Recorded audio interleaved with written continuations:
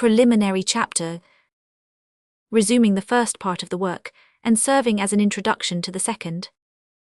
A few years ago the world was suddenly astounded by hearing of an experiment of a most novel and daring nature, altogether unprecedented in the annals of science. The Baltimore Gun Club, a society of artillerymen started in America during the Great Civil War, had conceived the idea of nothing less than establishing direct communication with the moon by means of a projectile. President Barbicane, the originator of the enterprise, was strongly encouraged in its feasibility by the astronomers of Cambridge Observatory, and took upon himself to provide all the means necessary to secure its success. Having realized by means of a public subscription the sum of nearly $5.5 million, he immediately set himself to work at the necessary gigantic labors. In accordance with the Cambridge men's note, the cannon intended to discharge the projectile was to be planted in some country not further than 28 degrees north or south from the equator, so that it might be aimed vertically at the moon in the zenith. The bullet was to be animated with an initial velocity of 12,000 yards to the second. It was to be fired off on the night of December 1st, at 13 minutes and 20 seconds before 11 o'clock precisely. 4 days afterwards it was to hit the moon, at the very moment that she reached her perigee, that is to say, her nearest point to the Earth, about 228,000 miles distant. The leading members of the club, namely President Barbicane, Secretary Marston, Major Elphinstone and General Morgan, forming the executive committee, held several meetings to discuss the shape and material of the bullet, the nature and position of the cannon, and the quantity and quality of the powder. The decision soon arrived. It was as follows. First, the bullet was to be a hollow aluminum shell, its diameter 9 feet, its walls a foot in thickness, and its weight 19,250 pounds. Second, the cannon was to be a Columbia feet in length, a well of that depth, forming the vertical mold in which it was to be cast. Anode, the powder was to be 400,000 pounds of gun cotton, which, by developing more than 200,000 millions of cubic feet of gas under the projectile, would easily send it as far as our satellite. These questions settled, Barbicane, aided by Murphy, the chief engineer of the Cold Spring Iron Works, selected a spot in Florida, near the 27th degree north latitude, called Stony Hill, where after the performance of many wonderful feats in mining engineering, the Columbiad was successfully cast. Things had reached this state when an incident occurred which excited the general interest 100-fold.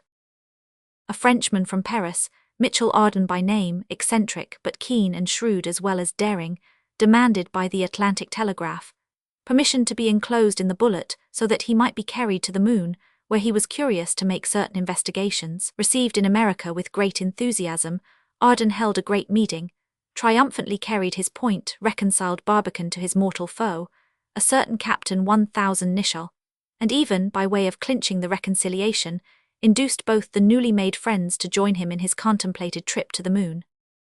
The bullet, so modified as to become a hollow conical cylinder with plenty of room inside, was further provided with powerful water springs and readily ruptured partitions below the floor, intended to deaden the dreadful concussion sure to accompany the start.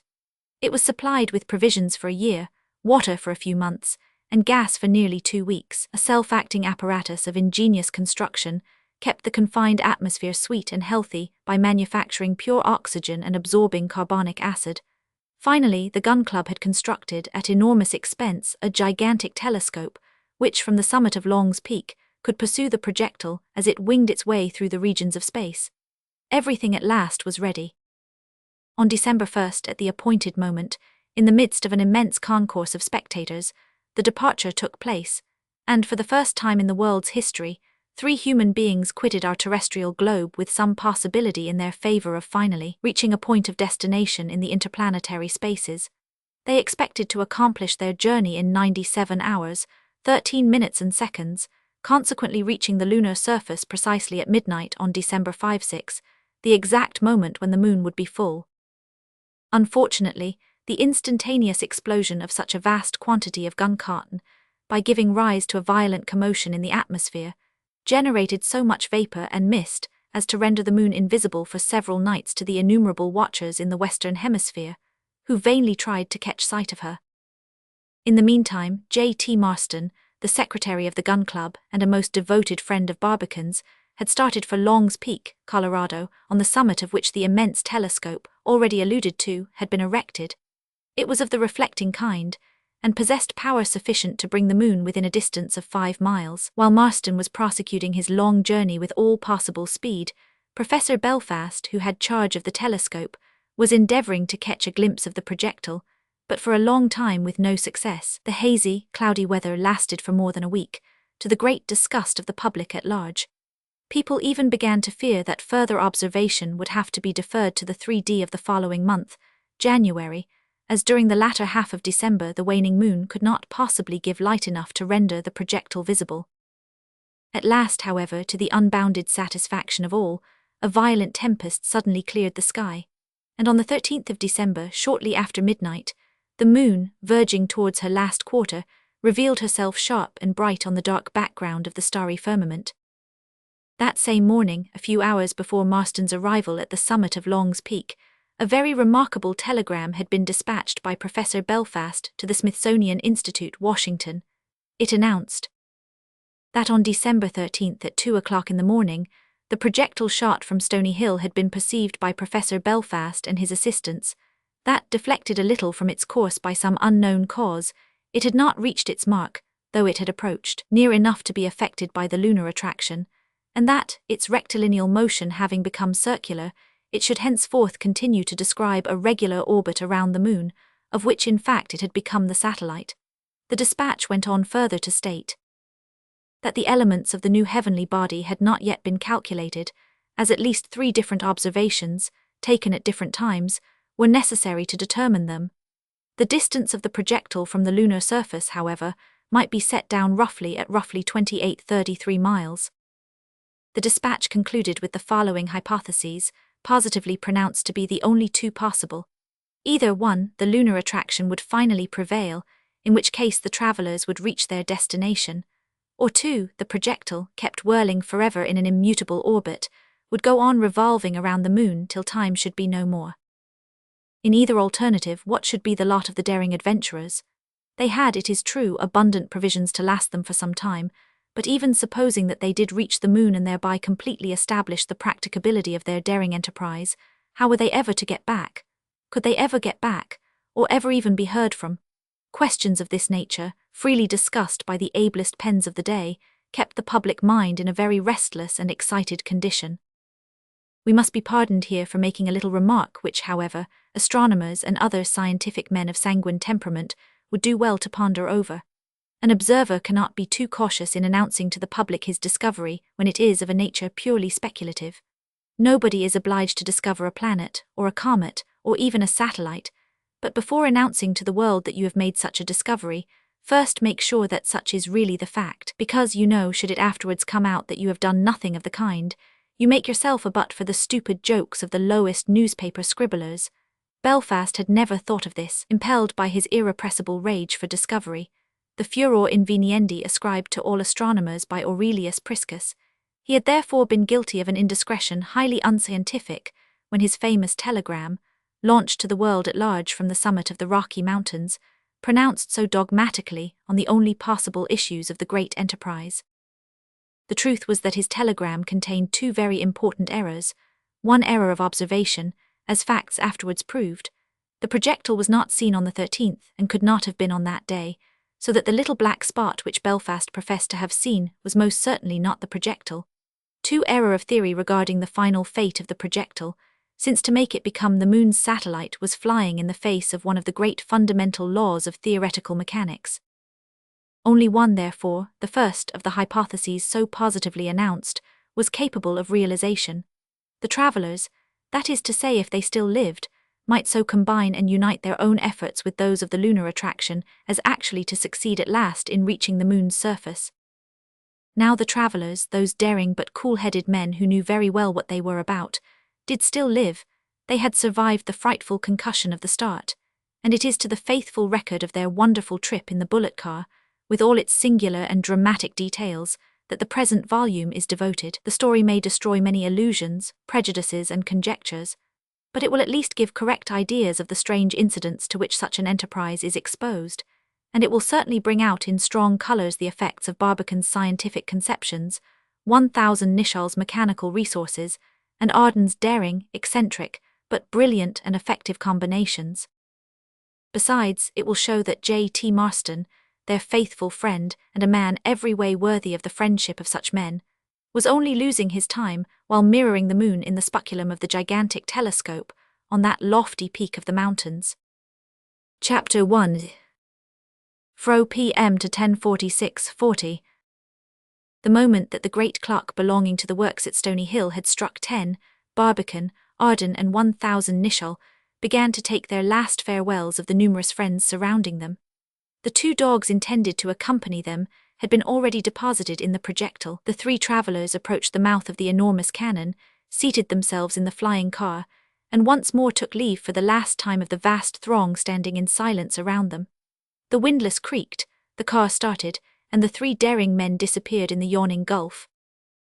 The trap hole giving them ready access to the interior of the projectile, the car soon came back empty. The great windlass was presently rolled away. The tackle and scaffolding were removed, and in a short space of time the great mouth of the Columbiad was completely rid of all obstructions. 1000 Nicholl took upon himself to fasten the door of the trap on the inside, by means of a powerful combination of screws and bolts of his own invention. He also covered up very carefully the glass lights with strong iron plates of extreme solidity and tightly fitting joints. Arden's first care was to turn on the gas, which he found burning rather low. But he lit no more than 1 burner, being desirous to economize as much as possible their store of light and heat, which, as he well knew, could not at the very utmost last them longer than a few weeks. Under the cheerful blaze, the interior of the projectile looked like a comfortable little chamber, with its circular sofa, nicely padded walls, and dome-shaped ceiling. All the articles that it contained, arms, instruments, utensils, etc., were solidly fastened to the projections of the wadding, so as to sustain the least injury possible from the first terrible shock. In fact, all precautions possible, humanly speaking, had been taken to counteract this, the first, and possibly one of the very greatest dangers to which the courageous adventurers would be exposed. Arden expressed himself to be quite pleased with the appearance of things in general. "It's a prison, to be sure," said he, "but not one of your ordinary prisons that always keep in the one spot. For my part, as long as I can have the privilege of looking out of the window, I am willing to lease it for 100 years. Ah, Barbican, that brings out one of your stony smiles. You think our lease may last longer than that. Our tenement may become our coffin, be it so. I prefer it anyway to Mahomet's. It may indeed float in the air, but it won't be motionless as a milestone. Turn on the gas. Turn on the gas." Barbican, having made sure by personal inspection that everything was in perfect order, consulted his chronometer, which he had carefully set a short time before with Chief Engineer Murphy's, who had been charged to fire off the projectile. "Friends," he said, "it is now 20 minutes past 10. At 10:46:40 precisely, Murphy will send the electric current into the gun carton. We have therefore 26 minutes more to remain on Earth." 26 minutes and 20 seconds, observed Captain 1000 Nicholl, who always aimed at mathematical precision. 26 minutes, cried Arden gaily. "An age, a cycle according to the use you make of them. In 26 minutes how much can be done? The weightiest questions of warfare, politics, morality, can be discussed, even decided in 26 minutes. 26 minutes well spent are infinitely more valuable than 26 lifetimes wasted. A few seconds even, employed by a Pascal, or a Newton, or a Barbican, or any other profoundly intellectual being, whose thoughts wander through eternity. As mad as Marston, every bit," muttered the captain half-audibly. "What do you conclude from this rigmarole of yours?" interrupted Barbican. "I conclude that we have 26 good minutes still left." "Only 24 minutes, 10 seconds, interrupted the captain, watch in hand. "Well, 24 minutes, Captain," Arden went on. "Now even in 24 minutes I maintain." "Arden," interrupted Barbican, "after a very little while we shall have plenty of time for philosophical disputations. Just now let us think of something far more pressing." "More pressing, what do you mean? Are we not fully prepared?" "Yes, fully prepared, as far at least as we have been able to foresee. But we may still, I think, possibly increase the number of precautions to be taken against the terrible shock that we are so soon to experience." "What, have you any doubts whatever of the effectiveness of your brilliant and extremely original idea? Don't you think that the layers of water, regularly disposed in easily ruptured partitions beneath this floor, will afford us sufficient protection by their elasticity. I hope so indeed, my dear friend, but I am by no means confident. He hopes he is by no means confident. Listen to that, Mac. Pretty time to tell us so. Let me out of here. Too late, observed the captain quietly. The trap hole alone would take 10 or 15 minutes to open. Oh, then I suppose I must make the best of it, said Arden, laughing. All aboard, gentlemen. The train starts in 20 minutes. In 19 minutes and 18 seconds, said the captain, who never took his eye off the chronometer. The three travellers looked at each other for a little while, during which even Arden appeared to become serious. After another careful glance at the several objects lying around them, Barbicane said quietly, "Everything is in its place, except ourselves. What we have now to do is to decide on the position we must take in order to neutralize the shock as much as possible. We must be particularly careful to guard against a rush of blood to the head." "Correct," said the captain. "Suppose we stood on our heads like the circus tumblers," cried Arden, ready to suit the action to the word. "Better than that," said Barbicane. "We can lie on our side. Keep clearly in mind, dear friends, that at the instant of departure it makes very little difference to us whether we are inside the bullet or in front of it. There is no doubt some difference," he added, seeing the great eyes made by his friends, "but it is exceedingly little."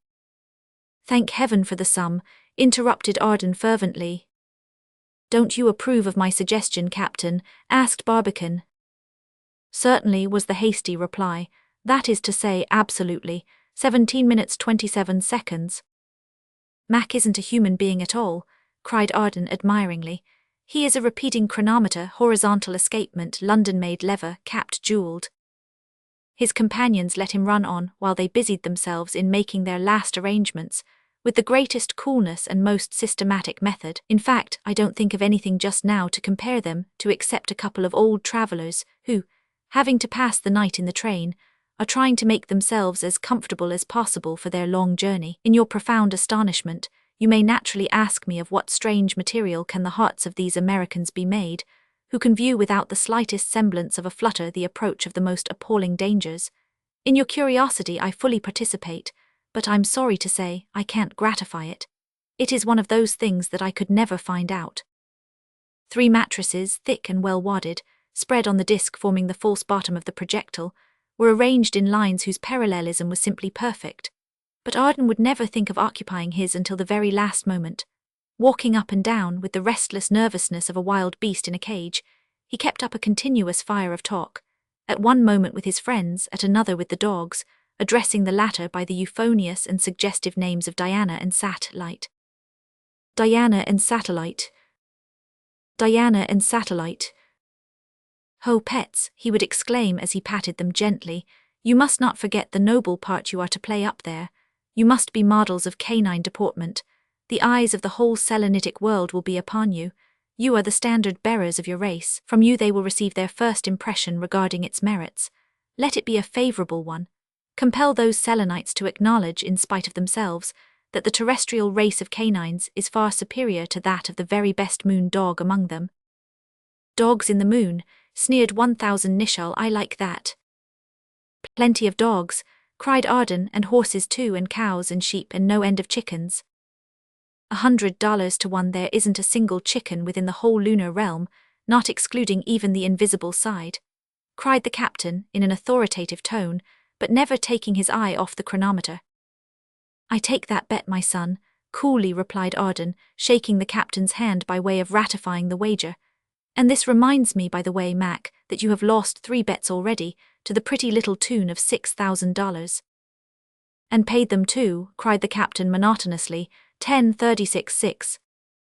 "Yes, and in a quarter of an hour you will have to pay $9,000 more, 4,000 because the Columbiad will not burst, and 5,000 because the projectile will rise more than 6 miles from the earth."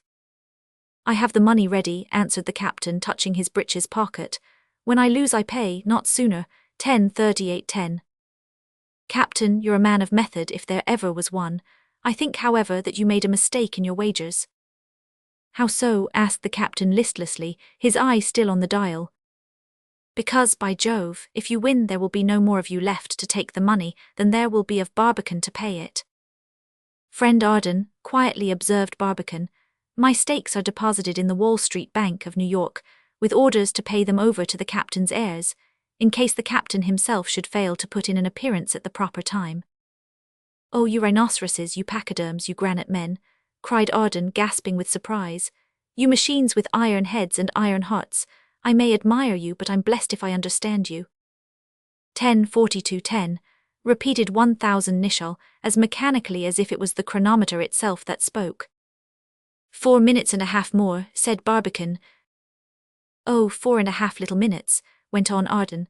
Only think of it, we are shut up in a bullet that lies in the chamber of a cannon 900 feet long. Underneath this bullet is piled a charge of 400,000 pounds of gun cotton, equivalent to 1,600,000 pounds of ordinary gunpowder. And at this very instant our friend Murphy, chronometer in hand, eye on dial, finger on discharger, is counting the last seconds and getting ready to launch us into the limitless regions of planetary. Arden, dear friend, interrupted Barbicane in a grave tone, a serious moment is now at hand. Let us meet it with some interior recollection. Give me your hands, my dear friends. Certainly, said Arden, with tears in his voice, and already at the other extreme of his apparent levity. The three brave men united in one last, silent, but warm and impulsively affectionate pressure. And now, great God, our Creator, protect us. In Thee we trust, prayed Barbicane, the others joining him with folded hands and bowed heads. 10:46, whispered the captain, as he and Arden quietly took their places on the mattresses. Only 40 seconds more. Barbicane rapidly extinguishes the gas and lies down beside his companions. The death-like silence now reigning in the projectile is interrupted only by the sharp ticking of the chronometer as it beats the seconds. Suddenly, a dreadful shock is felt, and the projectile, shot up by the instantaneous development of 200,000 millions of cubic feet of gas, is flying into space with inconceivable rapidity. Chapter 2. The first half hour. What had taken place within the projectile? What effect had been produced by the frightful concussion? Had Barbicane's ingenuity been attended with a fortunate result?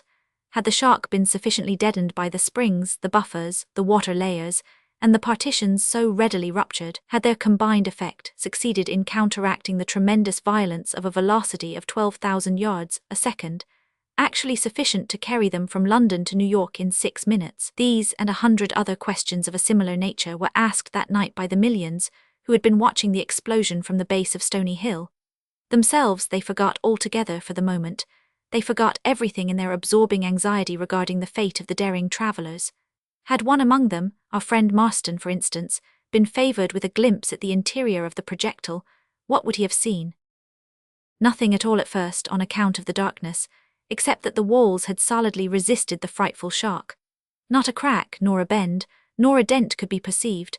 Not even the slightest injury had the admirably constructed piece of mechanical workmanship endured. It had not yielded an inch to the enormous pressure, and far from melting and falling back to earth, as had been so seriously apprehended, in showers of blazing aluminum, it was still as strong in every respect as it had been on the very day that it left the cold spring iron works, glittering like a silver dollar. Of real damage there was actually none, and even the disorder into which things had been thrown in the interior by the violent shock was comparatively slight. A few small objects lying around loose had been furiously hurled against the ceiling, but the others appeared not to have suffered the slightest injury. The straps that fastened them up were unfrayed, and the fixtures that held them down were uncracked. The partitions beneath the disc having been ruptured, and the water having escaped, the false floor had been dashed with tremendous violence against the bottom of the projectile, and on this disc at this moment 3 human bodies could be seen lying perfectly still and motionless. Were they 3 corpses? Had the projectile suddenly become a great metallic coffin bearing its ghastly contents through the air with the rapidity of a lightning flash? In a very few minutes after the shock, one of the bodies stirred a little, the arms moved, the eyes opened, the head rose and tried to look around. Finally, with some difficulty, the body managed to get on its knees. It was the Frenchman. He held his head tightly squeezed between his hands for some time as if to keep it from splitting. Then he felt himself rapidly all over, cleared his throat with a vigorous hem, listened to the sound critically for an instant, and then said to himself in a relieved tone, but in his native tongue, One man all right, call the roll for the others. He tried to rise, but the effort was too great for his strength. He fell back again, his brain swimming, his eyes bursting, his head splitting. His state very much resembled that of a young man waking up in the morning after his first tremendous spree. "Brrr," he muttered to himself, still talking French. "This reminds me of one of my wild nights long ago in the Quartier Latin, only decidedly more so." Lying quietly on his back for a while, he could soon feel that the circulation of his blood, so suddenly and violently arrested by the terrific shock, was gradually recovering its regular flow. His heart grew more normal in its action, his head became clearer, and the pain less distracting. "Time to call that roll," he at last exclaimed in a voice with some pretensions to firmness. "Barbican, Mac Nicholl." He listens anxiously for a reply. None comes. A snow-wrapped grave at midnight is not more silent. In vain does he try to catch even the faintest sound of breathing, though he listens intently enough to hear the beating of their hearts, but he hears only his own. "Call that roll again," he mutters in a voice far less assured than before. "Barbican, Mac Nicholl." The same fearful, unearthly stillness. "The thing is getting decidedly monotonous," he exclaimed, still speaking French, then rapidly recovering his consciousness as the full horror of the situation began to break on his mind, he went on muttering audibly. "Have they really hopped the twig? Bah, fudge, what has not been able to knock the life out of one little Frenchman can't have killed 2 Americans.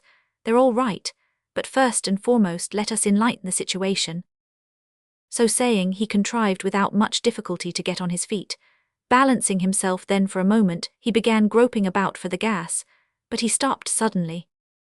"Hold on a minute," he cried. "Before lighting this match, let us see if the gas has been escaping. Setting fire to a mixture of air and hydrogen would make a pretty how-do-you-do. Such an explosion would infallibly burst the projectile, which so far seems all right, though I'm blessed if I can tell whether we're moving or not." He began sniffing and smelling to discover, if possible, the odor of escaped gas. He could not detect the slightest sign of anything of the kind. This gave him great courage. He knew, of course, that his senses were not yet in good order, still he thought he might trust them so far as to be certain that the gas had not escaped, and that consequently all the other receptacles were uninjured. At the touch of the match, the gas burst into light and burned with a steady flame. Arden immediately bent anxiously over the prostrate bodies of his friends. They lay on each other like inert masses, 1,000 Nicholl stretched across Barbican. Arden first lifted up the captain, laid him on the sofa, opened his clenched hands, rubbed them and slapped the palms vigorously. Then he went all over the body carefully, kneading it, rubbing it and gently patting it. In such intelligent efforts to restore suspended circulation, he seemed perfectly at home, and after a few minutes his patience was rewarded by seeing the captain's pallid face gradually recover its natural color, and by feeling his heart gradually beat with a firm pulsation. At last 1,000 Nicholl opened his eyes, stared at Arden for an instant, pressed his hand, looked around searchingly and anxiously, and at last whispered in a faint voice, "How's Barbican?" "Barbican is all right, Captain," answered Arden quietly but still speaking French. "I'll attend to him in a jiffy. He had to wait for his turn. I began with you because you were the top man. We'll see in a minute what we can do for dear old Barbie, cher Barbican." In less than 30 seconds more, the captain not only was able to sit up himself, but he even insisted on helping Arden to lift Barbican and deposit him gently on the sofa. Helped Arden to lift Barbican. Helped Arden to lift Barbican. The poor president had evidently suffered more from the concussion than either of his companions.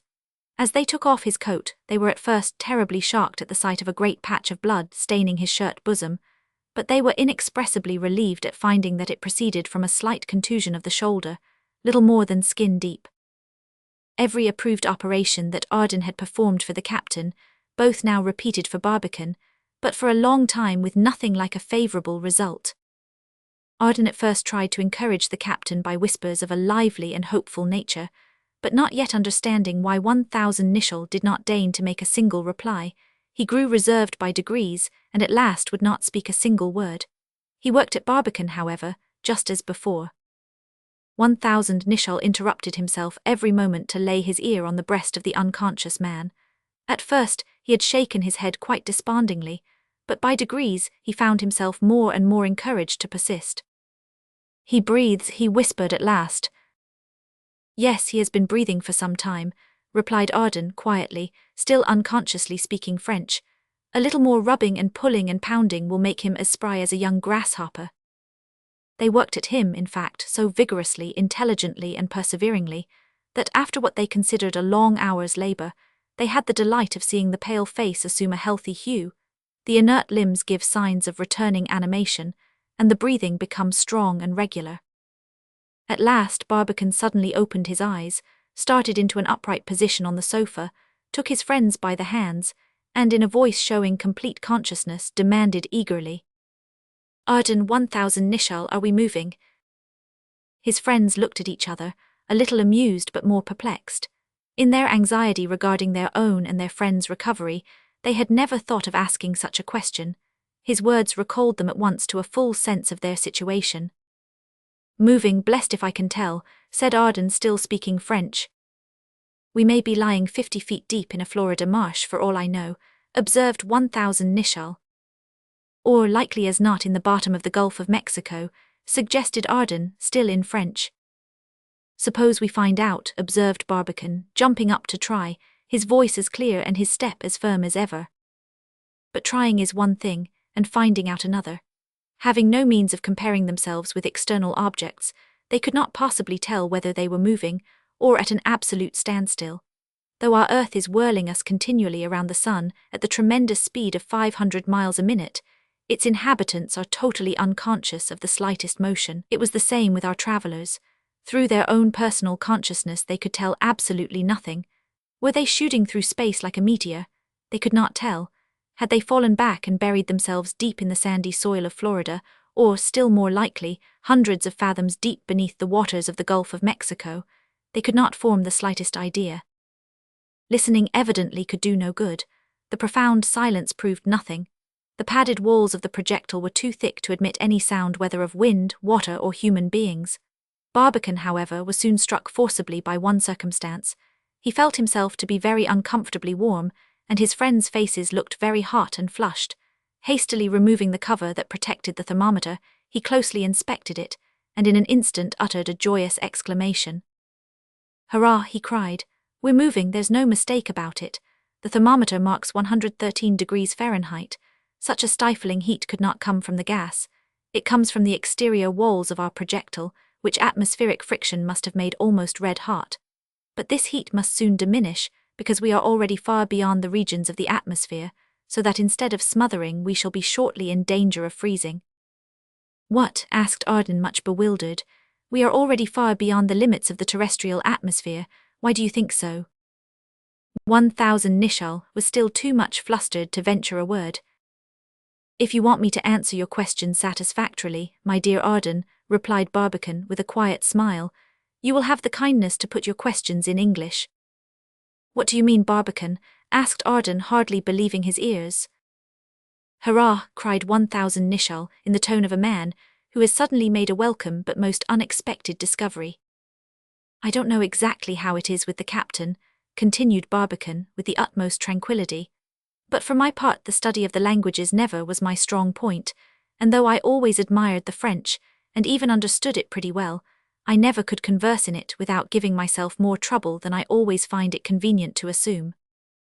"You don't mean to say that I have been talking French to you all this time?" cried Arden, horror-stricken. "The most elegant French I ever heard, backed by the purest Parisian accent," replied Barbicane, highly amused. "Don't you think so, Captain?" he added, turning to 1000 Nicholl, whose countenance still showed the most comical traces of bewilderment. "Well, I swan to man," cried the captain, who always swore a little when his feelings got beyond his control. "Arden, the boss has got the rig on both of us this time, but rough as it is on you, it is a darned sight more so on me.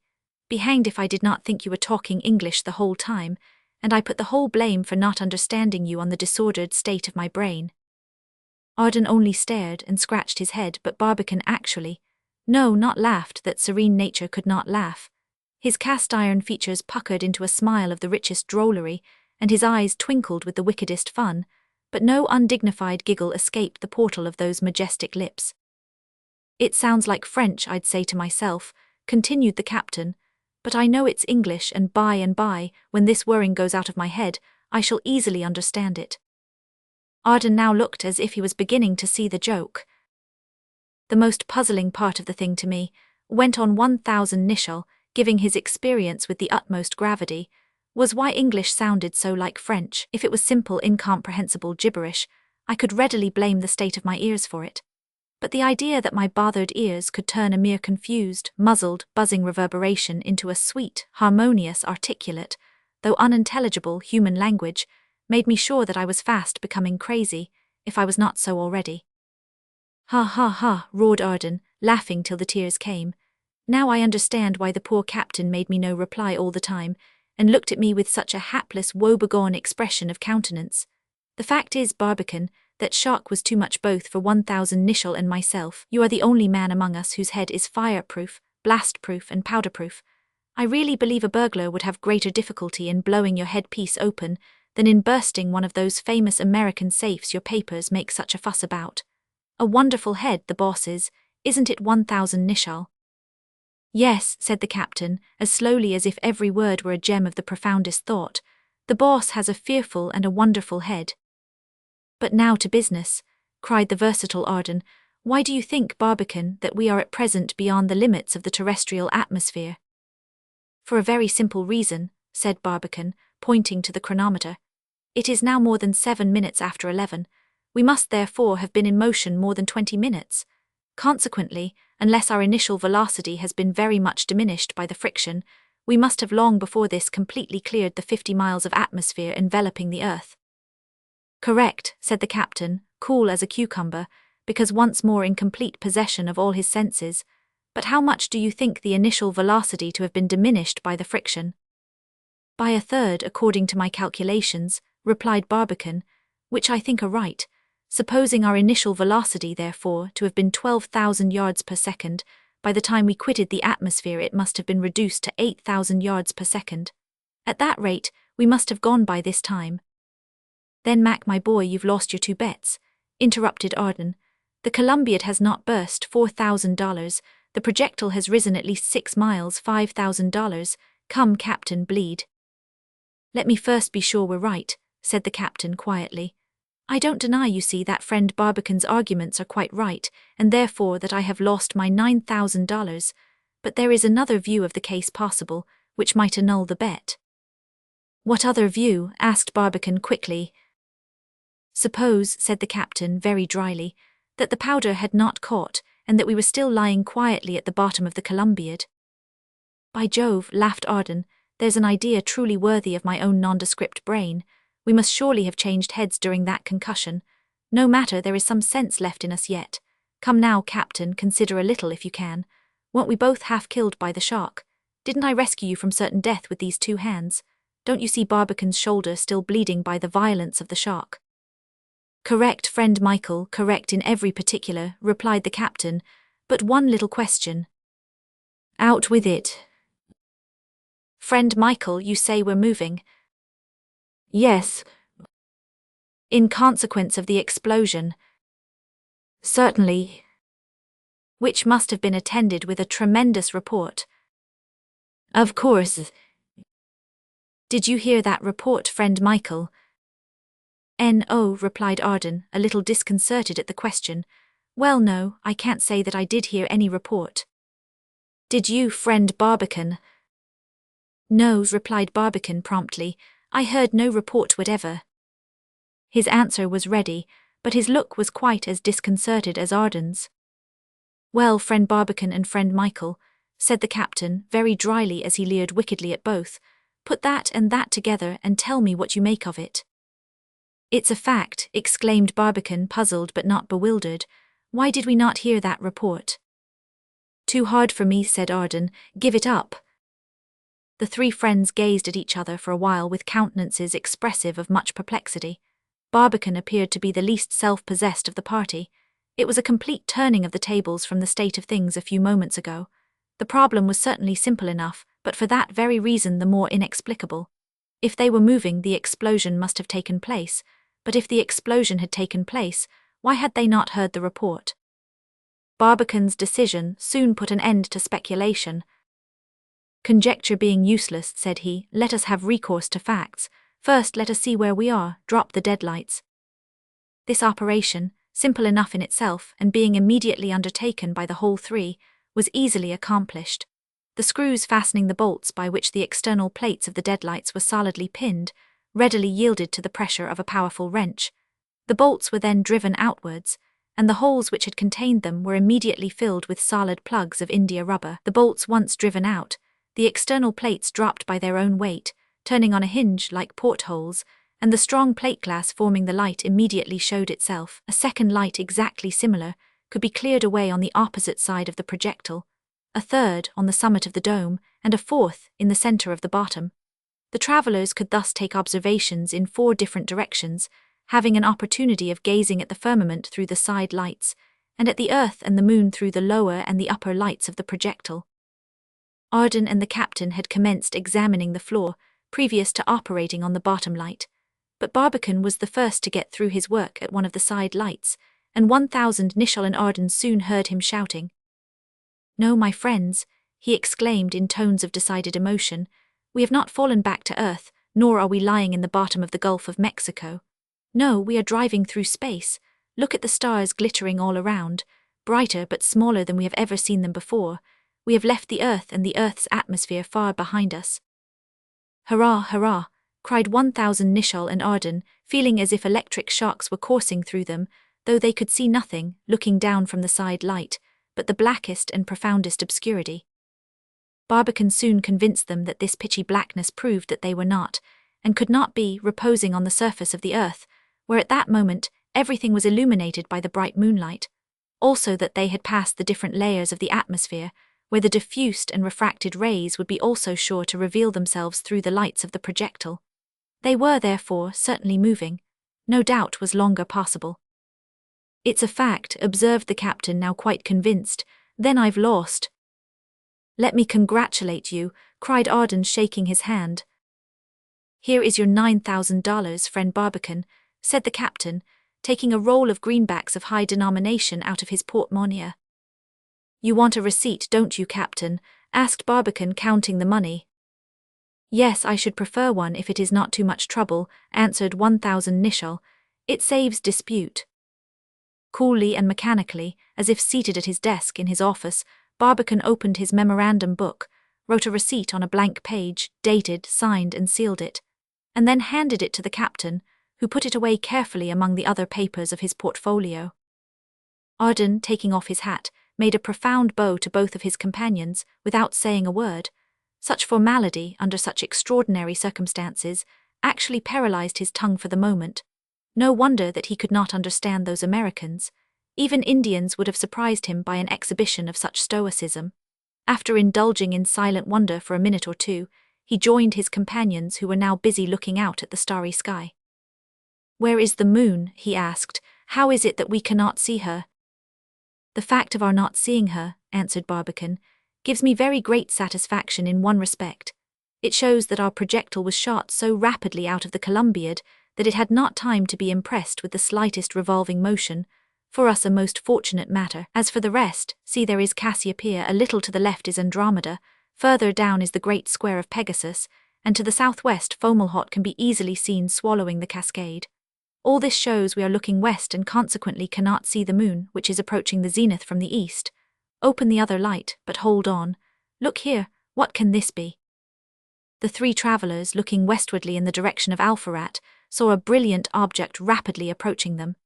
At a distance, it looked like a dusky moon, but the side turned towards the earth blazed with a bright light, which every moment became more intense. It came towards them with prodigious velocity, and what was worse, its path lay so directly in the course of the projectile that a collision seemed inevitable.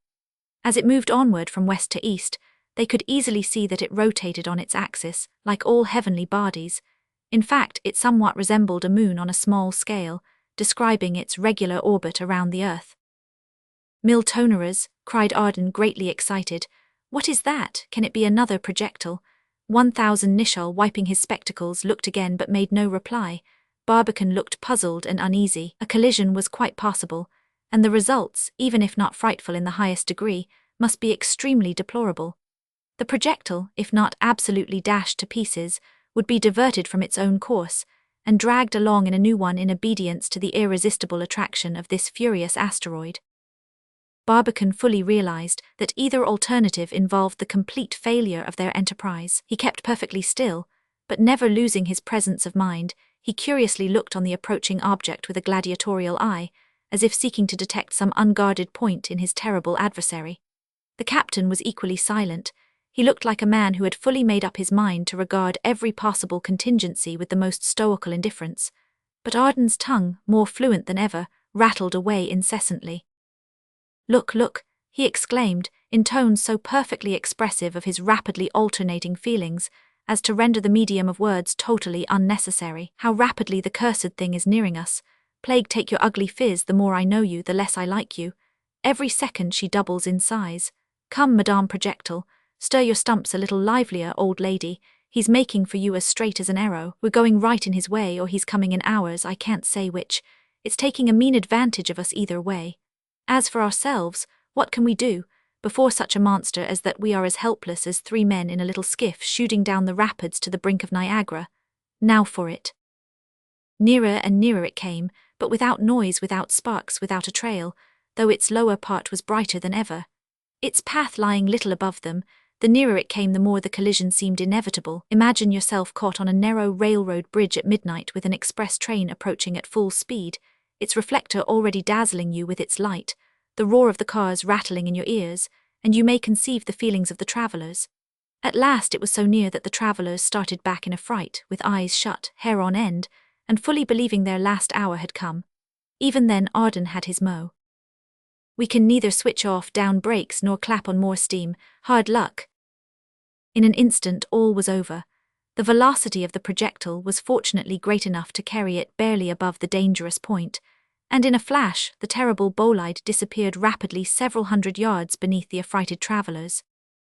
"Goodbye, and may you never come back," cried Arden, hardly able to breathe. "It's perfectly outrageous. Not room enough in infinite space to let an unpretending bullet like ours move about a little without incurring the risk of being run over by such a monster as that. What is it anyhow? Do you know, Barbicane?" "I do," was the reply. "Of course you do. What is it that he don't know, eh, Captain?" "It is a simple bolide, but one of such enormous dimensions that the Earth's attraction has made it a satellite." "What?" cried Arden. "Another satellite besides the moon? I hope there are no more of them." "They are pretty numerous," replied Barbicane, "but they are so small and they move with such enormous velocity that they are very seldom seen. Petit, the director of the Observatory of Toulouse, who these last years has devoted much time and care to the observation of bolides, has calculated that the very one we have just encountered moves with such astonishing swiftness that it accomplishes its revolution around the Earth in about 3 hours and minutes." "Hugh," whistled Arden, "where should we be now if it had struck us?" "You don't mean to say, Barbicane," observed 1000 Nicholl, "that Petit has seen this very one?" "So it appears," replied Barbicane. "And do all astronomers admit its existence?" asked the captain. "Well, some of them have their doubts," replied Barbicane. "If the unbelievers had been here a minute or two ago," interrupted Arden, "they would never express a doubt again." "If Petty's calculation is right," continued Barbicane, "I can even form a very good idea as to our distance from the Earth." "It seems to me Barbicane can do what he pleases here or elsewhere," observed Arden to the captain. "Let us see, Barbicane," asked 1000 Nicholl, "where has Petty's calculation placed us?" "The bolide's distance being known," replied Barbicane, "at the moment we met it, we were a little more than 5000 miles from the Earth's surface." 5000 miles already," cried Arden. "Why, we have only just started." "Let us see about that," quietly observed the captain, looking at his chronometer and calculating with his pencil. "It is now 10 minutes past 11. We have therefore been 23 minutes on the road. Supposing our initial velocity of 10,000 yards or nearly 7 miles a second to have been kept up, we should by this time be about 9,000 miles from the Earth. But by allowing for friction and gravity, we can hardly be more than 5,500 miles. Yes, friend Barbicane, Petty does not seem to be very wrong in his calculations." But Barbicane hardly heard the observation. He had not yet answered the puzzling question that had already presented itself to them for solution, and until he had done so, he could not attend to anything else. "That's all very well and good, Captain," he replied in an absorbed manner, "but we have not yet been able to account for a very strange phenomenon. Why didn't we hear the report?" No one replying, the conversation came to a standstill, and Barbicane, still absorbed in his reflections, began clearing the second light of its external shutter. In a few minutes the plate dropped, and the moonbeams, flowing in, filled the interior of the projectile with her brilliant light. The captain immediately put out the gas, from motives of economy as well as because its glare somewhat interfered with the observation of the interplanetary regions. The lunar disk struck the travelers as glittering with a splendor and purity of light that they had never witnessed before. The beams, no longer strained through the misty atmosphere of the Earth, streamed copiously in through the glass and coated the interior walls of the projectile with a brilliant silvery plating. The intense blackness of the sky enhanced the dazzling radiance of the moon. Even the stars blazed with a new and unequaled splendor, and in the absence of a refracting atmosphere, they flamed as bright in the close proximity of the moon as in any other part of the sky. You can easily conceive the interest with which these bold travelers gazed on the Starry Queen, the final object of their daring journey. She was now insensibly approaching the zenith, the mathematical point which she was to reach 4 days later. They presented their telescopes, but her mountains, plains, craters, and general characteristics hardly came out a particle more sharply than if they had been viewed from the Earth. Still, her light, unobstructed by air or vapor, shimmered with a luster actually transplendent. Her disk shone like a mirror of polished platins. The travelers remained for some time absorbed in the silent contemplation of the glorious scene. "How they're gazing at her this very moment from Stony Hill," said the captain at last to break the silence. "By Jove," cried Arden, "it's true, Captain, you're right. We were near forgetting our dear old mother, the Earth. What ungrateful children! Let me feast my eyes once more on the blessed old creature." Barbicane, to satisfy his companion's desire, immediately commenced to clear away the disk which covered the floor of the projectile and prevented them from getting at the lower light. This disk, though it had been dashed to the bottom of the projectile with great violence, was still as strong as ever, and being made in compartments fastened by screws, to dismount it was no easy matter. Barbicane, however, with the help of the others, soon had it all taken apart and put away the pieces carefully, to serve again in case of need. A round hole about 1.5 feet in diameter appeared, bored through the floor of the projectile. It was closed by a circular pane of plate glass, which was about 6 inches thick, fastened by a ring of copper. Below, on the outside, the glass was protected by an aluminum plate, kept in its place by strong bolts and nuts. The latter being unscrewed, the bolts slipped out by their own weight, the shutter fell, and a new communication was established between the interior and the exterior. Arden knelt down, applied his eye to the light and tried to look out. At first everything was quite dark and gloomy. "I see no Earth," he exclaimed at last. "Don't you see a fine ribbon of light?" asked Barbicane, "right beneath us, a thin, pale, silvery crescent?" "Of course I do. Can that be the Earth?" "Terra Mater herself, friend Arden. That fine fillet of light, now hardly visible on her eastern border, will disappear altogether as soon as the moon is full. Then, lying as she will be between the sun and the moon, her illuminated face will be turned away from us altogether, and for several days she will be involved in impenetrable darkness." "And that's the Earth," repeated Arden, hardly able to believe his eyes as he continued to gaze on the slight thread of silvery white light, somewhat resembling the appearance of the young May moon a few hours after sunset. Barbicane's explanation was quite correct. The Earth, in reference to the moon or the projectile, was in her last phase, or octant as it is called, and showed a sharp-horned, attenuated, but brilliant crescent strongly relieved by the black background of the sky. Its light, rendered a little bluish by the density of the atmospheric envelopes, was not quite as brilliant as the moon's, but the Earth's crescent, compared to the lunar, was of dimensions much greater, being fully 4 times larger. You would have called it a vast, beautiful, but very thin bow extending over the sky. A few points, brighter than the rest, particularly in its concave part, revealed the presence of lofty mountains, probably the Himalayas, but they disappeared every now and then under thick vapory spots, which are never seen on the lunar disk. They were the thin concentric cloud rings that surround the terrestrial sphere. However, the travelers' eyes were soon able to trace the rest of the Earth's surface not only with facility, but even to follow its outline with absolute delight. This was in consequence of 2 different phenomena, one of which they could easily account for, but the other they could not explain without Barbicane's assistance. No wonder. Never before had mortal eye beheld such a sight. Let us take each in its turn. We all know that the ashy light by means of which we perceive what is called the old moon in the young moon's arms is due to the earth shine, or the reflection of the solar rays from the earth to the moon. By a phenomenon exactly identical, the travellers could now see that portion of the earth's surface which was unilumined by the sun. Only, as, in consequence of the different areas of the respective surfaces, the earthlight is 13 times more intense than the moonlight, the dark portion of the earth's disk appeared considerably more adumbrated than the old moon. But the other phenomenon had burst on them so suddenly that they uttered a cry loud enough to wake up Barbicane from his problem. They had discovered a true starry ring.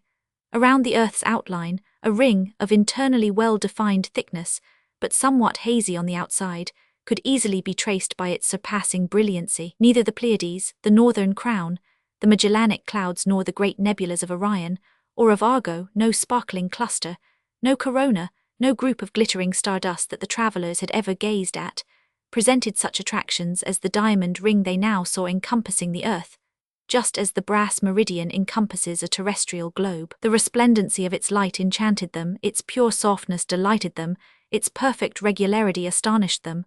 What was it? They asked Barbicane. In a few words he explained it. The beautiful luminous ring was simply an optical illusion, produced by the refraction of the terrestrial atmosphere.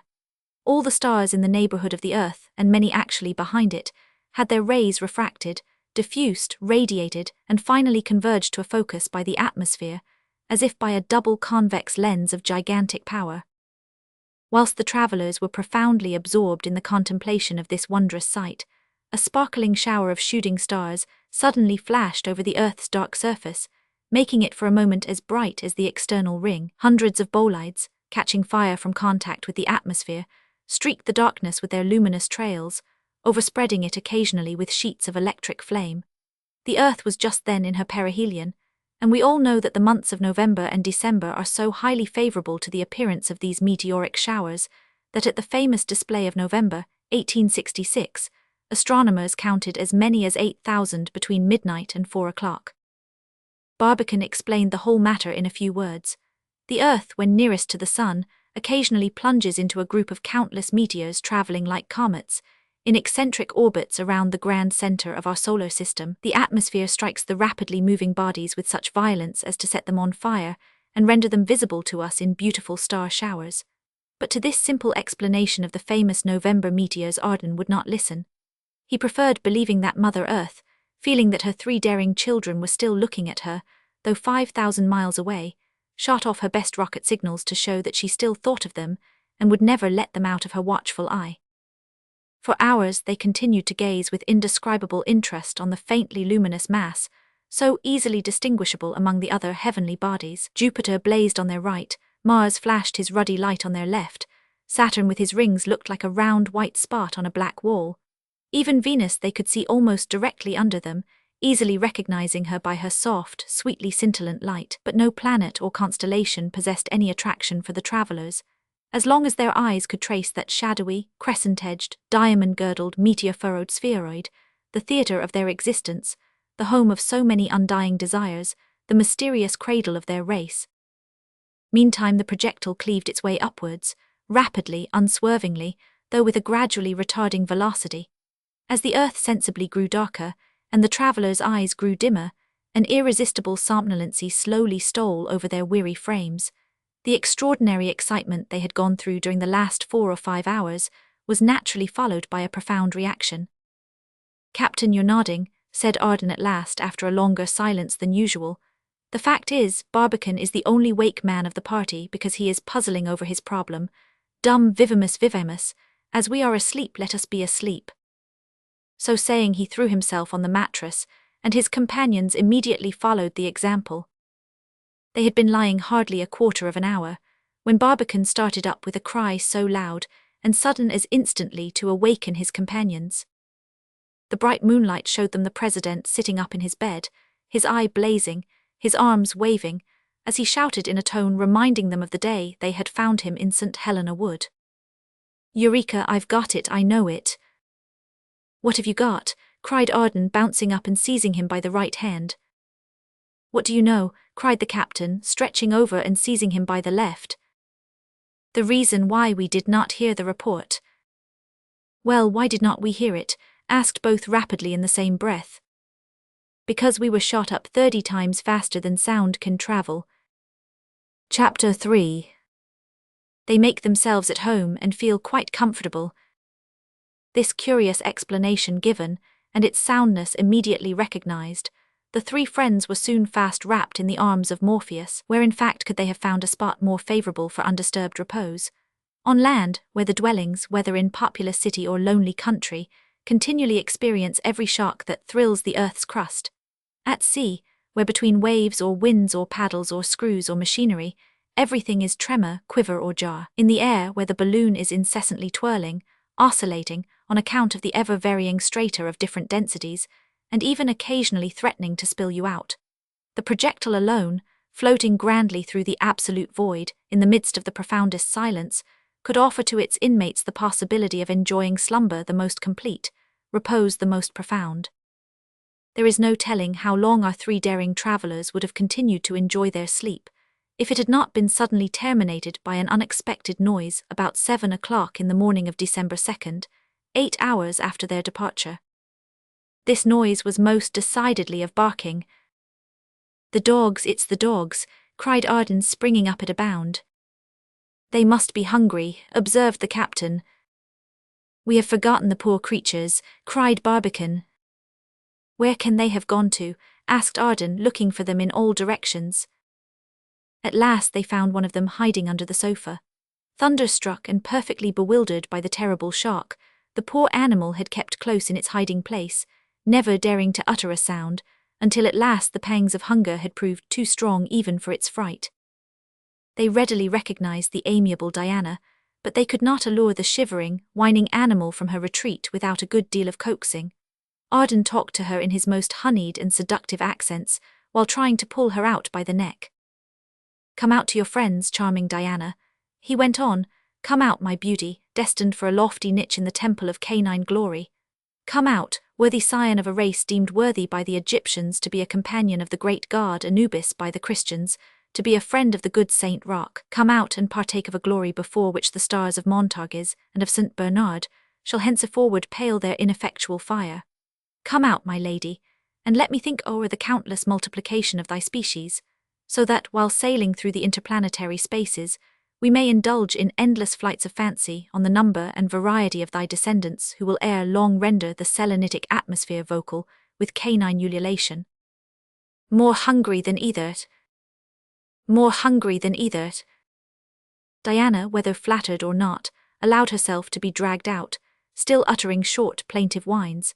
A hasty examination satisfying her friends that she was more frightened than hurt and more hungry than either, they continued their search for her companion. "Satellite, satellite, step this way, sir," cried Arden, but no satellite appeared, and what was worse, not the slightest sound indicated his presence. At last he was discovered on a ledge in the upper portion of the projectile, whither he had been shot by the terrible concussion. Less fortunate than his female companion, the poor fellow had received a frightful shock, and his life was evidently in great danger. "The acclimatization project looks shaky," cried Arden, handing the animal very carefully and tenderly to the others. Poor Satellite's head had been crushed against the roof, but though recovery seemed hopeless, they laid the body on a soft cushion, and soon had the satisfaction of hearing it give vent to a slight sigh. "Good," said Arden, "while there's life there's hope. You must not die yet, old boy, we shall nurse you. We know our duty and shall not shirk the responsibility. I should rather lose the right arm off my body than be the cause of your death, poor Satellite. Try a little water." The suffering creature swallowed the cool draught with evident avidity, then sunk into a deep slumber. The friends, sitting around and having nothing more to do, looked out of the window and began once more to watch the earth and the moon with great attention. The glittering crescent of the earth was evidently narrower than it had been the preceding evening, but its volume was still enormous when compared to the lunar crescent, which was now rapidly assuming the proportions of a perfect circle. "By Jove," suddenly exclaimed Arden, "why didn't we start at the moment of full earth? That is, when our globe and the sun were in opposition." "Why should we?" growled 1,000 Nicholl. "Because in that case we should be now looking at the great continents and the great seas in a new light, the former glittering under the solar rays, the latter darker and somewhat shaded, as we see them on certain maps. How I should like to get a glimpse at those poles of the earth, on which the eye of man has never yet lighted. True, replied Barbicane, but if the earth had been full, the moon would have been new, that is to say, invisible to us on account of solar irradiation. Of the two, it is much preferable to be able to keep the point of arrival in view rather than the point of departure. You're right, Barbicane, observed the captain. Besides, once we're in the moon, the long lunar night will give us plenty of time to gaze our full at yonder great celestial body, our former home, and still swarming with our fellow beings. Our fellow beings no longer, dear boy, cried Arden. We inhabit a new world peopled by ourselves alone, the projectile. Arden is Barbicane's fellow being, and Barbicane 1,000 Nicholls. Beyond us, outside us, humanity ends, and we are now the only inhabitants of this microcosm, and so we shall continue till the moment when we become Selenites pure and simple. Which shall be in about 88 hours from now, replied the captain. Which is as much as to say, asked Arden. That it is 8:30, replied 1,000 Nicholl. My regular hour for breakfast, exclaimed Arden, and I don't see the shadow of a reason for changing it now.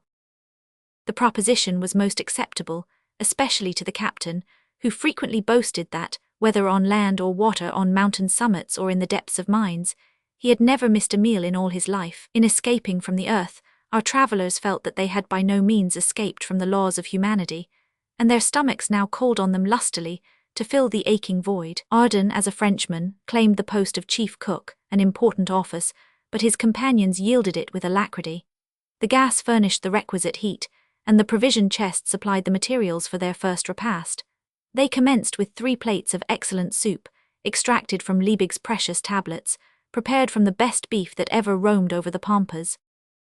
To this succeeded several tenderloin beefsteaks, which, though reduced to a small bulk by the hydraulic engines of the American Desiccating Company, were pronounced to be fully as tender, juicy and savoury, as if they had just left the gridiron of a London clubhouse. Arden even swore that they were bleeding, and the others were too busy to contradict him. Preserved vegetables of various kinds, fresher than nature, according to Arden, gave an agreeable variety to the entertainment, and these were followed by several cups of magnificent tea, unanimously allowed to be the best they had ever tasted. It was an odoriferous young hyson gathered that very year, and presented to the Emperor of Russia by the famous rebel chief Yakub Kushbegi, and of which Alexander had expressed himself as very happy in being able to send a few boxes to his friend, the distinguished president of the Baltimore Gun Club. To crown the meal, Arden unearthed an exquisite bottle of Chambertin, and in glasses sparkling with the richest juice of the Côte d'Or, the travellers drank to the speedy union of the earth and her satellite. And as if his work among the generous vineyards of Burgundy had not been enough to show his interest in the matter, even the sun wished to join the party. Precisely at this moment, the projectile beginning to leave the conical shadow cast by the earth, the rays of the glorious king of day struck its lower surface, not obliquely, but perpendicularly, on account of the slight obliquity of the moon's orbit with that of the earth. To the union of the earth and her satellite. To the union of the earth and her satellite. The sun, cried Arden. Of course, said Barbicane, looking at his watch, he's exactly up to time. How is it that we see him only through the bottom light of our projectile? Asked Arden. A moment's reflection must tell you, replied Barbicane, that when we started last night, the sun was almost directly below us. Therefore, as we continue to move in a straight line, he must still be in our rear. That's clear enough, said the captain, but another consideration, I'm free to say, rather perplexes me. Since our earth lies between us and the sun, why don't we see the sunlight forming a great ring around the globe? In other words, instead of the full sun that we plainly see there below, why do we not witness an annular eclipse? Your cool, clear head has not yet quite recovered from the shock, my dear captain, replied Barbicane with a smile. For 2 reasons we can't see the ring eclipse. On account of the angle the moon's orbit makes with the earth, the 3 bodies are not at present in a direct line. We therefore see the sun a little to the west of the earth. Secondly, even if they were exactly in a straight line, we should still be far from the point whence an annular eclipse would be visible. That's true, said Arden. The cone of the earth's shadow must extend far beyond the moon. Nearly 4 times as far, said Barbicane. Still, as the moon's orbit and the earth's do not lie in exactly the same plane, A lunar eclipse can occur only when the nodes coincide with the period of the full moon, which is generally twice, never more than 3 times in a year. If we had started about 4 days before the occurrence of a lunar eclipse, we should travel all the time in the dark. This would have been obnoxious for many reasons. One, for instance, an evident one is that, though at the present moment we are moving through a vacuum, our projectile, steeped in the solar rays, revels in their light and heat. Hence great saving in gas, an important point in our household economy. In effect, the solar rays, tempered by no genial medium like our atmosphere, soon began to glare and glow with such intensity that the projectile under their influence felt like suddenly passing from winter to summer. Between the moon overhead and the sun beneath it was actually inundated with fiery rays. "One feels good here," cried the captain, rubbing his hands. "A little too good," cried Arden. "It's already like a hot house. With a little garden clay, I could raise you a splendid crop of peas in 24 hours. I hope in heaven the walls of our projectile won't melt like wax." "Don't be alarmed, dear friend," observed Barbicane quietly. "The projectile has seen the worst as far as heat is concerned. When tearing through the atmosphere, she endured a temperature with which what she is liable to at present stands no comparison. In fact, I should not be astonished if, in the eyes of our friends at Stony Hill, it had resembled for a moment or two a red-hot meteor." "Poor Marston must have looked on us as roasted alive," observed Arden. "What could have saved us, I'm sure I can't tell," replied Barbicane. "I must acknowledge that against such a danger I had made no provision whatever." "I knew all about it," said the captain, "and on the strength of it I had laid my 5th wager." "Probably," laughed Arden, "there was not time enough to get grilled in. I have heard of men who dipped their fingers into molten iron with impunity." Whilst Arden and the captain were arguing the point, Barbicane began busying himself in making everything as comfortable as if, instead of a 4 days' journey, one of 4 years was contemplated. The reader no doubt remembers that the floor of the projectile contained about 50 square feet, that the chamber was 9 feet high. That space was economized as much as possible, nothing but the most absolute necessities being admitted, of which each was kept strictly in its own place. Therefore, the travelers had room enough to move around in with a certain liberty. The thick glass window in the floor was quite as solid as any other part of it, but the sun, streaming in from below, lit up the projectile strangely, producing some very singular and startling effects of light appearing to come in by the wrong way. The first thing now to be done was to see after the water cask and the provision chest. They were not injured in the slightest respect, thanks to the means taken to counteract the shock. The provisions were in good condition, and abundant enough to supply the travellers for a whole year, Barbicane having taken care to be on the safe side, in case the projectile might land in a deserted region of the moon. As for the water and the other liquors, the travellers had enough only for 2 months. Relying on the latest observations of astronomers, they had convinced themselves that the moon's atmosphere, being heavy, dense, and thick in the deep valleys, springs and streams of water could hardly fail to show themselves there. During the journey, therefore, and for the first year of their installation on the lunar continent, the daring travellers would be pretty safe from all danger of hunger or thirst. The air supply proved also to be quite satisfactory. The Rysette and Rignault apparatus for producing oxygen contained a supply of chlorate of potash sufficient for 2 months, as the productive material had to be maintained at a temperature of between 7 and 100 degrees Fahr. A steady consumption of gas was required, but here too the supply far exceeded the demand. The whole arrangement worked charmingly, requiring only an odd glance now and then.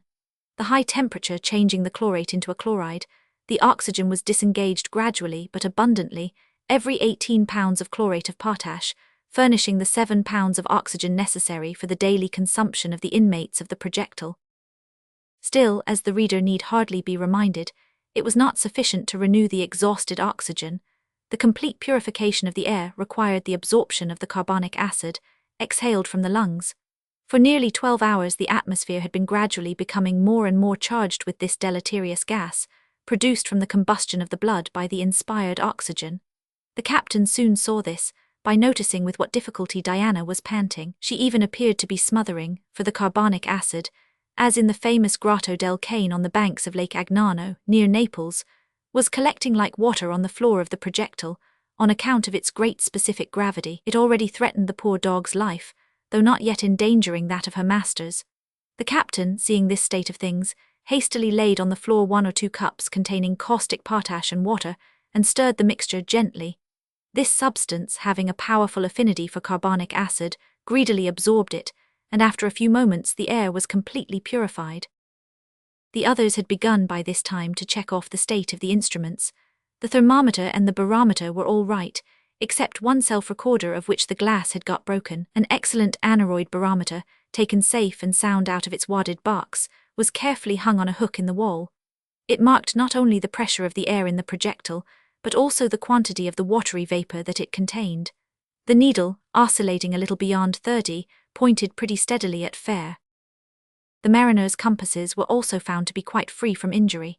It is, of course, hardly necessary to say that the needles pointed in no particular direction, the magnetic pole of the earth being unable at such a distance to exercise any appreciable influence on them. But when brought to the moon, it was expected that these compasses, once more subjected to the influence of the current, would attest certain phenomena. In any case, it would be interesting to verify if the Earth and her satellite were similarly affected by the magnetic forces. A hypsometer, or instrument for ascertaining the heights of the lunar mountains by the barometric pressure under which water boils, a sextant to measure the altitude of the sun, a theodolite for taking horizontal or vertical angles, telescopes of indispensable necessity when the travelers should approach the moon. All these instruments, carefully examined, were found to be still in perfect working order, notwithstanding the violence of the terrible shock at the start. As to the picks, spades, and other tools that had been carefully selected by the captain, also the bags of various kinds of grain and the bundles of various kinds of shrubs, which Arden expected to transplant to the lunar plains, they were all still safe in their places around the upper corners of the projectile. Some other articles were also up there, which evidently possessed great interest for the Frenchman. What they were nobody else seemed to know, and he seemed to be in no hurry to tell. Every now and then he would climb up, by means of iron pins fixed in the wall, to inspect his treasures. Whatever they were, he arranged them and rearranged them with evident pleasure, and as he rapidly passed a careful hand through certain mysterious boxes, he joyfully sang in the falsest possible of false voices the lively piece from Nicholl. Le temps est beau, la route est belle, la promenade est un plaisir. Brace. The day is bright, our hearts are light. How sweet to rove through wood and dell. Brace. Or the well-known air in Mignonde. Ledger's Hirondelles. Oiseau Binny's de Dieu. Uvas uvas vas ales. Envolez-vous, adieu. Brace. Farewell, happy swallows, farewell. With summer for ever to dwell. Ye leave our northern strand for the genial southern land, balmy with breezes bland. Return, ah, who can tell? Farewell, happy swallows, farewell. Brace. Barbicane was much gratified to find that his rockets and other fireworks had not received the least injury. He relied upon them for the performance of a very important service as soon as the projectile, having passed the point of neutral attraction between the Earth and the Moon, would begin to fall with accelerated velocity towards the lunar surface. This descent, though, thanks to the respective volumes of the attracting bodies, 6 times less rapid than it would have been on the surface of the Earth, would still be violent enough to dash the projectile into 1,000 pieces. But Barbicane confidently expected by means of his powerful rockets to offer very considerable obstruction to the violence of this fall, if not to counteract its terrible effects altogether. The inspection having thus given general satisfaction, the travellers once more set themselves to watching external space through the lights in the sides and the floor of the projectile. Everything still appeared to be in the same state as before. Nothing was changed. The vast arch of the celestial dome glittered with stars, and constellations blazed with a light clear and pure enough to throw an astronomer into an ecstasy of admiration. Below them shone the sun, like the mouth of a white-hot furnace, his dazzling disk defined sharply on the pitch-black background of the sky. Above them the moon, reflecting back his rays from her glowing surface, appeared to stand motionless in the midst of the starry host. A little to the east of the sun, they could see a pretty large dark spot, like a hole in the sky, the broad silver fringe on one edge fading off into a faint glimmering mist on the other. It was the Earth. Here and there in all directions, nebulous masses gleamed like large flakes of star dust, in which from nadir to zenith, the eye could trace without a break that vast ring of impalpable star powder, the famous Milky Way, through the midst of which the beams of our glorious sun struggle with the dusky pallor of a star of only the fourth magnitude. Our observers were never weary of gazing on this magnificent and novel spectacle, of the grandeur of which, it is hardly necessary to say, no description can give an adequate idea. What profound reflections it suggested to their understandings, what vivid emotions it enkindled in their imaginations.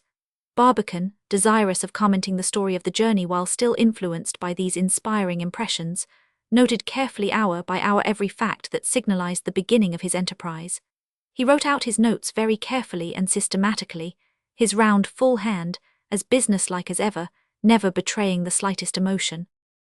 The captain was quite as busy, but in a different way. Pulling out his tablets, he reviewed his calculations regarding the motion of projectiles, their velocities, ranges, and paths, their retardations and their accelerations, jotting down the figures with a rapidity wonderful to behold. Arden neither wrote nor calculated, but kept up an incessant fire of small talk, now with Barbicane, who hardly ever answered him, now with 1,000 Nicholl, who never heard him, occasionally with Diana, who never understood him, but oftenest with himself, because, as he said, he liked not only to talk to a sensible man, but also to hear what a sensible man had to say. He never stood still for a moment, but kept bobbing around with the effervescent briskness of a bee, at one time roosting at the top of the ladder, at another peering through the floor light, now to the right, then to the left, always humming scraps from the opera bouffe, but never changing the air. In the small space which was then a whole world to the travellers, he represented to the life the animation and loquacity of the French, and I need hardly say he played his part to perfection. The eventful day, or to speak more correctly, the space of 12 hours which with us forms a day, ended for our travellers with an abundant supper, exquisitely cooked. It was highly enjoyed. No incident had yet occurred of a nature calculated to shake their confidence. Apprehending none, therefore, full of hope rather and already certain of success, they were soon lost in a peaceful slumber, whilst the projectile, moving rapidly, though with a velocity uniformly retarding, still cleaved its way through the pathless regions of the Empyrean. Chapter 4. A chapter for the Cornell girls. No incident worth recording occurred during the night, if night indeed it could be called. In reality there was now no night or even day in the projectile, or rather, strictly speaking, it was always night on the upper end of the bullet, and always day on the lower. Whenever, therefore, the words night and day occur in our story, the reader will readily understand them as referring to those spaces of time that are so called in our earthly almanacs, and were so measured by the travellers' chronometers. The repose of our friends must indeed have been undisturbed, if absolute freedom from sound or jar of any kind could secure tranquillity. In spite of its immense velocity, the projectile still seemed to be perfectly motionless. Not the slightest sign of movement could be detected. Change of locality, though ever so rapid, can never reveal itself to our senses when it takes place in a vacuum, or when the enveloping atmosphere travels at the same rate as the moving body. Though we are incessantly whirled around the sun at the rate of about 70,000 miles an hour, which of us is conscious of the slightest motion? In such a case, as far as sensation is concerned, motion and repose are absolutely identical. Neither has any effect one way or another on a material body. Is such a body in motion? It remains in motion until some obstacle stops it. Is it at rest? It remains at rest until some superior force compels it to change its position. This indifference of bodies to motion or rest is what physicists call inertia.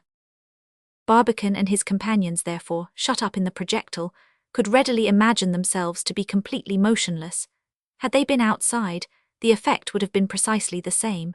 No rush of air, no jarring sensation would betray the slightest movement, but for the sight of the moon gradually growing larger above them, and of the earth gradually growing smaller beneath them, they could safely swear that they were fast anchored in an ocean of death-like immobility.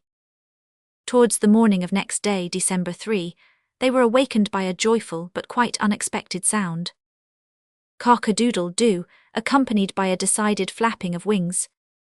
The Frenchman, on his feet in one instant, and on the top of the ladder in another, attempted to shut the lid of a half-open box, speaking in an angry but suppressed voice. "Stop this hullabaloo, won't you? Do you want me to fail in my great combination?" "Hello," cried Barbicane and 1,000 Nicholl, starting up and rubbing their eyes. "What noise was that?" asked Barbicane. Seems to me I heard the crowing of a cock, observed the captain. I never thought your ears could be so easily deceived, Captain, cried Arden quickly. Let us try it again. And, flapping his ribs with his arms, he gave vent to a crow so loud and natural that the lustiest chanticleer that ever saluted the orb of day might be proud of it. The captain roared right out, and even Barbicane snickered, but as they saw that their companion evidently wanted to conceal something, they immediately assumed straight faces and pretended to think no more about the matter. Barbicane, said Arden, coming down the ladder and evidently anxious to change the conversation, have you any idea of what I was thinking about all night? Not the slightest. I was thinking of the promptness of the reply you received last year from the authorities of Cambridge University, when you asked them about the feasibility of sending a bullet to the moon. You know very well by this time what a perfect ignoramus I am in mathematics. I own I have been often puzzled when thinking on what grounds they could form such a positive opinion, in a case where I am certain that the calculation must be an exceedingly delicate matter. The feasibility, you mean to say, replied Barbicane, not exactly of sending a bullet to the moon, but of sending it to the neutral point between the Earth and the moon, which lies at about 9/10 of the journey, where the two attractions counteract each other. Because that point once passed, the projectile would reach the moon's surface by virtue of its own weight. Well, reaching that neutral point be it, replied Arden, but once more I should like to know how they have been able to come at the necessary initial velocity of 12,000 yards a second. Nothing simpler, answered Barbicane. Could you have done it yourself? Asked the Frenchman. Without the slightest difficulty. The captain and myself could have readily solved the problem, only the reply from the university saved us the trouble. Well, Barbicane, dear boy, observed Arden, all I've got to say is, you might chop the head off my body beginning with my feet, before you could make me go through such a calculation. Simply because you don't understand algebra, replied Barbicane quietly. Oh, that's all very well, cried Arden with an ironical smile. You great X plus Y men think you settle everything by uttering the word algebra. Arden, asked Barbicane, do you think people could beat iron without a hammer or turn up furrows without a plough? Hardly. Well, algebra is an instrument or utensil just as much as a hammer or a plough, and a very good instrument too if you know how to make use of it. You're in earnest. Quite so. And you can handle the instrument right before my eyes. Certainly, if it interests you so much. You can show me how they got at the initial velocity of our projectile. With the greatest pleasure, by taking into proper consideration all the elements of the problem, viz. 1. The distance between the centers of the Earth and the Moon, 2. The Earth's radius, 3. Its volume, and 4. The Moon's volume, I can easily calculate what must be the initial velocity, and that too by a very simple formula. Let us have the formula. In one moment, only I can't give you the curve really described by the projectile as it moves between the Earth and the Moon. This is to be obtained by allowing for their combined movement around the Sun. I will consider the Earth and the Sun to be motionless, that being sufficient for our present purpose. Why so? Because to give you that exact curve would be to solve a point in the problem of the three bodies, which integral calculus has not yet reached. There was no longer any doubt possible on the subject. The terrible fall had begun. The projectile had retained velocity enough not only to carry it beyond the dead point, but it was even able to completely overcome the feeble resistance offered by the rockets. It was all clear now. The same velocity that had carried the projectile beyond the neutral point on its way to the Moon was still swaying it on its return to the Earth. A well-known law of motion required that, in the path which it was now about to describe, it should repass, on its return through all the points through which it had already passed during its departure.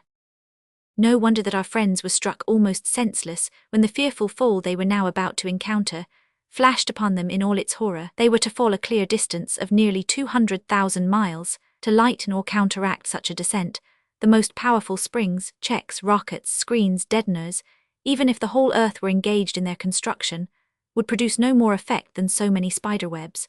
According to a simple law in ballistics, the projectile was to strike the Earth with a velocity equal to that by which it had been animated when issuing from the mouth of the Columbiad, a velocity of at least 7 miles a second.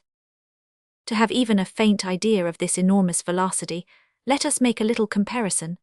A body falling from the summit of a steeple, 150 feet high, dashes against the pavement with a velocity of 55 miles an hour. Falling from the summit of St. Peter's, it strikes the earth at the rate of 300 miles an hour, or 5 times quicker than the rapidest express train. Falling from the neutral point, the projectile should strike the earth with a velocity of more than 25,000 miles an hour. "We are lost," said 1000 Nicholl gloomily, his philosophy yielding to despair. "One consolation, boys," cried Arden, genial to the last, "we shall die together." "If we die," said Barbicane calmly, but with a kind of suppressed enthusiasm, "it will be only to remove to a more extended sphere of our investigations. In the other world, we can pursue our inquiries under far more favorable auspices. There the wonders of our great Creator, clothed in brighter light, shall be brought within a shorter range. We shall require no machine, nor projectile, nor material contrivance of any kind to be enabled to contemplate them in all their grandeur, and to appreciate them fully and intelligently. Our souls, enlightened by the emanations of the eternal wisdom, shall revel forever in the blessed rays of eternal knowledge." "A grand view to take of it, dear friend Barbicane," replied Arden, "and a consoling one too. The privilege of roaming at will through God's great universe should make ample amends for missing the moon." 1000 Nicholl fixed his eyes on Barbicane admiringly, feebly muttering with hardly moving lips, "Grit to the marrow, grit to the marrow." Barbicane, head bowed in reverence, arms folded across his breast, meekly and uncomplainingly uttered with sublime resignation, "Thy will be done." "Amen," answered his companions in a loud and fervent whisper. They were soon falling through the boundless regions of space with inconceivable rapidity. Chapter 20. Off the Pacific coast. "Well, Lieutenant, how goes the sounding?" "Pretty lively, Captain, we're nearly through," replied the lieutenant, "but it's a tremendous depth so near land. We can't be more than 250 miles from the California coast." "The depression certainly is far deeper than I had expected," observed Captain Bloomsbury. "We have probably lit on a submarine valley channeled out by the Japanese current." "The Japanese current, Captain?" "Certainly, that branch of it which breaks on the western shores of North America, and then flows southeast towards the Isthmus of Panama." "That may account for it, Captain," replied young Brownson. "At least I hope it does, for then we may expect the valley to get shallower as we leave the land. So far, there's no sign of a telegraphic plateau in this quarter of the globe." "Probably not, Brownson. How is the line now?" "We have paid out 3,500 fathoms already, Captain, but, judging from the rate the reel goes at, we are still some distance from bottom." As he spoke, he pointed to a tall derrick temporarily rigged up at the stern of the vessel for the purpose of working the sounding apparatus, and surrounded by a group of busy men. Through a block pulley strongly lashed to the derrick, a stout cord of the best Italian hemp, wound off a large reel placed amidships, was now running rapidly and with a slight whirring noise. "I hope it's not the cup lead you are using, Brownson," said the captain after a few minutes' observation. "Oh no, Captain, certainly not," replied the lieutenant. "It's only Brooke's apparatus that is of any use in such depths." "Clever fellow that Brooke," observed the captain, "served with him under Maury. His detachment of the weight is really the starting point for every new improvement in sounding gear. The English, the French, and even our own are nothing but modifications of that fundamental principle. Exceedingly clever fellow." "Bottom," sang out one of the men standing near the derrick and watching the operations. The captain and the lieutenant immediately advanced to question him. "What's the depth, Coleman?" asked the lieutenant. 21,762 feet, was the prompt reply, which Brownson immediately inscribed in his notebook, handing a duplicate to the captain. "All right, Lieutenant," observed the captain, after a moment's inspection of the figures. "While I enter it in the log, you haul the line aboard. To do so, I need hardly remind you, is a task involving care and patience. In spite of all our gallant little donkey engine can do, it's a 6 hours job at least.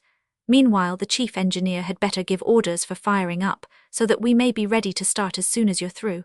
It's now close on to 4 bells, and with your permission I shall turn in. Let me be called at 3. Good night." "Good night, Captain," replied Brownson, who spent the next 2 hours pacing backward and forward on the quarter deck, watching the hauling in of the sounding line, and occasionally casting a glance towards all quarters of the sky. It was a glorious night. The innumerable stars glittered with the brilliancy of the purest gems. The ship, hove to in order to take the soundings, swung gently on the faintly heaving ocean breast. You felt you were in a tropical clime, for though no breath fanned your cheek, your senses easily detected the delicious odor of a distant garden of sweet roses. The sea sparkled with phosphorescence. Not a sound was heard except the panting of the hard-worked little donkey engine and the whir of the line as it came up taut and dripping from the ocean depths. The lamp, hanging from the mast, threw a bright glare on deck, presenting the strongest contrast with the black shadows, firm and motionless as marble. The 11th day of December was now near its last hour. The steamer was the Susquehanna, a screw of the United States Navy, 4,000 in tonnage and carrying 20 guns. She had been detached to take soundings between the Pacific coast and the Sandwich Islands, the initiatory movement towards laying down an ocean cable, which the Pacific Cable Company contemplated finally extending to China. She lay just now a few hundred miles directly south of San Diego, an old Spanish town in southwestern California, and the point which is expected to be the terminus of the Great Texas and Pacific Railroad. The captain, John Bloomsbury by name, but better known as High-Low Jack from his great love of that game, the only one he was ever known to play, was a near relation of our old friend Colonel Bloomsbury of the Baltimore Gun Club. Of a good Kentucky family and educated at Annapolis, he had passed his meridian without ever being heard of, when suddenly the news that he had run the gauntlet in a little gunboat past the terrible batteries of Island No. 10, amidst a perfect storm of shell, grape and canister discharged at less than 100 yards distance, burst on the American nation on the 6th of April, 1862, and inscribed his name at once in deep characters on the list of the giants of the Great War. But war had never been his vocation.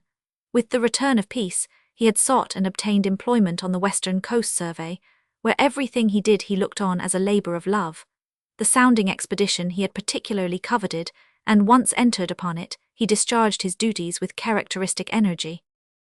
He could not have had more favorable weather than the present for a successful performance of the nice and delicate investigations of sounding. His vessel had even been fortunate enough to have lain altogether out of the track of the terrible windstorm already alluded to, which, starting from somewhere southwest of the Sierra Madre, had swept away every vestige of mist from the summits of the Rocky Mountains, and by revealing the moon in all her splendor had enabled Belfast to send the famous dispatch announcing that he had seen the projectile. Every feature of the expedition was, in fact, advancing so favorably that the captain expected to be able in a month or two to submit to the P.C. Company a most satisfactory report of his labors. Cyrus W. Field, the life and soul of the whole enterprise, flushed with honors still in full bloom, the Atlantic telegraph cable having been just laid, could congratulate himself with good reason on having found a treasure in the captain. High-Low Jack was the congenial spirit by whose active and intelligent aid he promised himself the pleasure of seeing before long the whole Pacific Ocean, covered with a vast reticulation of electric cables. The practical part, therefore, being in such safe hands, Mr. Field could remain with a quiet conscience in Washington, New York, or London, seeing after the financial part of the grand undertaking, worthy of the 19th century, worthy of the great republic, and eminently worthy of the illustrious Cyrus W. himself. As already mentioned, the Susquehanna lay a few hundred miles south of San Diego, or to be more accurate in 27 degrees 7, north latitude and degrees 37, west longitude, Greenwich. It was now a little past midnight. The moon in her last quarter was just beginning to peep over the eastern horizon. Lieutenant Brownson, leaving the quarter-deck, had gone to the forecastle, where he found a crowd of officers talking together earnestly and directing their glasses towards her disk. Even here, out on the ocean, the queen of the night was as great an object of attraction as on the North American continent generally, where that very night and that very hour, at least 40 million pairs of eyes were anxiously gazing at her, apparently forgetful that even the very best of their glasses could no more see the projectile than angulate Sirius.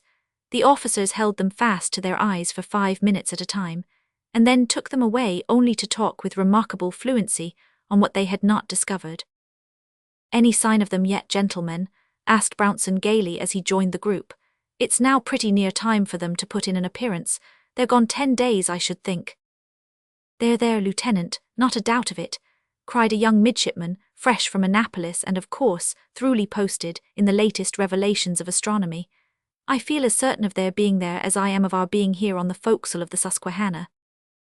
I must agree with you, of course, Mr. Midshipman, replied Brownson with a slight smile. I have no grounds whatever for contradicting you. Neither have I, observed another officer, the surgeon of the vessel. The projectile was to have reached the moon when at her full, which was at midnight on the 5th. Today was the 11th. This gives them 6 days of clear light, time enough in all conscience not only to land safely but to install themselves quite comfortably in their new home. In fact, I see them there already. In my mind's eye, Horatio, laughed one of the group. Though the Doc wears glasses, he can see more than any 10 men on board. Already, pursued the doctor, heedless of the interruption, seen a stony valley near a selenite stream, the projectile on the right, half buried in volcanic scoriae, but apparently not much the worse for the wear. Ring mountains, craters, sharp peaks, etc. all around. Old Mac discovered taking observations with his levelling staff. Barbicane perched on the summit of a sharp-pointed rock, writing up his notebook. Arden, eyeglass on nose, hat under arm, legs apart, puffing at his imperador like a... Mac discovered taking observations. Mac discovered taking observations. A locomotive, interrupted the young midshipman, his excitable imagination so far getting the better of him as to make him forget his manners. He had just finished Locke's famous moon hoax, and his brain was still full of its pictures. In the background, he went on, can be seen thousands of Vespertilians, homines or man-bats, in all the various attitudes of curiosity, alarm or consternation, some of them peeping around the rocks, some fluttering from peak to peak, all gibbering a language more or less resembling the notes of birds. Enter Lunatico, king of the Selenites. Excuse us, Mr. Midshipman, interrupted Brownson with an easy smile. Locke's authority may have great weight among the young middies at Annapolis, but it does not rank very high at present in the estimation of practical scientists. This rebuff administered to the conceited little midshipman, a rebuff which the doctor particularly relished, Brownson continued, Gentlemen, we certainly know nothing whatever regarding our friend's fate. Guessing gives no information. How we ever are to hear from the moon until we are connected with it by a lunar cable, I can't even imagine. The probability is that we shall never. Excuse me, Lieutenant, interrupted the unrebuffed little midshipman, can't Barbicane write? A shout of derisive comments greeted this question. Certainly he can write and send his letter by the Pony Express, cried one. A postal card would be cheaper, cried another. The New York Herald will send a reporter after it, was the exclamation of a third. Keep cool, just keep cool, gentlemen, persisted the little midshipman, not in the least abashed by the uproarious hilarity excited by his remarks. I asked if Barbicane couldn't write. In that question I see nothing whatever to laugh at. Can't a man write without being obliged to send his letters? This is all nonsense, said the doctor. What's the use of a man writing to you if he can't send you what he writes? What's the use of his sending it to you if he can have it read without that trouble? Answered the little midshipman in a confident tone. Is there not a telescope at Long's Peak? Doesn't it bring the moon within a few miles of the Rocky Mountains and enable us to see on her surface objects as small as 9 feet in diameter? Well, what's to prevent Barbicane and his friends from constructing a gigantic alphabet? If they write words of even a few hundred yards and sentences a mile or two long, what is to prevent us from reading them? Catch the idea now, eh? They did catch the idea, and heartily applauded the little middy for his smartness. Even the doctor saw a certain kind of merit in it, and Brownson acknowledged it to be quite feasible. In fact, expanding on it, the lieutenant assured his hearers that, by means of large parabolic reflectors, luminous groups of rays could be dispatched from the Earth, of sufficient brightness to establish direct communication even with Venus or Mars, where these rays would be quite as visible as the planet Neptune is from the Earth. He even added that those brilliant points of light, which have been quite frequently observed in Mars and Venus, are perhaps signals made to the Earth by the inhabitants of these planets. He concluded, however, by observing that, though we might by these means succeed in obtaining news from the moon, we could not possibly send any intelligence back in return, unless indeed the Selenites had at their disposal optical instruments at least as good as ours. All agreed that this was very true, and as is generally the case when one keeps all the talk to himself, the conversation now assumed so serious a turn that for some time it was hardly worth recording. At last the chief engineer, excited by some remark that had been made, observed with much earnestness, "You may say what you please, gentlemen, but I would willingly give my last dollar to know what has become of those brave men. Have they done anything? Have they seen anything? I hope they have, but I should dearly like to know. Ever so little success would warrant a repetition of the great experiment. The Columbiad is still to the good in Florida, as it will be for many a long day. There are millions of men today as curious as I am upon the subject. Therefore it will be only a question of mere powder and bullets if a cargo of visitors is not sent to the moon every time she passes our zenith. Marston would be one of the first of them, observed Brownson, lighting his cigar. Oh, he would have plenty of company, cried the midshipman. I should be delighted to go if he'd only take me. No doubt you would, Mr. Midshipman, said Brownson. The wise men, you know, are not all dead yet. Nor the fools either, Lieutenant, growled old Frisbee, the fourth officer, getting tired of the conversation. There is no question at all about it, observed another. Every time a projectile started it would take off as many as it could carry. I wish it would only start often enough to improve the breed, growled old Frisbee. I have no doubt whatever, added the chief engineer, that the thing would get so fashionable at last that half the inhabitants of the earth would take a trip to the moon.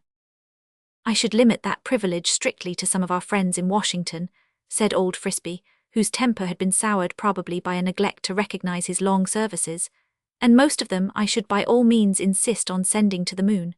Every month I would ram a whole raft of them into the Columbiad, with a charge under them strong enough to blow them all to the— but, hey, what in creation's that?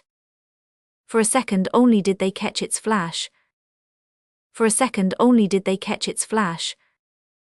Whilst the officer was speaking, his companions had suddenly caught a sound in the air which reminded them immediately of the whistling scream of a Lancaster shell. At first they thought the steam was escaping somewhere, but looking upwards, they saw that the strange noise proceeded from a ball of dazzling brightness, directly over their heads, and evidently falling towards them with tremendous velocity. Too frightened to say a word, they could only see that in its light the whole ship blazed like fireworks, and the whole sea glittered like a silver lake.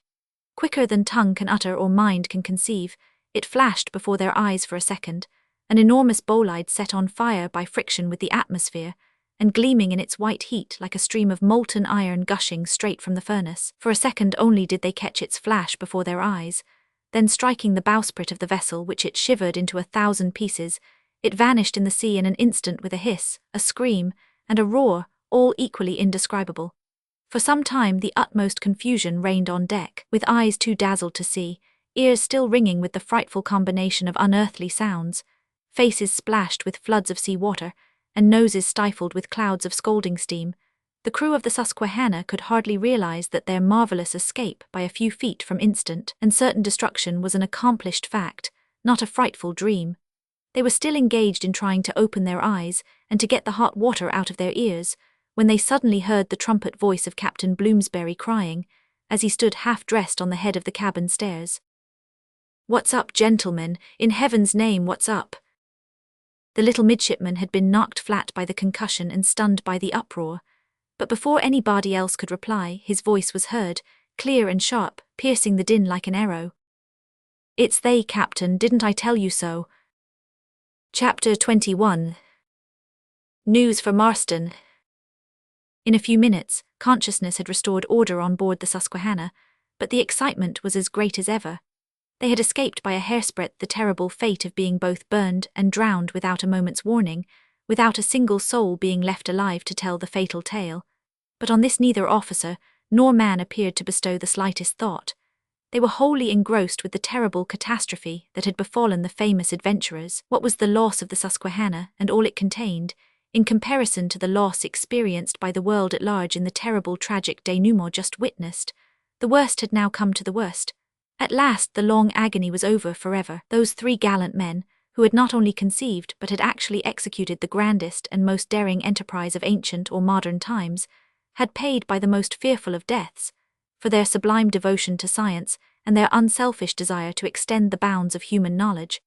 Before such a reflection as this, all other considerations were at once reduced to proportions of the most absolute insignificance. But was the death of the adventurers so very certain after all? Hope is hard to kill. Consciousness had brought reflection, reflection doubt, and doubt had resuscitated hope. "It's they," had exclaimed the little midshipman, and the cry had thrilled every heart on board as with an electric shock. Everybody had instantly understood it. Everybody had felt it to be true. Nothing could be more certain than that the meteor which had just flashed before their eyes was the famous projectile of the Baltimore Gun Club. Nothing could be truer than that it contained the three world-renowned men, and that it now lay in the black depths of the Pacific Ocean. But here opinions began to diverge. Some courageous breasts soon refused to accept the prevalent idea. "They're killed by the shark," cried the crowd. "Killed," exclaimed the hopeful ones, "not a bit of it. The water here is deep enough to break a fall twice as great." "They're smothered for want of air," exclaimed the crowd.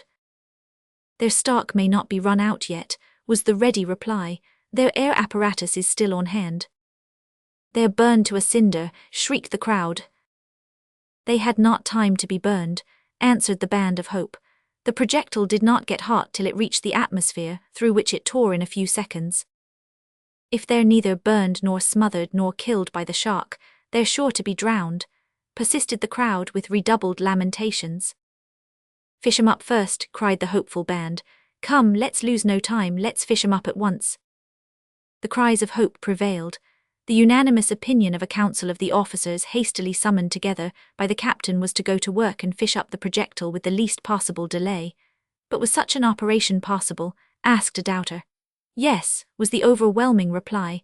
"Difficult, no doubt, but still quite possible." Certainly, however, such an attempt was not immediately possible, as the Susquehanna had no machinery strong enough or suitable enough for a piece of work involving such a nicety of detailed operations, not to speak of its exceeding difficulty.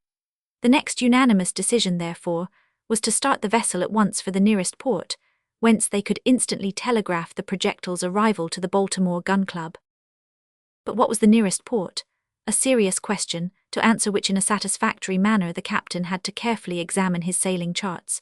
The neighboring shores of the California peninsula, low and sandy, were absolutely destitute of good harbors. San Diego, about a day's sail directly north, possessed an excellent harbor, but not yet having telegraphic communication with the rest of the Union, it was of course not to be thought of. San Pedro Bay was too open to be approached in winter. The Santa Barbara Channel was liable to the same objection, not to mention the trouble often caused by kelp and wintry fogs. The Bay of San Luis Obispo was still worse in every respect. Having no islands to act as a breakwater, landing there in winter was often impossible. The harbor of the picturesque old town of Monterey was safe enough, but some uncertainty regarding shore telegraphic communications with San Francisco decided the council not to venture it. Half Moon Bay, a little to the north, would be just as risky, and in moments like the present when every minute was worth a day, no risk involving the slightest loss of time could be ventured. Evidently, therefore, the most advisable plan was to sail directly for the Bay of San Francisco, the Golden Gate, the finest harbor on the Pacific coast and one of the safest in the world. Here telegraphic communication with all parts of the Union was assured beyond a doubt. San Francisco, about 750 miles distant, the Susquehanna could probably make in 3 days, with a little increased pressure, possibly in 2 days and a half. The sooner then she started, the better. The fires were soon in full blast. The vessel could get under way at once. In fact, nothing delayed immediate departure but the consideration that 2 miles of sounding line were still to be hauled up from the ocean depths. Rutt, the captain, after a moment's thought, unwilling that any more time should be lost, determined to cut it. Then, marking its position by fastening its end to a buoy, he could haul it up at his leisure on his return. "Besides," said he, "the buoy will show us the precise spot where the projectile fell." "As for that, Captain," observed Brownson, "the exact spot has been carefully recorded already, 27 degrees 7 north latitude by 41 degrees 37 west longitude, reckoning from the meridian of Washington." "All right, Lieutenant," said the captain curtly, "cut the line." A large cone-shaped metal buoy, strengthened still further by a couple of stout spars to which it was securely lashed, was soon rigged up on deck, whence, being hoisted overboard, the whole apparatus was carefully lowered to the surface of the sea. By means of a ring in the small end of the buoy, the latter was then solidly attached to the part of the sounding line that still remained in the water, and all possible precautions were taken to diminish the danger of friction, caused by the contrary currents, tidal waves, and the ordinary heaving swells of ocean. It was now a little after 3 o'clock in the morning. The chief engineer announced everything to be in perfect readiness for starting. The captain gave the signal, directing the pilot to steer straight for San Francisco, north-north by west. The waters under the stern began to boil and foam. the ship very soon felt and yielded to the power that animated her, and in a few minutes she was making at least 12 knots an hour. Her sailing powers were somewhat higher than this, but it was necessary to be careful in the neighborhood of such a dangerous coast as that of California. 750 miles of smooth waters presented no very difficult task to a fast traveler like the Susquehanna, yet it was not till 2 days and a half afterwards that she sighted the Golden Gate. As usual, the coast was foggy. Neither Point Lobos nor Point Bonta could be seen, but Captain Bloomsbury, well acquainted with every portion of this coast, ran as close along the southern shore as he dared, the fog gun at Point Bonta safely directing his course, here expecting to be able to gain a few hours' time by signalling to the outer telegraph station on Point Lobos. He had caused to be painted on a sail in large black letters, "The Moonmen are back," but the officers in attendance, though their foghorn could be easily heard, the distance not being quite 2 miles, were unfortunately not able to see it.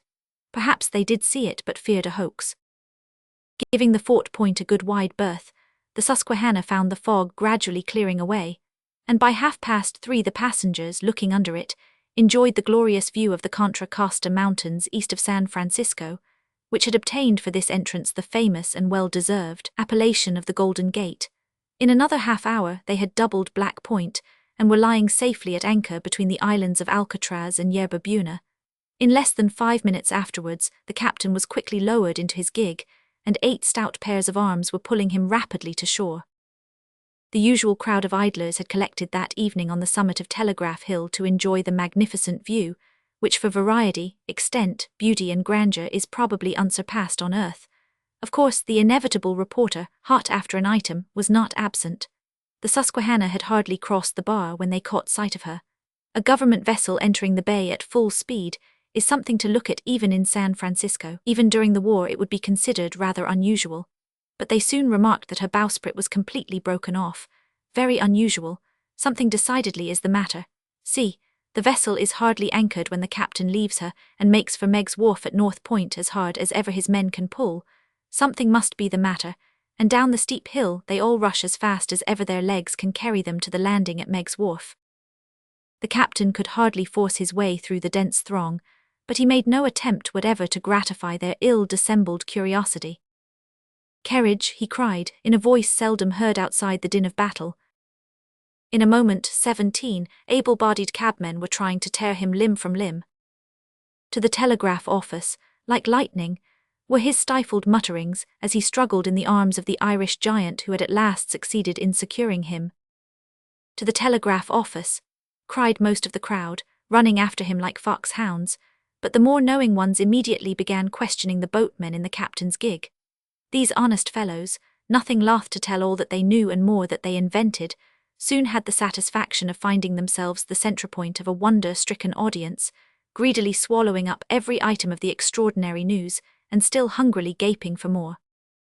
By this time, however, an important dispatch was flying east, bearing 4 different addresses: to the Secretary of the U.S. Navy, Washington; to Colonel Joseph Wilcox, Vice President Pro Tem, Baltimore Gun Club, M.D., to J.T. Marston, Esq., Long's Peak, Grand County, Colorado, and to Professor Wenlock, Subdirector of the Cambridge Observatory, Mass. This dispatch read as follows: in latitude 27 degrees 7 minutes north and longitude 41 degrees 37 minutes west, shortly after 1 o'clock on the morning of 12th, instant Columbiad projectile fell in Pacific. Send instructions.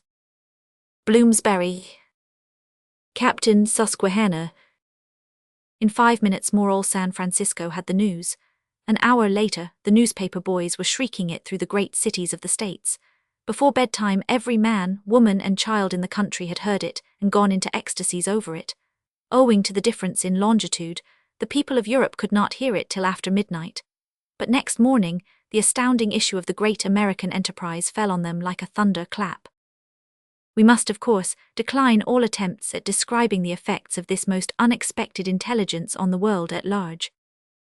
The Secretary of the Navy immediately telegraphed directions to the Susquehanna to keep a full head of steam up night and day so as to be ready to give instant execution to orders received at any moment. The observatory authorities at Cambridge held a special meeting that very evening, where, with all the serene calmness so characteristic of learned societies, They discussed the scientific points of the question in all its bearings. But before committing themselves to any decided opinion, they unanimously resolved to wait for the development of further details. At the rooms of the Gun Club in Baltimore, there was a terrible time. The kind reader no doubt remembers the nature of the dispatch sent one day previously by Professor Belfast from the Long's Peak Observatory, announcing that the projectile had been seen, but that it had become the moon's satellite, destined to revolve around her forever and ever till time should be no more. The reader is also kindly aware by this time that such dispatch was not supported by the slightest foundations in fact. The learned professor, in a moment of temporary cerebral excitation, to which even the greatest scientist is just as liable as the rest of us, had taken some little meteor, or, still more probably, some little fly speck in the telescope for the projectile. The worst of it was that he had not only boldly proclaimed his alleged discovery to the world at large, but he had even explained all about it with the well-known easy pomposity that science sometimes ventures to assume. The consequences of all this may be readily guessed. The Baltimore Gun Club had split up immediately into two violently opposed parties. Those gentlemen who regularly conned the scientific magazines took every word of the learned professor's dispatch for gospel, or rather for something of far higher value, and more strictly in accordance with the highly advanced scientific developments of the day. But the others, who never read anything but the daily papers and who could not bear the idea of losing Barbicane, laughed the whole thing to scorn. Belfast, they said, had seen as much of the projectile as he had of the open polar sea, and the rest of the dispatch was mere twaddle, though asserted with all the sternness of a religious dogma and enveloped in the usual scientific slang. The meeting held in the clubhouse, 24 Monument Square, Baltimore, on the evening of the 13th, had been therefore disorderly in the highest degree. Long before the appointed hour, the great hall was densely packed and the greatest uproar prevailed.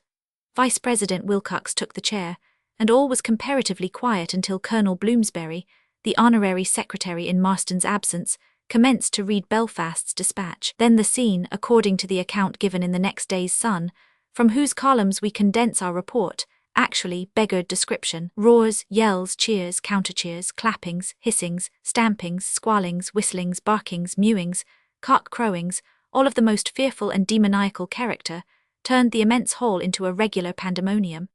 In vain did President Wilcox fire off his detonating bell, with a report on ordinary occasions as loud as the roar of a small piece of ordnance.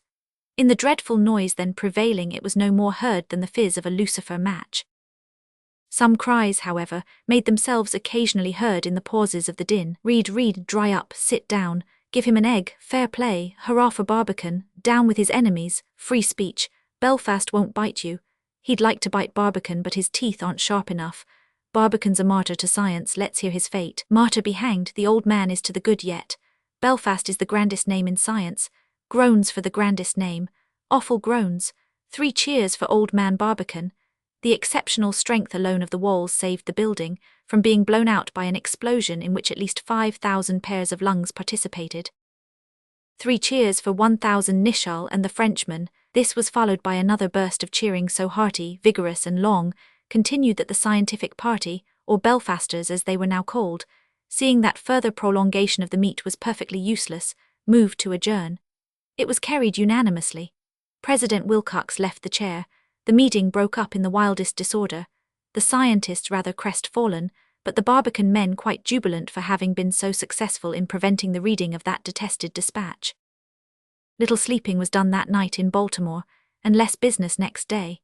Even in the public schools, so little work was done by the children that St. Wallace, Esquire, President of the Education Board, advised an anticipation of the usual Christmas recess by a week. Every one talked of the projectile. Nothing was heard at the corners but discussions regarding its probable fate. All Baltimore was immediately rent into 2 parties, the Belfasters and the Barbicanites. The latter was the most enthusiastic and noisy, the former decidedly the most numerous and influential.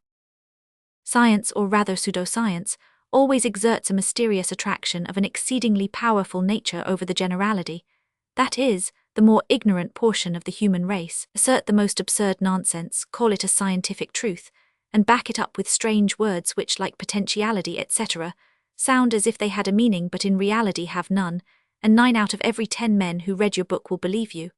Acquire a remarkable name in one branch of human knowledge and presto, you are infallible in all. Who can contradict you? if you only wrap up your assertions in specious phrases that not one man in a million attempts to ascertain the real meaning of. We like so much to be saved the trouble of thinking, that it is far easier and more comfortable to be led than to contradict, to fall in quietly with the great flock of sheep that jump blindly after their leader than to remain apart, making oneself ridiculous by foolishly attempting to argue. Real argument, in fact, is very difficult, for several reasons. First, you must understand your subject well, which is hardly likely. Secondly, your opponent must also understand it well, which is even less likely. Thirdly, you must listen patiently to his arguments, which is still less likely. And fourthly, he must listen to yours, the least likely of all. If a quack advertises a panacea for all human ills at $1 a bottle, 100 will buy the bottle. For one that will try, how many are killed by it? What would the investigator gain by charging the quack with murder? Nobody would believe him, because nobody would take the trouble to follow his arguments. His adversary, first in the field, had gained the popular ear, and remained the unassailable master of the situation. Our love of science rests upon our admiration of intellect, only unfortunately the intellect is too often that of other people, not our own. The very sound of Belfast's phrases, for instance, satellite, lunar attraction, immutable path of its orbit, etc., convinced the greater part of the intelligent community that he who used them so flippantly must be an exceedingly great man. Therefore, he had completely proved his case. Therefore, the great majority of the ladies and gentlemen that regularly attend the scientific lectures of the Peabody Institute pronounced Barbican's fate, and that of his companions, to be sealed. Next morning's newspapers contained lengthy obituary notices of the great balloonatics, as the witty man of the New York Herald phrased it, some of which might be considered quite complimentary. These all industriously copied into the evening papers.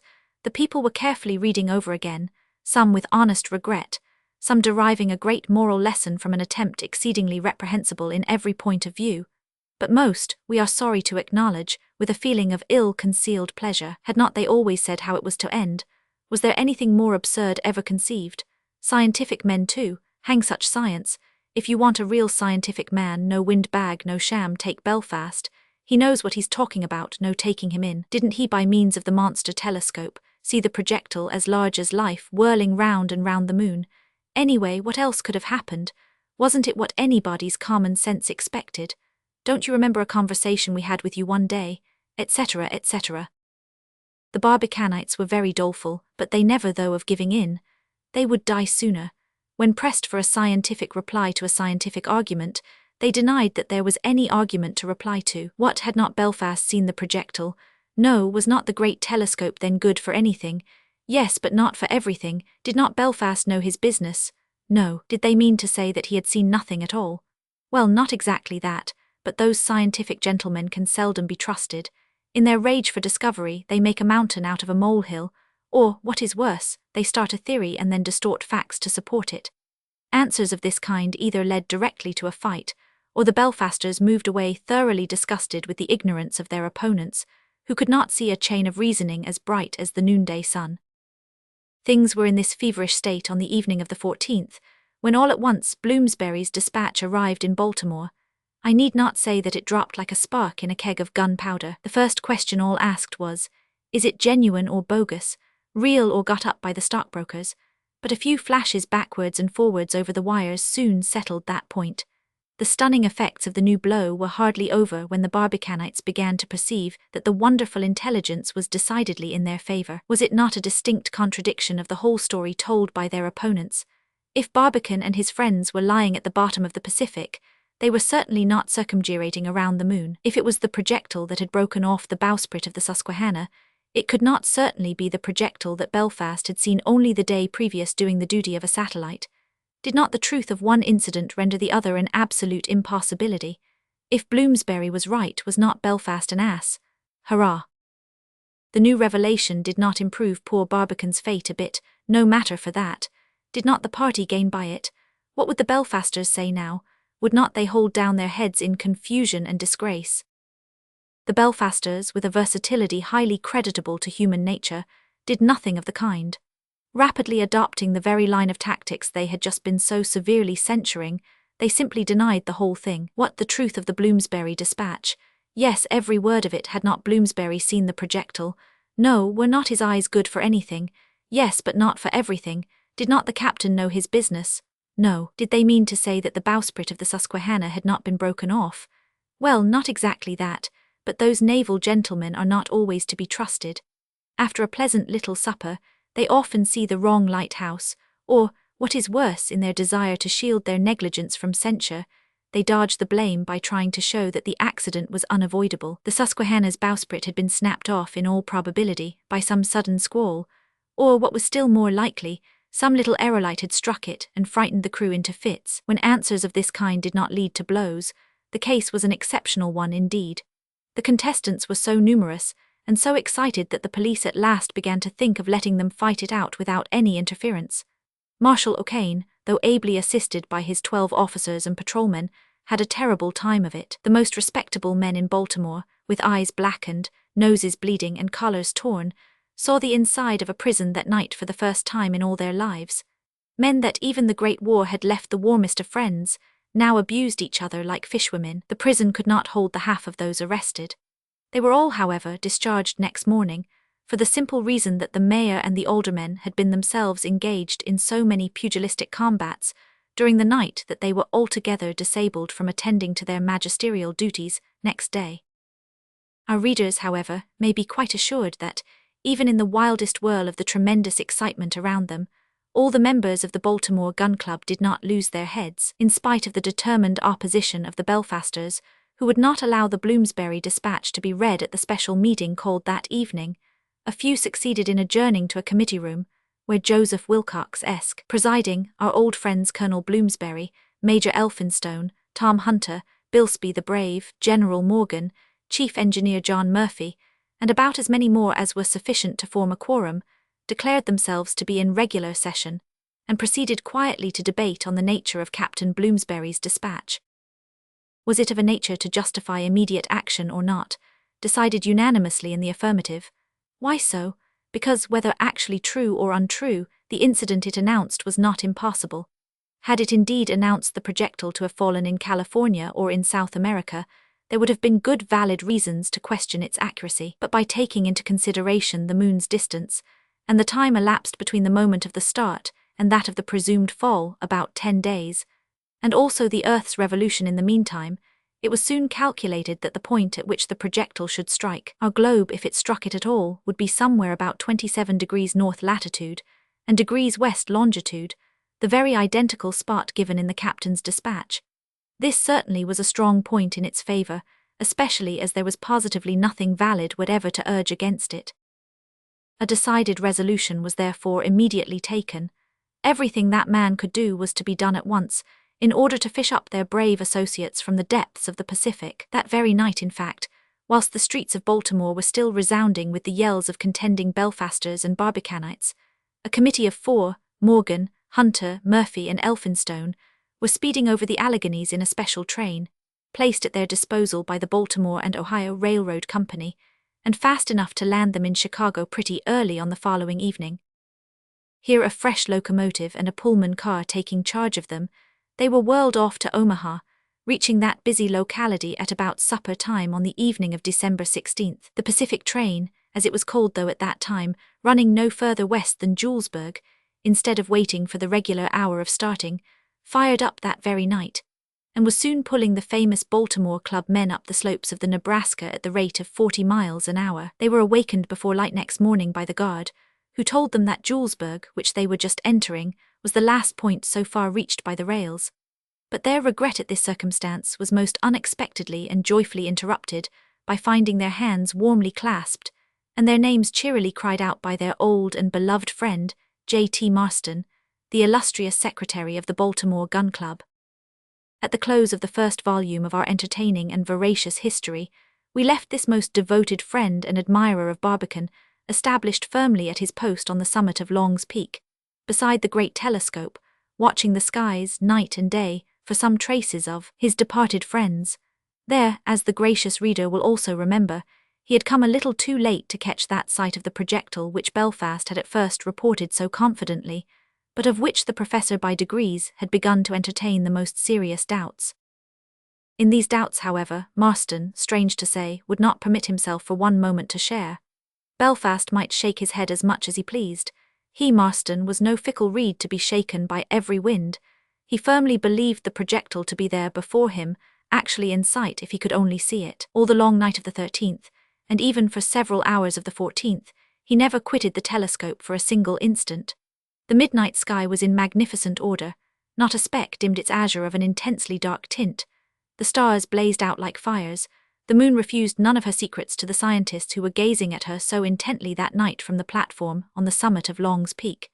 But no black spot crawling over her resplendent surface rewarded their eager gaze. Marston indeed would occasionally utter a joyful cry announcing some discovery, but in a moment after he was confessing with groans that it was all a false alarm. Towards morning, Belfast gave up in despair and went to take a sleep, but no sleep for Marston, though he was now quite alone, the assistants having also retired. He kept on talking incessantly to himself, expressing the most unbounded confidence in the safety of his friends, and the absolute certainty of their return. It was not until some hours after the sun had risen, and the moon had disappeared behind the snowy peaks of the west, that he at last withdrew his weary eye from the glass through which every image formed by the great reflector was to be viewed.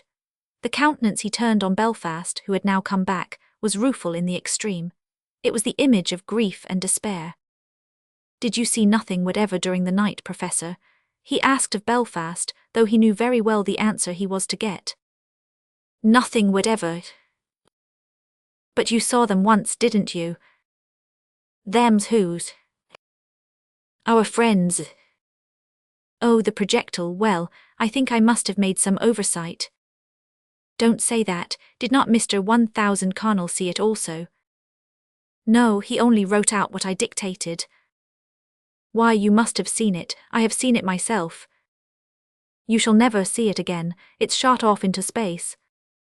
"You're as wrong now as you thought you were right yesterday." "I'm sorry to say I was wrong yesterday, but I have every reason to believe I'm right today."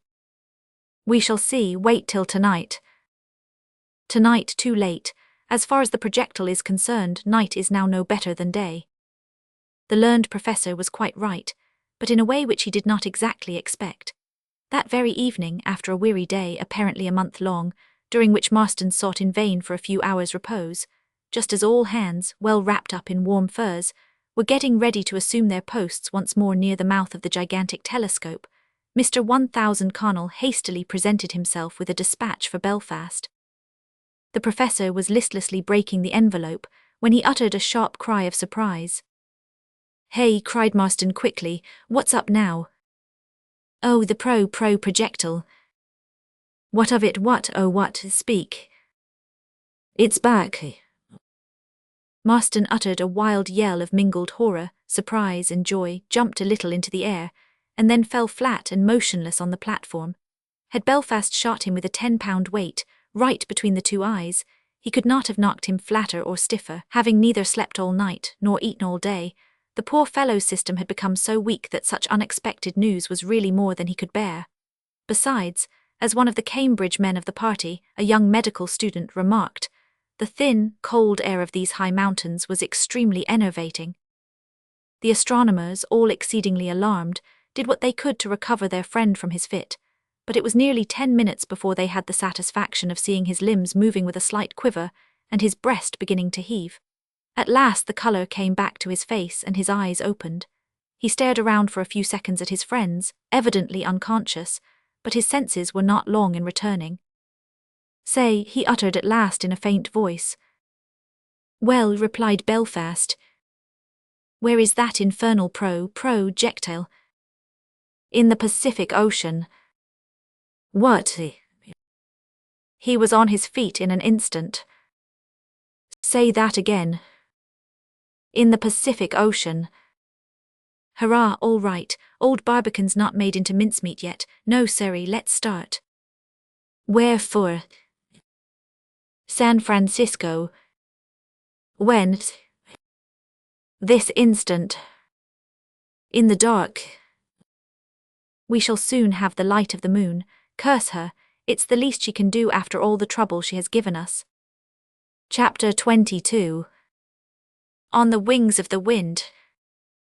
Leaving 1000 Connell and a few other Cambridge men to take charge of the great telescope, Marston and Belfast, in little more than an hour after the receipt of the exciting dispatch, were scudding down the slopes of Long's Peak by the only possible route, the inclined railroad. This mode of travelling, however, highly satisfactory as far as it went, ceased altogether at the mountain foot, at the point where the Dale River formed a junction with Cache La Powder Creek. But Marston, having already mapped out the whole journey with some care and forethought, was ready for almost every emergency, instinctively feeling that the first act of the Baltimore Gun Club would be to send a committee to San Francisco to investigate matters.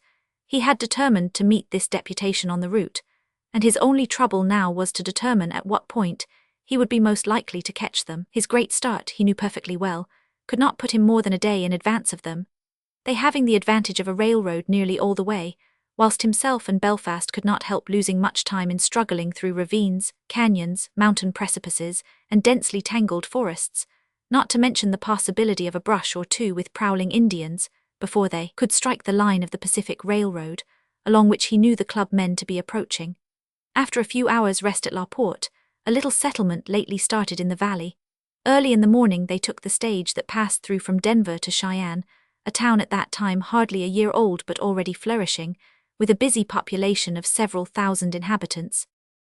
Losing not a moment at Cheyenne, where they arrived much sooner than they had anticipated, they took places in Wells, Fargo and Coe's overland stage mail bound east, and were soon flying towards Julesburg at the rate of 12 miles an hour. Here Marston was anxious to meet the club men, as at this point the Pacific Railroad divided into two branches, one bearing north, the other south of the Great Salt Lake, and he feared they might take the wrong one. But he arrived in Julesburg fully 10 hours before the committee, so that himself and Belfast had not only ample time to rest a little after their rapid flight from Long's Peak, but also to make every possible preparation for the terrible journey of more than 1,500 miles that still lay before them. This journey, undertaken at a most unseasonable period of the year, and over one of the most terrible deserts in the world, would require a volume for itself, constantly presenting the sharpest points of contrast between the most savage features of wild barbaric nature on the one hand, and the most touching traits of the sweetest humanity on the other. The story of our club men's adventures, if only well told, could hardly fail to be highly interesting. But instead of a volume, we can give it only a chapter, and that a short one. From Julesburg, the last station on the eastern end of the Pacific Railroad, to Cisco, the last station on its western end, the distance is probably about 1,500 miles, about as far as Constantinople is from London, or Moscow from Paris. This enormous stretch of country had to be travelled all the way by, at the best, a 6-horse stage tearing along night and day at a uniform rate, road or no road, of 10 miles an hour. But this was the least of the trouble. Bands of hostile Indians were a constant source of watchfulness and trouble, against which even a most liberal stock of rifles and revolvers were not always a reassurance. Whirlwinds of dust often overwhelmed the travellers so completely that they could hardly tell day from night, whilst blasts of icy chill, sweeping down from the snowy peaks of the Rocky Mountains, often made them imagine themselves in the midst of the horrors of an Arctic winter. The predominant scenery gave no pleasure to the eye or exhilaration to the mind. It was of the dreariest description. Days and days passed with hardly a house to be seen, or a tree or a blade of grass, I might even add, or a mountain or a river, for the one was too often a heap of agglomerated sand and clay cut into unsightly chasms by the rain, and the other generally degenerated into a mere stagnant swamp, its shallowness and dryness increasing regularly with its length. The only houses were log ranches called relays, hardly visible in their sandy surroundings, and separate from each other by a mean distance of 10 miles. The only trees were either stunted cedars, so far apart as to be often denominated lone trees, and besides wormwood the only plant was the sage plant, about 2 feet high, grey, dry, crisp, and emitting a sharp pungent odour by no means pleasant. In fact, Barbicane and his companions had seen nothing drearier or savager in the dreariest and savagest of lunar landscapes than the scenes occasionally presented to Marston and his friends in their headlong journey on the track of the Great Pacific Railroad. Here boulders, high, square, straight and plumb as an immense hotel, blocked up your way. There lay an endless level, flat as the palm of your hand, over which your eye might roam in vain in search of something green like a meadow, yellow like a cornfield, or black like ploughed ground, a mere boundless waste of dirty white from the stunted wormwood, often rendered misty with the clouds of smarting alkali dust. Occasionally, however, this savage scenery decidedly changed its character. Now a lovely glen would smile before our travellers, traversed by tinkling streams, waving with sweet grasses, dotted with little groves, alive with hares, antelopes, and even elks, but apparently never yet trodden by the foot of man. Now our clubmen felt like traveling on clouds, as they careered along the great plateau west of the Black Hills, fully 8,000 feet above the level of the sea, though even there the grass was as green and fresh as if it grew in some sequestered valley of Pennsylvania. Again, in this untraveled world whose margin fades, forever and forever as they moved, they would find themselves in an immense, tawny, treeless plain, outlined by mountains so distant as to resemble fantastic cloud piles. Here for days they would have to skirt the coasts of a lake, vast, unruffled, unrippled, apparently of metallic consistency, from whose sapphire depths rose pyramidal islands to a height of fully 3,000 feet above the surface.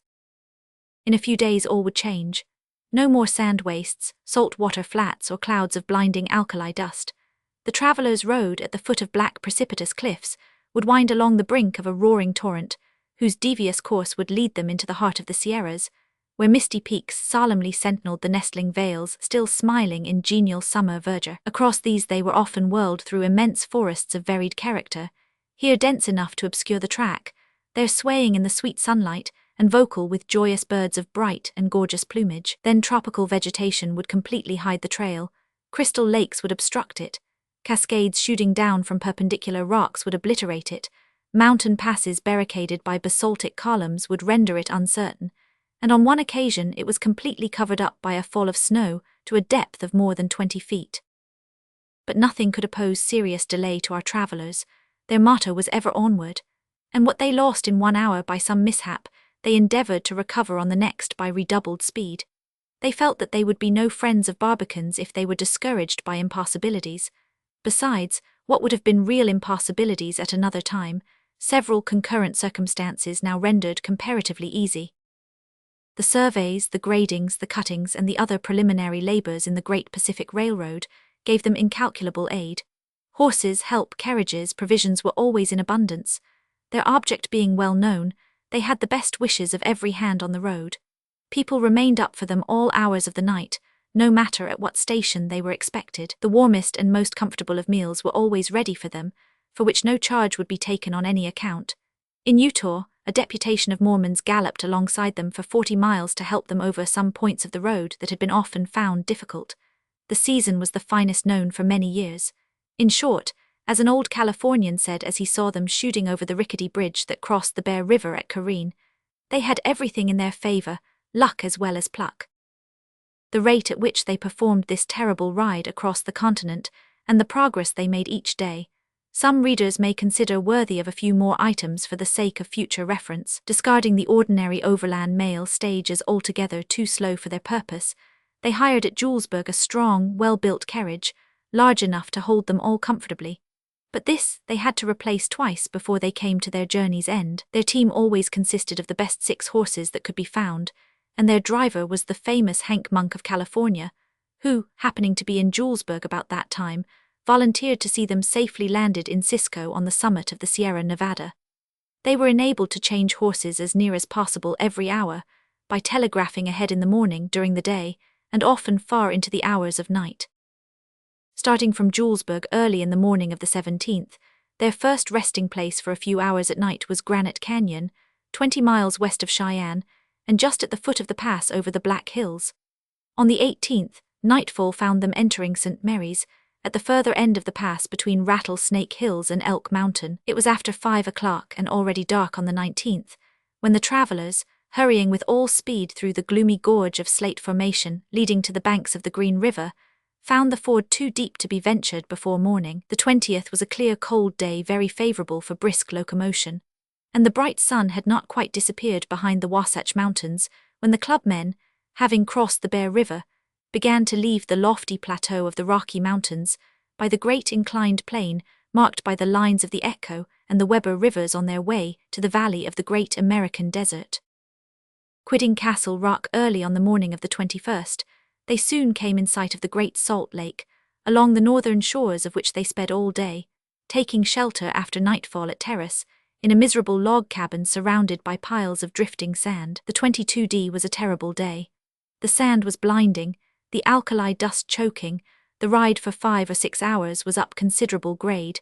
Still, they had accomplished their 150 miles before resting for the night at Elko, even at this period, a flourishing little village on the banks of the Humboldt. After another smothering ride on the 23D, they rested at Winnemucca, another flourishing village, situated at the precise point in the desert where the little Humboldt joins Humboldt River, without, however, making the channel fuller or wider.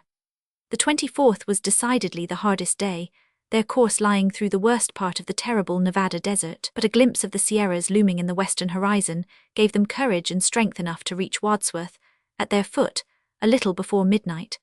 Our travelers had now but one day's journey more to make before reaching the railroad at Cisco, but this being a very steep ascent nearly all the way up, each mile cost almost twice as much time and exertion. At last, late in the evening of Christmas Day, amidst the most enthusiastic cheers of all the inhabitants of Cisco, who welcomed them with a splendid pine-brand procession, Marston and his friends, thoroughly used up, feet swelled, limbs bruised, bones aching, stomachs seasick, eyes bleared, ears ringing, and brains on fire for want of rest, took their places in the state car waiting for them, and started without a moment's delay for Sacramento, about 100 miles distant. How delicious was the change to our poor travelers! Washed, refreshed, and lying at full length on luxurious sofas, their sensations, as the locomotive spun them down the ringing grooves of the steep Sierras, can be more easily imagined than described. They were all fast asleep when the train entered Sacramento, but the mayor and the other city authorities who had waited up to receive them had them carried carefully, so as not to disturb their slumbers, on board the Yosemite, a fine steamer belonging to the California Navigation Company, which landed them safely at San Francisco about noon on the 26th, after accomplishing the extraordinary winter journey of 1,500 miles over land in little more than 9 days, only about 200 miles being done by steam. 2:30 p.m. found our travelers bathed, dressed, shaved, dined, and ready to receive company in the grand parlor of the Occidental Hotel. Captain Bloomsbury was the first to call. Marston hobbled eagerly towards him and asked, "What have you done towards fishing them up, Captain?" "A good deal, Mr. Marston. Indeed, almost everything is ready." "Is that really the case, Captain?" asked all, very agreeably surprised. "Yes, gentlemen, I am most happy to state that I am quite in earnest." "Can we start tomorrow?" asked General Morgan. "We have not a moment to spare, you know." "We can start at noon tomorrow at latest," replied the captain, "if the foundry men do a little extra work tonight." "We must start this very day, Captain Bloomsbury," cried Marston resolutely. "Barbicane has been lying 2 weeks and 13 hours in the depths of the Pacific. If he is still alive, no thanks to Marston, he must by this time have given me up. The grappling irons must be got on board at once, Captain, and let us start this evening." At 4:30 that very evening, a shot from the fort and a lowering of the stars and stripes from its flagstaff saluted the Susquehanna, as she steamed proudly out of the Golden Gate at the lively rate of 15 knots an hour. Chapter 23. The club men go a-fishing. Captain Bloomsbury was perfectly right when he said that almost everything was ready for the commencement of the great work which the club men had to accomplish. Considering how much was required, this was certainly saying a great deal. But here also, as on many other occasions, fortune had singularly favored the club men. San Francisco Bay, as everybody knows, though one of the finest and safest harbors in the world, is not without some danger from hidden rocks. One of these in particular, the Anita Rock as it was called, lying right in mid-channel, had become so notorious for the wrecks of which it was the cause, that, after much time spent in the consideration of the subject, the authorities had at last determined to blow it up. This undertaking having been very satisfactorily accomplished by means of dynamite or giant powder, another improvement in the harbour had been also undertaken with great success. The wrecks of many vessels lay scattered here and there pretty numerously, some, like that of the Flying Dragon, in spots so shallow that they could be easily seen at low water, but others sunk at least 20 fathoms deep, like that of the Caroline, which had gone down in 1851, not far from Blossom Rock, with a treasure on board of 20,000 ounces of gold. The attempt to clear away these wrecks had also turned out very well.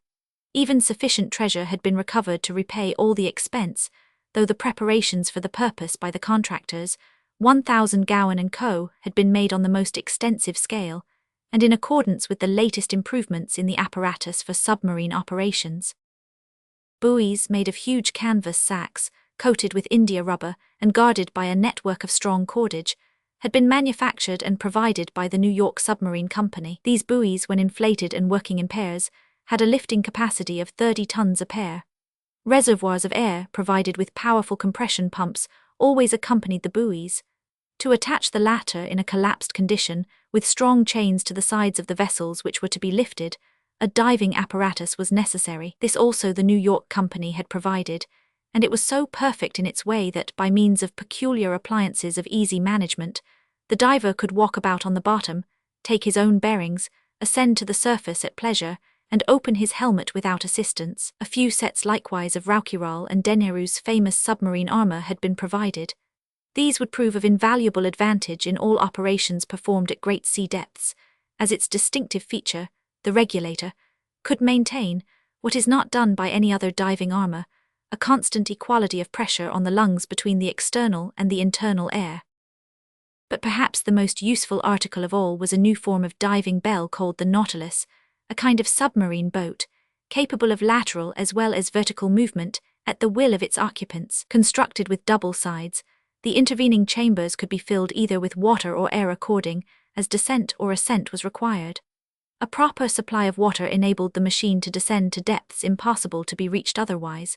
This water could then be expelled by an ingenious contrivance, which, replacing it with air, enabled the diver to rise towards the surface as fast as he pleased.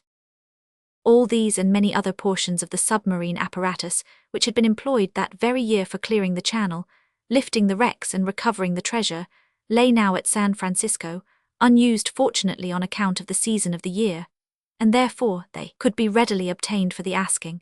They had even been generously offered to Captain Bloomsbury, who, in obedience to a telegram from Washington, had kept his crew busily employed for nearly 2 weeks night and day in transferring them all safely on board the Susquehanna. Marston was the first to make a careful inspection of every article intended for the operation. "Do you consider these buoys powerful enough to lift the projectile, Captain?" he asked next morning, as the vessel was briskly heading southward, at a distance of 10 or 12 miles from the coast on their left. "You can easily calculate that problem yourself, Mr. Marston," replied the captain. "It presents no difficulty. The projectile weighs about 20,000 pounds or 10 tons. "Correct." "Well, a pair of these buoys, when inflated, can raise a weight of 30 tons. "So far so good, but how do you propose attaching them to the projectile?" "We simply let them descend in a state of collapse. The diver, going down with them, will have no difficulty in making a fast connection. As soon as they are inflated, the projectile will come up like a cork." "Can the divers readily reach such depths?" "That remains to be seen, Mr. Marston." "Captain," said Morgan, now joining the party, "you are a worthy member of our gun club. You have done wonders. Heaven grant it may not be all in vain. Who knows if our poor friends are still alive?" "Hush," cried Marston quickly. "Have more sense than to ask such questions. Is Barbican alive? Am I alive? They're all alive, I tell you, only we must be quick about reaching them before the air gives out. That's what's the matter. Air, provisions, water, abundance. But air, oh, that's their weak point. Quick, Captain, quick, they're throwing the reel, I must see her rate." So saying, he hurried off to the stern, followed by General Morgan. Chief Engineer Murphy and the captain of the Susquehanna were thus left for a while together. These two men had a long talk on the object of their journey and the likelihood of anything satisfactory being accomplished. The man of the sea candidly acknowledged his apprehensions. He had done everything in his power towards collecting suitable machinery for fishing up the projectile, but he had done it all, he said, more as a matter of duty than because he believed that any good could result from it. In fact, he never expected to see the bold adventurers again, either living or dead. Murphy, who well understood not only what machinery was capable of effecting, but also what it would surely fail in, at first expressed the greatest confidence in the prosperous issue of the undertaking. But when he learned, as he now did for the first time, that the ocean bed on which the projectile was lying could be hardly less than 20,000 feet below the surface, he assumed a countenance as grave as the captain's, and at once confessed that, unless their usual luck stood by them, his poor friends had not the slightest possible chance of ever being fished up from the depths of the Pacific. The conversation maintained among the officers and the others on board the Susquehanna was pretty much of the same nature. It is almost needless to say that all heads, except Belfast's, whose scientific mind rejected the projectile theory with the most serene contempt, were filled with the same idea. All hearts throbbed with the same emotion. Wouldn't it be glorious to fish them up alive and well? What were they doing just now? Doing. Their bodies most probably were lying in a shapeless pile on the floor of the projectile, like a heap of clothes, the uppermost man being the last smothered, or perhaps floating about in the water inside the projectile, like dead goldfish in an aquarium, or perhaps burned to a cinder, like papers in a champion safe after a great fire, or, who knows, perhaps at that very moment the poor fellows were making their last and almost superhuman struggles to burst their watery prison and ascend once more into the cheerful regions of light and air. Alas, how vain must such puny efforts prove, plunged into ocean depths of 3 or 4 miles beneath the surface, subjected to an inconceivable pressure of millions and millions of tons of sea water. Their metallic shroud was utterly unassailable from within, and utterly unapproachable from without. Early on the morning of December 29th, the captain, calculating from his log that they must now be very near the spot where they had witnessed the extraordinary phenomenon, the Susquehanna hove to. Having to wait till noon to find his exact position, he ordered the steamer to take a short circular course of a few hours' duration, in hope of sighting the buoy. But though at least 100 telescopes scanned the calm ocean breast for many miles in all directions, it was nowhere to be seen. Precisely at noon, aided by his officers, and in the presence of Marston, Belfast, and the Gun Club Committee, the captain took his observations. After a moment or two of the most profound interest, it was a great gratification to all to learn that the Susquehanna was on the right parallel, and only about 15 miles west of the precise spot where the projectile had disappeared beneath the waves. The steamer started at once in the direction indicated, and a minute or two before 1 o'clock the captain said they were there. No sign of the buoy could yet be seen in any direction. It had probably been drifted southward by the Mexican coast current, which slowly glides along these shores from December to April. At last, cried Marston with a sigh of great relief. "Shall we commence at once?" asked the captain. "Without losing the 20,000th part of a second," answered Marston. "Life or death depends upon our dispatch." The Susquehanna again hove to, and this time all possible precautions were taken to keep her in a state of perfect immobility, an operation easily accomplished in these Pacific latitudes, where cloud and wind and water are often as motionless as if all life had died out of the world. In fact, as the boats were quietly lowered preparatory for beginning the operations, the mirror-like calmness of sea, sky, and ship so impressed the doctor, who was of a poetical turn of mind, that he could not help exclaiming to the little midshipman, who was standing nearest. Coleridge realized with variations. The breeze drops down, the sail drops down. All still as still can be. If we speak, it is only to break the silence of the sea. Still are the clouds, still are the shrouds. No life, no breath, no motion. Idle are all as a painted ship upon a painted ocean. Chief Engineer Murphy now took command. Before letting down the buoys, the first thing evidently to be done was to find out, if possible, the precise point where the projectile lay.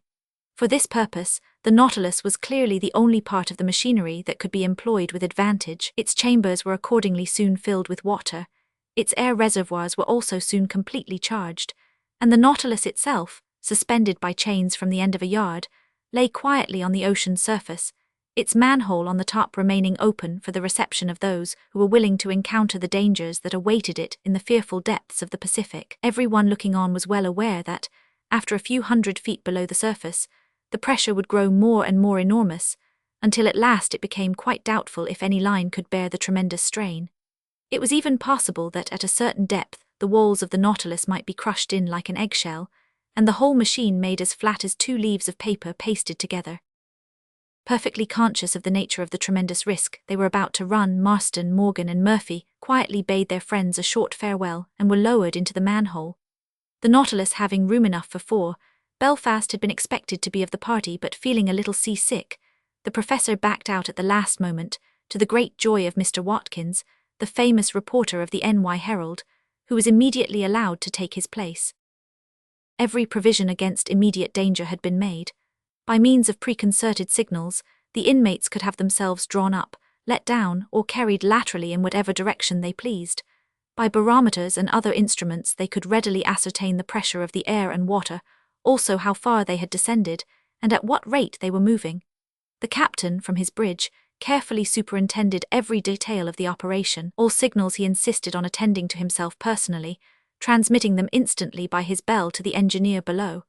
The whole power of the steam engine had been brought to bear on the windlass. The chains could withstand an enormous strain. The wheels had been carefully oiled and tested beforehand. The signalling apparatus had been subjected to the rigidest examination, and every portion of the machinery had been proved to be in admirable working order. The chances of immediate and unforeseen danger, it is true, had been somewhat diminished by all these precautions. The risk, nevertheless, was fearful. The slightest accident or even carelessness might easily lead to the most disastrous consequence. 5 minutes after 2 o'clock, the manhole being closed, the lamps lit, and everything pronounced all right, the signal for the descent was given, and the Nautilus immediately disappeared beneath the waters. A double anxiety now possessed all on board the Susquehanna. The prisoners in the Nautilus were in danger, as well as the prisoners in the projectile. Marston and his friends, however, were anything but disquieted on their own account, and, pencil in hand and noses flattened on the glass plates, they examined carefully everything they could see in the liquid masses through which they were descending. For the first 500 feet, the descent was accomplished with little trouble. The Nautilus sank rather slowly, at a uniform rate of a foot to the second. It had not been 2 minutes under water when the light of day completely disappeared, but for this the occupants were fully prepared, having provided themselves with powerful lamps, whose brilliant light, radiating from polished reflectors, gave them an opportunity of seeing clearly around it for a distance of 8 or 10 feet in all directions. Owing to the superlatively excellent construction of the Nautilus, also on account of the scaphanders, or suits of diving armor, with which Marston and his friends had clothed themselves, the disagreeable sensations to which divers are ordinarily exposed were hardly felt at all in the beginning of the descent. Marston was about to congratulate his companions on the favourable auspices inaugurating their trip, when Murphy, consulting the instrument, discovered to his great surprise that the Nautilus was not making its time. In reply to their signal, faster, the downward movement increased a little, but it soon relaxed again. Instead of less than 2 minutes as at the beginning, it now took 12 minutes to make 100 feet. They had gone only 700 feet in 37 minutes.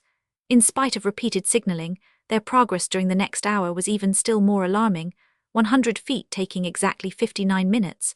To shorten detail, it required 2 hours more to make another 100 feet, and then the Nautilus, after taking 10 minutes to crawl an inch further, came to a perfect standstill. The pressure of the water had evidently now become too enormous to allow further descent. The clubmen's distress was very great. Marston's in particular was indescribable. In vain catching at straws, he signalled eastwards, westwards, northwards, or southwards. The Nautilus moved readily every way but downwards. "Oh, what shall we do?" he cried in despair. "Barbicane, must we really give you up, though separated from us by the short distance of only a few miles?" At last, nothing better being to be done, the unwilling signal, "Heave upwards," was given, and the hauling up commenced. It was done very slowly and with the greatest care. A sudden jerk might snap the chains, an incautious twist might put a kink on the air tube. Besides, it was well known that the sudden removal of heavy pressure resulting from rapid ascent is attended by very disagreeable sensations, which have sometimes even proved fatal. It was near midnight when the clubmen were lifted out of the manhole. Their faces were pale, their eyes bloodshot, their figures stooped. Even the Herald reporter seemed to have got enough of exploring, but Marston was as confident as ever and tried to be as brisk. He had hardly swallowed the refreshment so positively enjoined in the circumstances, when he abruptly addressed the captain. "What's the weight of your heaviest cannon balls?" "30 pounds, Mr. Marston." "Can't you attach 30 of them to the Nautilus and sink us again?" "Certainly, Mr. Marston, if you wish it. It shall be the first thing done tomorrow." "Tonight, Captain, at once. Barbicane has not an instant to lose." "At once then be it, Mr. Marston, just as you say." The new sinkers were soon attached to the Nautilus, which disappeared once more with all its former occupants inside, except the Herald reporter, who had fallen asleep over his notes, or at least seemed to be. He had probably made up his mind as to the likelihood of the Nautilus ever getting back again. The second descent was quicker than the first, but just as futile. At 1152 feet, the Nautilus positively refused to go a single inch further. Marston looked like a man in a stupor. He made no objection to the signal given by the others to return. He even helped to cut the ropes by which the cannon balls had been attached. Not a single word was spoken by the party as they slowly rose to the surface. Marston seemed to be struggling against despair. For the first time, the impossibility of the great enterprise seemed to dawn upon him. He and his friends had undertaken a great fight with the mighty ocean, which now played with them as a giant with a pygmy. To reach the bottom was evidently completely out of their power, and what was infinitely worse, there was nothing to be gained by reaching it. The projectile was not on the bottom, it could not even have got to the bottom. Marston said it all in a few words to the captain, as the clubmen stepped on deck a few hours later. Barbicane is floating midway in the depths of the Pacific, like Mahomet in his coffin. Blindly yielding, however, to the melancholy hope that is born of despair, Marston and his friends renewed the search next day, the 30th, but they were all too worn out with watching and excitement to be able to continue it longer than a few hours. After a night's rest, it was renewed the day following, the 31st, with some vigor, and a good part of the ocean lying between Guadeloupe and Bonito Islands was carefully investigated to a depth of 700 or 800 feet. No traces whatever of the projectile. Several California steamers, plying between San Francisco and Panama, passed the Susquehanna within hailing distance, but to every question, the invariable reply one melancholy burden bore: no luck. All hands were now in despair. Marston could neither eat nor drink. He never even spoke the whole day except on 2 occasions, once when somebody heard him muttering, "He's now 17 days in the ocean." The second time he spoke, the words seemed to be forced out of him. Belfast admitted for the sake of argument that the projectile had fallen into the ocean, but he strongly denounced the absurd idea of its occupants being still alive. Under such circumstances, went on the learned professor, further prolongation of vital energy would be simply impossible. Want of air, want of food, want of courage. "No, sir," interrupted Marston quite savagely. "Want of air, of meat, of drink, as much as you like. But when you speak of Barbicane's want of courage, you don't know what you are talking about. No holy martyr ever died at the stake with a loftier courage than my noble friend Barbicane." That night he asked the captain if he would not sail down as far as Cape San Lucas. Bloomsbury saw that further search was all labour lost, but he respected such heroic grief too highly to give a positive refusal. He consented to devote the following day, New Year's, to an exploring expedition as far as Magdalena Bay, making the most diligent inquiries in all directions. But New Year's was just as barren of results as any of its predecessors, and a little before sunset, Captain Bloomsbury, regardless of further entreaties and unwilling to risk further delay, gave orders to bout ship and return to San Francisco. The Susquehanna was slowly turning around in obedience to her wheel, as if reluctant to abandon forever a search in which humanity at large was interested, when the lookout man, stationed in the forecastle, suddenly sang out, "A buoy to the northeast, not far from shore." All telescopes were instantly turned in the direction indicated. The buoy, or whatever object it was, could be readily distinguished. It certainly did look like one of those buoys used to mark out the channel that ships follow when entering a harbour. But as the vessel slowly approached it, a small flag, flapping in the dying wind, a strange feature in a buoy, was seen to surmount its cone, which a nearer approach showed to be emerging 4 or 5 feet from the water. And for a buoy too, it was exceedingly bright and shiny, reflecting the red rays of the setting sun as strongly as if its surface was crystal or polished metal. "Call Mr. Marston on deck at once," cried the captain, his voice betraying unwanted excitement as he put the glass again to his eye.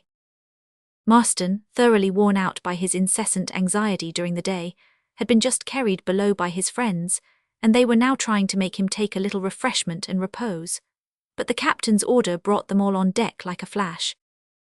They found the whole crew gazing in one direction, and, though speaking in little more than whispers, evidently in a state of extraordinary excitement. What could all this mean? Was there any ground for hope? The thought sent a pang of delight through Marston's wildly beating heart that almost choked him. The captain beckoned to the club men to take a place on the bridge beside himself. They instantly obeyed, all quietly yielding them a passage. The vessel was now only about 1/4 of a mile distant from the object, and therefore near enough to allow it to be distinguished without the aid of a glass. What? The flag bore the well-known stars and stripes. An electric shudder of glad surprise shot through the assembled crowd. They still spoke, however, in whispers, hardly daring to utter their thoughts aloud. The silence was suddenly startled by a howl of mingled ecstasy and rage from Marston. He would have fallen off the bridge, had not the others held him firmly. Then he burst into a laugh loud and long, and quite as formidable as his howl.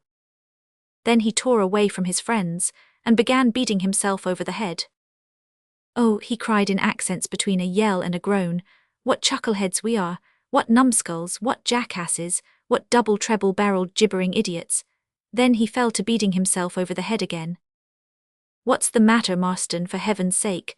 cried his friends, vainly trying to hold him.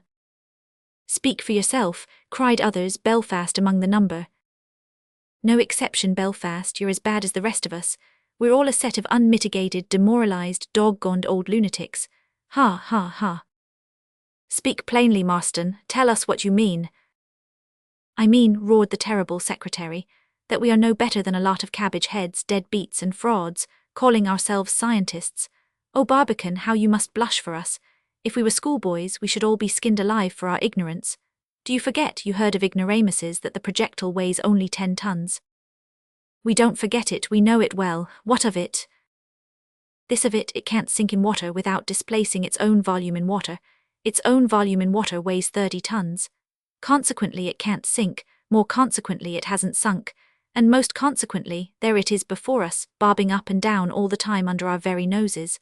Oh, Barbican, how can we ever venture to look at you straight in the face again?" Marston's extravagant manner of showing it did not prevent him from being perfectly right.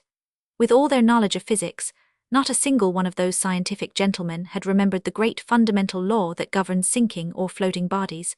Thanks to its slight specific gravity, the projectile, after reaching unknown depths of ocean through the terrific momentum of its fall, had been at last arrested in its course and even obliged to return to the surface.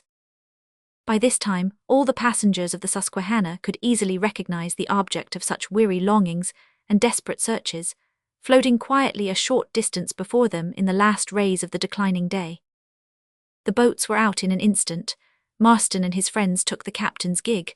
The rowers pulled with a will towards the rapidly nearing projectile. What did it contain, the living or the dead? The living certainly, as Marston whispered to those around him, otherwise how could they have ever run up that flag?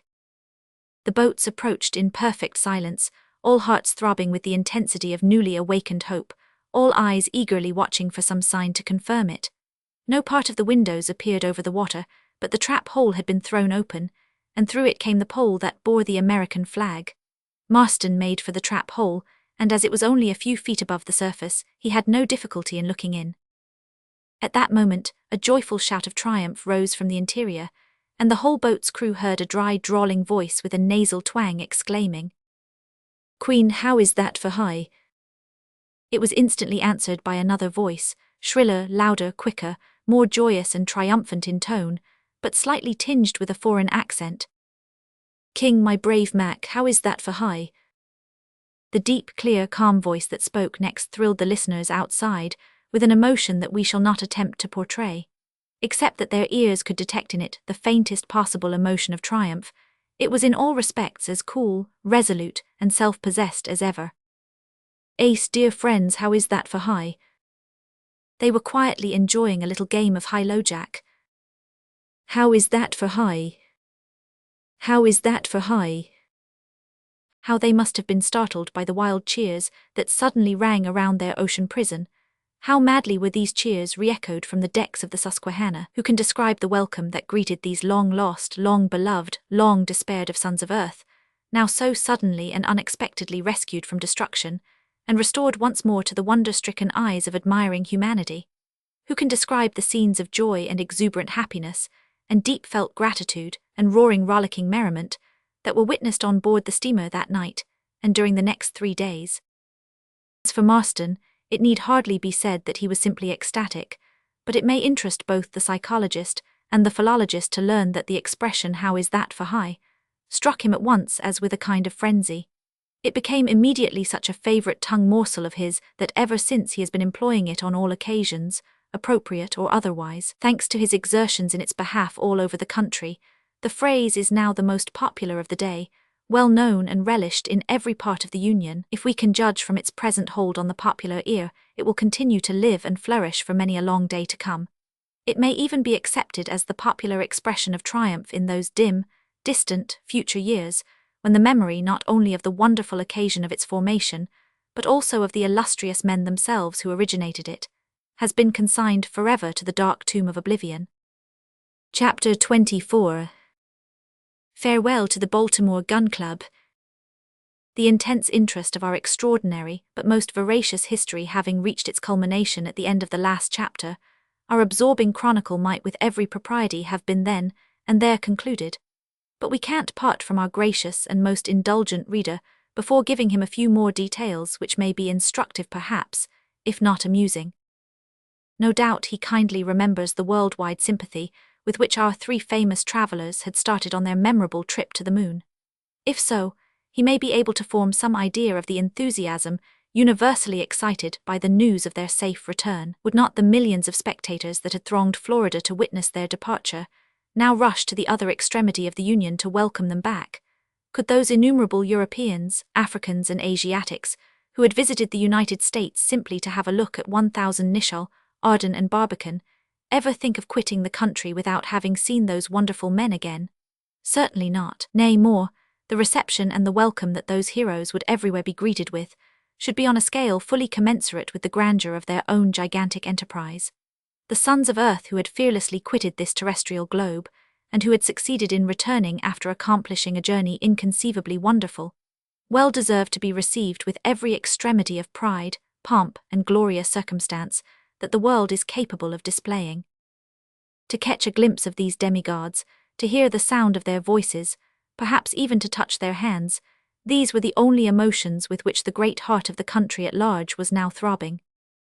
To gratify this natural yearning of humanity, to afford not only to every foreigner, but to every native in the land an opportunity of beholding the three heroes who had reflected such indelible glory on the American name, and to do it all in a manner eminently worthy of the great American nation, instantly became the desire of the American people.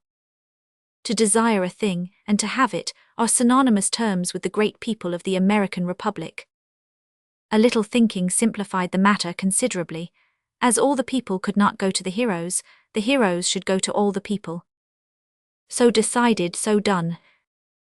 It was nearly 2 months before Barbicane and his friends could get back to Baltimore.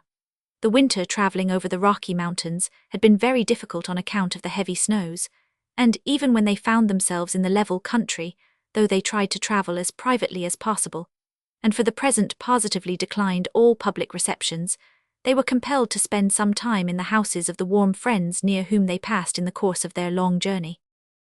The rough notes of their moon adventures, the only ones that they could furnish just then, circulating like wildfire and devoured with universal avidity, only imparted a keener whet to the public desire to feast their eyes on such men. These notes were telegraphed free to every newspaper in the country, but the longest and best account of the journey to the moon appeared in the columns of the New York Herald, owing to the fact that Watkins, the reporter, had had the adventurers all to himself during the whole of the 3 days' trip of the Susquehanna back to San Francisco. In a week after their return, every man, woman, and child in the United States knew by heart some of the main facts and incidents in the famous journey. But of course, it is needless to say that they knew nothing at all about the finer points and the highly interesting minor details of the astounding story. These are now all laid before the highly favored reader for the first time.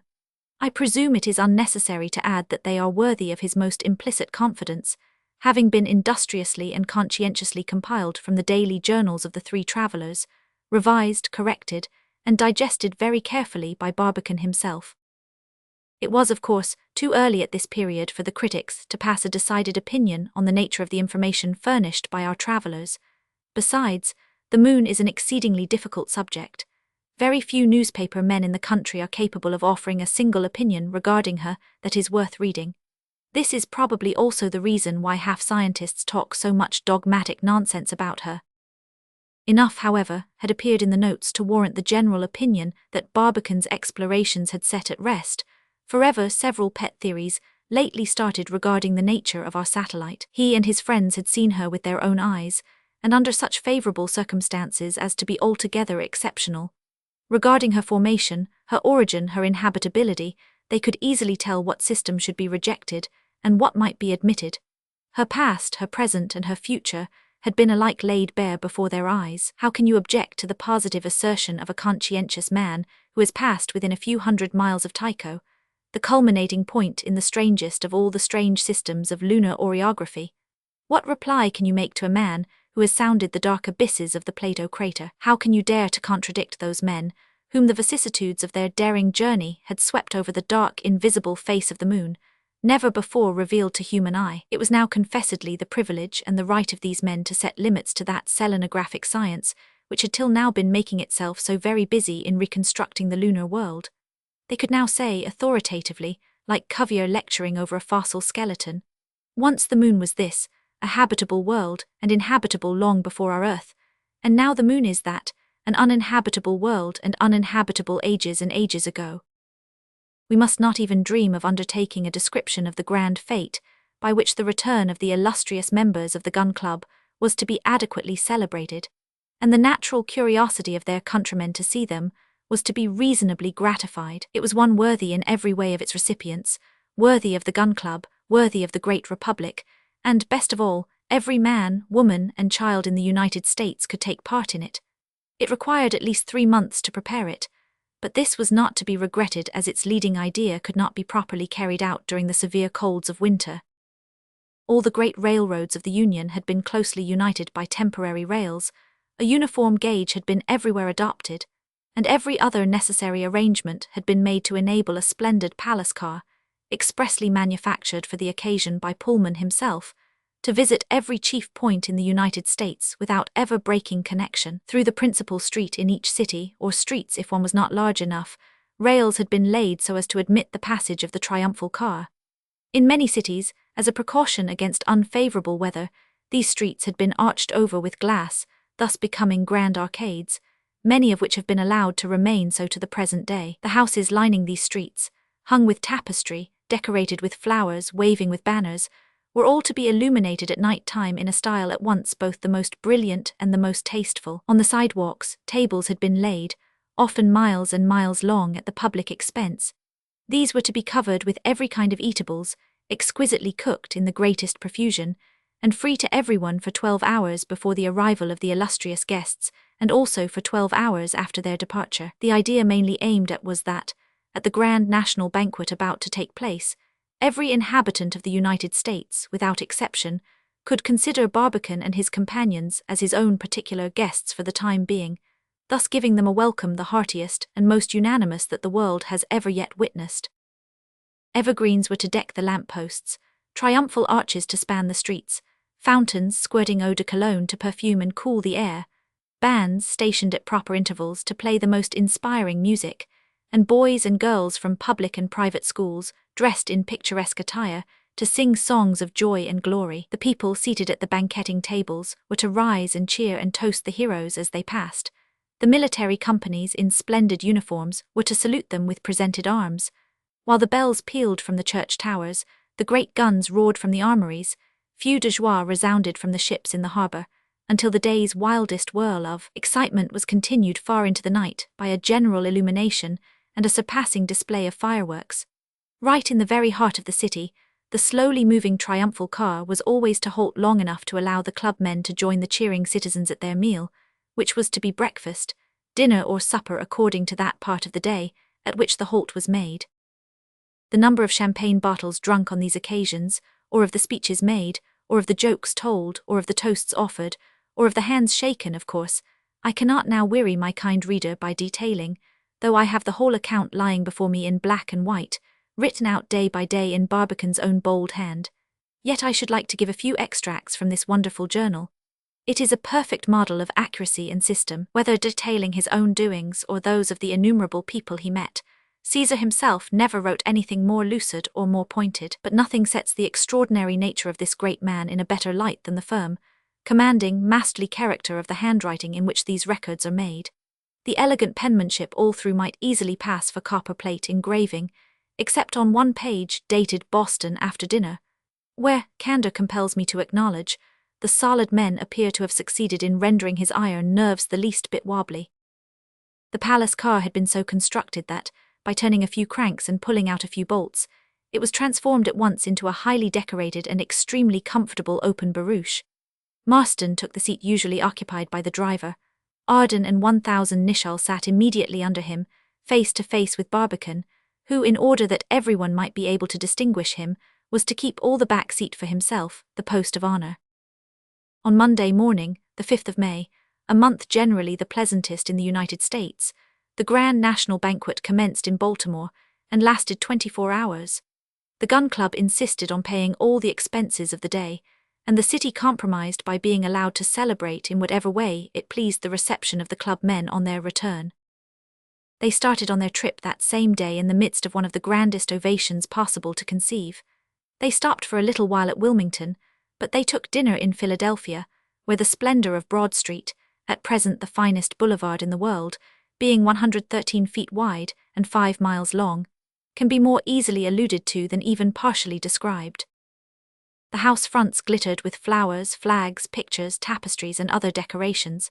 The chimneys and roofs swarmed with men and boys cheerfully risking their necks every moment to get one glance at the moon men.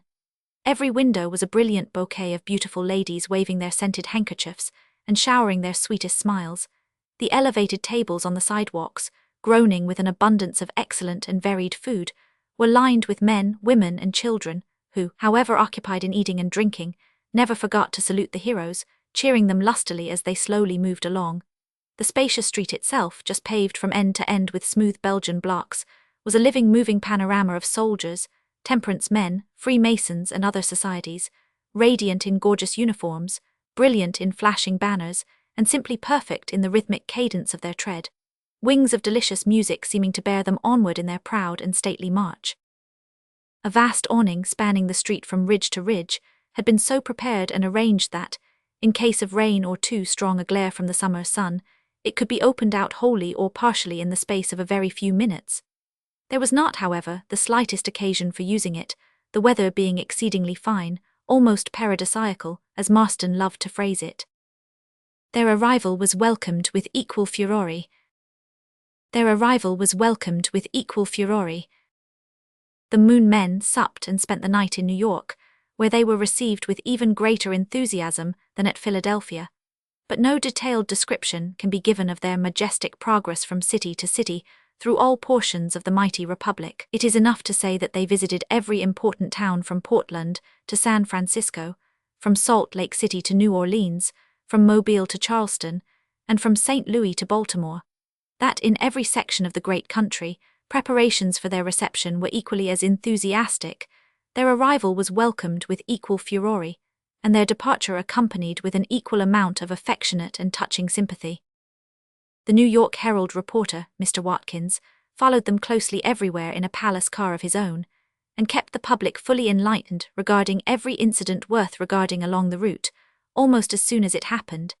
He was enabled to do this by means of a portable telegraphic machine of new and most ingenious construction. Though its motive power was electricity, it could dispense with the ordinary instruments and even with wires altogether, yet it managed to transmit messages to most parts of the world with an accuracy that, considering how seldom it failed, is almost miraculous.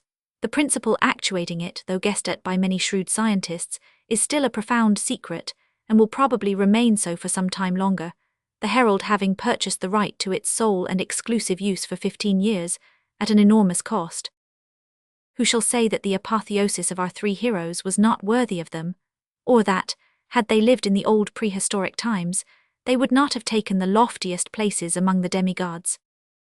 As the tremendous whirl of excitement began slowly to die away, the more thoughtful heads of the great republic began asking each other a few questions. Can this wonderful journey, unprecedented in the annals of wonderful journeys, ever lead to any practical result? Shall we ever live to see direct communication established with the moon? Will any airline of space navigation ever undertake to start a system of locomotion between the different members of the solar system? Have we any reasonable grounds for ever expecting to see trains running between planet and planet, as from Mars to Jupiter, and possibly afterwards from star to star, as from Polaris to Sirius? Even today these are exceedingly puzzling questions, and with all our much vaunted scientific progress, such as no fellow can make out.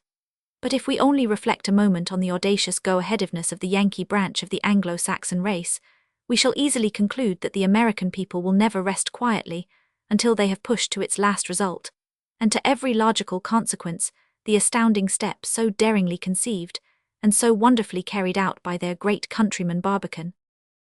In fact, within a very few months after the return of the club men from the Continental Banquet, as it was called in the papers, the country was flooded by a number of little books like insurance pamphlets, thrust into every letter-box and pushed under every door, announcing the formation of a new company called the Grand Interstellar Communications Society. The capital was to be $100 million at $1,000 a share. J.P. Barbicane, Esquire, P.G.C., was to be president, Colonel Joshua D. M. Nicholl, vice president, Hun, J.T. Marston, secretary, Chevalier Michael Arden, general manager, John Murphy, Esquire, chief engineer, H. Phillips Coleman, Esq., Philadelphia lawyer, legal advisor, and the astrological advisor was to be Professor Henry of Washington. Belfast's blunder had injured him so much in public estimation, his former partisans having become his most merciless revilers, that it was considered advisable to omit his name altogether, even in the list of the directors. From the very beginning, the moneyed public looked on the GICS with decided favor, and its shares were bought up pretty freely. Conducted on strictly honorable principles, keeping carefully aloof from all such damaging connection as the credit mobilier, and having its books always thrown open for public inspection, its reputation even today is excellent and continually improving in the popular estimation, holding out no utopian inducements to catch the unwary, and making no wheedling promises to blind the guileless. It states its great objects with all their great advantages, without at the same time suppressing its enormous and perhaps insuperable difficulties. People know exactly what to think of it, and whether it ever meets with perfect success or proves a complete failure, no one in the country will ever think of casting a slur on the bright name of its peerless president, J.P. Barbicane. For a few years this great man devoted every faculty of his mind to the furthering of the company's objects, but in the midst of his labors, the rapid approach of the centennial surprised him. After a long and careful consultation on the subject, the directors and stockholders of the GICS advised him to suspend all further labors in their behalf for a few years, in order that he might be freer to devote the full energies of his giant intellect towards celebrating the first 100th anniversary of his country's independence, as all true Americans would wish to see it celebrated, in a manner every way worthy of the great Republic of the West. Obeying orders instantly and with the single-ideaed, unselfish enthusiasm of his nature, he threw himself at once heart and soul into the great enterprise. Though possessing no official prominence, this he absolutely insists upon, he is well known to be the great fountain-head whence emanate all the life, order, dispatch, simplicity, economy and wonderful harmony, which so far have so eminently characterized the magnificent project, with all operations for raising the necessary funds. Further than by giving some sound practical advice, he positively refused to connect himself. This may be the reason why subscriptions to the centennial stock are so slow in coming in, but in the proper apportionment of expenses and the strict surveillance of the mechanical, engineering and architectural departments, his services have proved invaluable. His experience in the vast operations at Stony Hill has given him great skill in the difficult art of managing men. His voice is seldom heard at the meetings, but when it is, people seem to take a pleasure in readily submitting to its dictates. In wet weather or dry, in hot weather or cold, he may still be seen every day at Fairmount Park, Philadelphia, leisurely strolling from building to building, picking his steps quietly through the bustling crowds of busy workmen, never speaking a word, not even to Marston, his faithful shadow, often penciling something in his pocket-book, stopping occasionally to look apparently nowhere, but never, you may be sure, allowing a single detail in the restless panorama around him to escape the piercing shaft of his eagle glance. He is evidently determined on rendering the great centennial of his country a still greater and more wonderful success than even his own world-famous and never-to-be-forgotten journey through the boundless fields of ether, and all around the moon. "And what," cried Arden in a mocking tone, "is there really anything that mathematics can't do?" "Yes," said Barbicane, "there is still a great deal that mathematics can't even attempt." "So far, so good," resumed Arden. "Now then, what is this integral calculus of yours?" "It is a branch of mathematics that has for its object the summation of a certain infinite series of indefinitely small terms, but for the solution of which we must generally know the function of which a given function is the differential coefficient. In other words, continued Barbicane, in it we return from the differential coefficient to the function from which it was deduced. Clear as mud, cried Arden with a hearty laugh. Now then, let me have a bit of paper and a pencil, added Barbicane, and in half an hour you shall have your formula. Meantime you can easily find something interesting to do. In a few seconds Barbicane was profoundly absorbed in his problem, while 1000 Nicholl was watching out of the window, and Arden was busily employed in preparing breakfast. The morning meal was not quite ready, when Barbicane, raising his head, showed Arden a page covered with algebraic signs at the end of which stood the following formula.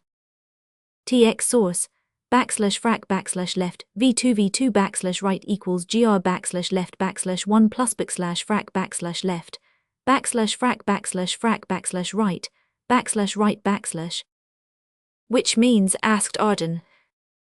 It means, said the captain, now taking part in the discussion, that the half of v prime squared minus v squared equals gr multiplied by r over x minus 1 plus m prime over m multiplied by r over d minus x minus r over d minus r.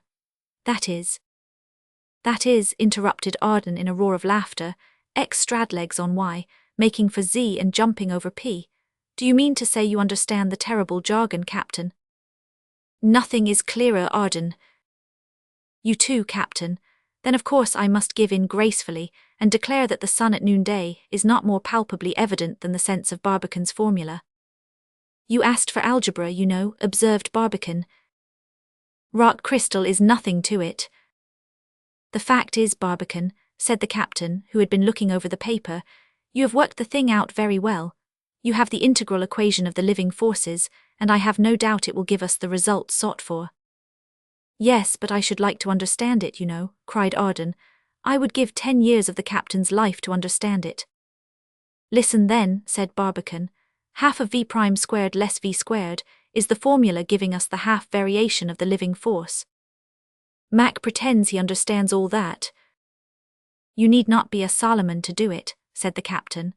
All these signs that you appear to consider so cabalistic form a language the clearest, the shortest, and the most logical for all those who can read it.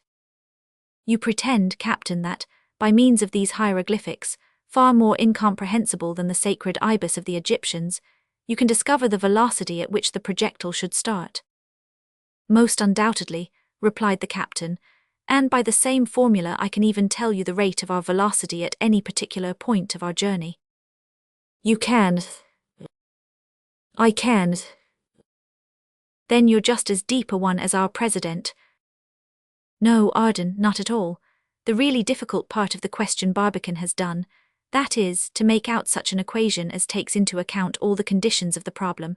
After that, it's a simple affair of arithmetic, requiring only a knowledge of the 4 rules to work it out. Very simple, observed Arden, who always got muddled at any kind of a difficult sum in addition. Captain, said Barbicane, you could have found the formulas too if you tried. I don't know about that, was the captain's reply, but I do know that this formula is wonderfully come at. Now, Arden, listen a moment, said Barbicane, and you will see what sense there is in all these letters. I listen, sighed Arden with the resignation of a martyr. D is the distance from the center of the earth to the center of the moon, for it is from the centers that we must calculate the attractions. That I comprehend.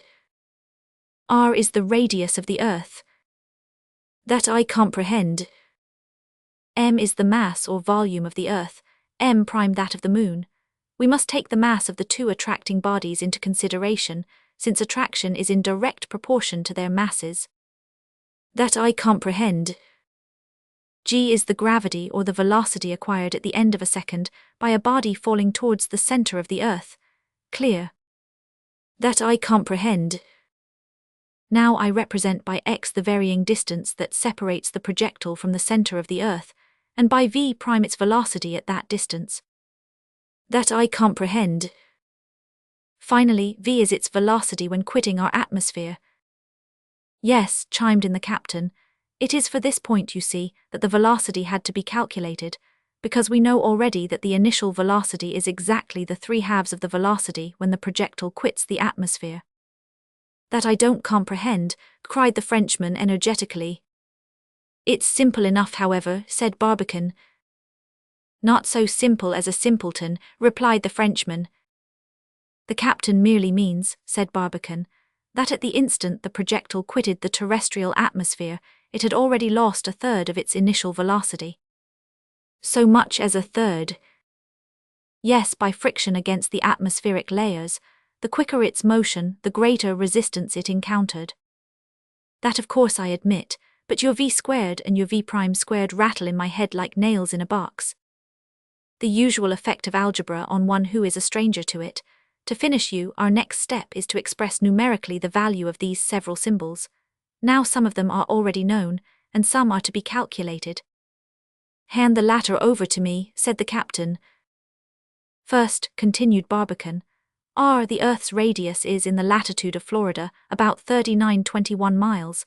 D, the distance from the center of the Earth to the center of the Moon, is 56 terrestrial radii, which the captain calculates to be—" "To be," cried 1000 Nicholl, working rapidly with his pencil, "219,572 miles, the moment the Moon is in her perigee, or nearest point to the Earth."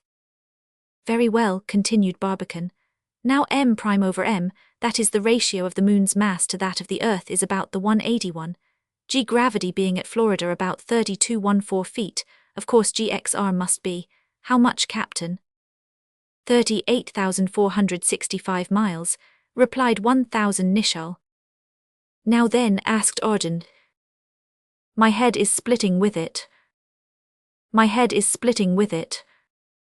"Now then," replied Barbicane, "the expression having numerical values, I am trying to find v, that is to say, the initial velocity which the projectile must possess in order to reach the point where the two attractions neutralize each other. Here the velocity being null, v prime becomes 0, and x, the required distance of this neutral point, must be represented by the 9/10 of d, the distance between the two centers." "I have a vague kind of idea that it must be so," said Arden. "I shall therefore have the following result," continued Barbicane, figuring up. "X being 9/10 of d and v prime being 0, my formula becomes Tx source v2 equals gr backslash left backslash backslash frac backslash left backslash frac backslash frac backslash right backslash right backslash." The captain read it off rapidly. "Right, that's correct," he cried. "You think so?" asked Barbicane. "As true as Euclid," exclaimed 1000 Nicholl. "Wonderful fellows," murmured the Frenchman, smiling with admiration. "You understand now, Arden, don't you?" asked Barbicane. "Don't I though?" exclaimed Arden. "Why, my head is splitting with it." "Therefore," continued Barbicane, "Tx source 2v2 equals 2gr backslash left backslash backslash frac backslash left backslash frac backslash frac backslash right backslash." "And now," exclaimed 1000 Nicholl, sharpening his pencil, "in order to obtain the velocity of the projectile when leaving the atmosphere, we have only to make a slight calculation." The captain, who before clerking on a Mississippi steamboat had been professor of mathematics in an Indiana university, felt quite at home at the work. He rained figures from his pencil with a velocity that would have made Marston stare. Page after page was filled with his multiplications and divisions, while Barbicane looked quietly on, and Arden impatiently stroked his head and ears to keep down a rising headache. "Well," at last asked Barbicane, seeing the captain stop and throw a somewhat hasty glance over his work. "Well," answered 1000 Nicholl slowly but confidently, "the calculation is made, I think, correctly, and v, that is, the velocity of the projectile when quitting the atmosphere, sufficient to carry it to the neutral point, should be at least—" "How much?" asked Barbicane eagerly. "Should be at least 11,972 yards the first second." "What?" cried Barbicane, jumping off his seat. "How much did you say?" 11,972 yards the first second it quits the atmosphere." "Oh, malediction!" cried Barbicane with a gesture of terrible despair. "What's the matter?" asked Arden, very much surprised. "Enough is the matter," answered Barbicane excitedly.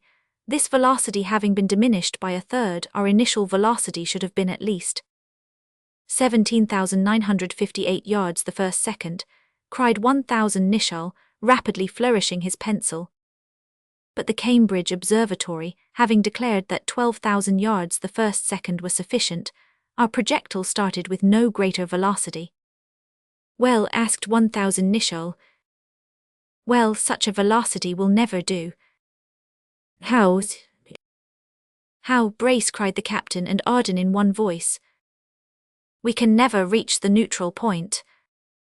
Thunder and lightning. Fire and fury.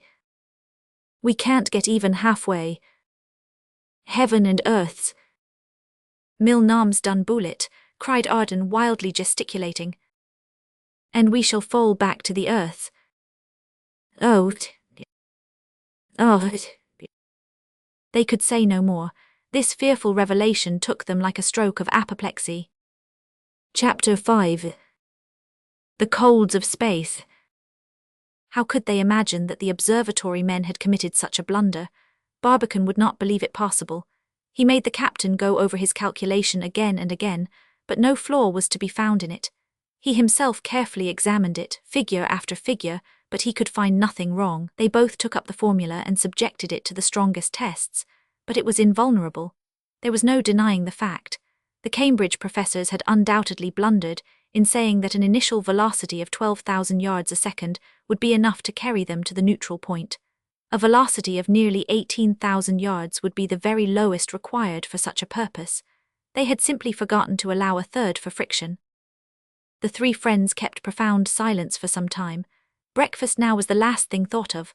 Barbicane, with teeth grating, fingers clutching and eyebrows closely contracting, gazed grimly through the window. The captain, as a last resource, once more examined his calculations, earnestly hoping to find a figure wrong. Arden could neither sit, stand nor lie still for a second, though he tried all three. His silence, of course, did not last long. Ha ha ha, he laughed bitterly. Precious scientific men, villainous old humbugs, the whole set not worth a straw. I hope to gracious, since we must fall, that we shall drop down plumb on Cambridge Observatory, and not leave a single one of the miserable old women, called professors, alive in the premises. A certain expression in Arden's angry exclamation had struck the captain like a shot, and set his temples throbbing violently. Must fall, he exclaimed, starting up suddenly. Let us see about that. It is now 7 o'clock in the morning. We must have, therefore, been at least 32 hours on the road, and more than half of our passage is already made. If we are going to fall at all, we must be falling now. I'm certain we're not, but Barbicane, you have to find it out. Barbicane caught the idea like lightning, and seizing a compass, he began through the floor window to measure the visual angle of the distant earth. The apparent immobility of the projectile allowed him to do this with great exactness. Then, laying aside the instrument, and wiping off the thick drops of sweat that bedewed his forehead, he began jotting down some figures on a piece of paper. The captain looked on with keen interest. He knew very well that Barbicane was calculating their distance from the earth by the apparent measure of the terrestrial diameter, and he eyed him anxiously. Pretty soon his friends saw a colour stealing into Barbicane's pale face, and a triumphant light glittering in his eye. No, my brave boys, he exclaimed at last, throwing down his pencil, we're not falling. Far from it, we are at present more than 150,000 miles from the earth. Hurrah! Bravo, brace, cried 1000 Nicholl and Arden in a breath. We have passed the point where we should have stopped if we had had no more initial velocity than the Cambridge men allowed us. Hurrah, hurrah! Bravo, bravissimo! And we're still going up. Glory, glory, hallelujah, sang 1000 Nicholl in the highest excitement. Vive si cher Barbicane, cried Arden, bursting into French as usual whenever his feelings had the better of him. Of course we're marching on, continued 1000 Nicholl, and I know the reason why too. Those 400,000 pounds of gun cotton gave us greater initial velocity than we had expected. You're right, Captain, added Barbicane. Besides, you must not forget that by getting rid of the water, the projectile was relieved of considerable weight. Correct again, cried the captain. I had not thought of that. Therefore, my brave boys, continued Barbicane with some excitement, away with melancholy, we're all right. Yes, everything is lovely and the goose hangs high, cried the captain, who on grand occasions was not above a little slang. Talking of goose reminds me of breakfast, cried Arden. I assure you my fright has not taken away my appetite. Yes, continued Barbicane. Captain, you're quite right. Our initial velocity very fortunately was much greater than what our Cambridge friends had calculated for us. Hang our Cambridge friends and their calculations, cried Arden with some asperity. As usual with your scientific men, they've more brass than brains. If we're not now bedfellows with the oysters in the Gulf of Mexico, no thanks to our kind Cambridge friends. But talking of oysters, let me remind you again that breakfast is ready. The meal was a most joyous one. They ate much, they talked more, but they laughed most. The little incident of algebra had certainly very much enlivened the situation. Now, my boys, Arden went on, all things thus turning out quite comfortable, I would just ask you why we should not succeed. We are fairly started, no breakers ahead that I can see, no rock on our road. It is freer than the ships on the raging ocean, aye, freer than the balloons in the blustering air. But the ship arrives at her destination. The balloon, borne on the wings of the wind, rises to as high an altitude as can be endured. Why then should not our projectile reach the moon? It will reach the moon, nodded Barbicane. We shall reach the moon or no for what?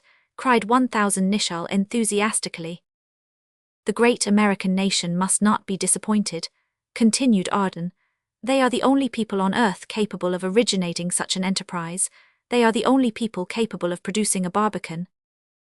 Hurrah, cried 1000 Nicholl. That point settled, continued the Frenchman, another question comes up to which I have not yet called your attention. When we get to the moon, what shall we do there? How are we going to amuse ourselves? I'm afraid our life there will be awfully slow. His companions emphatically disclaimed the possibility of such a thing. You may deny it, but I know better, and knowing better I have laid in my stores accordingly. You have but to choose. I possess a varied assortment, chess, draughts, cards, dominoes, everything in fact but a billiard table. What, exclaimed Barbicane, cumbered yourself with such gimcracks? Such gimcracks are not only good to amuse ourselves with, but are eminently calculated also to win us the friendship of the Selenites. Friend Michael, said Barbicane, if the moon is inhabited at all, her inhabitants must have appeared several thousand years before the advent of man on our earth, for there seems to be very little doubt that Luna is considerably older than Terra in her present state. Therefore, Selenites, if their brain is organized like our own, must have by this time invented all that we are possessed of, and even much which we are still to invent in the course of ages. The probability is that, instead of their learning from us, we shall have much to learn from them. What, asked Arden, you think they have artists like Phidias, Michelangelo and Raphael? Certainly. And poets like Homer, Virgil, Dante, Shakespeare, Garth and Hugo? Not a doubt of it. And philosophers like Plato, Aristotle, Descartes, Bacon, Kant? Why not? And scientists like Euclid, Archimedes, Copernicus, Newton, Pascal? I should think so. And famous actors and singers and composers and photographers? I could almost swear to it. Then, dear boy, since they have gone ahead as far as we and even farther, why have not those great Selenites tried to start a communication with the Earth? Why have they not fired a projectile from the regions lunar to the regions terrestrial? Who says they have not done so? Asked Barbicane coolly. Attempting such a communication, observed the captain, would certainly be much easier for them than for us, principally for two reasons. First, attraction on the moon's surface being 6 times less than on the Earth's, a projectile could be sent off more rapidly.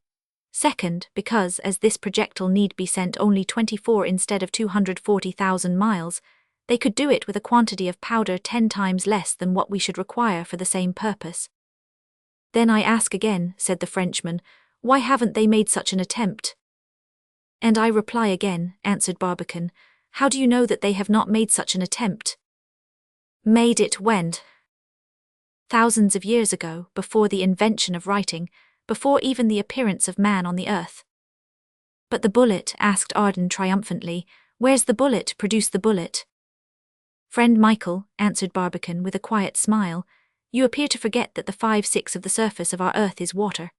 5 to 1, therefore, that the bullet is more likely to be lying this moment at the bottom of the Atlantic or the Pacific than anywhere else on the surface of our globe. Besides, it may have sunk into some weak point of the surface, at the early epoch when the crust of the earth had not acquired sufficient solidity.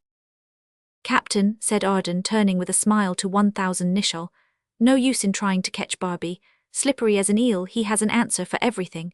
Still, I have a theory on the subject myself, which I think it no harm to ventilate. It is this: the Selenites have never sent us any projectile at all, simply because they had no gunpowder.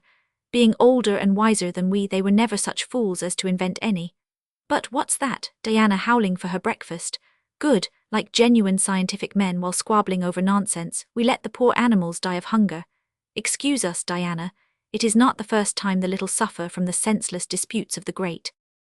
So saying, he laid before the animal a very toothsome pie, and contemplated with evident pleasure her very successful efforts towards its hasty and complete disappearance.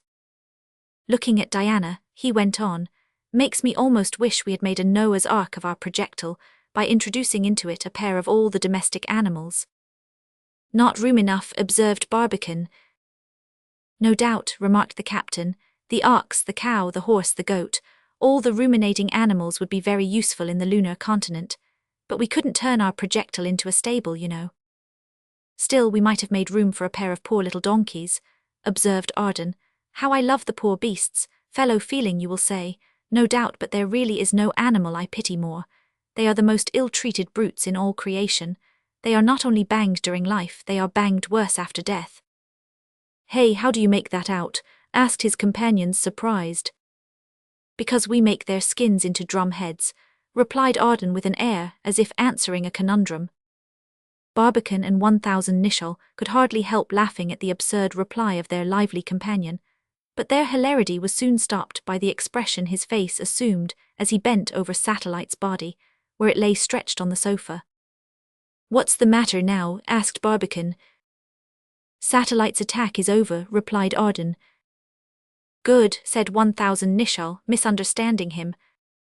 Yes, I suppose it is good for the poor fellow, observed Arden in melancholy accents. Life with one's skull broken is hardly an enviable possession. Our grand acclimatization project is knocked sky high in more senses than one. There was no doubt of the poor dog's death. The expression of Arden's countenance as he looked at his friends was of a very rueful order. Well, said the practical Barbicane, there's no help for that now. The next thing to be done is to get rid of the body.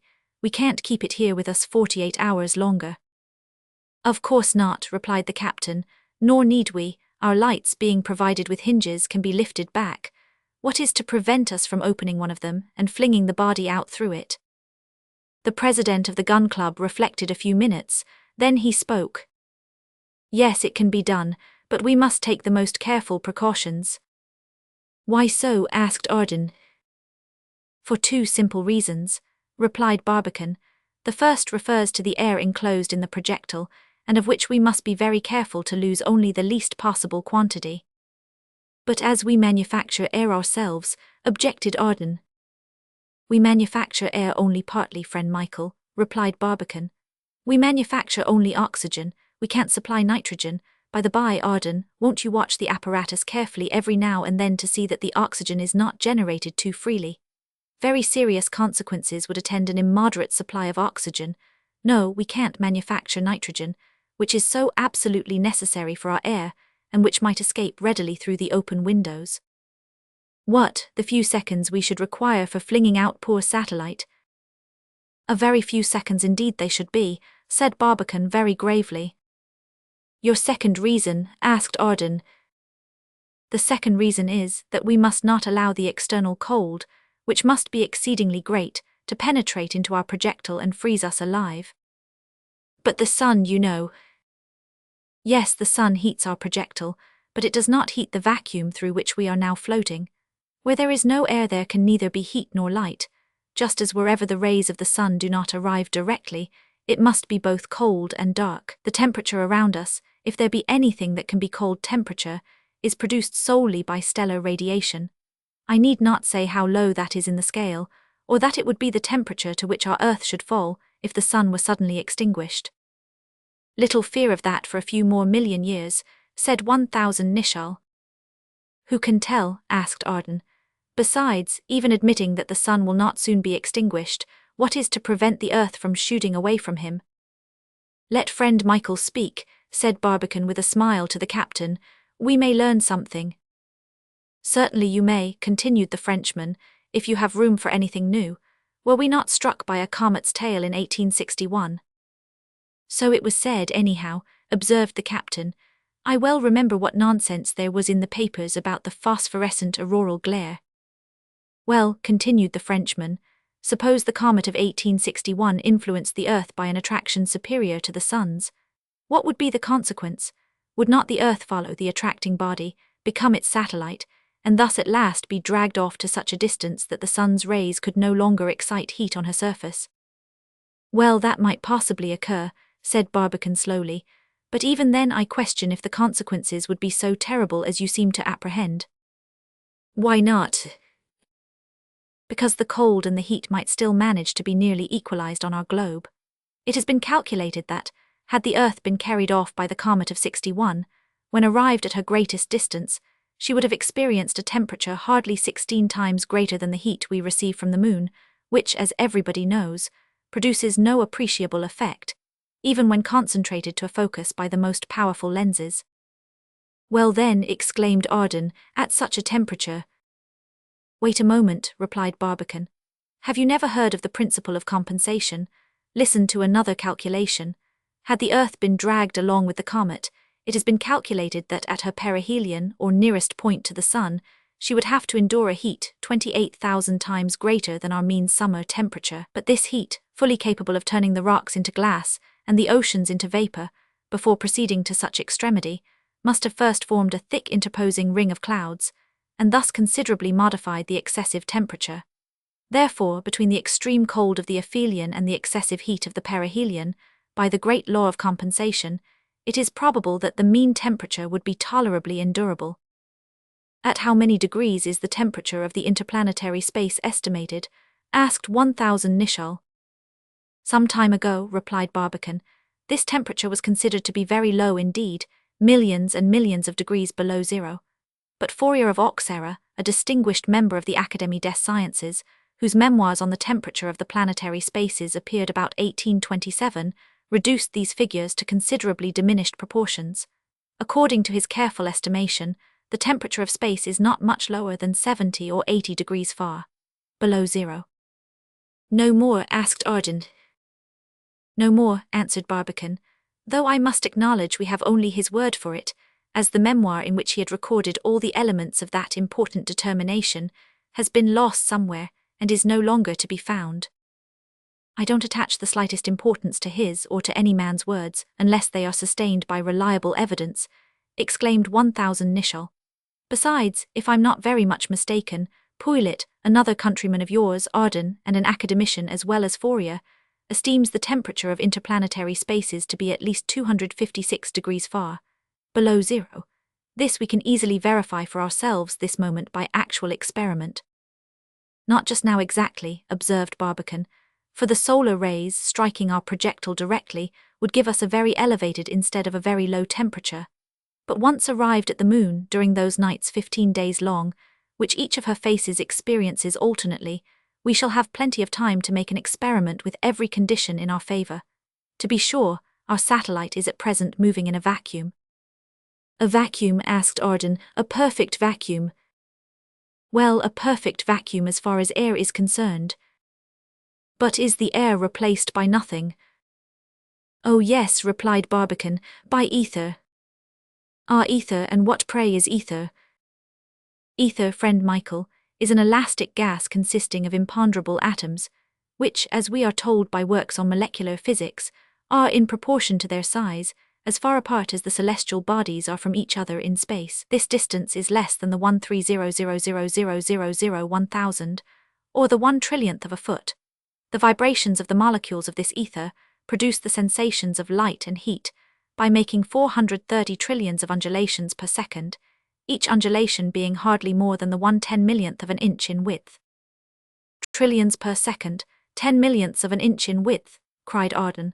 These oscillations have been very neatly counted and ticketed and checked off.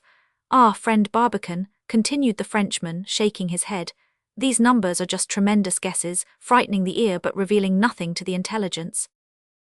To get ideas, however, we must calculate. No, interrupted Arden, not calculate but compare. A A trillion tells you nothing, comparison everything. For instance, you say the volume of Uranus is 76 times greater than the Earth's, Saturn's 900 times greater, Jupiter's 1300 times greater, the Sun's 1300,000 times greater. You may tell me all that till I'm tired hearing it, and I shall still be almost as ignorant as ever. For my part, I prefer to be told one of those simple comparisons that I find in the old almanacs.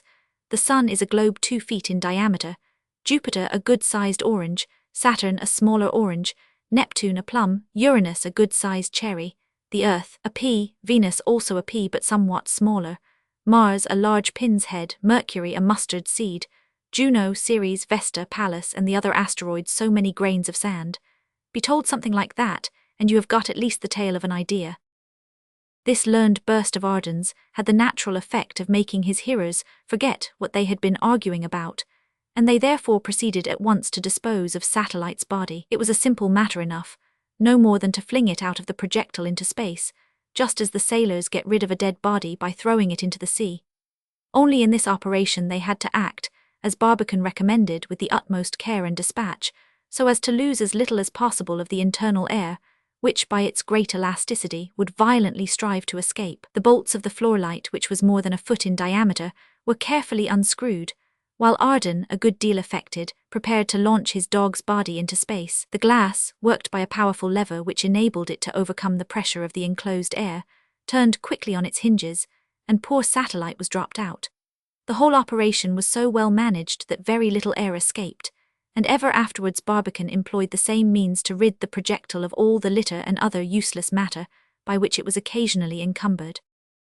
The evening of this 3rd of December wore away without further incident. As soon as Barbicane had announced that the projectile was still winging its way, though with retarded velocity, towards the lunar disk, the travellers quietly retired to rest. Poor Satellite was dropped out. Poor Satellite was dropped out. Chapter 6. Instructive Conversation. On the 4th of December, the projectile chronometers marked 5 o'clock in the morning, just as the travellers woke up from a pleasant slumber. They had now been 54 hours on their journey. As to lapse of time, they had passed not much more than half of the number of hours during which their trip was to last, but as to lapse of space, they had already accomplished very nearly the 7/10 of their passage. This difference between time and distance was due to the regular retardation of their velocity. They looked at the Earth through the floor light, but it was little more than visible, a black spot drowned in the solar rays. No longer any sign of a crescent, no longer any sign of ashy light. Next day, towards midnight, the Earth was to be new, at the precise moment when the moon was to be full. Overhead, they could see the Queen of Night coming nearer and nearer to the line followed by the projectile, and evidently approaching the point where both should meet at the appointed moment. All around, the black vault of heaven was dotted with luminous points which seemed to move somewhat, though, of course, in their extreme distance their relative size underwent no change. The sun and the stars looked exactly as they had appeared when observed from the Earth. The moon indeed had become considerably enlarged in size, but the travellers' telescopes were still too weak to enable them to make any important observation regarding the nature of her surface, or that might determine her topographical or geological features. Naturally, therefore, the time slipped away in endless conversation. The moon, of course, was the chief topic. Each one contributed his share of peculiar information, or peculiar ignorance as the case might be. Barbicane and 1000 Nicholl always treated the subject gravely, as became learned scientists, but Arden preferred to look on things with the eye of fancy.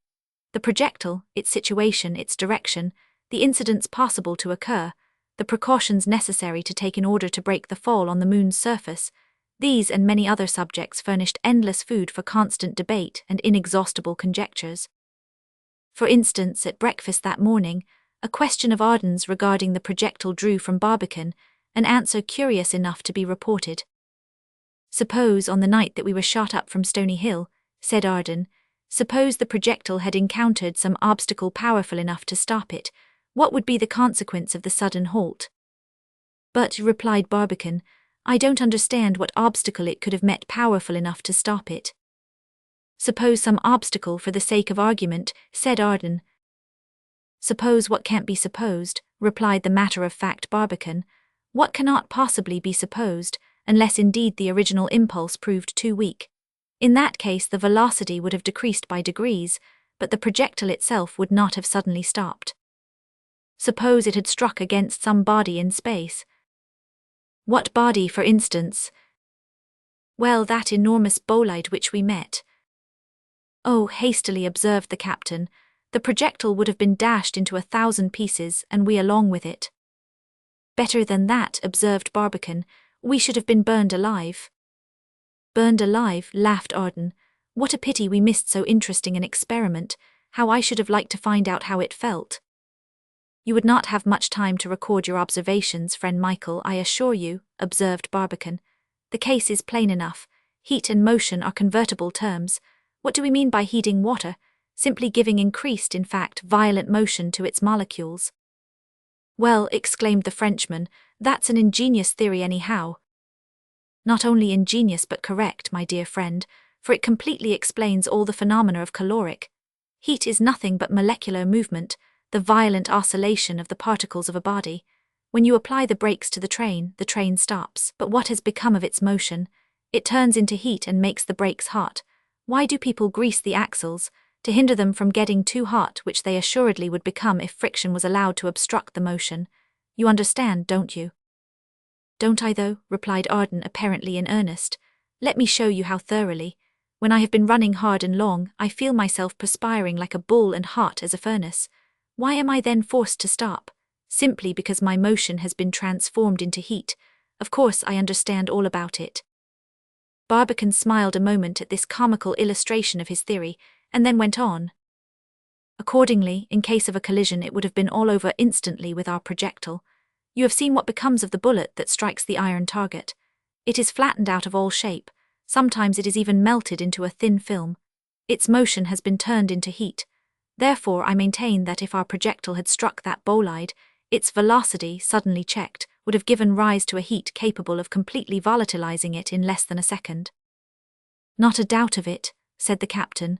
President, he added after a moment, haven't they calculated what would be the result if the Earth were suddenly brought to a standstill in her journey through her orbit? It has been calculated, answered Barbicane, that in such a case so much heat would be developed as would instantly reduce her to vapor.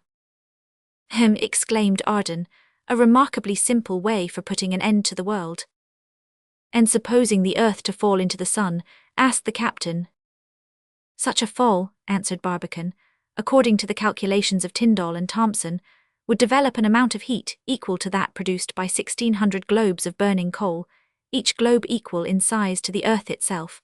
Furthermore, such a fall would supply the sun with at least as much heat as he expends in 100 years. 100 years? Good, nothing like accuracy, cried Arden. Such infallible calculators as Messrs. Tyndall and Thomson I can easily excuse for any airs they may give themselves. They must be of an order much higher than that of ordinary mortals like us. I would not answer myself for the accuracy of such intricate problems, quietly observed Barbicane, but there is no doubt whatever regarding one fact. Motion suddenly interrupted always develops heat, and this has given rise to another theory regarding the maintenance of the sun's temperature at a constant point. An incessant rain of bolides falling on his surface compensates sufficiently for the heat that he is continually giving forth. It has been calculated. Good Lord deliver us, cried Arden, putting his hands to his ears. Here comes Tyndall and Thomson again. It has been calculated, continued Barbicane, not heeding the interruption, that the shock of every bolide drawn to the sun's surface by gravity must produce there an amount of heat equal to that of the combustion of 4,000 blocks of coal, each the same size as the falling bolide. I'll wager another cent that our bold savants calculated the heat of the sun himself, cried Arden, with an incredulous laugh. That is precisely what they have done, answered Barbicane, referring to his memorandum book.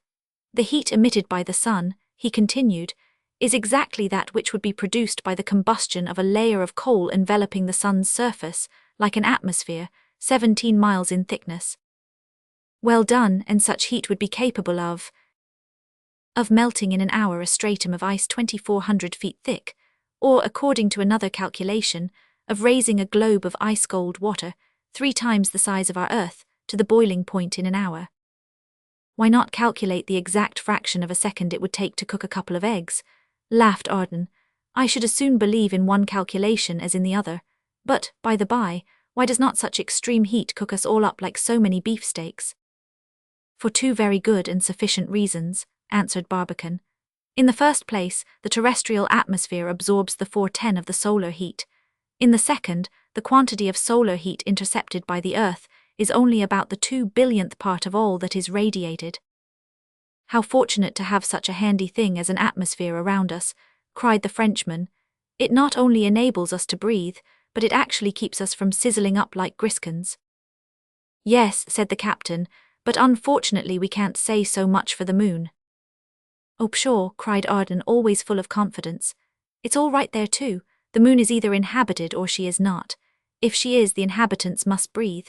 If she is not, there must be oxygen enough left for we, us and co., even if we should have to go after it to the bottom of the ravines where, by its gravity, it must have accumulated. So much the better, we shall not have to climb those thundering mountains. So saying, he jumped up and began to gaze with considerable interest on the lunar disk, which just then was glittering with dazzling brightness. By Jove, he exclaimed at length, it must be pretty hot up there. I should think so, observed the captain, especially when you remember that the day up there lasts 360 hours. Yes, observed Barbicane, but remember on the other hand that the nights are just as long, and as the heat escapes by radiation, the mean temperature cannot be much greater than that of interplanetary space. A high old place for living in, cried Arden. No matter, I wish we were there now. Wouldn't it be jolly, dear boys, to have old Mother Earth for our moon, to see her always on our sky, never rising, never setting, never undergoing any change except from new Earth to last quarter?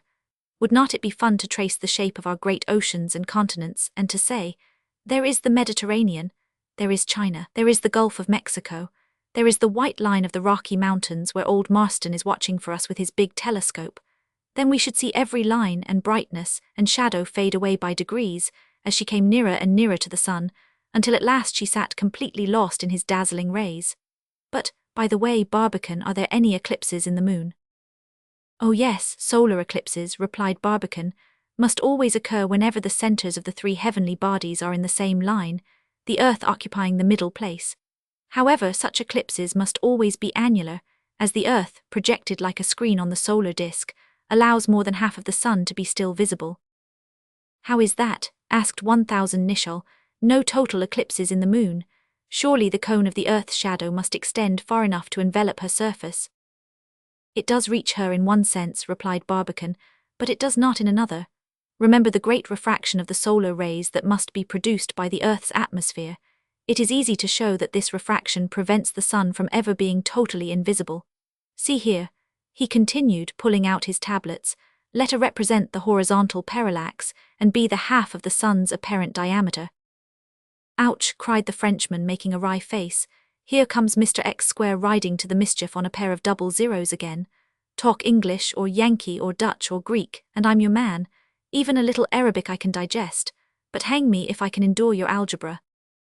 Well then, talking Yankee, replied Barbicane with a smile. The mean distance of the moon from the Earth being 60 terrestrial radii, the length of the conic shadow, in consequence of atmospheric refraction, is reduced to less than 42 radii. Consequently, at the moment of an eclipse, the moon is far beyond the reach of the real shadow, so that she can see not only the border rays of the sun, but even those proceeding from his very centre. Oh then, cried Arden with a loud laugh, we have an eclipse of the sun at the moment when the sun is quite visible. Isn't that very like a bull, Mr. Philosopher Barbicane? Yet it is perfectly true notwithstanding, answered Barbicane. At such a moment the sun is not eclipsed, because we can see him, and then again he is eclipsed because we see him only by means of a few of his rays, and even these have lost nearly all their brightness in their passage through the terrestrial atmosphere. Barbicane is right, friend Michael, observed the captain slowly. The same phenomenon occurs on Earth every morning at sunrise, when refraction shows us the sun new risen, looking through the horizontal misty air, shorn of his beams. He must be right, said Arden, who, to do him justice though quick at seeing a reason, was quicker to acknowledge its justice. Yes, he must be right, because I begin to understand at last very clearly what he really meant. However, we can judge for ourselves when we get there. But, apropos of nothing, tell me, Barbicane, what do you think of the moon being an ancient comet, which had come so far within the sphere of the Earth's attraction as to be kept there, and turned into a satellite. Well, that is an original idea, said Barbicane with a smile. My ideas generally are of that category, observed Arden with an affectation of dry pomposity. Not this time, however, friend Michael, observed 1000 Nicholl. Oh, I'm a plagiarist, am I? Asked the Frenchman, pretending to be irritated. Well, something very like it, observed 1000 Nicholl quietly. Apollonius Rhodius, as I read one evening in the Philadelphia Library, speaks of the Arcadians of Greece having a tradition that their ancestors were so ancient that they inhabited the earth long before the moon had ever become our satellite. They therefore called them Pyro Omicron Sigma Epsilon Lambdita Nu Omicron Iota, or antilunarians. Now, starting with some such wild notion as this, certain scientists have looked on the moon as an ancient comet brought close enough to the earth to be retained in its orbit by terrestrial attraction. Why may not there be something plausible in such a hypothesis? Asked Arden with some curiosity. There is nothing whatever in it, replied Barbicane decidedly. A simple proof is the fact that the moon does not retain the slightest trace of the vaporous envelope by which comets are always surrounded. Lost her tail, you mean, said Arden. Pooh, easy to account for that. It might have got cut off by coming too close to the sun. It might, friend Michael, but an amputation by such means is not very likely. No, why not? Because by Jove, I can't say because I don't know, cried Barbicane with a quiet smile on his countenance. Oh, what a lot of volumes, cried Arden, could be made out of what we don't know. At present, for instance, observed 1000 Nicholl, I don't know what o'clock it is. 3 o'clock, said Barbicane, glancing at his chronometer. No, cried Arden in surprise. Bless us, how rapidly the time passes when we are engaged in scientific conversation. Oof, I'm getting decidedly too learned. I feel as if I had swallowed a library. I feel, observed 1000 Nicholl, as if I had been listening to a lecture on astronomy in the star course. Better stir around a little more, said the Frenchman. Fatigue of body is the best antidote to such severe mental labor as ours. I'll run up the ladder a bit. So saying, he paid another visit to the upper portion of the projectile and remained there a while whistling Malbrouck, whilst his companions amused themselves in looking through the floor window. Arden was coming down the ladder, when his whistling was cut short by a sudden exclamation of surprise. What's the matter? Asked Barbicane quickly, as he looked up and saw the Frenchman pointing to something outside the projectile.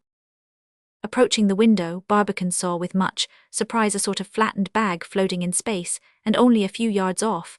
It seemed perfectly motionless, and, consequently, the travellers knew that it must be animated by the same ascensional movement as themselves.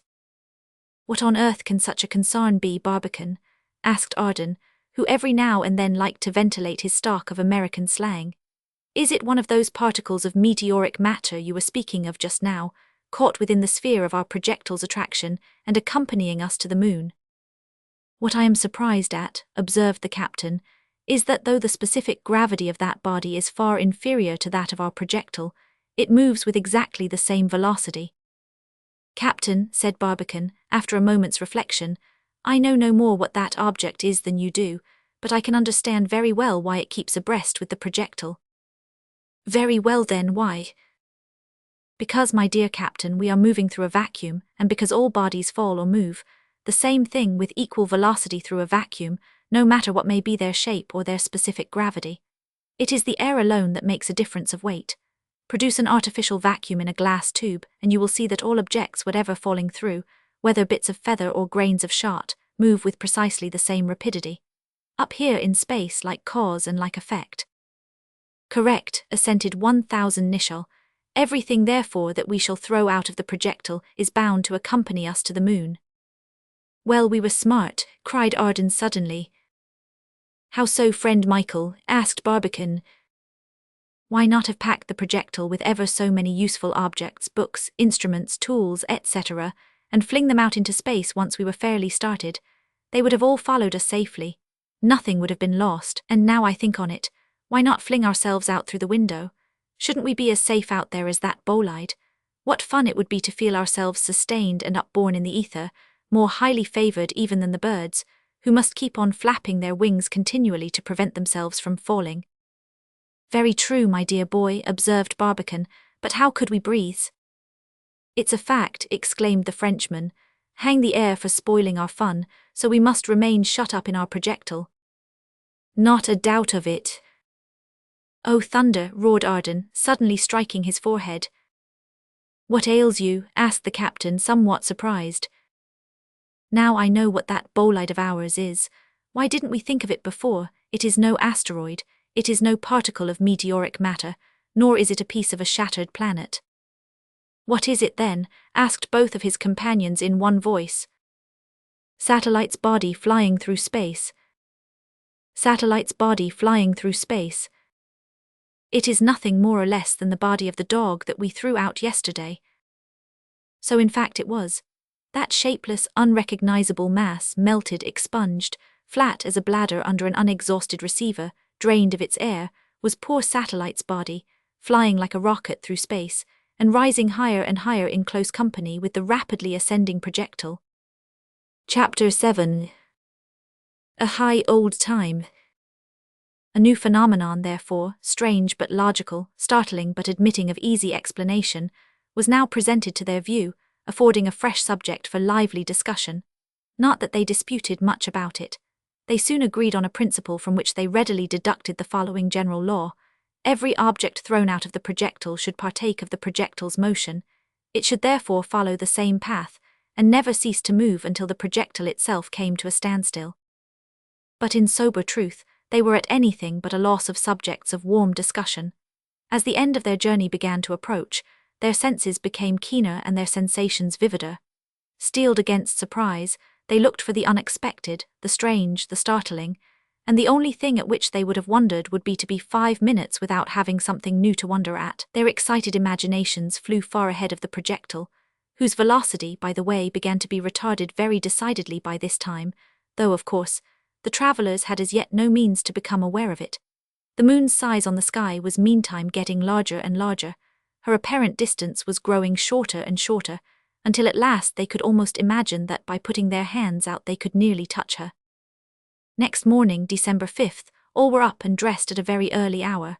This was to be the last day of their journey, if all calculations were correct. That very night at 12 o'clock, within 19 hours at furthest, at the very moment of full moon, they were to reach her resplendent surface. At that hour was to be completed the most extraordinary journey ever undertaken by man in ancient or modern times. Naturally enough, therefore, they found themselves unable to sleep after 4 o'clock in the morning.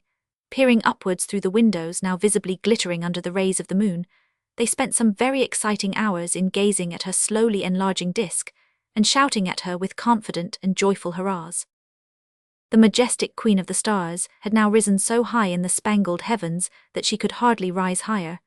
In a few degrees more, she would reach the exact point of space where her junction with the projectile was to be effected. According to his own observations, Barbicane calculated that they should strike her in the northern hemisphere, where her plains, or seas as they are called, are immense, and her mountains are comparatively rare.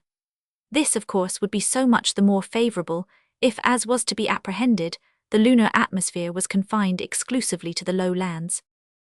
Besides, as Arden observed, a plain is a more suitable landing place than a mountain. A selenite deposited on the top of Mount Everest or even on Mont Blanc could hardly be considered in strict language to have arrived on Earth. Not to talk, added 1000 Nicholl, of the comfort of the thing. When you land on a plain, there you are. When you land on a peak or on a steep mountainside, where are you? Tumbling over an embankment with the train going 40 miles an hour would be nothing to it. Therefore, Captain Barbicane, cried the Frenchman, as we should like to appear before the Selenites in full skins, please land us in the snug though unromantic north. We shall have time enough to break our necks in the south. Barbicane made no reply to his companions because a new reflection had begun to trouble him, to talk about which would have done no good. There was certainly something wrong. The projectile was evidently heading towards the northern hemisphere of the moon. What did this prove? Clearly, a deviation resulting from some cause. The bullet, lodged, aimed, and fired with the most careful mathematical precision, had been calculated to reach the very center of the moon's disk. Clearly it was not going to the center now. What could have produced the deviation?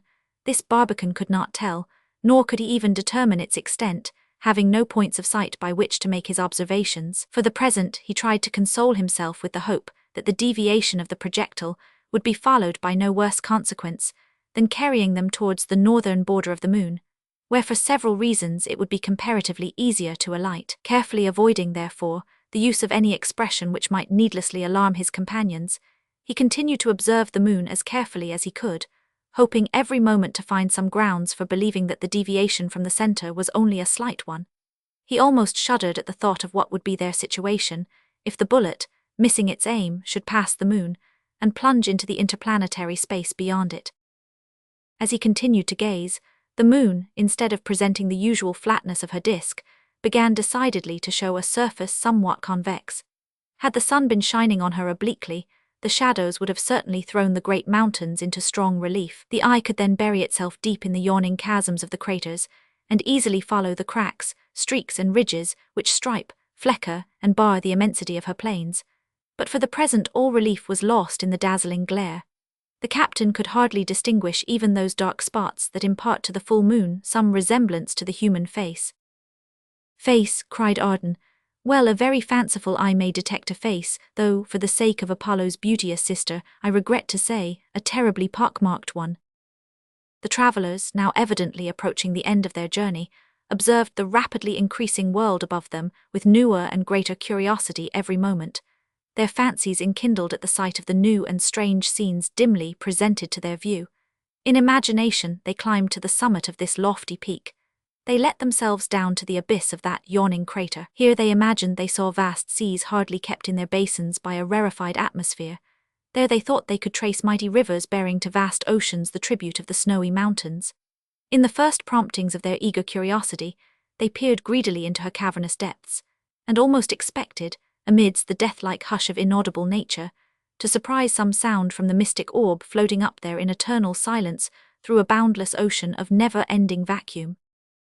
This last day of their journey left their memories stored with thrilling recollections. They took careful note of the slightest details.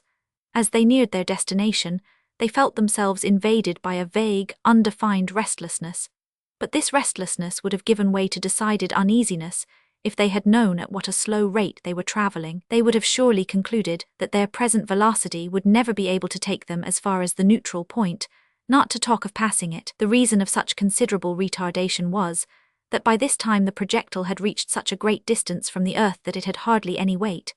But even this weight, such as it was to be diminished still further, and finally to vanish altogether as soon as the bullet reached the neutral point, where the two attractions, terrestrial and lunar, should counteract each other with new and surprising effects. Notwithstanding the absorbing nature of his observations, Arden never forgot to prepare breakfast with his usual punctuality. It was eaten readily and relished heartily.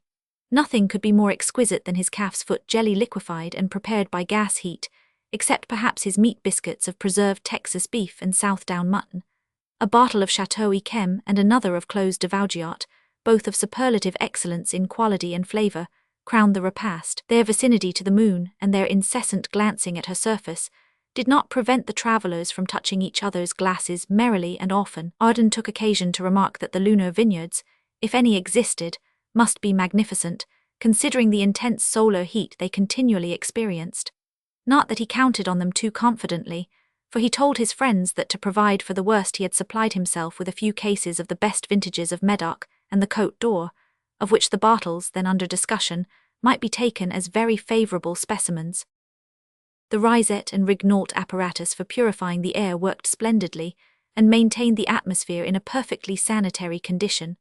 Not an atom of carbonic acid could resist the caustic potash, and as for the oxygen, according to 1000 Nicholl's expression, it was a prime number 1.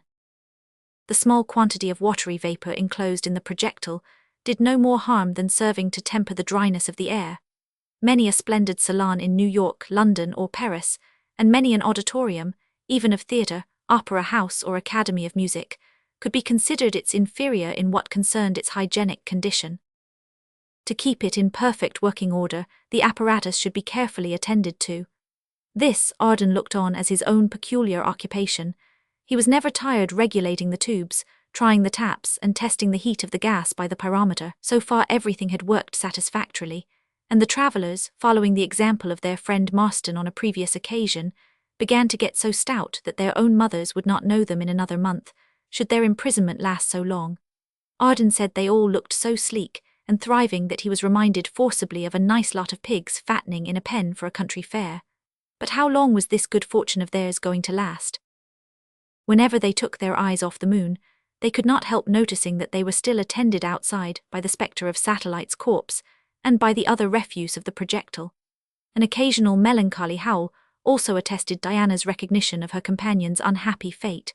The travellers saw with surprise that these waifs still seemed perfectly motionless in space, and kept their respective distances apart as mathematically as if they had been fastened with nails to a stone wall.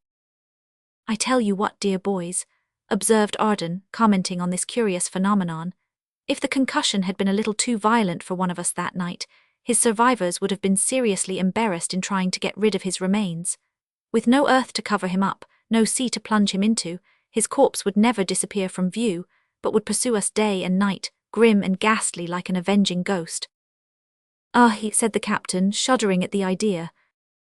"But by the by, Barbican," cried the Frenchman, dropping the subject with his usual abruptness, "you have forgotten something else. Why didn't you bring a scaphander and an air pump? I could then venture out of the projectile as readily and as safely as the diver leaves his boat and walks about on the bottom of the river. What fun to float in the midst of that mysterious ether, to steep myself, aye, actually to revel in the pure rays of the glorious sun. I should have ventured out on the very point of the projectile, and there I should have danced and postured and kicked and barbed and capered in a style that Taglioni never dreamed of." "Shouldn't I like to see you?" cried the captain grimly, smiling at the idea. "You would not see him long," observed Barbican quietly. "The air confined in his body, freed from external pressure, would burst him like a shell, or like a balloon that suddenly rises to too great a height in the air. A scaphander would have been a fatal gift. Don't regret its absence, friend Michael. Never forget this axiom. As long as we are floating in empty space, the only spot where safety is possible is inside the projectile." The words possible and impossible always grated on Arden's ears. If he had been a lexicographer, he would have rigidly excluded them from his dictionary, both as meaningless and useless. He was preparing an answer for Barbican when he was cut out by a sudden observation from 1000 Nicholl. "See here, friends," cried the captain, "this going to the moon is all very well, but how shall we get back?" His listeners looked at each other with a surprised and perplexed air. The question, though a very natural one, now appeared to have presented itself to their consideration absolutely for the first time. "What do you mean by such a question, Captain?" asked Barbican in a grave, judicial tone. "Mac, my boy," said Arden seriously, "don't it strike you as a little out of order to ask how you are to return when you have not got there yet?" "I don't ask the question with any idea of backing out," observed the captain quietly. "As a matter of purely scientific inquiry, I repeat my question, how are we to return?" "I don't know," replied Barbican promptly. "For my part," said Arden, "if I had known how to get back, I should have never come at all." "Well, of all the answers," said the captain, lifting his hands and shaking his head. "The best under the circumstances," observed Barbican, "and I shall further observe that such a question as yours at present is both useless and uncalled for. On some future occasion, when we shall consider it advisable to return, the question will be in order, and we shall discuss it with all the attention it deserves. Though the Columbiad is at Stony Hill, the projectile will still be in the moon. Much we shall gain by that, a bullet without a gun." "The gun we can make, and the powder too," replied Barbican confidently. "Metal and sulphur and charcoal and saltpeter are likely enough to be present in sufficient quantities beneath the moon's surface. Besides, to return is a problem of comparatively easy solution. We should have to overcome the lunar attraction only, a slight matter. The rest of the business would be readily done by gravity." "Enough said on the subject," exclaimed Arden curtly. "How to get back is indefinitely postponed. How to communicate with our friends on the earth is another matter, and, as it seems to me, an extremely easy one." "Let us hear the very easy means by which you propose to communicate with our friends on earth," asked the captain with a sneer, for he was by this time a little out of humour. "By means of bolides ejected from the lunar volcanoes," replied the Frenchman without an instant's hesitation. "Well said, friend Arden," exclaimed Barbican. "I am quite disposed to acknowledge the feasibility of your plan. Laplace has calculated that a force 5 times greater than that of an ordinary cannon would be sufficient to send a bolide from the moon to the earth. Now there is no cannon that can vie in force with even the smallest volcano." Hurrah, cried Arden, delighted at his success. Just imagine the pleasure of sending our letters postage-free. But oh, what a splendid idea.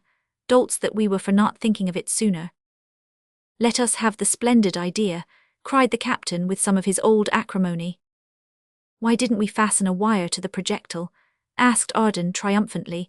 It would have enabled us to exchange telegrams with the Earth. Ho ho ho, roared the captain, rapidly recovering his good humour. Decidedly the best joke of the season. Ha ha ha, of course you have calculated the weight of a wire 240,000 miles long.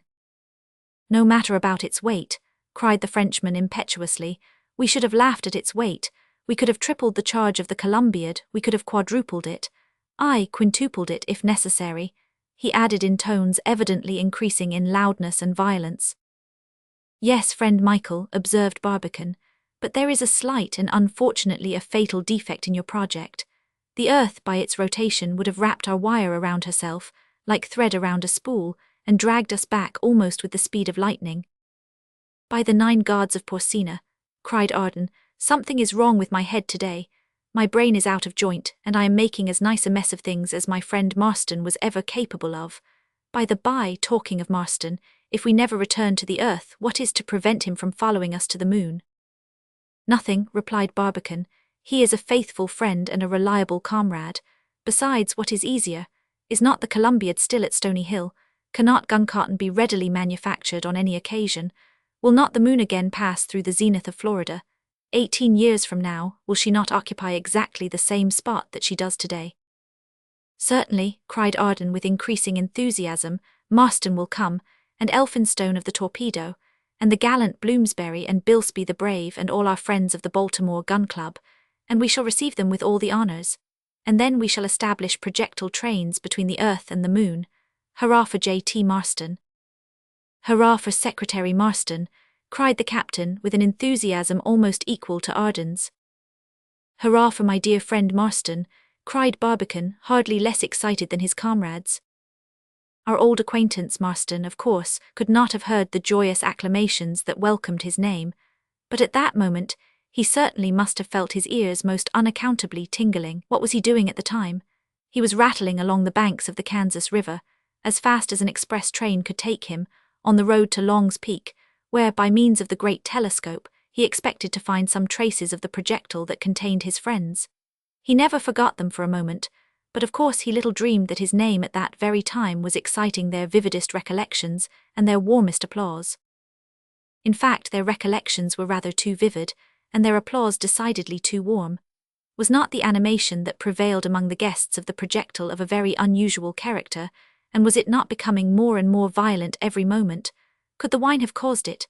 No, though not teetotalers, they never drank to excess. Could the moon's proximity, shedding her subtle, mysterious influence over their nervous systems, have stimulated them to a degree that was threatening to border on frenzy? Their faces were as red as if they were standing before a hot fire.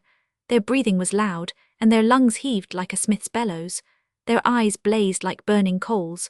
Their voices sounded as loud and harsh as that of a stump speaker trying to make himself heard by an inattentive or hostile crowd. Their words popped from their lips like corks from champagne bottles. Their gesticulating became wilder and in fact more alarming, considering the little room left in the projectile for muscular displays of any kind. But the most extraordinary part of the whole phenomenon was that neither of them, not even Barbicane, had the slightest consciousness of any strange or unusual ebullition of spirits either on his own part or on that of the others. See here, gentlemen, said the captain in a quick, imperious manner. The roughness of his old life on the Mississippi would still break out.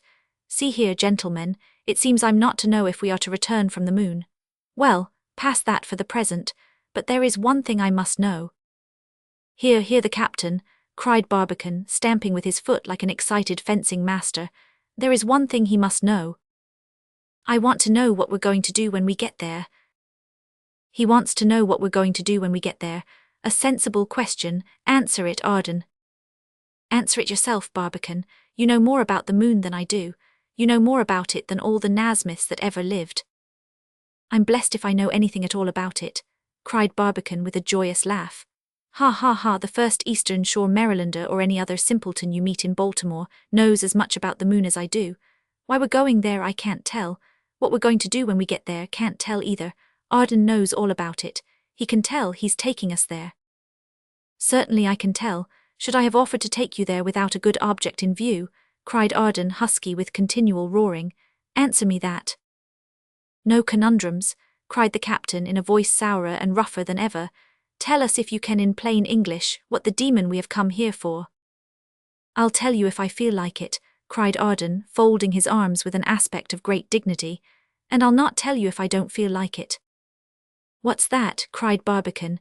You'll not give us an answer when we ask you a reasonable question. Never, cried Arden with great determination. I'll never answer a question reasonable or unreasonable unless it is asked in a proper manner. None of your French airs here, exclaimed 1000 Nicholl, by this time almost completely out of himself between anger and excitement. I don't know where I am, I don't know where I'm going, I don't know why I'm going. You know all about it, Arden, or at least you think you do. Well then, give me a plain answer to a plain question, or by the 38 states of our glorious union, I shall know what for. Listen, Arden, cried Barbicane, grappling with the Frenchman, and with some difficulty restraining him from flying at 1000 Nicholl's throat. You ought to tell him, it is only your duty. One day you found us both in St. Helena Woods, where we had no more idea of going to the moon than of sailing to the South Pole. There you twisted us both around your finger, and induced us to follow you blindly on the most formidable journey ever undertaken by man. And now you refuse to tell us what it was all for. I don't refuse, dear old Barbicane. To you at least I can't refuse anything, cried Arden, seizing his friend's hands and wringing them violently, then letting them go and suddenly starting back. You wish to know, he continued in resounding tones, why we have followed out the grandest idea that ever set a human brain on fire. Why we have undertaken a journey that for length, danger, and novelty, for fascinating, soul-stirring, and delirious sensations, for all that can attract man's burning heart, and satisfy the intensest cravings of his intellect, far surpasses the vividest realities of Dante's passionate dream. Well, I will tell you, it is to annex another world to the new one. It is to take possession of the moon in the name of the United States of America. It is to add a 39th state to the glorious union. It is to colonize the lunar regions, to cultivate them, to people them, to transport to them some of our wonders of art, science, and industry. It is to civilize the Selenites, unless they are more civilized already than we are ourselves. It is to make them all good republicans, if they are not so already. Provided, of course, that there are Selenites in existence, sneered the captain, now sourer than ever, and in his unaccountable excitement doubly irritating. Who says there are no Selenites? Cried Arden fiercely, with fists clenched and brows contracted. I do, cried 1000 Nicholl stoutly. I deny the existence of anything of the kind, and I denounce everyone that maintains any such whim as a visionary, if not a fool. Arden's reply to this taunt was a desperate facer, which, however, Barbicane managed to stop while on its way towards the captain's nose. 1000 Nicholl, seeing himself struck at, immediately assumed such a posture of defense as showed him to be no novice at the business. A battle seemed unavoidable, but even at this trying moment Barbicane showed himself equal to the emergency. Stop, you crazy fellows, you ninnyhammers, you overgrown babies, he exclaimed, seizing his companions by the collar and violently swinging them around with his vast strength until they stood back to back. What are you going to fight about? Suppose there are lunarians in the moon. Is that a reason why there should be lunatics in the projectile? But Arden, why do you insist on lunarians? Are we so shiftless that we can't do without them when we get to the moon? I don't insist on them, cried Arden, who submitted to Barbicane like a child. Hang the lunarians, certainly we can do without them. What do I care for them? Down with them. Yes, down with the lunarians, cried 1000 Nicholl as spitefully as if he had even the slightest belief in their existence. We shall take possession of the moon ourselves, cried Arden, lunarians or no lunarians.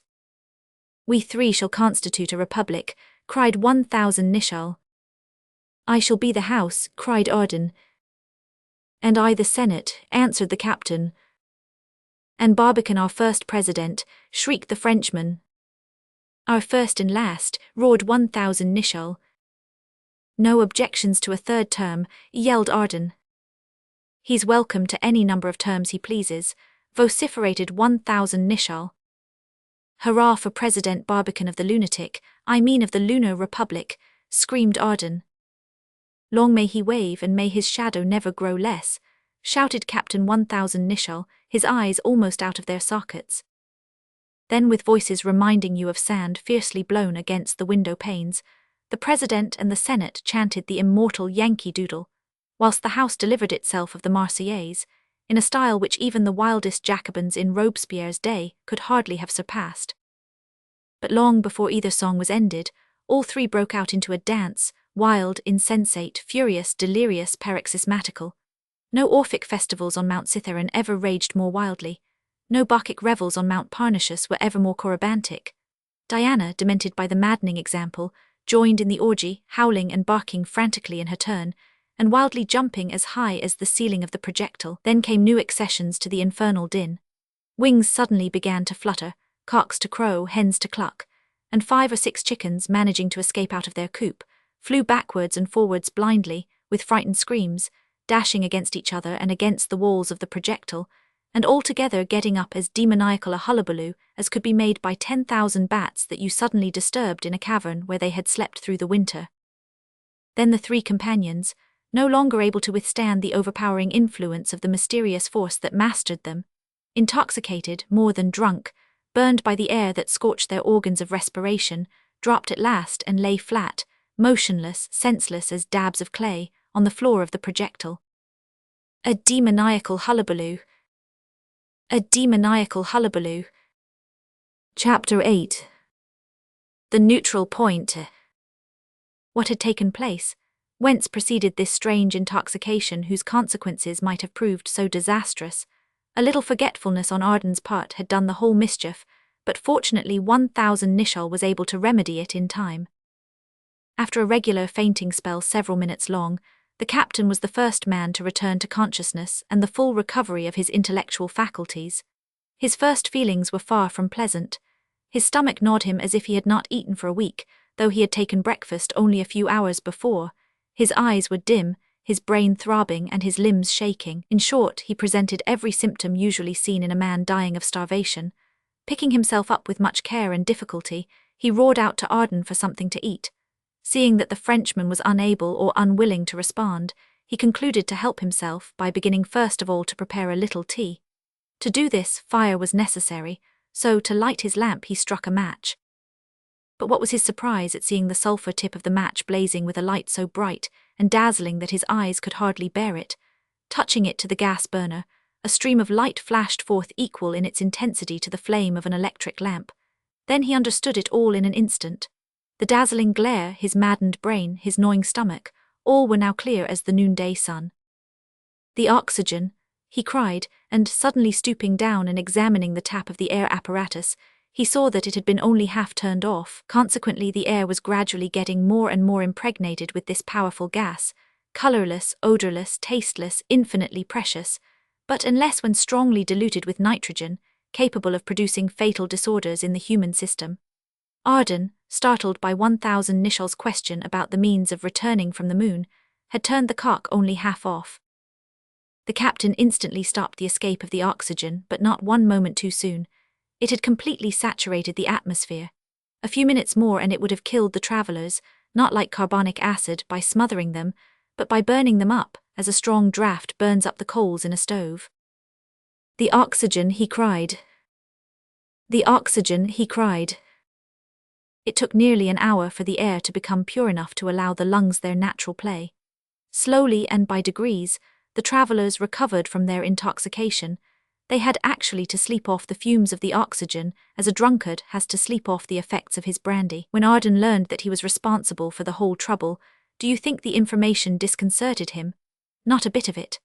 On the contrary, he was rather proud of having done something startling, to break the monotony of the journey, and to put a little life, as he said, into old Barbicane and the grim captain, so as to get a little fun out of such grave philosophers.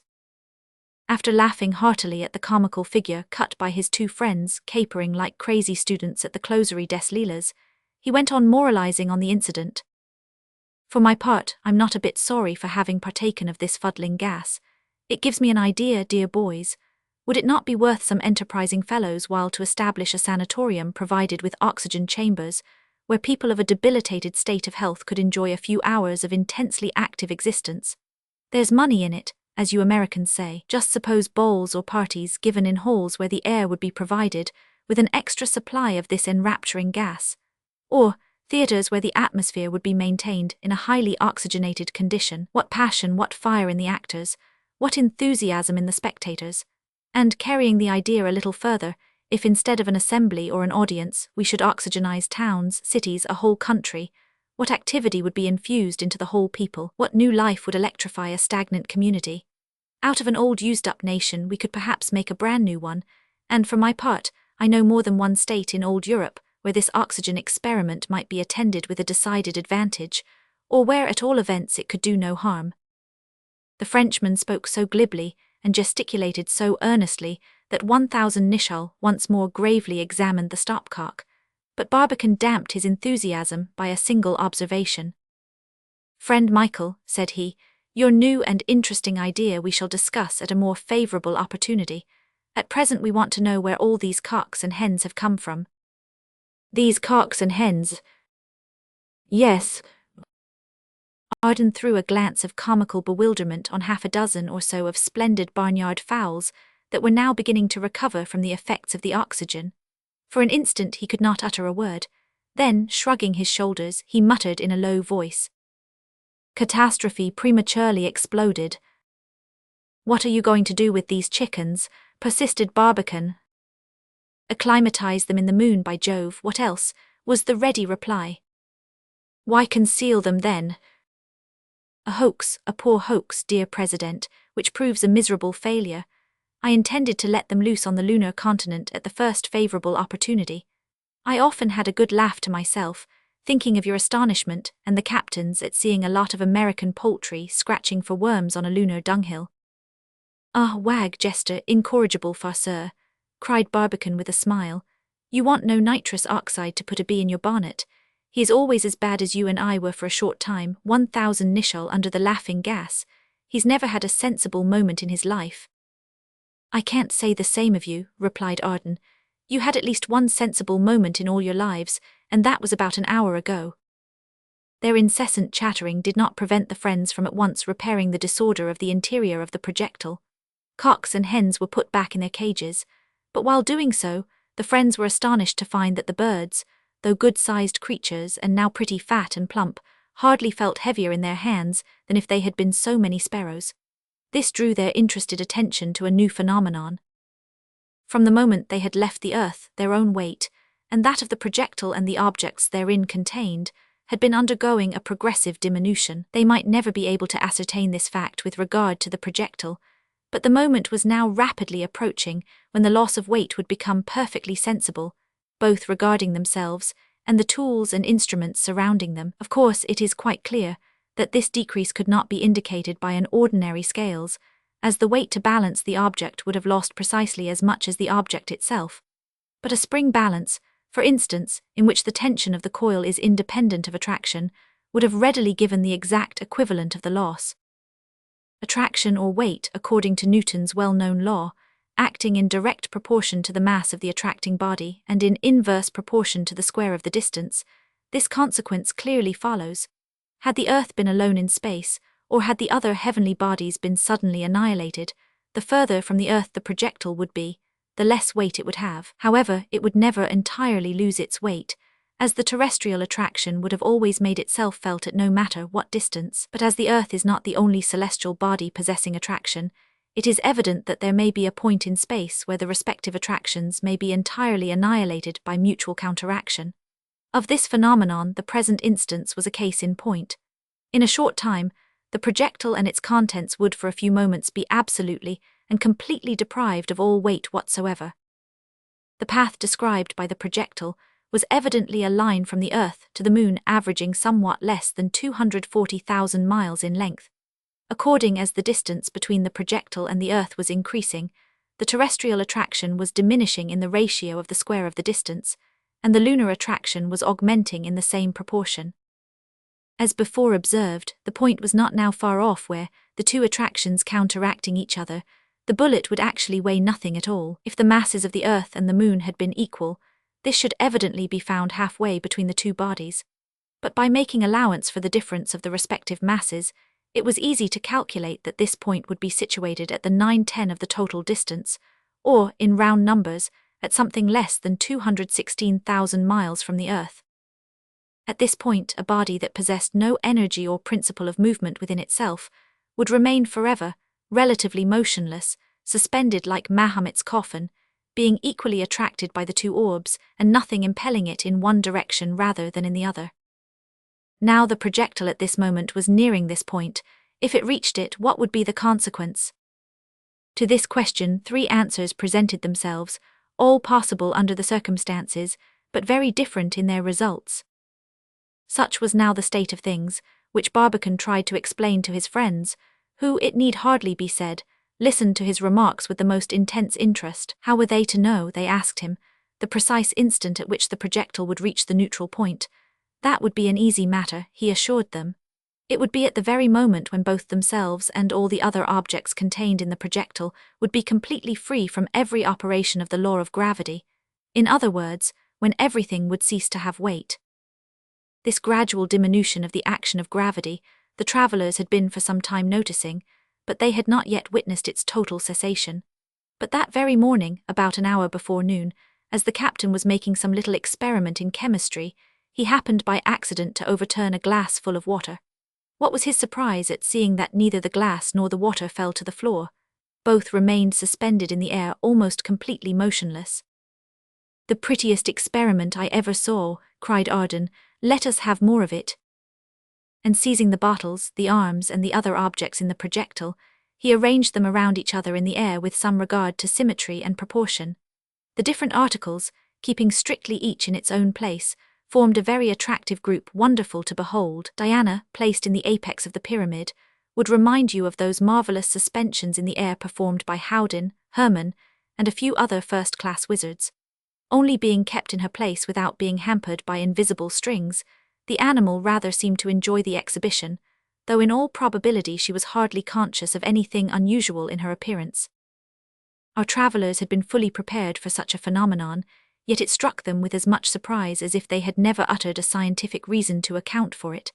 They saw that, no longer subject to the ordinary laws of nature, they were now entering the realms of the marvellous. They felt that their bodies were absolutely without weight. Their arms, fully extended, no longer sought their sides. Their heads oscillated unsteadily on their shoulders. Their feet no longer rested on the floor. In their efforts to hold themselves straight, they looked like drunken men trying to maintain the perpendicular. We have all read stories of some men deprived of the power of reflecting light, and of others who could not cast a shadow. But here reality, no fantastic story, showed you men who, through the counteraction of attractive forces, could tell no difference between light substances and heavy substances, and who absolutely had no weight whatever themselves. "Let us take graceful attitudes," cried Arden, "and imagine we are playing tableaux. Let us, for instance, form a grand historical group of the three great goddesses of the 19th century. Barbicane will represent Minerva or science, the captain Bellona or war, while I as Mater Natura, the newly born goddess of progress, floating gracefully over you both, extend my hands so, fondly patronizing the one but grandly ordering off the other to the regions of eternal night. More on your toe, captain, your right foot a little higher. Look at Barbicane's admirable pose. Now then, prepare to receive orders for a new tableau. Form group A la Jardin Mabille. Presto, change." In an instant our travellers, changing attitudes, formed the new group with tolerable success. Even Barbicane, who had been to Paris in his youth, yielding for a moment to the humour of the thing, acted the naïf Anglais to the life. The captain was frisky enough to remind you of a middle-aged Frenchman from the provinces, on a hasty visit to the capital for a few days' fun. Arden was in raptures. "Oh, if Raphael could only see us," he exclaimed in a kind of ecstasy. "He would paint such a picture as would throw all his other masterpieces in the shade." "Knock spots out of the best of them by 50%, cried the captain, gesticulating well enough a l'étudiant, but rather mixing his metaphors. "A group A la Jardin Mabille. A group A la Jardin Mabille." "He should be pretty quick in getting through the job," observed Barbicane, the first as usual to recover tranquillity. "As soon as the projectile will have passed the neutral point, in half an hour at longest, lunar attraction will draw us to the moon." "We shall have to crawl on the ceiling then like flies," said Arden. "Not at all," said the captain. "The projectile, having its centre of gravity very low, will turn upside down by degrees." "Upside down," cried Arden. "That will be a nice mess, everything higgledy-piggledy." No danger, friend Michael, said 1000 Nicholl. There shall be no disorder whatever, nothing will quit its place. The movement of the projectile will be affected by such slow degrees as to be imperceptible. Yes, added Barbicane, as soon as we shall have passed the neutral point, the base of the projectile, its heaviest part, will swing around gradually until it faces the moon. Before this phenomenon, however, can take place, we must of course cross the line. Cross the line, cried the Frenchman. Then let us imitate the sailors when they do the same thing in the Atlantic Ocean, splice the main brace. A slight effort carried him sailing over to the side of the projectile. Opening a cupboard and taking out a bottle and a few glasses, he placed them on a tray. Then setting the tray itself in the air as on a table in front of his companions, he filled the glasses, passed them around, and in a lively speech interrupted with many a joyous hurrah, congratulated his companions on their glorious achievement in being the first that ever crossed the lunar line. This counteracting influence of the attractions lasted nearly an hour. By that time the travellers could keep themselves on the floor without much effort. Barbicane also made his companions remark that the conical point of the projectile diverged a little from the direct line to the moon, while by an inverse movement, as they could notice through the window of the floor, the base was gradually turning away from the earth. The lunar attraction was evidently getting the better of the terrestrial. The fall towards the moon, though still almost insensible, was certainly beginning. It could not be more than the 80th part of an inch in the first second. But by degrees, as the attractive force would increase, the fall would be more decided, and the projectile, overbalanced by its base and presenting its cone to the earth, would descend with accelerated velocity to the lunar surface. The object of their daring attempt would then be successfully attained. No further obstacle, therefore, being likely to stand in the way of the complete success of the enterprise, the captain and the Frenchman cordially shook hands with Barbicane. All kept congratulating each other on their good fortune as long as the battle lasted. They could not talk enough about the wonderful phenomenon lately witnessed. The chief point, the neutralization of the law of gravity, particularly, supplied them with an inexhaustible subject. The Frenchman, as usual, as enthusiastic in his fancy as he was fanciful in his enthusiasm, got off some characteristic remarks. "What a fine thing it would be, my boys," he exclaimed, "if on earth we could be so fortunate as we have been here, and get rid of that weight that keeps us down like lead, that rivets us to it like an adamantine chain. Then should we prisoners become free. Adieu forever to all weariness of arms or feet. At present, in order to fly over the surface of the earth by the simple exertion of our muscles, or even to sustain ourselves in the air, we require a muscular force 50 times greater than we possess. But if attraction did not exist, the simplest act of the will, our slightest whim even, would be sufficient to transport us to whatever part of space we wished to visit."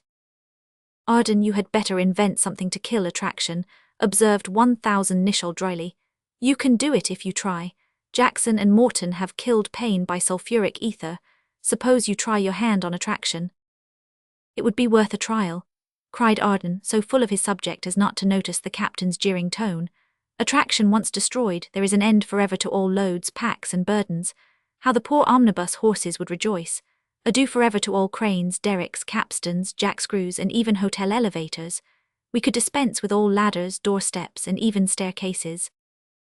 "And with all houses too," interrupted Barbicane. "Or, at least, we should dispense with them because we could not have them. If there was no weight, you could neither make a wall of bricks nor cover your house with a roof. Even your hat would not stay on your head, the cars would not stay on the railway nor the boats on the water. What do I say? We could not have any water. Even the ocean would leave its bed and float away into space.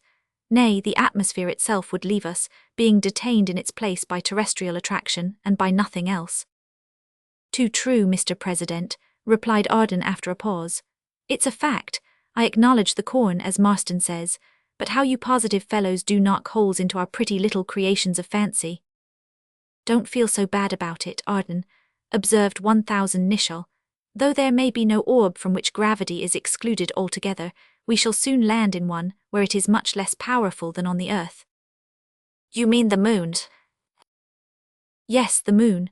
Her mass being 189 of the earth's, her attractive power should be in the same proportion. That is, a boy 10 years old, whose weight on earth is about 90 pounds, would weigh on the moon only about 1 pound, if nothing else were to be taken into consideration. But when standing on the surface of the moon, he is relatively 4 times nearer to the center than when he is standing on the surface of the earth. His weight, therefore, having to be increased by the square of the distance, must be 16 times greater. Now 16 times 189 being less than 1/5, it is clear that my weight of 150 pounds will be cut down to nearly 30 as soon as we reach the moon's surface. And mine? Asked Arden. Yours will hardly reach 25 pounds, I should think, was the reply. Shall my muscular strength diminish in the same proportion? Was the next question. On the contrary, it will be relatively so much the more increased that you can take a stride 15 feet in width, as easily as you can now take one of ordinary length. We shall be all Samsons then in the moon, cried Arden. Especially, replied 1000 Nicholl, if the stature of the Selenites is in proportion to the mass of their globe. If so, what should be their height? A tall man would hardly be 12 inches in his boots. They must be veritable Lilliputians then, cried Arden, and we are all to be Gullivers, the old myth of the giants realized. Perhaps the Titans that played such famous parts in the prehistoric period of our Earth were adventurers like ourselves, casually arrived from some great planet. Not from such planets as Mercury, Venus or Mars anyhow, friend Michael, observed Barbicane. But the inhabitants of Jupiter, Saturn, Uranus or Neptune, if they bear the same proportion to their planet that we do ours, must certainly be regular Brobdignagians. Let us keep severely away from all planets of the latter class then, said Arden. I never liked to play the part of Lilliputian myself, but how about the sun, Barbicane? I always had a hankering after the sun. The sun's volume is about 113 million times greater than that of the earth, but his density being only about 1/4, the attraction on his surface is hardly 30 times greater than that of our globe. Still, every proportion observed, the inhabitants of the sun can't be much less than 150 or 160 feet in height. Miltoneras, cried Arden, I should be there like Ulysses among the Cyclops. I'll tell you what it is, Barbicane, if we ever decide on going to the sun, we must provide ourselves beforehand with a few of your Rodman's columbiads to frighten off the Solarians. Your columbiads would not do great execution there, observed 1000 Nicholl. Your bullet would be hardly out of the barrel when it would drop to the surface like a heavy stone pushed off the wall of a house. Oh, I like that, laughed the incredulous Arden. A little calculation, however, shows the captain's remark to be perfectly just, said Barbicane. Rodman's ordinary 15-inch columbiad requires a charge of 100 pounds of mammoth powder to throw a ball of 500 pounds weight. What could such a charge do with a ball weighing 30 times as much or 15,000 pounds? Reflect on the enormous weight everything must have on the surface of the sun. Your hat, for instance, would weigh 20 or 30 pounds, your cigar nearly a pound. In short, your own weight on the sun's surface would be so great, more than 2 tons, that if you ever fell you should never be able to pick yourself up again. Yes, added the captain, and whenever you wanted to eat or drink you should rig up a set of powerful machinery to hoist the eatables and drinkables into your mouth. Enough of the sun today, boys, cried Arden, shrugging his shoulders. I don't contemplate going there at present. Let us be satisfied with the moon. There at least we shall be of some account. Chapter 9. A little off the track. Barbicane's mind was now completely at rest, at least on one subject. The original force of the discharge had been great enough to send the projectile beyond the neutral line. Therefore, there was no longer any danger of its falling back to the earth. Therefore, there was no longer any danger of its resting eternally motionless on the point of the counteracting attractions. The next subject to engage his attention was the question, would the projectile, under the influence of lunar attraction, succeed in reaching its destination? The only way in which it could succeed was by falling through a space of nearly 24,000 miles, and then striking the moon's surface. A most terrific fall, even taking the lunar attraction to be only the 1/6 of the Earth's. Such a fall was simply bewildering to think of. The greatest height to which a balloon ever ascended was 7 miles, Glacier, 1862. Imagine a fall from even that distance, then imagine a fall from a height of 4,000 miles. Yet it was for a fall of this appalling kind on the surface of the moon that the travellers had now to prepare themselves. Instead of avoiding it, however, they eagerly desired it, and would be very much disappointed if they missed it. They had taken the best precautions they could devise to guard against the terrific shock. These were mainly of 2 kinds. One was intended to counteract as much as possible the fearful results to be expected the instant the projectile touched the lunar surface. The other, to retard the velocity of the fall itself, and thereby to render it less violent. The best arrangement of the first kind was certainly Barbican's water contrivance for counteracting the shock at starting, which has been so fully described in our former volume. See Baltimore Gun Club, page 353, but unfortunately it could be no longer employed. Even if the partitions were in working order, the water, 2,000 pounds in weight had been required, was no longer to be had. The little still left in the tanks was of no account for such a purpose. Besides, they had not a single drop of the precious liquid to spare, for they were as yet anything but sanguine regarding the facility of finding water on the moon's surface. Fortunately, however, as the gentle reader may remember, Barbican, besides using water to break the concussion, had provided the movable disc with stout pillars containing a strong buffing apparatus, intended to protect it from striking the bottom too violently after the destruction of the different partitions. These buffers were still good, and gravity being as yet almost imperceptible, to put them once more in order and adjust them to the disc was not a difficult task. The travellers set to work at once and soon accomplished it. The different pieces were put together readily, a mere matter of bolts and screws, with plenty of tools to manage them. In a short time the repaired disc rested on its steel buffers, like a table on its legs, or rather like a sofa seat on its springs. The new arrangement was attended with at least one disadvantage, the bottom light being covered up. A convenient view of the moon's surface could not be had as soon as they should begin to fall in a perpendicular descent. This, however, was only a slight matter, as the side lights would permit the adventurers to enjoy quite as favourable a view of the vast regions of the moon as is afforded to balloon travellers when looking down on the earth over the sides of their car. The disc arrangement was completed in about an hour, but it was not till past 12 o'clock before things were restored to their usual order. Barbican then tried to make fresh observations regarding the inclination of the projectile, but to his very decided chagrin, he found that it had not yet turned over sufficiently to commence the perpendicular fall.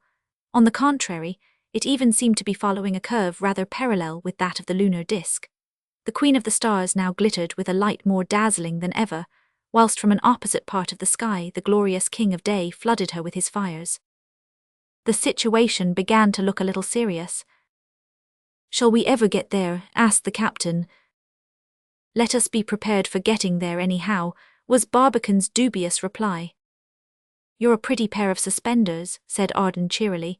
He meant of course doubting hesitators, but his fluent command of English sometimes led him into such solecisms.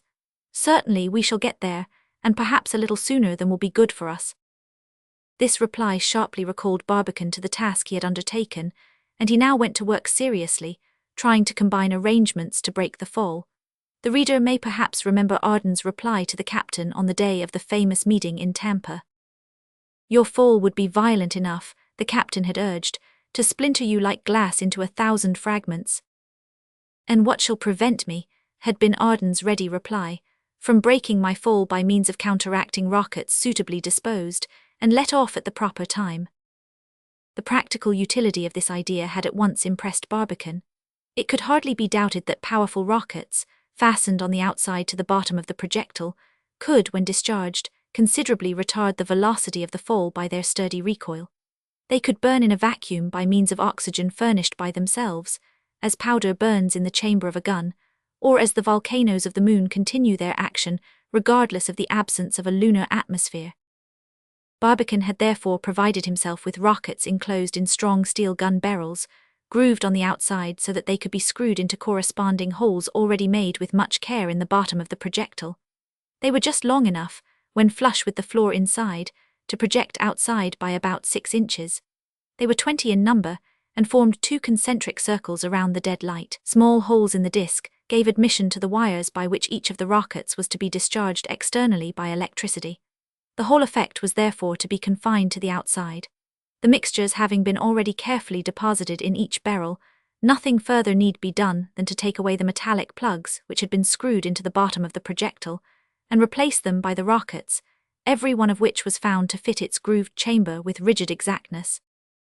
This evidently should have been all done before the disc had been finally laid on its springs, but as this had to be lifted up again in order to reach the bottom of the projectile, more work was to be done than was strictly necessary, though the labour was not very hard, considering that gravity had as yet scarcely made itself felt. 1,000 Nicholl and Arden were not sorry to have their little joke at Barbican's expense. The Frenchman began humming Aliquendoc bonus dormitat humorous to a tune from Orphy Ox in Furs, and the captain said something about the Philadelphia highway commissioners who pave a street one day and tear it up the next to lay the gas pipes. But his friend's humour was all lost on Barbicane, who was so wrapped up in his work that he probably never heard a word they said. Towards 3 o'clock every preparation was made, every possible precaution taken, and now our bold adventurers had nothing more to do than watch and wait. The projectile was certainly approaching the moon. It had by this time turned over considerably under the influence of attraction, but its own original motion still followed a decidedly oblique direction. The consequence of these two forces might possibly be a tangent line approaching the edge of the moon's disk. One thing was certain: the projectile had not yet commenced to fall directly towards her surface. Its base, in which its centre of gravity lay, was still turned away considerably from the perpendicular. Barbicane's countenance soon showed perplexity and even alarm. His projectile was proving intractable to the laws of gravitation. The unknown was opening out dimly before him, the great boundless unknown of the starry plains. In his pride and confidence as a scientist, he had flattered himself with having sounded the consequence of every possible hypothesis regarding the projectile's ultimate fate, the return to the earth, the arrival at the moon, and the motionless dead stop at the neutral point. But here a new and incomprehensible fourth hypothesis, big with the terrors of the mystic infinite, rose up before his disturbed mind, like a grim and hollow ghost. After a few seconds, however, he looked at it straight in the face without wincing. His companions showed themselves just as firm. Whether it was science that emboldened Barbicane, his phlegmatic stoicism that propped up the captain, or his enthusiastic vivacity that cheered the irrepressible Arden, I cannot exactly say. But certainly, they were all soon talking over the matter as calmly as you or I would discuss the advisability of taking a sail on the lake some beautiful evening in July. Their first remarks were decidedly peculiar and quite characteristic. Other men would have asked themselves where the projectile was taking them to. Do you think such a question ever occurred to them? Not a bit of it. They simply began asking each other what could have been the cause of this new and strange state of things. Off the track it appears, observed Arden. How's that? My opinion is, answered the captain, that the projectile was not aimed true. Every possible precaution had been taken, I am well aware, but we all know that an inch, a line, even the 10th part of a hair's breadth wrong at the start would have sent us thousands of miles off our course by this time.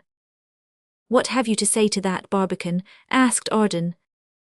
I don't think there was any error at the start, was the confident reply. Not even so much as a line. We took too many tests proving the absolute perpendicularity of the Columbiad to entertain the slightest doubt on that subject.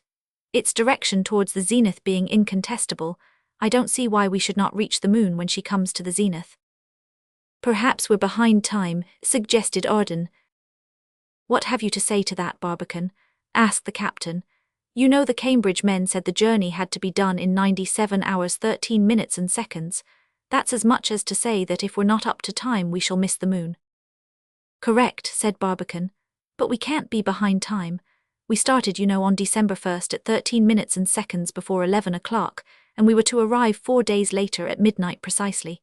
Today is December 5th, gentlemen. Please examine your watches. It is now 3:30 in the afternoon.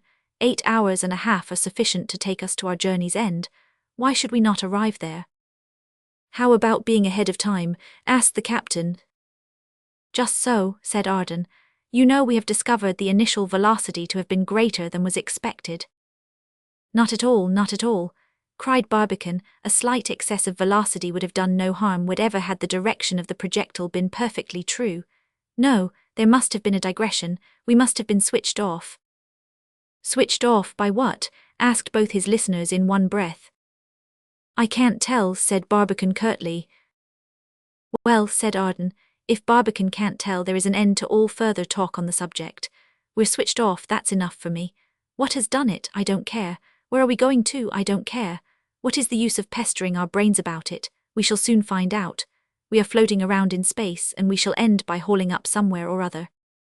But in this indifference Barbicane was far from participating. Not that he was not prepared to meet the future with a bold and manly heart. It was his inability to answer his own question that rendered him uneasy. What had switched them off? He would have given worlds for an answer, but his brain, sorely puzzled, sought one in vain. In the meantime, the projectile continued to turn its side, rather than its base towards the moon. That is, to assume a lateral rather than a direct movement, and this movement was fully participated in by the multitude of the objects that had been thrown outside. Barbicane could even convince himself by sighting several points on the lunar surface, by this time hardly more than 15 or 18,000 miles distant, that the velocity of the projectile, instead of accelerating, was becoming more and more uniform. This was another proof that there was no perpendicular fall. However, though the original impulsive force was still superior to the moon's attraction, the travelers were evidently approaching the lunar disk, and there was every reason to hope that they would at last reach a point where, the lunar attraction at last having the best of it, a decided fall should be the result. The three friends, it need hardly be said, continued to make their observations with redoubled interest, if redoubled interest were possible. But with all their care, they could as yet determine nothing regarding the topographical details of our radiant satellite. Her surface still reflected the solar rays too dazzlingly to show the relief necessary for satisfactory observation. Our travellers kept steadily on the watch looking out of the side lights, till 8 o'clock in the evening, by which time the moon had grown so large in their eyes that she covered up fully half the sky. At this time the projectile itself must have looked like a streak of light, reflecting, as it did, the sun's brilliancy on the one side and the moon's splendor on the other. Barbicane now took a careful observation, and calculated that they could not be much more than 2,000 miles from the object of their journey. The velocity of the projectile he calculated to be about 650 feet per second, or 450 miles an hour. They had therefore still plenty of time to reach the moon in about 4 hours, but though the bottom of the projectile continued to turn towards the lunar surface in obedience to the law of centripetal force, the centrifugal force was still evidently strong enough to change the path which it followed into some kind of curve, the exact nature of which would be exceedingly difficult to calculate.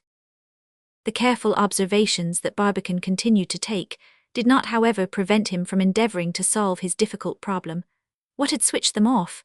The hours passed on but brought no result. That the adventurers were approaching the moon was evident, but it was just as evident that they should never reach her. The nearest point the projectile could ever possibly attain would only be the result of two opposite forces, the attractive and the repulsive, which, as was now clear, influenced its motion. Therefore, to land in the moon was an utter impossibility, and any such idea was to be given up at once and forever.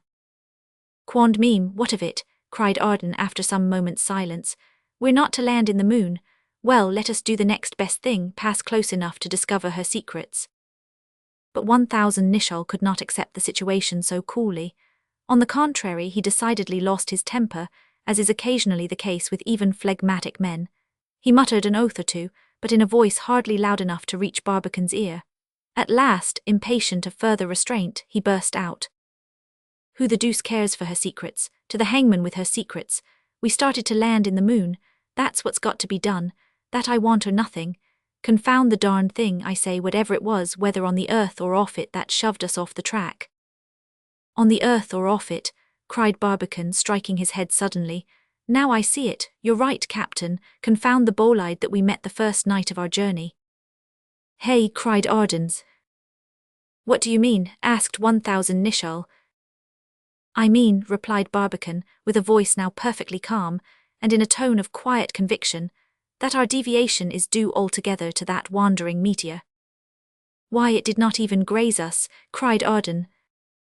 "No matter for that," replied Barbicane. "Its mass, compared to ours, was enormous, and its attraction was undoubtedly sufficiently great to influence our deviation." "Hardly enough to be appreciable," urged 1,000 Nicholl. "Right again, Captain," observed Barbicane. "But just remember an observation of your own made this very afternoon. An inch, a line, even the 10th part of a hair's breadth wrong at the beginning, in a journey of 240,000 miles, would be sufficient to make us miss the moon." Chapter 10. The Observers of the Moon. Barbicane's happy conjecture had probably hit the nail on the head. The divergency even of a second may amount to millions of miles if you only have your lines long enough. The projectile had certainly gone off its direct course. Whatever the cause, the fact was undoubted. It was a great pity. The daring attempt must end in a failure due altogether to a fortuitous accident, against which no human foresight could have possibly taken precaution. Unless in case of the occurrence of some other most improbable accident, Reaching the moon was evidently now impossible. To failure, therefore, our travelers had to make up their minds. But was nothing to be gained by the trip? Though missing actual contact with the moon, might they not pass near enough to solve several problems in physics and geology over which scientists had been for a long time puzzling their brains in vain? Even this would be some compensation for all their trouble, courage, and intelligence. As to what was to be their own fate, to what doom were themselves to be reserved, they never appeared to think of such a thing. They knew very well that in the midst of those infinite solitudes they should soon find themselves without air. The slight supply that kept them from smothering could not possibly last more than 5 or 6 days longer. 5 or 6 days? What of that? Quond meme, as Arden often exclaimed. 5 or 6 days were centuries to our bold adventurers. At present every second was a year in events, and infinitely too precious to be squandered away in mere preparations for possible contingencies. The moon could never be reached, but was it not possible that her surface could be carefully observed? This they set themselves at once to find out. The distance now separating them from our satellite they estimated at about 400 miles. Therefore, relatively to their power of discovering the details of her disk, they were still farther off from the moon than some of our modern astronomers are today, when provided with their powerful telescopes. We know, for example, that Lord Rosse's great telescope at Parsonstown, possessing a power of magnifying 6,000 times, brings the moon to within 40 miles of us, not to speak of Barbican's great telescope on the summit of Long's Peak, by which the moon, magnify 0 times, was brought within 5 miles of the earth, where it therefore could reveal with sufficient distinctness every object above 40 feet in diameter. Therefore our adventurers, though at such a comparatively small distance, could not make out the topographical details of the moon with any satisfaction by their unaided vision. The eye indeed could easily enough catch the rugged outline of these vast depressions improperly called seas, but it could do very little more. Its powers of adjustability seemed to fail before the strange and bewildering scene. The prominence of the mountains vanished, not only through the foreshortening, but also in the dazzling radiation produced by the direct reflection of the solar rays. After a short time, therefore, completely foiled by the blinding glare, the eye turned itself unwillingly away, as if from a furnace of molten silver. The spherical surface, however, had long since begun to reveal its convexity.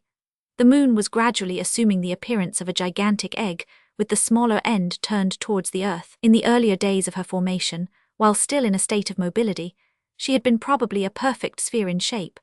But, under the influence of terrestrial gravity operating for uncounted ages, she was drawn at last so much towards the center of attraction as to resemble somewhat a prolate spheroid. By becoming a satellite, she had lost the native perfect regularity of her outline. Her center of gravity had shifted from her real center. And as a result of this arrangement, some scientists have drawn the conclusion that the moon's air and water have been attracted to that portion of her surface which is always invisible to the inhabitants of the earth. The convexity of her outline, this bulging prominence of her surface, however, did not last long. The travelers were getting too near to notice it. They were beginning to survey the moon as balloonists survey the earth. The projectile was now moving with great rapidity, with nothing like its initial velocity, but still 8 or 9 times faster than an express train. Its line of movement, however, being oblique instead of direct, was so deceptive as to induce Arden to flatter himself that they might still reach the lunar surface. He could never persuade himself to believe that they should get so near their aim and still miss it.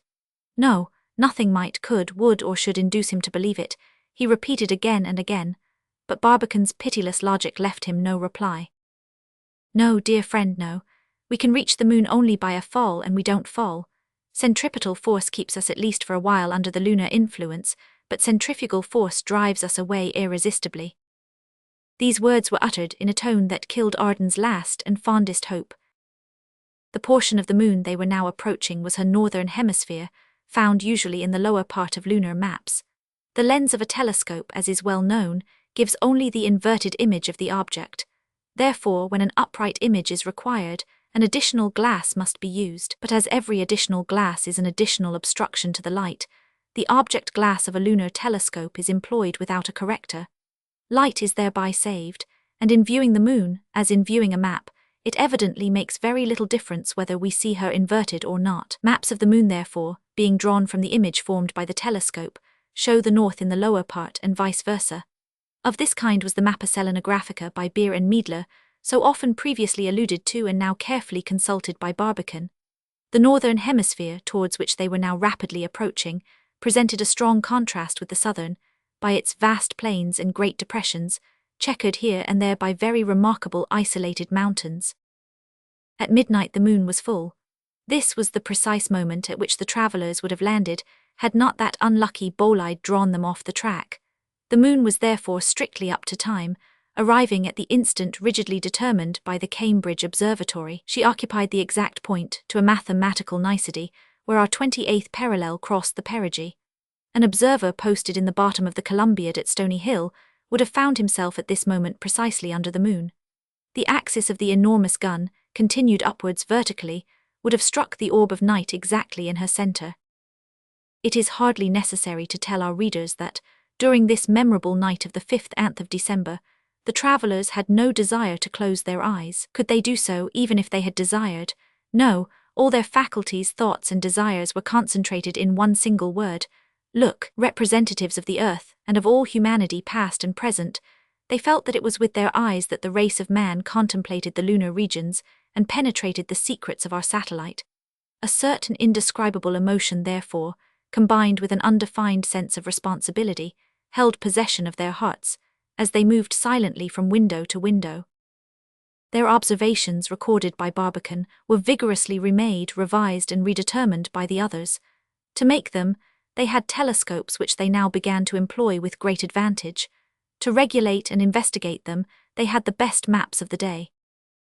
Whilst occupied in this silent work, they could not help throwing a short retrospective glance on the former observers of the moon. The first of these was Galileo. His slight telescope magnified only 30 times, still in the spots flecking the lunar surface like the eyes checkering a peacock's tail. He was the first to discover mountains and even to measure their heights. These, considering the difficulties under which he laboured, were wonderfully accurate, but unfortunately he made no map embodying his observations. A few years afterwards, Hevel of Danzig, 1611–1688, a Polish astronomer, more generally known as Hevelius, his works being all written in Latin, undertook to correct Galileo's measurements. But as his method could be strictly accurate only twice a month, the periods of the first and second quadratures, his rectifications could be hardly called successful. Still it is to the labours of this eminent astronomer, carried on uninterruptedly for 50 years in his own observatory, that we owe the first map of the moon. It was published in 1647 under the name of Selenographia. He represented the circular mountains by open spots somewhat round in shape, and by shaded figures he indicated the vast plains, or, as he called them, the seas, that occupied so much of her surface. These he designated by names taken from our earth. His map shows you a Mount Sinai the midst of an Arabia, an Atna in the centre of a Sicily, Alps, Apennines, Carpathians, a Mediterranean, a Palus Maales, a Pontus Euxinus, and a Caspian Sea. But these names seem to have been given capriciously, and at random, for they never recall any resemblance existing between themselves and their namesakes on our globe. In the wide open spot, for instance, connected on the south with vast continents and terminating in a point, it would be no easy matter to recognize the reversed image of the Indian peninsula, the Bay of Bengal, and Cochin China. Naturally, therefore, these names were nearly all soon dropped, but another system of nomenclature, proposed by an astronomer better acquainted with the human heart, met with a success that has lasted to the present day. This was Father Riccioli, a Jesuit, and 1598–1671, a contemporary of Hevelius. In his Astronomia Reformata, 1665, he published a rough and incorrect map of the moon, compiled from observations made by Grimaldi of Ferrara, but in designating the mountains, he named them after eminent astronomers, and this idea of his has been carefully carried out by map-makers of later times. A third map of the moon was published at Rome in 1666 by Domenico Cassini of Nice, 1625–1712, the famous discoverer of Saturn's satellites. Though somewhat incorrect regarding measurements, it was superior to Riccioli's in execution, and for a long time it was considered a standard work. Copies of this map are still to be found, but Cassini's original copperplate, preserved for a long time at the Imprimerie Reale in Paris, was at last sold to a brazier, by no less a personage than the director of the establishment himself, who, according to Arago, wanted to get rid of what he considered useless lumber. La Hire, 1640–1718, professor of astronomy in the Collège de France and an accomplished draftsman, drew a map of the moon which was 13 feet in diameter. This map could be seen long afterwards in the library of St. Genevieve, Paris, but it was never engraved. About 1760, Mayer, a famous German astronomer and the director of the Observatory of Göttingen, began the publication of a magnificent map of the moon, drawn after lunar measurements all rigorously verified by himself.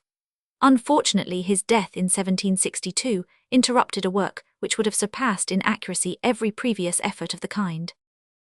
Next appears Schroeder of Erfurt, 1745–1816. A fine observer, he first discovered the lunar rills, but a poor draftsman. His maps are therefore of little value.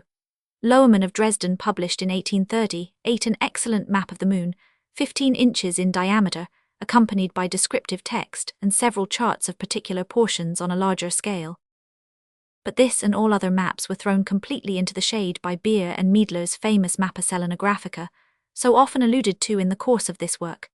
This map, projected orthographically, that is, one in which all the rays proceeding from the surface to the eye are supposed to be parallel to each other, gives a reproduction of the lunar disk exactly as it appears. The representation of the mountains and plains is therefore correct only in the central portion. Elsewhere, north, south, east, or west, the features being foreshortened are crowded together, and cannot be compared in measurement with those in the center. It is more than 3 feet square. For convenient reference, it is divided into 4 parts, each having a very full index. In short, this map is in all respects a masterpiece of lunar cartography.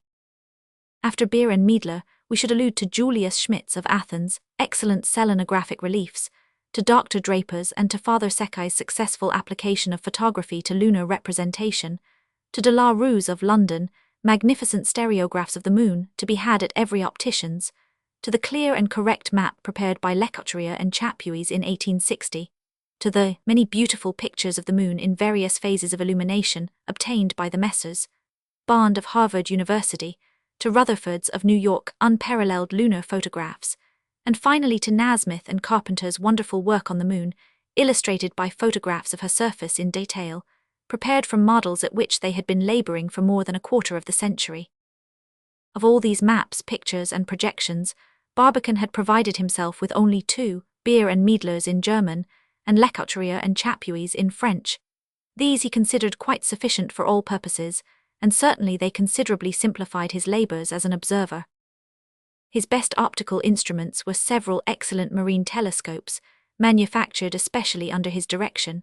Magnifying the object 100 times, on the surface of the earth, they would have brought the moon to within a distance of somewhat less than 2,400 miles, but at the point to which our travellers had arrived towards 3 o'clock in the morning, and which could hardly be more than 12 or 1,300 miles from the moon, these telescopes, ranging through a medium disturbed by no atmosphere, easily brought the lunar surface to within less than 13 miles distance from the eyes of our adventurers. Therefore they should now see objects in the moon as clearly as people can see the opposite bank of a river that is about 12 miles wide. Chapter 11. Fact and Fancy. "Have you ever seen the moon?" said a teacher ironically one day in class to one of his pupils. "No, sir," was the pert reply, "but I think I can safely say I've heard it spoken about." Though saying what he considered a smart thing, the pupil was probably perfectly right. Like the immense majority of his fellow beings, he had looked at the moon, heard her talked of, written poetry about her, but in the strict sense of the term he had probably never seen her. That is, scanned her, examined her, surveyed her, inspected her, reconnoitred her, even with an opera glass. Not one in 1,000, not one in 10,000, has ever examined even the map of our only satellite. To guard our beloved and intelligent reader against this reproach, we have prepared an excellent reduction of Beer and Meidler's Mappa, on which, for the better understanding of what is to follow, we hope you will occasionally cast a gracious eye. When you look at any map of the moon, you are struck first of all with one peculiarity. Contrary to the arrangement prevailing in Mars and on our Earth, the continents occupy principally the southern hemisphere of the lunar orb. Then these continents are far from presenting such sharp and regular outlines as distinguish the Indian Peninsula, Africa, and South America. On the contrary, their coasts, angular, jagged, and deeply indented, abound in bays and peninsulas. They remind you of the coast of Norway, or of the islands in the Sound, where the land seems to be cut up into endless divisions. If navigation ever existed on the moon's surface, it must have been of a singularly difficult and dangerous nature, and we can scarcely say which of the two should be more pitied, the sailors who had to steer through these dangerous and complicated passes, or the map makers who had to designate them on their charts. You will also remark that the southern pole of the moon is much more continental than the northern. Around the latter, there exists only a slight fringe of lands, separated from the other continents by vast seas. This word seas, a term employed by the first lunar map constructors, is still retained to designate those vast depressions on the moon's surface, once perhaps covered with water, though they are now only enormous plains. In the south, the continents cover nearly the whole hemisphere. It is therefore possible that the Selenites have planted their flag on at least one of their poles, whereas the Perrys and Franklins of England, the Kanes and the Wilkeses of America, the Dumont d'Urvilles and the Lamberts of France, have so far met with obstacles completely insurmountable, while in search of those unknown points of our terrestrial globe. The islands, the next feature on the moon's surface, are exceedingly numerous, generally oblong or circular in shape, and almost as regular in outline as if drawn with a compass. They form vast archipelagos like the famous group lying between Greece and Asia Minor, which mythology has made the scene of her earliest and most charming legends. As we gaze at them, the names of Naxos, Tenedos, Milo, and Carpathos rise up before our mind's eye, and we begin looking around for the Trojan fleet and Jason's Argo. This, at least, was Arden's idea, and at first his eyes would see nothing on the map but a Grecian archipelago, but his companions, sound practical men, and therefore totally devoid of sentiment, were reminded by these rugged coasts of the beetling cliffs of New Brunswick and Nova Scotia. So that, where the Frenchmen saw the tracks of ancient heroes, the Americans saw only commodious shipping points and favorable sites for trading posts, all, of course, in the purest interest of lunar commerce and industry. To end our hasty sketch of the continental portion of the moon, we must say a few words regarding her orthography or mountain systems. With a fair telescope you can distinguish very readily her mountain chains, her isolated mountains, her circuses or ring formations, and her rills, cracks and radiating streaks. The character of the whole lunar relief is comprised in these divisions. It is a surface prodigiously reticulated, upheaved and depressed, apparently without the slightest order or system. It is a vast Switzerland, an enormous Norway, where everything is the result of direct plutonic action. This surface, so rugged, craggy and wrinkled, seems to be the result of successive contractions of the crust, at an early period of the planet's existence. The examination of the lunar disk is therefore highly favorable for the study of the great geological phenomena of our own globe. As certain astronomers have remarked, the moon's surface, though older than the Earth's, has remained younger. That is, it has undergone less change. No water has broken through its rugged elevations, filled up its scowling cavities, and by incessant action tended continuously to the production of a general level. No atmosphere, by its disintegrating, decomposing influence has softened off the rugged features of the plutonic mountains. Volcanic action alone, unaffected by either aqueous or atmospheric forces, can here be seen in all its glory. In other words, the moon looks now as our Earth did endless ages ago, when she was void and empty, and when darkness sat upon the face of the deep. Eons of ages ago, long before the tides of the ocean and the winds of the atmosphere had begun to strew her rough surface with sand and clay, rock and coal, forest and meadow, gradually preparing it, according to the laws of our beneficent Creator, to be at last the pleasant though the temporary abode of man. Having wandered over vast continents, your eye is attracted by the seas of dimensions still vaster. Not only their shape, situation and look remind us of our own oceans, but again like them, they occupy the greater part of the moon's surface. The seas, or more correctly plains, excited our travellers' curiosity to a very high degree, and they set themselves at once to examine their nature. The astronomer who first gave names to those seas, in all probability was a Frenchman. Hevelius, however, respected them, even Riccioli did not disturb them, and so they have come down to us. Arden laughed heartily at the fancies which they called up, and said the whole thing reminded him of one of those maps of matrimony that he had once seen or read of in the works of Scudery or Cyrano de Bergerac.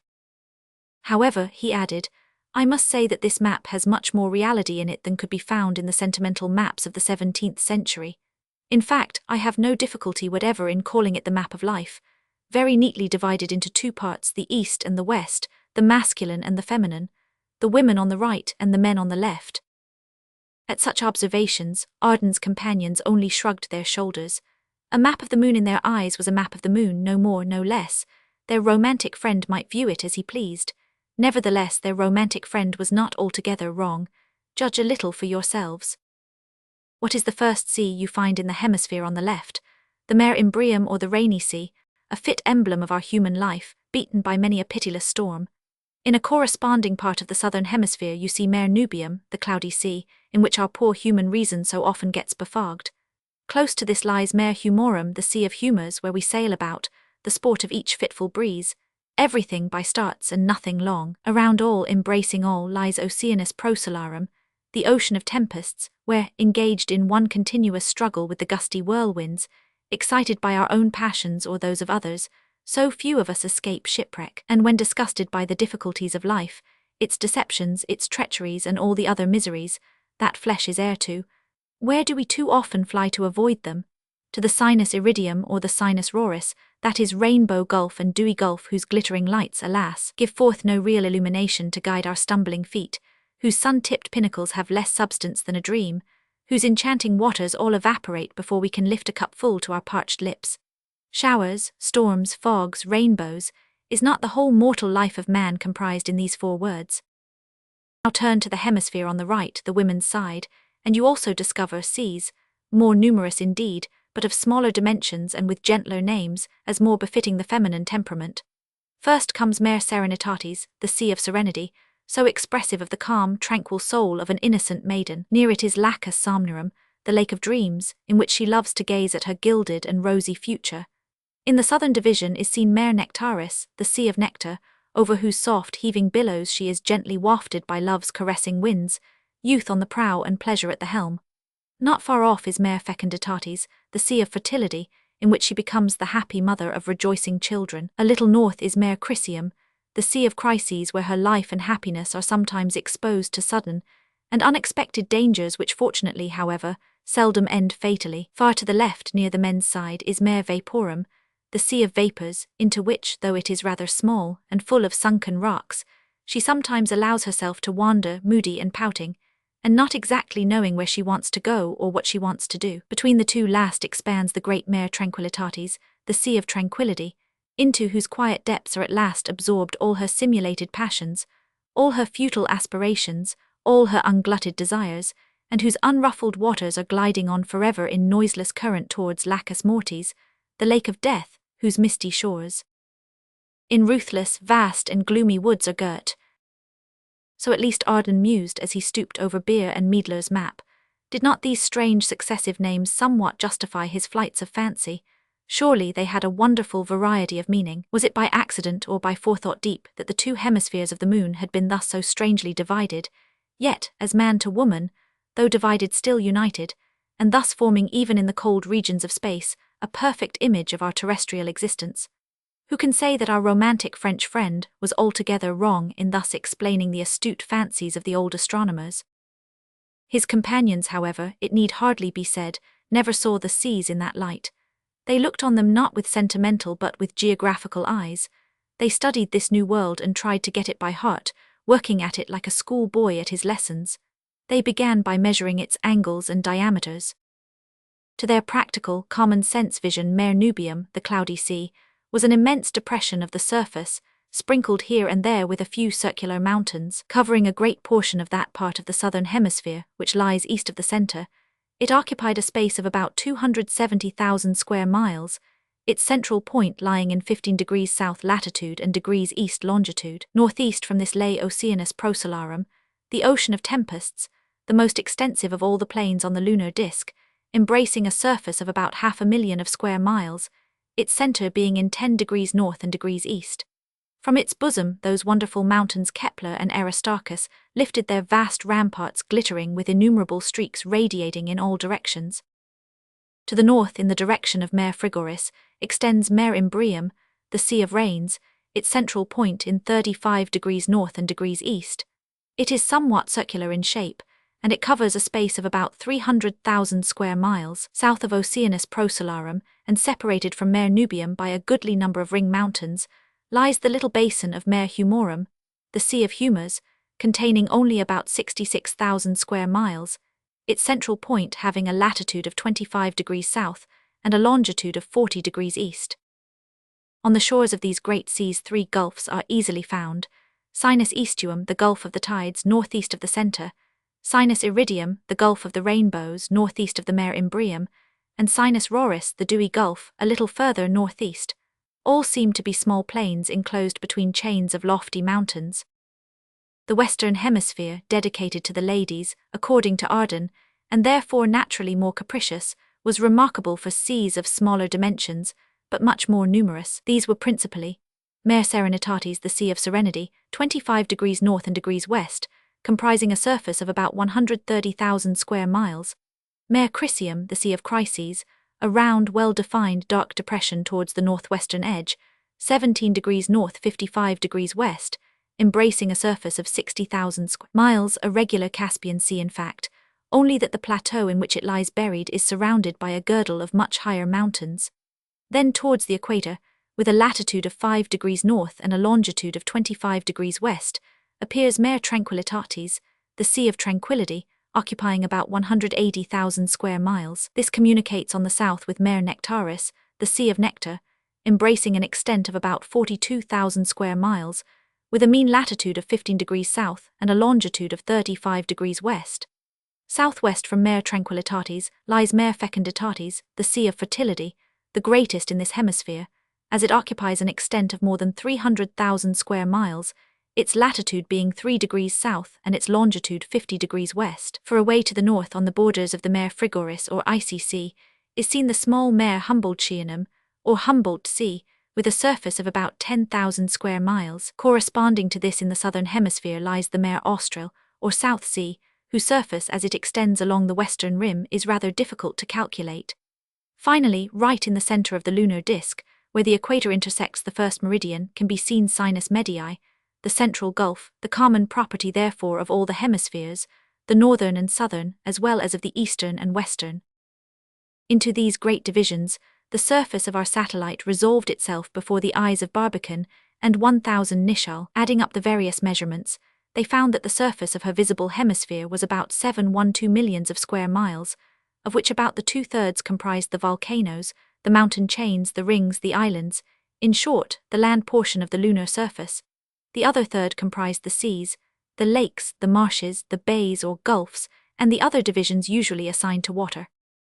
To all this deeply interesting information, though the fruit of observation the closest, aided and confirmed by calculation the profoundest, Arden listened with the utmost indifference.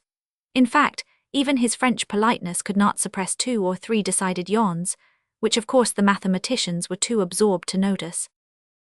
In their enthusiasm they tried to make him understand that though the moon is 13.12 times smaller than our Earth, she can show more than 50,000 craters, which astronomers have already counted and designated by specific names. To conclude this portion of our investigation, therefore, cried Barbicane, clearing his throat and occupying Alden's right ear, the moon's surface is a honey-combed, perforated, punctured.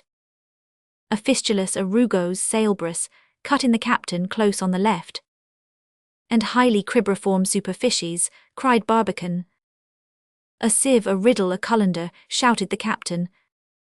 A skimming dish, a buckwheat cake, a lump of green cheese, went on Barbicane.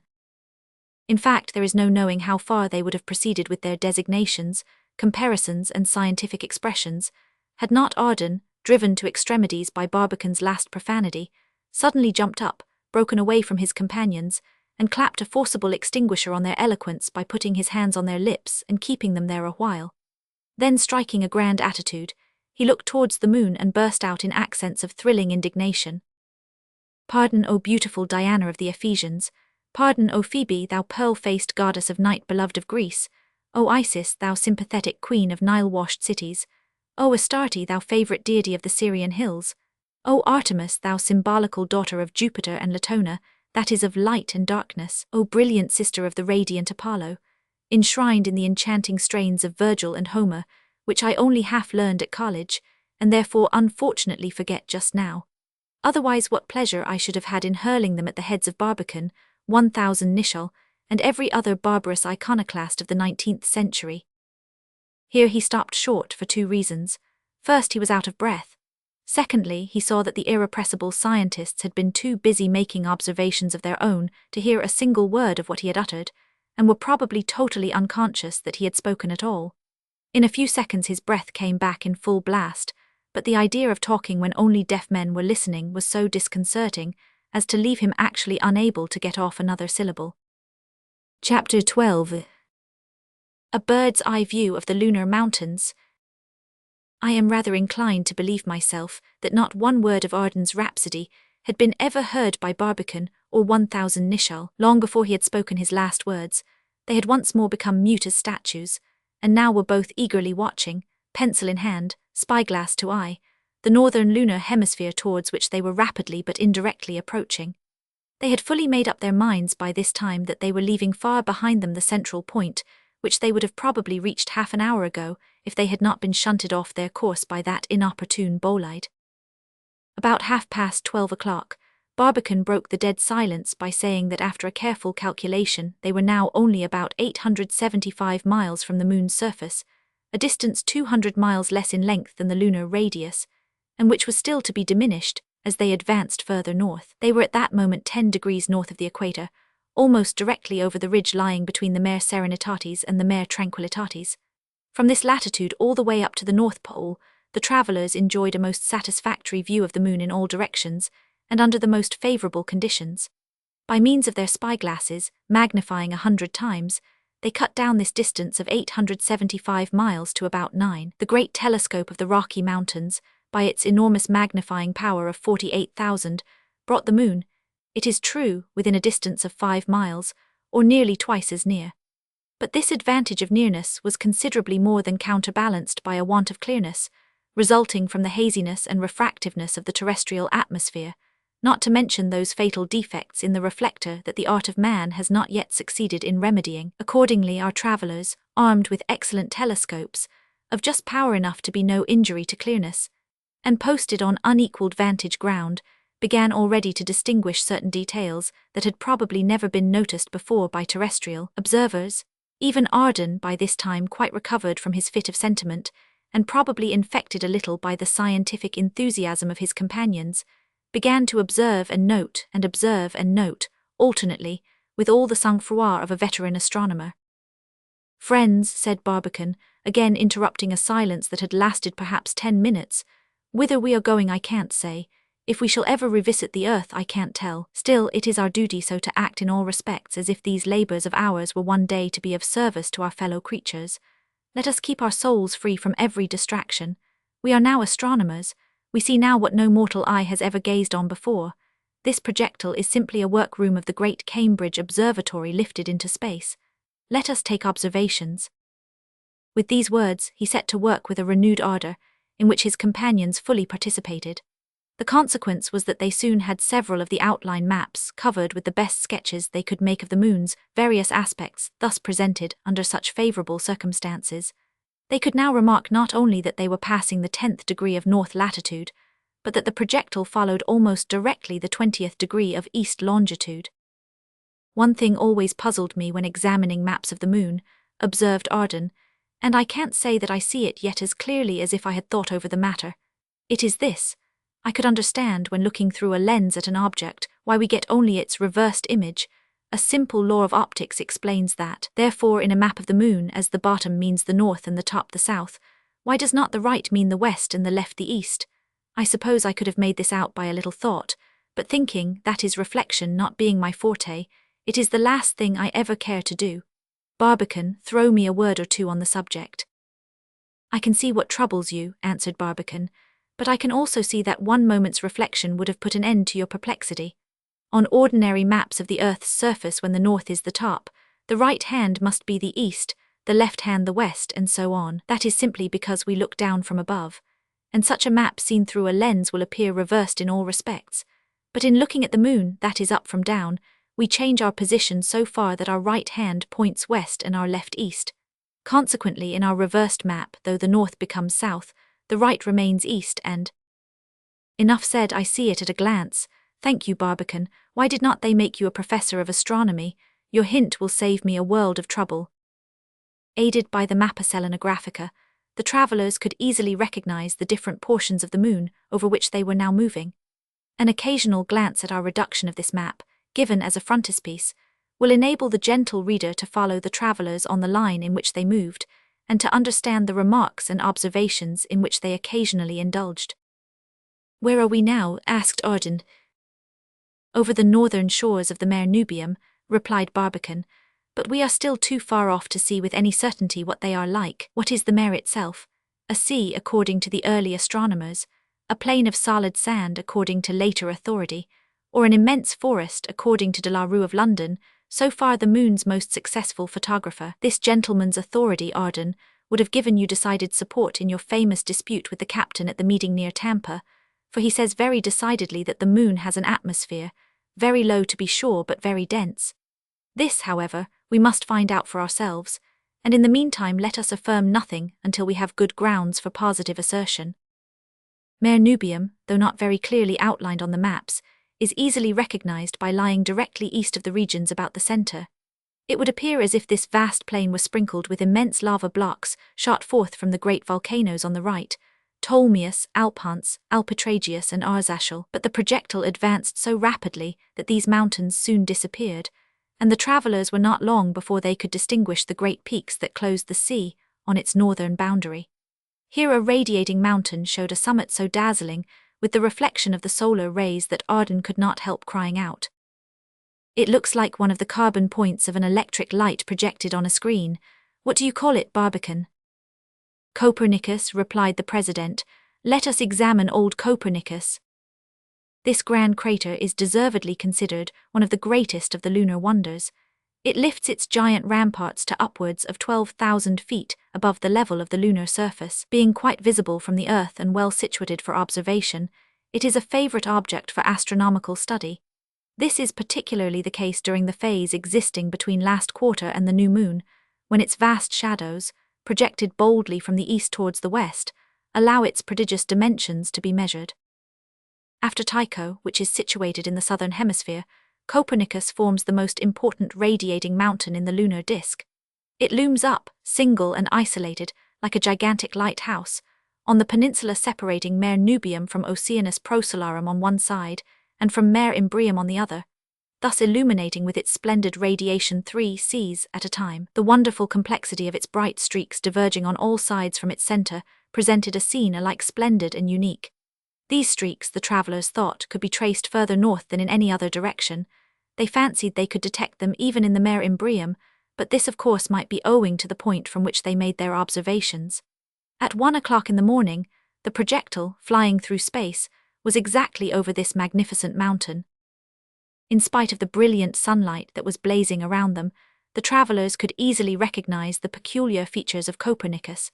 It belongs to those ring mountains of the first class called circuses, like Kepler and Aristarchus, who rule over Oceanus Procellarum. Copernicus, when viewed through our telescopes, sometimes glistens so brightly through the ashy light of the moon that it has been frequently taken for a volcano in full activity. Whatever it may have been once, however, it is certainly nothing more now than, like all the other mountains on the visible side of the moon, an extinct volcano, only with a crater of such exceeding grandeur and sublimity as to throw utterly into the shade everything like it on our earth. The crater of Etna is at most little more than a mile across. The crater of Copernicus has a diameter of at least 50 miles. Within it, the travelers could easily discover by their glasses an immense number of terraced ridges, probably landslips, alternating with stratifications resulting from successive eruptions. Here and there, but particularly in the southern side, they caught glimpses of shadows of such intense blackness, projected across the plateau and lying there like pitch spots, that they could not tell them from yawning chasms of incalculable depth. Outside the crater the shadows were almost as deep, whilst on the plains all around, particularly in the west, so many small craters could be detected that the eye in vain attempted to count them. Many circular mountains of this kind, observed Barbicane, can be seen on the lunar surface, but Copernicus, though not one of the greatest, is one of the most remarkable on account of those diverging streaks of bright light that you see radiating from its summit.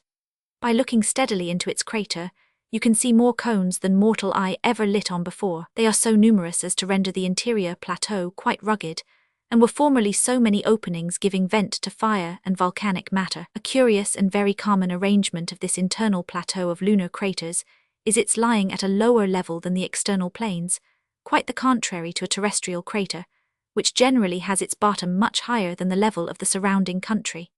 It follows therefore that the deep-lying curve of the bottom of these ring mountains would give a sphere with a diameter somewhat smaller than the moon's. What can be the cause of this peculiarity? Asked 1000 Nicholl. I can't tell, answered Barbicane, but, as a conjecture, I should say that it is probably to the comparatively smaller area of the moon, and the more violent character of her volcanic action that the extremely rugged character of her surface is mainly due. Why, it's the Campi Flegrei or the fire fields of Naples over again, cried Arden suddenly. There's Monte Barbaro, there's the Solfatara, there is the crater of Astroni, and there is the Monte Nuovo, as plain as the hand on my body. The great resemblance between the region you speak of and the general surface of the moon has been often remarked, observed Barbicane, but it is even still more striking in the neighbourhood of Theophilus on the borders of Mare Nectaris. That's Mare Nectaris, the grey spot over there on the southwest, isn't it? Asked 1000 Nicholl. Is there any likelihood of our getting a better view of it? Not the slightest, answered Barbicane, unless we go round the moon and return this way, like a satellite describing its orbit. By this time they had arrived at a point vertical to the mountain centre. Copernicus's vast ramparts formed a perfect circle, or rather a pair of concentric circles. All around the mountain extended a dark greyish plain of savage aspect, on which the peak shadows projected themselves in sharp relief. In the gloomy bottom of the crater, whose dimensions are vast enough to swallow Mont Blanc body and bones, could be distinguished a magnificent group of cones, at least half a mile in height and glittering like piles of crystal. Towards the north several breaches could be seen in the ramparts, due probably to a caving in of immense masses accumulated on the summit of the precipitous walls. As already observed, the surrounding plains were dotted with numberless craters mostly of small dimensions, except Gay-Lussac on the north, whose crater was about 12 miles in diameter. Towards the southwest and the immediate east, the plain appeared to be very flat, no protuberance, no prominence of any kind lifting itself above the general dead level. Towards the north, on the contrary, as far as where the peninsula jutted on Oceanus Procellarum, the plain looked like a sea of lava wildly lashed for a while by a furious hurricane, and then, when its waves and breakers and driving ridges were at their wildest, suddenly frozen into solidity. Over this rugged, rumpled, wrinkled surface and in all directions ran the wonderful streaks whose radiating point appeared to be the summit of Copernicus. Many of them appeared to be 10 miles wide and hundreds of miles in length. The travellers disputed for some time on the origin of these strange radii, but could hardly be said to have arrived at any conclusion more satisfactory than that already reached by some terrestrial observers.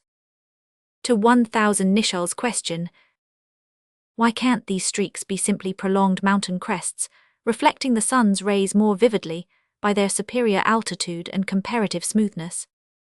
Barbicane readily replied, these streaks can't be mountain crests because if they were, under certain conditions of solar illumination, they should project shadows, a thing which they have never been known to do under any circumstances whatever.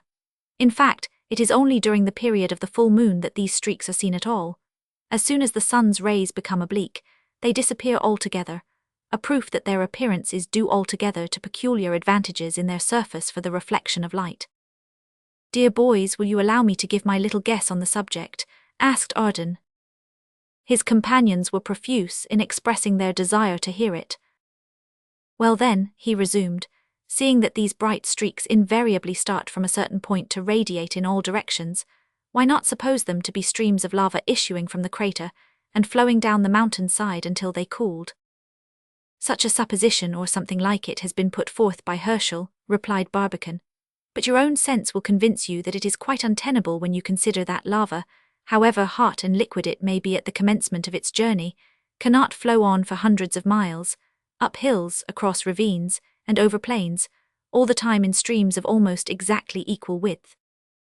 That theory of yours holds no more water than mine, Arden, observed 1000 Nicholl. Correct, Captain, replied the Frenchman. Barbicane has a trick of knocking the bottom out of every weaker vessel, but let us hear what he has to say on the subject himself. What is your theory, Barbicane? My theory, said Barbicane, is pretty much the same as that lately presented by an English astronomer, Nasmyth, who has devoted much study and reflection to lunar matters. Of course, I only formulate my theory, I don't affirm it. These streaks are cracks, made in the moon's surface by cooling or by shrinkage, through which volcanic matter has been forced up by internal pressure. The sinking ice of a frozen lake, when meeting with some sharp-pointed rock, cracks in a radiating manner. Every one of its fissures then admits the water, which immediately spreads laterally over the ice pretty much as the lava spreads itself over the lunar surface. This theory accounts for the radiating nature of the streaks, their great and nearly equal thickness, their immense length, their inability to cast a shadow, and their invisibility at any time except at or near the full moon. Still, it is nothing but a theory, and I don't deny that serious objections may be brought against it. Do you know, dear boys, cried Arden, led off as usual by the slightest fancy, do you know what I am thinking of when I look down on the great rugged plains spread out beneath us? I can't say, I'm sure, replied Barbicane, somewhat piqued at the little attention he had secured for his theory. Well, what are you thinking of? Asked 1000 Nicholl. Spillikins, answered Arden triumphantly. Spillikins, cried his companions, somewhat surprised. Yes, spillikins, these rocks, these blocks, these peaks, these streaks, these cones, these cracks, these ramparts, these escarpments, what are they but a set of spillikins, though I acknowledge on a grand scale, I wish I had a little hook to pull them one by one. An immense battlefield. An immense battlefield. Oh, do be serious, Arden, cried Barbicane a little impatiently. Certainly, replied Arden. Let us be serious, Captain, since seriousness best befits the subject in hand. What do you think of another comparison? Does not this plain look like an immense battlefield, piled with the bleaching bones of myriads who had slaughtered each other to a man at the bidding of some mighty Caesar? What do you think of that lofty comparison, hey? It is quite on a par with the other, muttered Barbicane. He's hard to please, Captain, continued Arden, but let us try him again. Does not this plain look like— My worthy friend, interrupted Barbicane quietly, but in a tone to discourage further discussion, what you think the plain looks like is of very slight import, as long as you know no more than a child what it really is. Bravo, Barbicane, well put, cried the irrepressible Frenchman. Shall I ever realize the absurdity of my entering into an argument with a scientist? But this time the projectile, though advancing northward with a pretty uniform velocity, had neither gained nor lost in its nearness to the lunar disk, each moment altering the character of the fleeting landscape beneath them. The travellers, as may well be imagined, never thought of taking an instant's repose. At about 1:30, looking to their right on the west, they saw the summits of another mountain. Barbicane, consulting his map, recognized Eratosthenes. This was a ring mountain about 33 miles in diameter, having, like Copernicus, a crater of immense profundity containing central cones. Whilst they were directing their glasses towards its gloomy depths, Barbicane mentioned to his friends Kepler's strange idea regarding the formation of these ring mountains. They must have been constructed, he said, by mortal hands. With what object? Asked the captain. A very natural one, answered Barbicane. The Selenites must have undertaken the immense labour of digging these enormous pits at places of refuge, in which they could protect themselves against the fierce solar rays that beat against them for 15 days in succession. Not a bad idea, that of the Selenites, exclaimed Arden. An absurd idea, cried 1000 Nicholl, but probably Kepler never knew the real dimensions of these craters. Barbicane knows the trouble and time required to dig a well in Stony Hill only 900 feet deep. To dig out a single lunar crater would take hundreds and hundreds of years, and even then they should be giants who would attempt it. Why so? Asked Arden. In the moon, where gravity is 6 times less than on the Earth, the labour of the Selenites can't be compared with that of men like us. But suppose a Selenite to be 6 times smaller than a man like us, urged 1000 Nicholl. And suppose a Selenite never had an existence at all, interposed Barbicane with his usual success in putting an end to the argument. But never mind the Selenites now. Observe Eratosthenes as long as you have the opportunity. Which will not be very long, said 1000 Nicholl. He is already sinking out of view too far to the right to be carefully observed. What are those peaks beyond him? Asked Arden. The Apennines, answered Barbicane, and those on the left are the Carpathians. "I have seen very few mountain chains or ranges in the moon," remarked Arden after some minutes' observation. "Mountains' chains are not numerous in the moon," replied Barbicane, "and in that respect her orographic system presents a decided contrast with that of the Earth. With us the ranges are many, the craters few. In the moon the ranges are few and the craters innumerable." Barbicane might have spoken of another curious feature regarding the mountain ranges, namely that they are chiefly confined to the northern hemisphere, where the craters are fewest and the seas the most extensive. For the benefit of those interested, and to be done at once with this part of the subject, we give in the following little table a list of the chief lunar mountain chains, with their latitude and respective heights in English feet. Name degrees of latitude height. Southern Hemisphere. Brace. Altai Mountains. Cordilleras. Pyrenees. Riffian 17 degrees to 28. 10 to 20. 8 to 18. 5 to 10 13,000 ft. 12,000. 12,000. 2,600. Northern Hemisphere. Brace. Hemus. Carpathian. Apennines. Taurus. Hercynian. Caucasus. Alps 10 to 20. 15 to 19. 14 to 27. 25 to 34. 17 to 29. 33 to 40. 42 to 36,300. 6,000. 18,000. 8,500. 3,400. 17,000. 10,000. Of these different chains, the most important is that of the Apennines, about 450 miles long, a length, however, far inferior to that of many of the great mountain ranges of our globe. They skirt the western shores of the Mare Imbrium, over which they rise in immense cliffs, 18 or 20,000 feet in height, steep as a wall and casting over the plain intensely black shadows at least 90 miles long.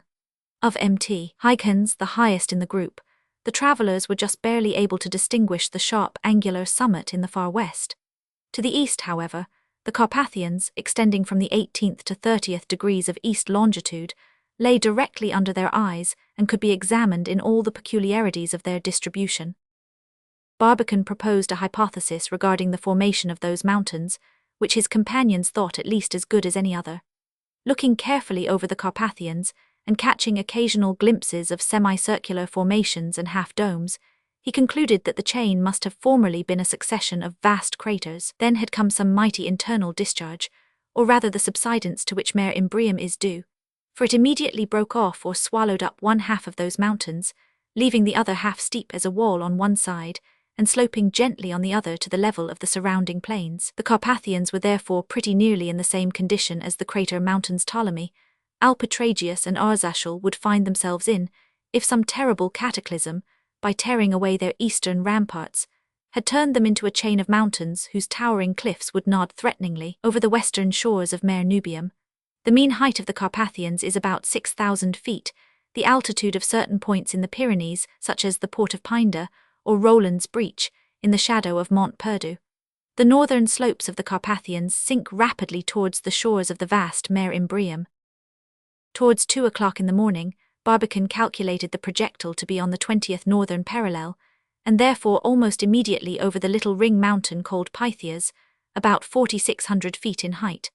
The distance of the travellers from the moon at this point could not be more than about 750 miles, reduced to about 7 by means of their excellent telescopes.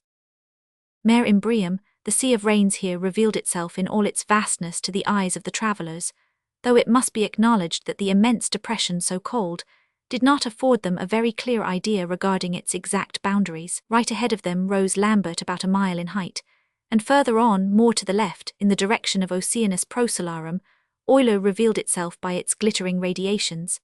This mountain, of about the same height as Lambert, had been the object of very interesting calculations on the part of Schroeter of Erfurt. This keen observer, desirous of inquiring into the probable origin of the lunar mountains, had proposed to himself the following question: does the volume of the crater appear to be equal to that of the surrounding ramparts? His calculations showing him that this was generally the case, he naturally concluded that these ramparts must therefore have been the product of a single eruption, for successive eruptions of volcanic matter would have disturbed this correlation. Euler alone he found to be an exception to this general law, as the volume of its crater appeared to be twice as great as that of the mass surrounding it. It must therefore have been formed by several eruptions in succession, but in that case, what had become of the ejected matter? Theories of this nature and all manner of scientific questions were, of course, perfectly permissible to terrestrial astronomers laboring under the disadvantage of imperfect instruments, but Barbicane could not think of wasting his time in any speculation of the kind, and now, seeing that his projectile perceptibly approached the lunar disk, though he despaired of ever reaching it, he was more sanguine than ever of being soon able to discover positively and unquestionably some of the secrets of its formation. Chapter 13. Lunar Landscapes. At 2:30 in the morning of December 6, the travelers crossed the 30th northern parallel, at a distance from the lunar surface of 625 miles, reduced to about 6 by their spyglasses. Barbicane could not yet see the least probability of their landing at any point of the disk. The velocity of the projectile was decidedly slow, but for that reason extremely puzzling. Barbicane could not account for it. At such a proximity to the moon, the velocity, one would think, should be very great indeed to be able to counteract the lunar attraction. Why did it not fall? Barbicane could not tell. His companions were equally in the dark. Ardan said he gave it up. Besides, they had no time to spend in investigating it. The lunar panorama was unrolling all its splendors beneath them, and they could not bear to lose one of its slightest details. The lunar disk being brought within a distance of about 6 miles by the spyglasses, it is a fair question to ask, what could an aeronaut at such an elevation from our Earth discover on its surface? At present that question can hardly be answered, the most remarkable balloon ascensions never having passed an altitude of 5 miles under circumstances favorable for observers. Here, however, is an account, carefully transcribed from notes taken on the spot, of what Barbicane and his companions did see from their peculiar post of observation. Varieties of color, in the first place, appeared here and there upon the disk. Selenographers are not quite agreed as to the nature of these colors, not that such colors are without variety or too faint to be easily distinguished. Schmidt of Athens even says that if our oceans on Earth were all evaporated, an observer in the moon would hardly find the seas and continents of our globe even so well outlined as those of the moon are to the eye of a terrestrial observer. According to him, the shade of color distinguishing those vast plains known as seas is a dark gray dashed with green and brown, a color presented also by a few of the great craters. This opinion of Schmidt's, shared by Beer and Meidler, Barbicane's observations now convinced him to be far better founded than that of certain astronomers, who admit of no color at all being visible on the moon's surface but gray. In certain spots the greenish tint was quite decided, particularly in Mare Serenitatis and Mare Humorum, the very localities where Schmidt had most noticed it. Barbicane also remarked that several large craters of the class that had no interior cones reflected a kind of bluish tinge, somewhat like that given forth by a freshly polished steel plate. These tints, he now saw enough to convince him, proceeded really from the lunar surface, and were not due, as certain astronomers asserted, either to the imperfections of the spyglasses or to the interference of the terrestrial atmosphere. His singular opportunity for correct observation allowed him to entertain no doubt whatever on the subject. Hampered by no atmosphere, he was free from all liability to optical illusion. Satisfied, therefore, as to the reality of these tints, he considered such knowledge a positive gain to science. But that greenish tint, to what was it due? To a dense tropical vegetation maintained by a low atmosphere, a mile or so in thickness, possibly. But this was another question that could not be answered at present. Further on he could detect here and there traces of a decidedly ruddy tint. Such a shade he knew had been already detected in the Palus Somnii, near Mare Crisium, and in the circular area of Lichtenberg, near the Hercynian Mountains, on the eastern edge of the moon. To what cause was this tint to be attributed? To the actual color of the surface itself, or to that of the lava covering it here and there, or to the color resulting from the mixture of other colors seen at a distance too great to allow of their being distinguished separately? Impossible to tell. Barbicane and his companions succeeded no better at a new problem that soon engaged their undivided attention. It deserves some detail. Having passed Lambert, being just over Timocharus, all were attentively gazing at the magnificent crater of Archimedes with a diameter of 52 miles across and ramparts more than 5,000 feet in height, when Arden startled his companions by suddenly exclaiming, "Hello, cultivated fields, as I am a living man." "What do you mean by your cultivated fields?" asked 1000 Nicholl sourly, wiping his glasses and shrugging his shoulders. "Certainly cultivated fields," replied Arden. "Don't you see the furrows? They're certainly plain enough. They are white too from glistening in the sun, but they are quite different from the radiating streaks of Copernicus. Why, their sides are perfectly parallel." "Where are those furrows?" asked 1000 Nicholl, putting his glasses to his eye and adjusting the focus. "You can see them in all directions," answered Arden, "but two are particularly visible, one running north from Archimedes, the other south towards the Apennines."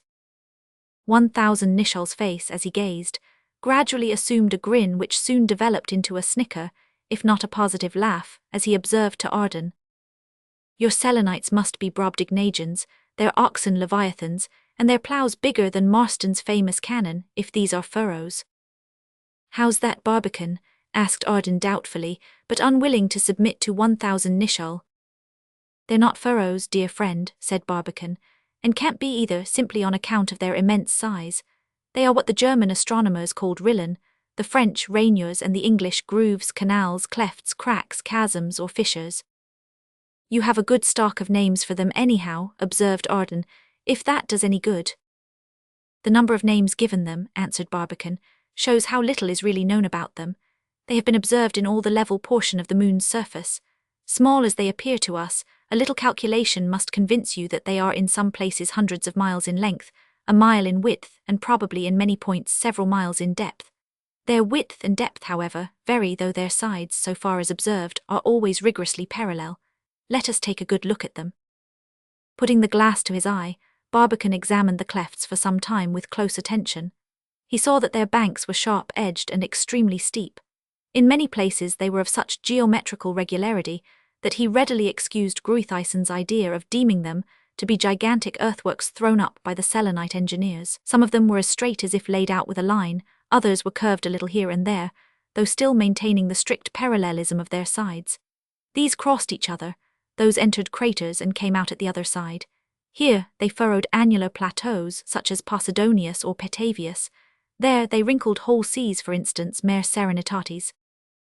These curious peculiarities of the lunar surface had interested the astronomic mind to a very high degree at their first discovery, and have proved to be very perplexing problems ever since.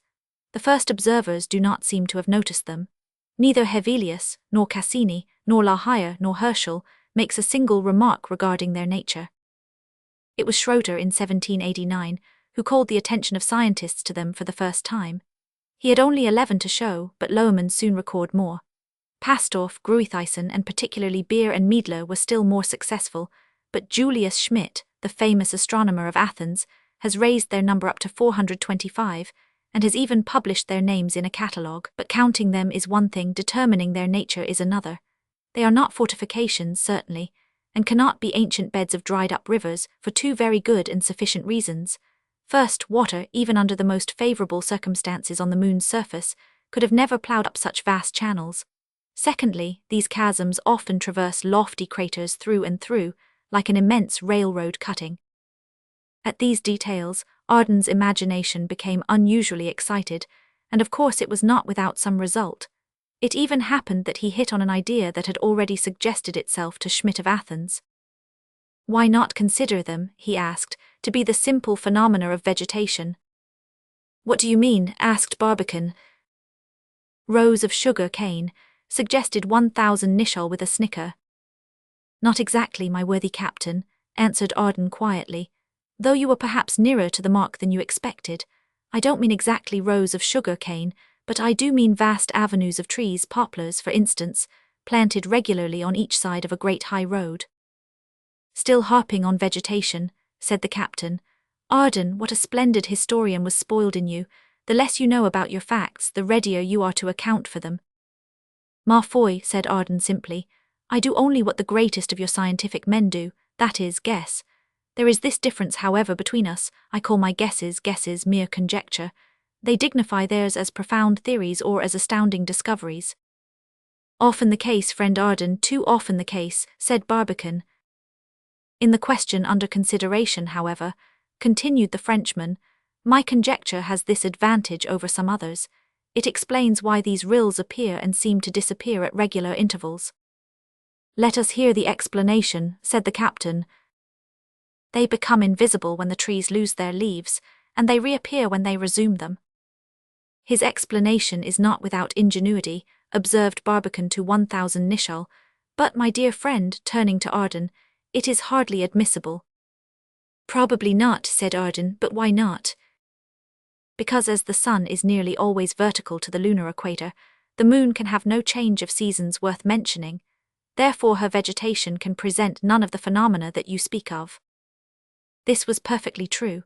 The slight obliquity of the moon's axis, only 1-1/2 degrees, keeps the sun in the same altitude the whole year around. In the equatorial regions he is always vertical, and in the polar he is never higher than the horizon. Therefore there can be no change of seasons. According to the latitude, it is a perpetual winter, spring, summer, or autumn the whole year round. This state of things is almost precisely similar to that which prevails in Jupiter, who also stands nearly upright in his orbit, the inclination of his axis being only about 3 degrees. But how to account for the grooves? A very hard nut to crack. They must certainly be a later formation than the craters and the rings, for they are often found breaking right through the circular ramparts. Probably the latest of all lunar features, the results of the last geological epochs, they are due altogether to expansion or shrinkage acting on a large scale and brought about by the great forces of nature, operating after a manner altogether unknown on our earth. Such at least was Barbicane's idea. "My friends," he quietly observed, without meaning to put forward any pretentious claims to originality, but by simply turning to account some advantages that have never before befallen contemplative mortal eye, why not construct a little hypothesis of our own regarding the nature of these grooves and the causes that gave them birth? Look at that great chasm just below us, somewhat to the right. It is at least 50 or 60 miles long, and runs along the base of the Apennines in a line almost perfectly straight. Does not its parallelism with the mountain chain suggest a causative relation? See that other mighty rill, at least 150 miles long, starting directly north of it and pursuing so true a course that it cleaves Archimedes almost cleanly into two. The nearer it lies to the mountain, as you perceive, the greater its width. As it recedes in either direction it grows narrower. Does not everything point out to one great cause of their origin? They are simple crevasses, like those so often noticed on alpine glaciers, only that these tremendous cracks in the surface are produced by the shrinkage of the crust consequent on cooling. Can we point out some analogies to this on the earth? Certainly. The defile of the Jordan, terminating in the awful depression of the Dead Sea, no doubt occurs to you on the moment, but the Yosemite Valley, as I saw it 10 years ago, is an apter comparison. There I stood on the brink of a tremendous chasm with perpendicular walls, a mile in width, a mile in depth, and 8 miles in length. Judge if I was astounded. But how should we feel it, when traveling on the lunar surface, we should suddenly find ourselves on the brink of a yawning chasm 2 miles wide, 50 miles long, and so fathomless in sheer vertical depth as to leave its black profundities absolutely invisible in spite of the dazzling sunlight? "I feel my flesh already crawling even in the anticipation," cried Arden.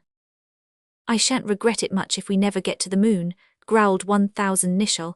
"I never hankered after it anyhow." By this time the projectile had reached the 40th degree of lunar latitude, and could hardly be further than 500 miles from the surface, a distance reduced to about 5 miles by the traveller's glasses. Away to their left appeared Helicon, a ring mountain about 1,600 feet high, and still further to the left the eye could catch a glimpse of the cliffs enclosing a semi-elliptical portion of Mare Imbrium, called the Sinus Iridium, or Bay of the Rainbows. In order to allow astronomers to make complete observations on the lunar surface, the terrestrial atmosphere should possess a transparency 70 times greater than its present power of transmission. But in the void through which the projectile was now floating, no fluid whatever interposed between the eye of the observer and the object observed. Besides, the travellers now found themselves at a distance that had never before been reached by the most powerful telescopes, including even Lord Rosse's, and the great instrument on the rocky mountains. Barbicane was therefore in a condition singularly favorable to resolve the great question concerning the moon's inhabitableness. Nevertheless, the solution still escaped him. He could discover nothing around him but a dreary waste of immense plains, and towards the north, beneath him, bare mountains of the aridest character. Not the slightest vestige of man's work could be detected over the vast expanse. Not the slightest sign of a ruin spoke of his ever having been there. Nothing betrayed the slightest trace of the development of animal life, even in an inferior degree. No movement, not the least glimpse of vegetation. Of the three great kingdoms that hold dominion on the surface of the globe, the mineral, the vegetable, and the animal, one alone was represented on the lunar sphere. The mineral, the whole mineral, and nothing but the mineral. "Why," exclaimed Arden with a disconcerted look, after a long and searching examination, "I can't find anybody. Everything is as motionless as a street in Pompeii at 4 o'clock in the morning." The solution still escaped him. "Good comparison, friend Arden," observed 1000 Nicholl. "Lava, slag, volcanic eminences, vitreous matter glistening like ice, piles of scoria, pitch-black shadows, dazzling streaks like rivers of light breaking over jagged rocks. These are now beneath my eye, these alone I can detect, not a man, not an animal, not a tree. The great American desert is a land of milk and honey in comparison with the joyless orb over which we are now moving. However, even yet we can predicate nothing positive. The atmosphere may have taken refuge in the depths of the chasms, in the interior of the craters, or even on the opposite side of the moon, for all we know." "Still we must remember," observed Barbicane, "that even the sharpest eye cannot detect a man at a distance greater than 4 miles and a half, and our glasses have not yet brought us nearer than 5. "Which means to say," observed Arden, "that though we can't see the Selenites, they can see our projectile." But matters had not improved much when, towards 4 o'clock in the morning, the travellers found themselves on the 50th parallel, and at a distance of only about 375 miles from the lunar surface. Still no trace of the least movement, or even of the lowest form of life. "What peaked mountain is that which we have just passed on our right?" asked Arden. "It is quite remarkable, standing as it does in almost solitary grandeur in the barren plain." "That is Pico," answered Barbicane. "It is at least 8,000 feet high, and is well known to terrestrial astronomers as well by its peculiar shadow as on account of its comparative isolation. See the collection of perfectly formed little craters nestling around its base." Barbicane asked 1000 Nicholl suddenly, "What peak is that which lies almost directly south of Pico? I see it plainly, but I can't find it on my map." "I have remarked that pyramidal peak myself," replied Barbicane, "but I can assure you that so far it has received no name as yet, although it is likely enough to have been distinguished by the terrestrial astronomers. It can't be less than 4,000 feet in height." "I propose we called it Barbicane," cried Arden enthusiastically. "Agreed," answered 1000 Nicholl, "unless we can find a higher one." "We must be beforehand with Schmidt of Athens," exclaimed Arden. "He will leave nothing unnamed that his telescope can catch a glimpse of." "Passed unanimously," cried 1000 Nicholl. "And officially recorded," added the Frenchman, making the proper entry on his map. "Salve Mt. Barbicane," then cried both gentlemen, rising and taking off their hats respectfully to the distant peak. "Look to the west," interrupted Barbicane, watching as usual while his companions were talking and probably perfectly unconscious of what they were saying. "Directly to the west. Now tell me what you see." "I see a vast valley," answered 1000 Nicholl. "Straight as an arrow," added Arden. "Running through lofty mountains," cried 1000 Nicholl. "Cut through with a pair of saws and scooped out with a chisel," cried Arden. "See the shadows of those peaks," cried 1000 Nicholl, catching fire at the sight, "black, long, and sharp as if cast by cathedral spires." "Oh, ye crags and peaks," burst forth Arden, "how I should like to catch even a faint echo of the chorus you could chant, if a wild storm roared over your beetling summits. The pine forests of Norwegian mountains howling in midwinter would not be an accordion in comparison." "Wonderful instance of subsidence on a grand scale," exclaimed the captain, hastily relapsing into science. "Not at all," cried the Frenchman, still true to his colours. "No subsidence there. A comet simply came too close and left its mark as it flew past." Fanciful exclamations, dear friends, observed Barbicane, but I'm not surprised at your excitement. Yonder is the famous Valley of the Alps, a standing enigma to all selenographers. How it could have been formed no one can tell. Even wilder guesses than yours, Arden, have been hazarded on the subject. All we can state positively at present regarding this wonderful formation is what I have just recorded in my notebook. The Valley of the Alps is about 5 miles wide and or 80 long. It is remarkably flat and free from debris, though the mountains on each side rise like walls to the height of at least 10,000 feet. Over the whole surface of our Earth, I know of no natural phenomenon that can be at all compared with it. Another wonder almost in front of us, cried Arden. I see a vast lake black as pitch and round as a crater. It is surrounded by such lofty mountains that their shadows reach clear across, rendering the interior quite invisible. That's Plato, said 1000 Nicholl. I know it well, it's the darkest spot on the moon. Many a night I gazed at it from my little observatory in Broad Street, Philadelphia. Right, Captain, said Barbicane. The crater Plato is indeed generally considered the blackest spot on the moon, but I am inclined to consider the spots Grimaldi and Riccioli on the extreme eastern edge to be somewhat darker. If you take my glass, Arden, which is of somewhat greater power than yours, you will distinctly see the bottom of the crater. The reflective power of its plateau probably proceeds from the exceedingly great number of small craters that you can detect there. I think I see something like them now, said Arden, but I am sorry the projectile's course will not give us a vertical view. Can't be helped, said Barbicane. We must go where it takes us. The day may come when man can steer the projectile or the balloon in which he is shut up in any way he pleases, but that day has not come yet. Towards 5 in the morning, the northern limit of Mare Imbrium was finally passed, and Mare Frigoris spread its frost-coloured plains far to the right and left. On the east the travellers could easily see the ring mountain Condamine, about 4,000 feet high, while a little ahead on the right they could plainly distinguish Fontenelle with an altitude nearly twice as great.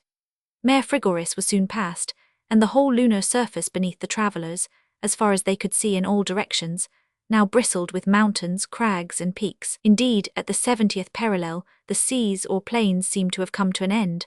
The spyglasses now brought the surface to within about 3 miles, a distance less than that between the hotel at Chamonix and the summit of Mont Blanc. To the left, they had no difficulty in distinguishing the ramparts of Philolaus, about 12,000 feet high, but though the crater had a diameter of nearly 30 miles, the black shadows prevented the slightest sign of its interior from being seen. The sun was now sinking very low, and the illuminated surface of the moon was reduced to a narrow rim. By this time, too, the bird's-eye view to which the observations had so far principally confined decidedly altered its character.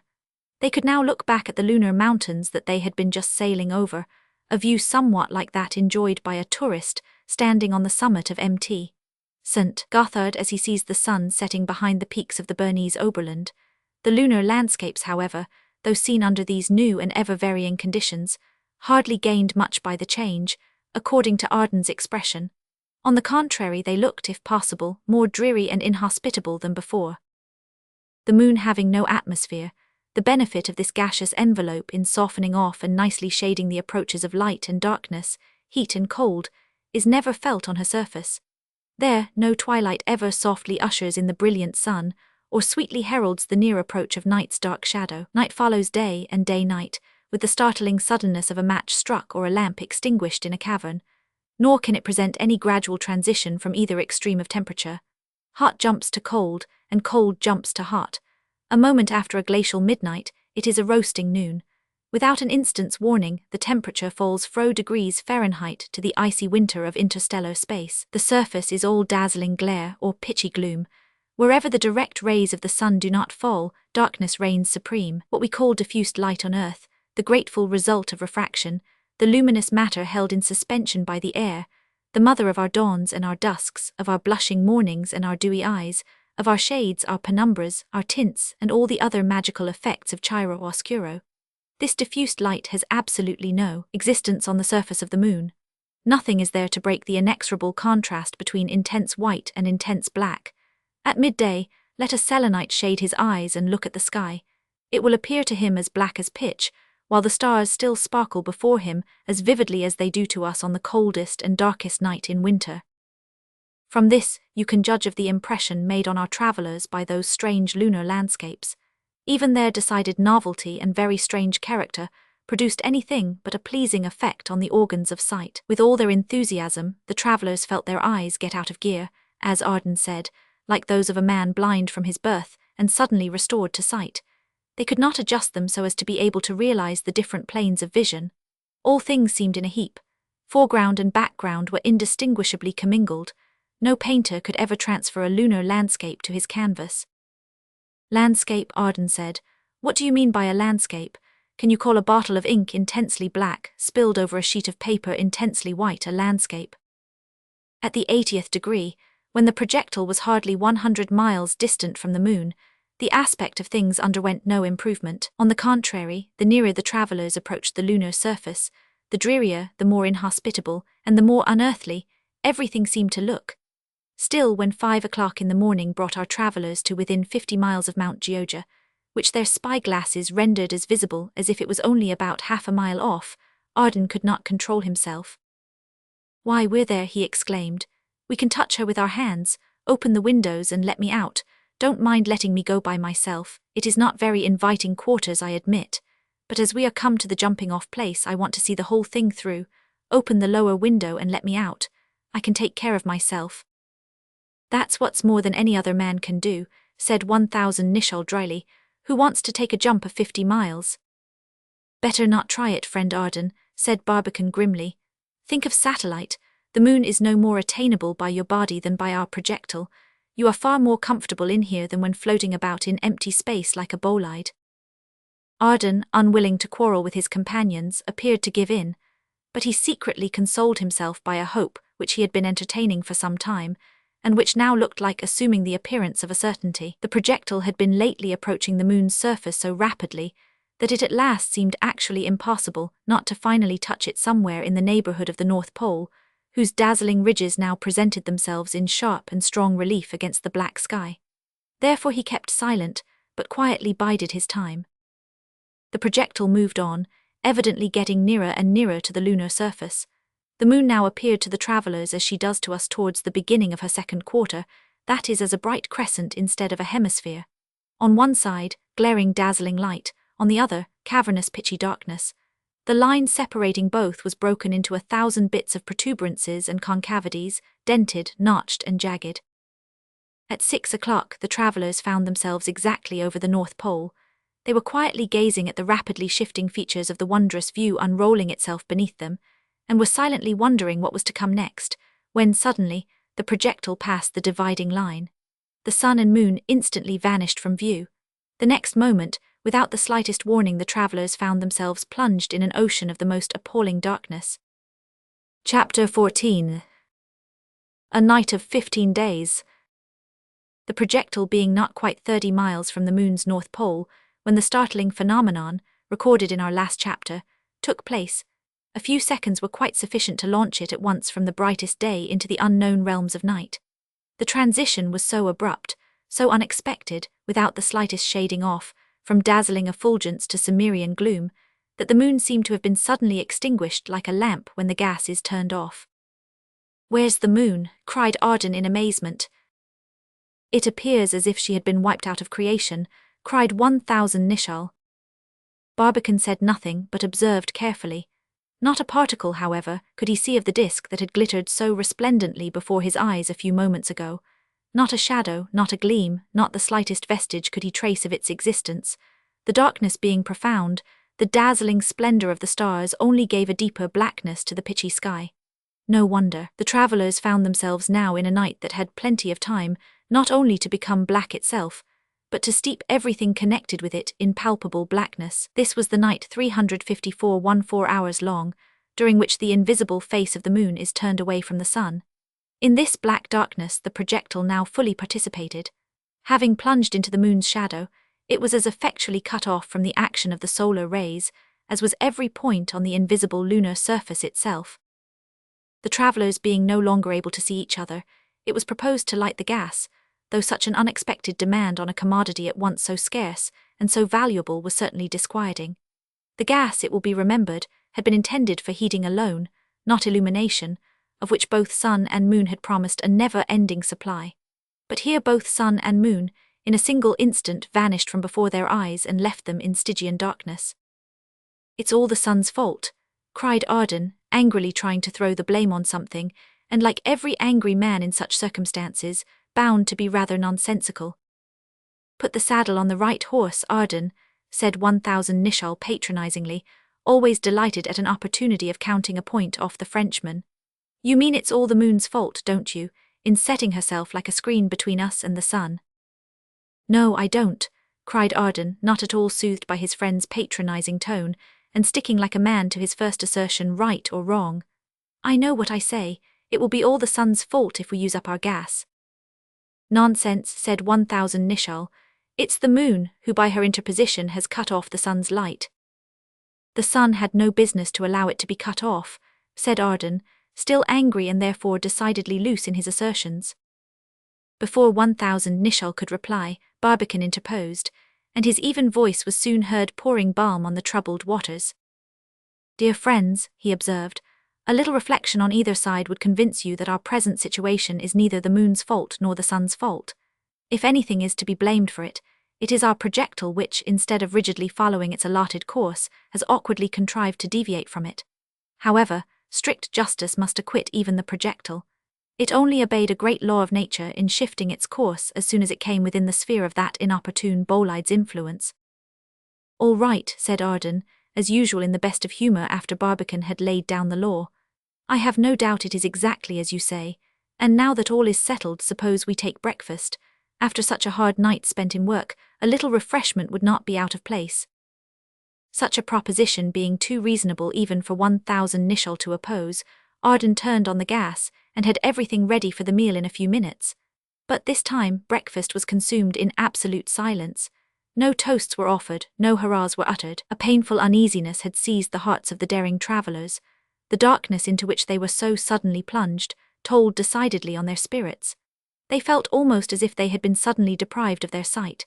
That thick, dismal, savage blackness, which Victor Hugo's pen is so fond of occasionally revelling in, surrounded them on all sides and crushed them like an iron shroud. It was felt worse than ever when, breakfast being over, Arden carefully turned off the gas, and everything within the projectile was as dark as without. However, though they could not see each other's faces, they could hear each other's voices, and therefore they soon began to talk. The most natural subject of conversation was this terrible night, 354 hours long, which the laws of nature have imposed on the lunar inhabitants. Barbicane undertook to give his friends some explanation regarding the cause of the startling phenomenon, and the consequences resulting from it. "Yes, startling is the word for it," observed Barbicane, replying to a remark of Arden's. "And still more so when we reflect that not only are both lunar hemispheres deprived, by turns, of sunlight for nearly 15 days, but that also the particular hemisphere over which we are at this moment floating is all that long night completely deprived of earth-light. In other words, it is only one side of the moon's disk that ever receives any light from the earth. From nearly every portion of one side of the moon, the earth is always as completely absent as the sun is from us at midnight. Suppose an analogous case existed on the earth. Suppose, for instance, that neither in Europe, Asia, or North America was the moon ever visible, that, in fact, it was to be seen only at our antipodes. With what astonishment should we contemplate her for the first time on our arrival in Australia or New Zealand? "Every man of us would pack off to Australia to see her," cried Arden. "Yes," said 1000 Nicholl sententiously. "For a visit to the South Sea a Turk would willingly forgo Mecca, and a Bostonian would prefer Sydney even to Paris." "Well," resumed Barbicane, "this interesting marvel is reserved for the selenite that inhabits the side of the moon which is always turned away from our globe." "And which," added the captain, "we should have had the unspeakable satisfaction of contemplating if we had only arrived at the period when the sun and the earth are not at the same side of the moon, that is, 15 days sooner or later than now. For my part, however," continued Barbicane, not heeding these interruptions, "I must confess that, notwithstanding the magnificent splendour of the spectacle, when viewed for the first time by the selenite who inhabits the dark side of the moon, I should prefer to be a resident on the illuminated side. The former, when his long, blazing, roasting, dazzling day is over, has a night 354 hours long, whose darkness, like that just now surrounding us, is ever unrelieved save by the cold, cheerless rays of the stars. But the latter has hardly seen his fiery sun sinking on one horizon, when he beholds rising on the opposite one an orb, milder, paler, and colder indeed than the sun, but fully as large as 13 of our full moons, and therefore shedding 13 times as much light. This would be our Earth. It would pass through all its phases too, exactly like our satellite. The Selenites would have their new Earth, full Earth, and last quarter. At midnight, grandly illuminated, it would shine with the greatest glory. But that is almost as much as can be said for it. Its futile heat would but poorly compensate for its superior radiance. All the calorie accumulated in the lunar soil during the 354-hours day would have by this time radiated completely into space. An intensity of cold would prevail, in comparison to which a Greenland winter is tropical. The temperature of interstellar space, 250 degrees below zero, would be reached.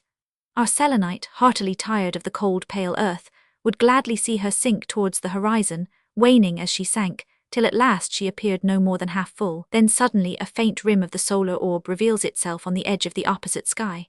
Slowly, more than 14 times more slowly than with us, does the sun lift himself above the lunar horizon. In half an hour, only half his disk is revealed, but that is more than enough to flood the lunar landscape with a dazzling intensity of light, of which we have no counterpart on Earth. No atmosphere refracts it, no hazy screen softens it, no enveloping vapor absorbs it, no obstructing medium colors it. It breaks on the eye harsh, white, dazzling, blinding, like the electric light seen a few yards off. As the hours wear away, the more blasting becomes the glare, and the higher he rises in the black sky, but slowly. It takes him 7 of our days to reach the meridian. By that time the heat has increased from an Arctic temperature to double the boiling water point, 4 degrees below zero to 500 degrees above it, or the point at which tin melts. Subjected to these extremes, the glassy rocks crack, shiver, and crumble away. Enormous landslides occur, peaks topple over, and tons of debris, crashing down the mountains, are swallowed up forever in the yawing chasms of the bottomless craters. "Bravo," cried Arden, clapping his hands softly. "Our president is sublime. He reminds me of the overture of Guillaume Tell." "Souvenir de Marston," growled 1000 Nicholl. "These phenomena," continued Barbicane, heedless of interruption and his voice betraying a slight glow of excitement, "these phenomena going on without interruption from month to month, from year to year, from age to age, from eon to eon, have finally convinced me that—" "What?" he asked his hearers, interrupting himself suddenly. "That the existence at the present time," answered 1000 Nicholl. "Of either animal or vegetable life," interrupted Arden. "In the moon is hardly possible," cried both in one voice. "Besides," asked Barbicane, "even if there is any life, that to live on the dark side would be much more inconvenient than on the light side," cried 1000 Nicholl promptly. "That there is no choice between them," cried Arden just as ready. "For my part, I should think a residence on Mt. Erebus or in Grinnell Land a terrestrial paradise in comparison to either. The earthshine might illuminate the light side of the moon a little during the long night, but for any practical advantage towards heat or life, it would be perfectly useless." "But there is another serious difference between the two sides," said Barbicane. "In addition to those enumerated, the dark side is actually more troubled with excessive variations of temperature than the light one." "That assertion of our worthy president," interrupted Arden, "with all possible respect for his superior knowledge, I am disposed to question." "It's as clear as day," said Barbicane. "As clear as mud, you mean, Mr. President," interrupted Arden. "The temperature of the light side is excited by 2 objects at the same time, the earth and the sun, whereas—" "I beg your pardon, Arden," said Barbicane. "Granted, dear boy, granted with the utmost pleasure," interrupted the Frenchman. "I shall probably have to direct my observations altogether to you, Captain," continued Barbicane. "Friend Michael interrupts me so often that I'm afraid he can hardly understand my remarks." "I always admired your candor, Barbicane," said Arden. "It's a noble quality, a grand quality." "Don't mention it," replied Barbicane, turning towards 1000 Nicholl, still in the dark, and addressing him exclusively. "You see, my dear Captain, the period at which the moon's invisible side receives at once its light and heat is exactly the period of her conjunction, that is to say, when she is lying between the earth and the sun, in comparison therefore with the place which she had occupied at her opposition, or when her visible side was fully illuminated, she is nearer to the sun by double her distance from the Earth, or nearly 480,000 miles. Therefore, my dear Captain, you can see how when the invisible side of the moon is turned towards the sun, she is nearly 500,000 of miles nearer to him than she had been before. Therefore, her heat should be so much the greater. I see it at a glance, said the captain. Whereas, continued Barbicane. One moment, cried Arden. Another interruption, exclaimed Barbicane. What is the meaning of it, sir? I ask my honourable friend the privilege of the floor for one moment, cried Arden. What for? To continue the explanation. Why so? To show that I can understand as well as interrupt. You have the floor, exclaimed Barbicane in a voice no longer showing any traces of ill humour. I expected no less from the honourable gentleman's well-known courtesy, replied Arden. Then changing his manner and imitating to the life Barbicane's voice, articulation and gestures, he continued. Whereas, you see, my dear Captain, the period at which the moon's visible side receives at once its light and heat is exactly the period of her opposition, that is to say, when she is lying on one side of the earth and the sun at the other, in comparison therefore with the point which she had occupied in conjunction, or when her invisible side was fully illuminated, she is farther from the sun by double her distance from the earth, or nearly 480,000 miles. Therefore, my dear Captain, you can readily see how when the moon's invisible side is turned from the sun, she is nearly 500,000 miles further from him than she had been before. Therefore her heat should be so much the less. Well done, friend Arden, cried Barbicane, clapping his hands with pleasure. Yes, Captain, he understood it as well as either of us the whole time. Intelligence, not indifference, caused him to interrupt. Wonderful fellow. That's the kind of a man I am, replied Arden, not without some degree of complacency. Then he added simply, Barbicane, my friend, if I understand your explanations so readily, attribute it all to their astonishing lucidity. If I have any faculty, it is that of being able to scent common sense at the first glimmer. Your sentences are so steeped in it that I catch their full meaning long before you end them, hence my apparent inattention. But we're not yet done with the visible face of the moon. It seems to me you have not yet enumerated all the advantages in which it surpasses the other side. Another of these advantages, continued Barbicane, is that it is from the visible side alone that eclipses of the sun can be seen. This is self-evident, the interposition of the earth being possible only between this visible face and the sun. Furthermore, such eclipses of the sun would be of a far more imposing character than anything of the kind to be witnessed from our earth. This is chiefly for two reasons. First, when we terrestrians see the sun eclipsed, we notice that, the discs of the two orbs being of about the same apparent size, one cannot hide the other except for a short time. Second, as the two bodies are moving in opposite directions, the total duration of the eclipse, even under the most favourable circumstances, can't last longer than 7 minutes, whereas to a selenite who sees the earth eclipse the sun, not only does the earth's disk appear 4 times larger than the sun's, but also, as his day is 14 times longer than ours, the two heavenly bodies must remain several hours in contact. Besides, notwithstanding the apparent superiority of the earth's disk, the refracting power of the atmosphere will never allow the sun to be eclipsed altogether. Even when completely screened by the earth, he would form a beautiful circle around her of yellow, red and crimson light, in which she would appear to float like a vast sphere of jet in a glowing sea of gold, rubies, sparkling carbuncles and garnets. It seems to me, said 1000 Nicholl, that, taking everything into consideration, the invisible side has been rather shabbily treated. I know I should not stay there very long, said Arden. The desire of seeing such a splendid sight as that eclipse would be enough to bring me to the visible side as soon as possible. Yes, I have no doubt of that, friend Michael, pursued Barbicane, but to see the eclipse it would not be necessary to quit the dark hemisphere altogether. You are, of course, aware that in consequence of her librations, or noddings, or wobblings, the moon presents to the eyes of the earth a little more than the exact half of her disk.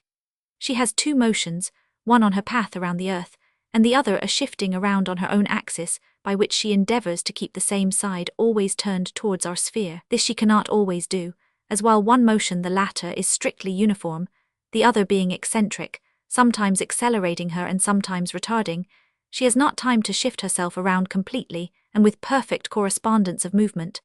At her perigee, for instance, she moves forward quicker than she can shift, so that we detect a portion of her western border before she has time to conceal it. Similarly, at her apogee, when her rate of motion is comparatively slow, she shifts a little too quickly for her velocity, and therefore cannot help revealing a certain portion of her eastern border. She shows altogether about 8 degrees of the dark side, about 4 at the east and at the west, so that, out of her 360 degrees, about 188, in other words, a little more than 57%, about 4/7 of the entire surface becomes visible to human eyes. Consequently, a selenite could catch an occasional glimpse of our Earth without altogether quitting the dark side. "No matter for that," cried Arden. "If we ever become selenites, we must inhabit the visible side. My weak point is light, and that I must have when it can be got." "Unless, as perhaps in this case, you might be paying too dear for it," observed 1000 Nicholl. "How would you like to pay for your light by the loss of the atmosphere, which, according to some philosophers, is piled away on the dark side?" "Ah, in that case I should consider a little before committing myself," replied Arden. "I should like to hear your opinion regarding such a notion, Barbicane. Hey, do you hear? Have astronomers any valid reasons for supposing the atmosphere to have fled to the dark side of the moon?" "Defer that question till some other time, Arden," whispered 1000 Nicholl. "Barbicane is just now thinking out something that interests him far more deeply than any empty speculation of astronomers. If you are near the window, look out through it towards the moon.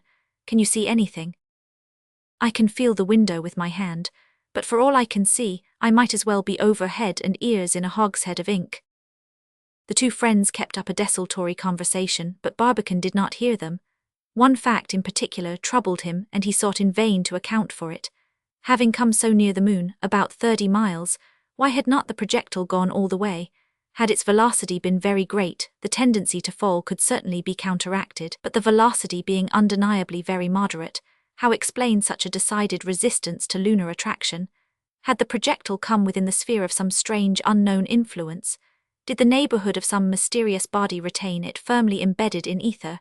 That it would never reach the moon was now beyond all doubt, but where was it going, nearer to her or further off? Or was it rushing resistlessly into infinity on the wings of that pitchy night? Who could tell, no, calculate, who could even guess amid the horror of this gloomy blackness? Questions like these left Barbicane no rest. In vain he tried to grapple with them. He felt like a child before them, baffled and almost despairing. In fact, what could be more tantalizing? Just outside their windows, only a few leagues off, perhaps only a few miles, lay the radiant planet of the night, but in every respect as far off from the eyes of himself and his companions as if she was hiding at the other side of Jupiter. And to their ears she was no nearer. Earthquakes of the old Titanic type might at that very moment be upheaving her surface with resistless force, crashing mountain against mountain, as fiercely as wave meets wave around the storm-lashed cliffs of Cape Horn, but not the faintest far-off murmur even of such a mighty tumult could break the dead brooding silence that surrounded the travellers. Nay, the moon, realizing the weird fancy of the Arabian poet, who calls her a giant stiffening into granite, but struggling madly against his doom, might shriek in a spasm of agony, loudly enough to be heard in Sirius. But our travellers could not hear it. Their ears no sound could now reach. They could no more detect the rending of a continent than the falling of a feather. Air, the propagator and transmitter of sound, was absent from her surface. Her cries, her struggles, her groans, were all smothered beneath the impenetrable tomb of eternal silence. These were some of the fanciful ideas by which Arden tried to amuse his companions in the present unsatisfactory state of affairs. His efforts, however well meant, were not successful. 1000 Nicholl's growls were more savage than usual, and even Barbicane's patience was decidedly giving way. The loss of the other face they could have easily borne. With most of its details they had been already familiar. But no, it must be the dark face that now escaped their observation, the very one that for numberless reasons they were actually dying to see.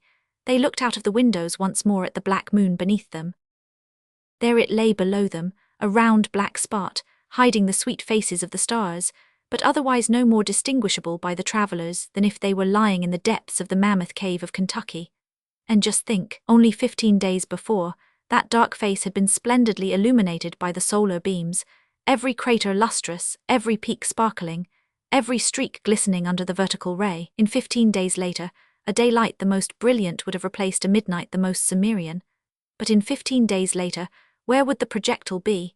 In what direction would it have been drawn by the forces innumerable of attractions incalculable? To such a question as this, Even Arden would reply only by an ominous shake of the head. We know already that our travellers, as well as astronomers generally, judging from that portion of the dark side occasionally revealed by the moon's librations, were pretty certain that there is no great difference between her two sides, as far as regards their physical constitutions. This portion about the seventh part shows plains and mountains, circles and craters, all of precisely the same nature as those already laid down on the chart. Judging therefore from analogy, the other 3/7 are, in all probability, a world in every respect exactly like the visible face, that is, arid desert dead. But our travellers also knew that pretty certain is far from quite certain, and that arguing merely from analogy may enable you to give a good guess, but can never lead you to an undoubted conclusion. What if the atmosphere had really withdrawn to this dark face? And if air, why not water? Would not this be enough to infuse life into the whole continent? Why should not vegetation flourish on its plains, fish in its seas, animals in its forests, and man in every one of its zones that were capable of sustaining life? To these interesting questions, what a satisfaction it would be to be able to answer positively one way or another. For thousands of difficult problems, a mere glimpse at this hemisphere would be enough to furnish a satisfactory reply. How glorious it would be to contemplate a realm on which the eye of man has never yet rested. Great, therefore, as you may readily conceive, was the depression of our travellers' spirits as they pursued their way, enveloped in a veil of darkness the most profound. Still even then Arden, as usual, formed somewhat of an exception. Finding it impossible to see a particle of the lunar surface, he gave it up for good, and tried to console himself by gazing at the stars, which now fairly blazed in the spangled heavens. And certainly never before had astronomer enjoyed an opportunity for gazing at the heavenly bodies under such peculiar advantages. How Frey of Paris, Chacornac of Lyon, and Father Secchi of Rome would have envied him. For, candidly and truly speaking, never before had mortal eye revelled on such a scene of starry splendour. The black sky sparkled with lustrous fires, like the ceiling of a vast hall of ebony encrusted with flashing diamonds. Arden's eye could take in the whole extent in an easy sweep from the Southern Cross to the Little Bear, thus embracing within one glance not only the two polar stars of the present day, but also Campus and Vega, which, by reason of the precession of the equinoxes, are to be our polar stars 12,000 years hence. His imagination, as if intoxicated, reeled wildly through these sublime infinitudes and got lost in them. He forgot all about himself and all about his companions. He forgot even the strangeness of the fate that had sent them wandering through these forbidden regions, like a bewildered comet that had lost its way. With what a soft, sweet light every star glowed. No matter what its magnitude, the stream that flowed from it looked calm and holy. No twinkling, no scintillation, no nictitation disturbed their pure and lambent gleam. No atmosphere here interposed its layers of humidity or of unequal density to interrupt the stately majesty of their effulgence. The longer he gazed upon them, the more absorbing became their attraction. He felt that they were great kindly eyes looking down, even yet with benevolence and protection on himself, and his companions now driving wildly through space, and lost in the pathless depths of the black ocean of infinity. He soon became aware that his friends, following his example, had interested themselves in gazing at the stars, and were now just as absorbed as himself in the contemplation of the transcendent spectacle. For a long time all three continued to feast their eyes on all the glories of the starry firmament. But strange to say, the part that seemed to possess the strangest and weirdest fascination for their wandering glances was the spot where the vast disk of the moon showed like an enormous round hole, black and soundless, and apparently deep enough to permit a glance into the darkest mysteries of the infinite. A disagreeable sensation, however, against which they had been for some time struggling, at last put an end to their contemplations, and compelled them to think of themselves. This was nothing less than a pretty sharp cold, at first somewhat endurable, but which soon covered the inside surface of the window panes with a thick coating of ice. The fact was that, the sun's direct rays having no longer an opportunity of warming up the projectile, the latter began to lose rapidly by radiation whatever heat it had stored away within its walls.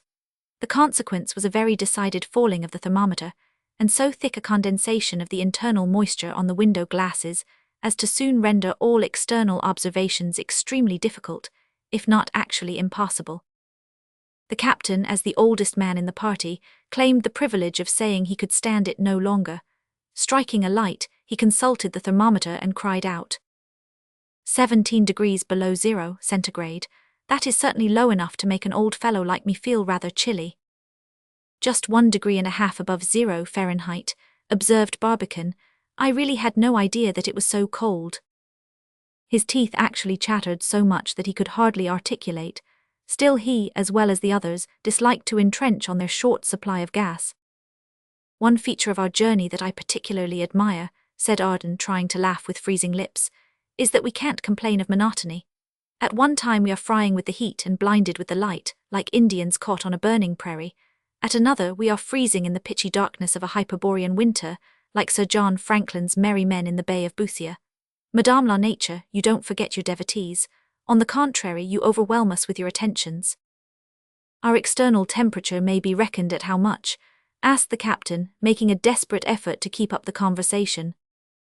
The temperature outside our projectile must be precisely the same as that of interstellar space in general, answered Barbican. Is not this precisely the moment then, interposed Arden, quickly, for making an experiment which we could never have made as long as we were in the sunshine? That's so, exclaimed Barbican. Now or never. I'm glad you thought of it, Arden. We are just now in the position to find out the temperature of space by actual experiment, and so see whose calculations are right, Fourier's or Pouillet's. Let's see, asked Arden, who was Fourier and who was Pouillet.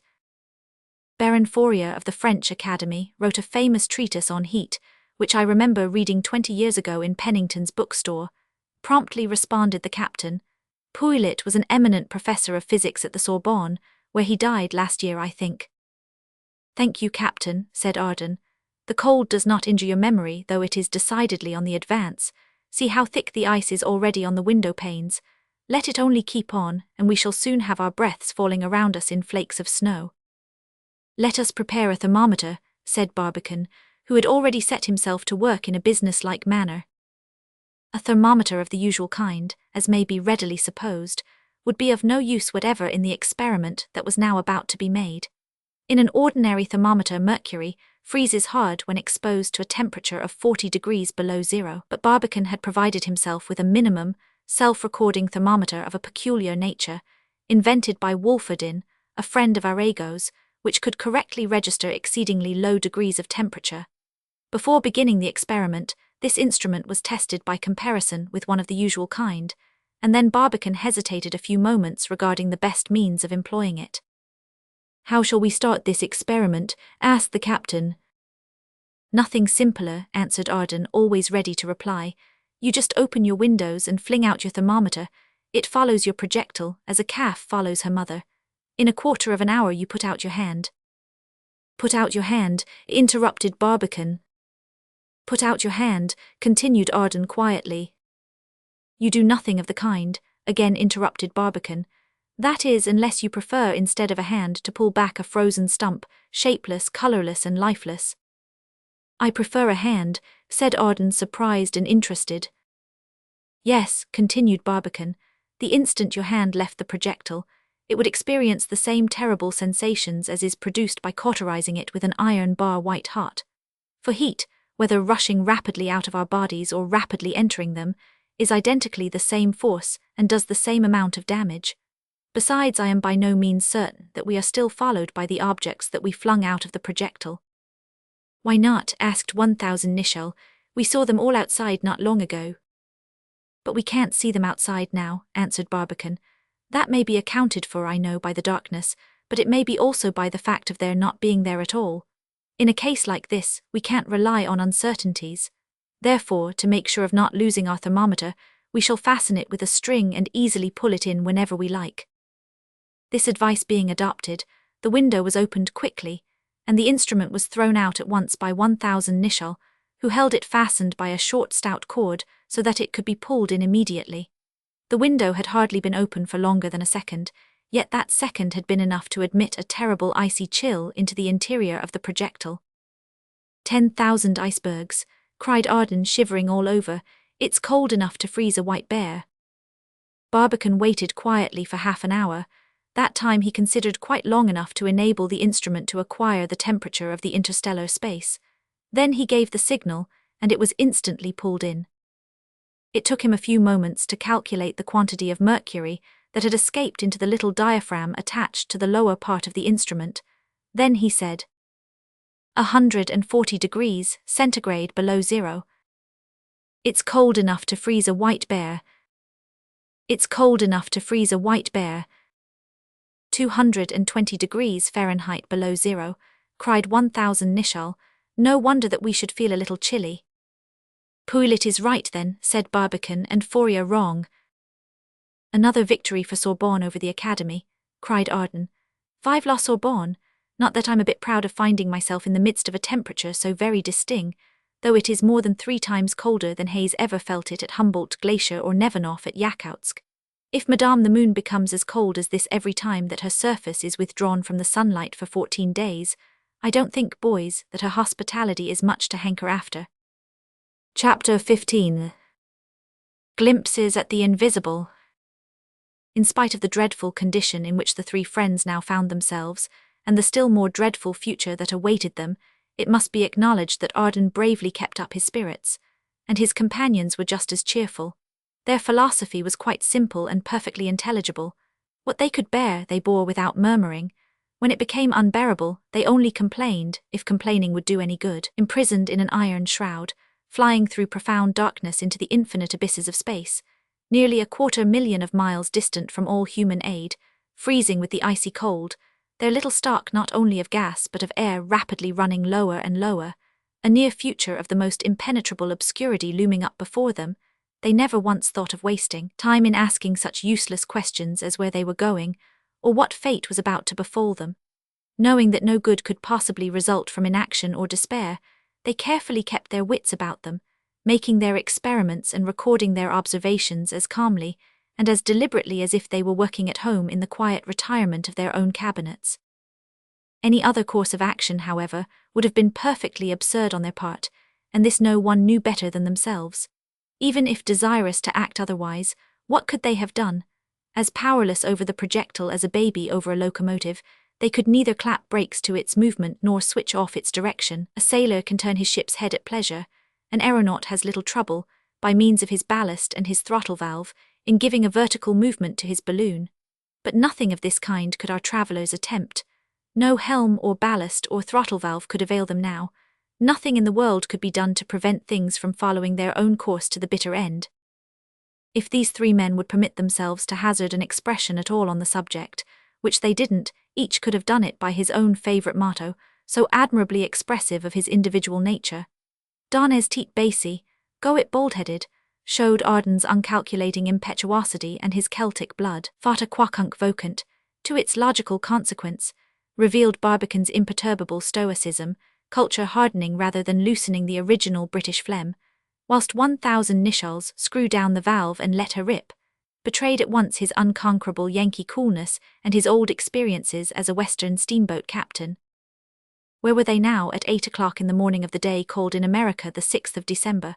Near the moon, very certainly, near enough, in fact, for them to perceive easily in the dark the great round screen which she formed between themselves and the projectile on one side, and the earth, sun, and stars on the other.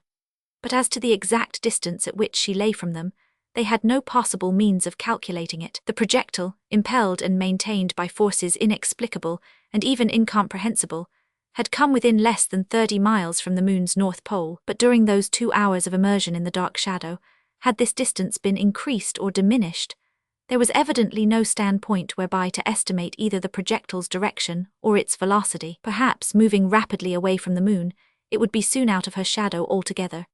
Perhaps, on the contrary, gradually approaching her surface, it might come into contact at any moment with some sharp, invisible peak of the lunar mountains, a catastrophe sure to put a sudden end to the trip, and the travellers too. An excited discussion on this subject soon sprang up, in which all naturally took part. Arden's imagination as usual getting the better of his reason, he maintained very warmly that the projectile, caught and retained by the moon's attraction, could not help falling on her surface, just as an aerolite cannot help falling on our earth. "Softly, dear boy, softly," replied Barbicane. "Aerolites can help falling on the earth, and the proof is that few of them do fall, most of them don't. Therefore, even granting that we had already assumed the nature of an aerolite, it does not necessarily follow that we should fall on the moon." "But," objected Arden, "if we approach only near enough, I don't see how we can help." "You don't see, it may be," said Barbicane, "but you can see if you only reflect a moment. Have you not often seen the November meteors, for instance, streaking the skies, thousands at a time? Yes, on several occasions I was so fortunate. Well, did you ever see any of them strike the Earth's surface? Asked Barbicane. I can't say I ever did, was the candid reply, but… Well, these shooting stars, continued Barbicane, or rather these wandering particles of matter, shine only from being inflamed by the friction of the atmosphere. Therefore they can never be at a greater distance from the Earth than 30 or 40 miles at furthest, and yet they seldom fall on it. So with our projectile, it may go very close to the moon without falling into it. But our roving projectile must pull up somewhere in the long run, replied Arden, and I should like to know where that somewhere can be, if not in the moon. Softly again, dear boy, said Barbicane. How do you know that our projectile must pull up somewhere? It's self-evident, replied Arden. It can't keep moving forever. Whether it can or it can't depends altogether on which one of two mathematical curves it has followed in describing its course. According to the velocity with which it was endowed at a certain moment, it must follow either the one or the other. But this velocity I do not consider myself just now able to calculate. Exactly so, chimed in 1000 Nicholl. It must describe and keep on describing either a parabola or a hyperbola. Precisely, said Barbicane. At a certain velocity it would take a parabolic curve. With a velocity considerably greater it should describe a hyperbolic curve. I always did like nice corpulent words, said Arden, trying to laugh. Bloated and unwieldy, they express in a neat handy way exactly what you mean. Of course I know all about the those high curves and those low curves. No matter, explain them to me all the same. Consider me most deplorably ignorant on the nature of these curves. Well, said the captain a little bumptiously, a parabola is a curve of the second order, formed by the intersection of a cone by a plane parallel to one of its sides. You don't say so, cried Arden with mouth agape. Do tell. It is pretty nearly the path taken by a shell shot from a mortar. Well now, observed Arden, apparently much surprised, who'd have thought it, now for the high, bully old curve. The hyperbola, continued the captain, not minding Arden's antics. The hyperbola is a curve of the second order, formed from the intersection of a cone by a plane parallel to its axis, or rather parallel to its two generatrices, constituting two separate branches, extending indefinitely in both directions. Oh, what an accomplished scientist I'm going to turn out if only left long enough at your feet, illustrious maestro, cried Arden with effusion. Only figure it to yourselves, boys. Before the captain's lucid explanations, I fully expected to hear something about the high curves and the low curves in the back of an ancient Thomas. Oh, Michael, why didn't you know the captain earlier? But the captain was now too deeply interested in a hot discussion with Barbicane to notice that the Frenchman was only funning him. Which of the two curves had been the one most probably taken by the projectile? Barbicane maintained it was the parabolic. 1000 Nicholl insisted that it was the hyperbolic. Their tempers were not improved by the severe cold, and both became rather excited in the dispute. They drew so many lines on the table, and crossed them so often with others, that nothing was left at last but a great blot. They covered bits of paper with X's and Y's, which they read out like so many classic passages, shouting them, declaiming them, drawing attention to the strong points by gesticulation so forcible and voice so loud that neither of the disputants could hear a word that the other said. Possibly the very great difference in temperature between the external air in contact with their skin and the blood coursing through their veins had given rise to magnetic currents as potential in their effects as a superabundant supply of oxygen. At all events, the language they soon began to employ in the enforcement of their arguments fairly made the Frenchman's hair stand on end. You probably forget the important difference between a directrix and an axis, hotly observed Barbicane. I know what an abscissor is anyhow, cried the captain. Can you say as much? Did you ever understand what is meant by a double ordinate? Asked Barbicane, trying to keep cool. More than you ever did about a transverse and a conjugate, replied the captain with much asperity. Anyone not convinced at a glance that this eccentricity is equal to unity must be blind as a bat, exclaimed Barbicane, fast losing his ordinary urbanity. Less than unity, you mean. If you want spectacles, here are mine, shouted the captain, angrily tearing them off and offering them to his adversary. Dear boys, interposed Arden. The eccentricity is equal to unity, cried Barbicane. The eccentricity is less than unity, screamed 1000 Nicholl. Talking of eccentricity, put in Arden. Therefore it's a parabola and must be, cried Barbicane triumphantly. Therefore it's hyperbola and nothing shorter, was the captain's quite as confident reply. For gracious sake, resumed Arden. Then produce your asymptote, exclaimed Barbicane with an angry sneer. Let us see the symmetrical point, roared the captain quite savagely. Dear boys, old fellows, cried Arden as loud as his lungs would let him. It's useless to argue with a Mississippi steamboat captain, ejaculated Barbicane. He never gives in till he blows up. Never try to convince a Yankee schoolmaster, replied 1000 Nicholl. He has one book by heart and don't believe in any other. Here, friend Michael, get me a cord, won't you? It's the only way to convince him, cried Barbicane, hastily turning to the Frenchman. Hand me over that ruler, Arden, yelled the captain. The heavy one, it's the only way now left to bring him to reason. Look here, Barbicane and 1000 Nicholl, cried Arden at last, making himself heard and keeping a tight hold both on the cord and the ruler. This thing has gone far enough. Come, stop your talk and answer me a few questions. What do you want of this cord, Barbicane? To describe a parabolic curve. And what are you going to do with the ruler, 1000 Nicholl? To help draw a true hyperbola. Promise me, Barbicane, that you're not going to lasso the captain. Lasso the captain, ho ho ho. You promise, 1000 Nicholl, that you're not going to brain the president. I brain the president, ho ho ho. I want merely to convince him that it is a parabola.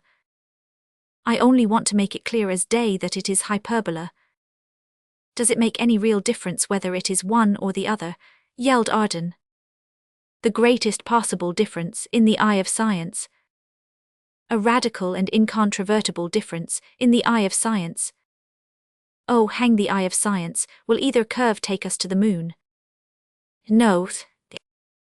Will either take us back to the earth? No. Will either take us anywhere that you know of? No. Why not? Because they are both open curves, and therefore can never end.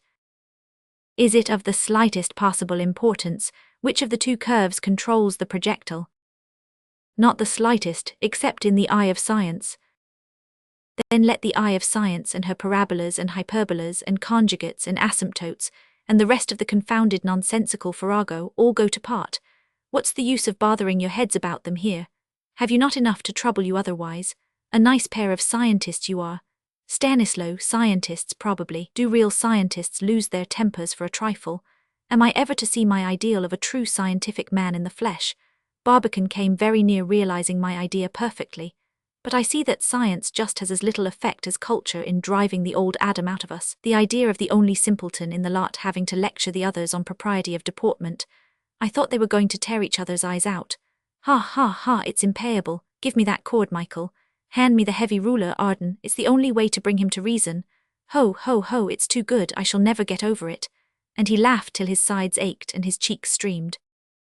His laughter was so contagious, and his merriment so genuine, that there was really no resisting it, and the next few minutes witnessed nothing but laughing, and handshaking and rib-punching in the projectile, though heaven knows there was very little for the poor fellows to be merry about, as they could neither reach the moon nor return to the earth. What was to befall them? The immediate outlook was the very reverse of exhilarating. If they did not die of hunger, if they did not die of thirst, the reason would simply be that, in a few days, as soon as their gas was exhausted, they would die for want of air, unless indeed the icy cold had killed them beforehand. By this time, in fact, the temperature had become so exceedingly cold that a further encroachment on their little stock of gas could be put off no longer.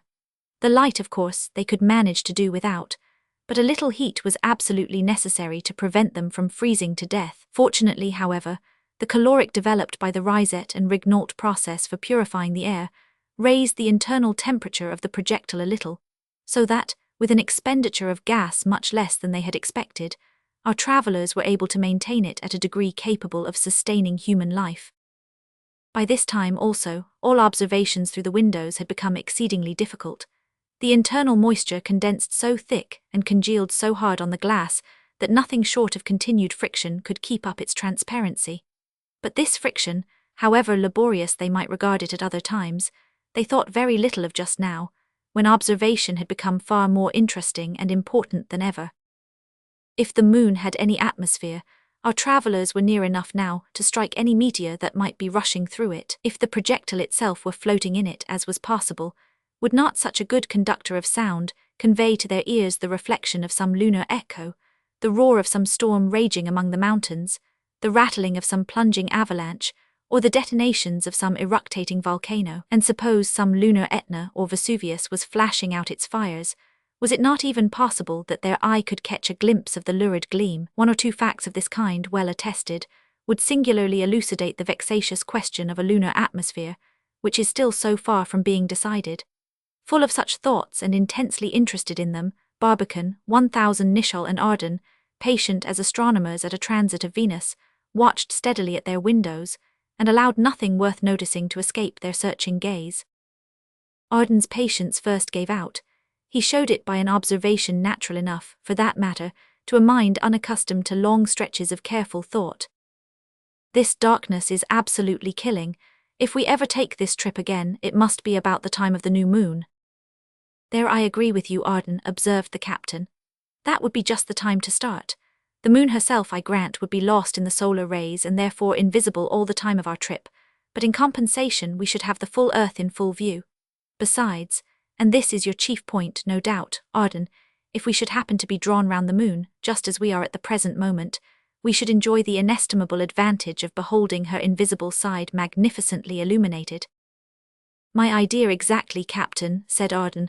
What is your opinion on this point, Barbicane? My opinion is as follows, answered Barbicane gravely. If we ever repeat this journey, we shall start precisely at the same time and under precisely the same circumstances. You forget that our only object is to reach the moon. Now suppose we had really landed there, as we expected to do yesterday, would it not have been much more agreeable to behold the lunar continents enjoying the full light of day than to find them plunged in the dismal obscurity of night? Would not our first installation of discovery have been under circumstances decidedly extremely favorable? Your silence shows that you agree with me. As to the invisible side, once landed, we should have the power to visit it when we pleased, and therefore we could always choose whatever time would best suit our purpose. Therefore, if we wanted to land in the moon, the period of the full moon was the best period to select. The period was well chosen, the time was well calculated, the force was well applied, the projectile was well aimed, but missing our way spoiled everything. That's sound logic, no doubt, said Ardan. Still, I can't help thinking that all for want of a little light we are losing, probably forever, a splendid opportunity of seeing the moon's invisible side. How about the other planets, Barbicane? Do you think that their inhabitants are as ignorant regarding their satellites as we are regarding ours? On that subject, observed 1000 Nicholl, I could venture an answer myself, though, of course, without pretending to speak dogmatically on any such open question. The satellites of the other planets, by their comparative proximity, must be much easier to study than our moon.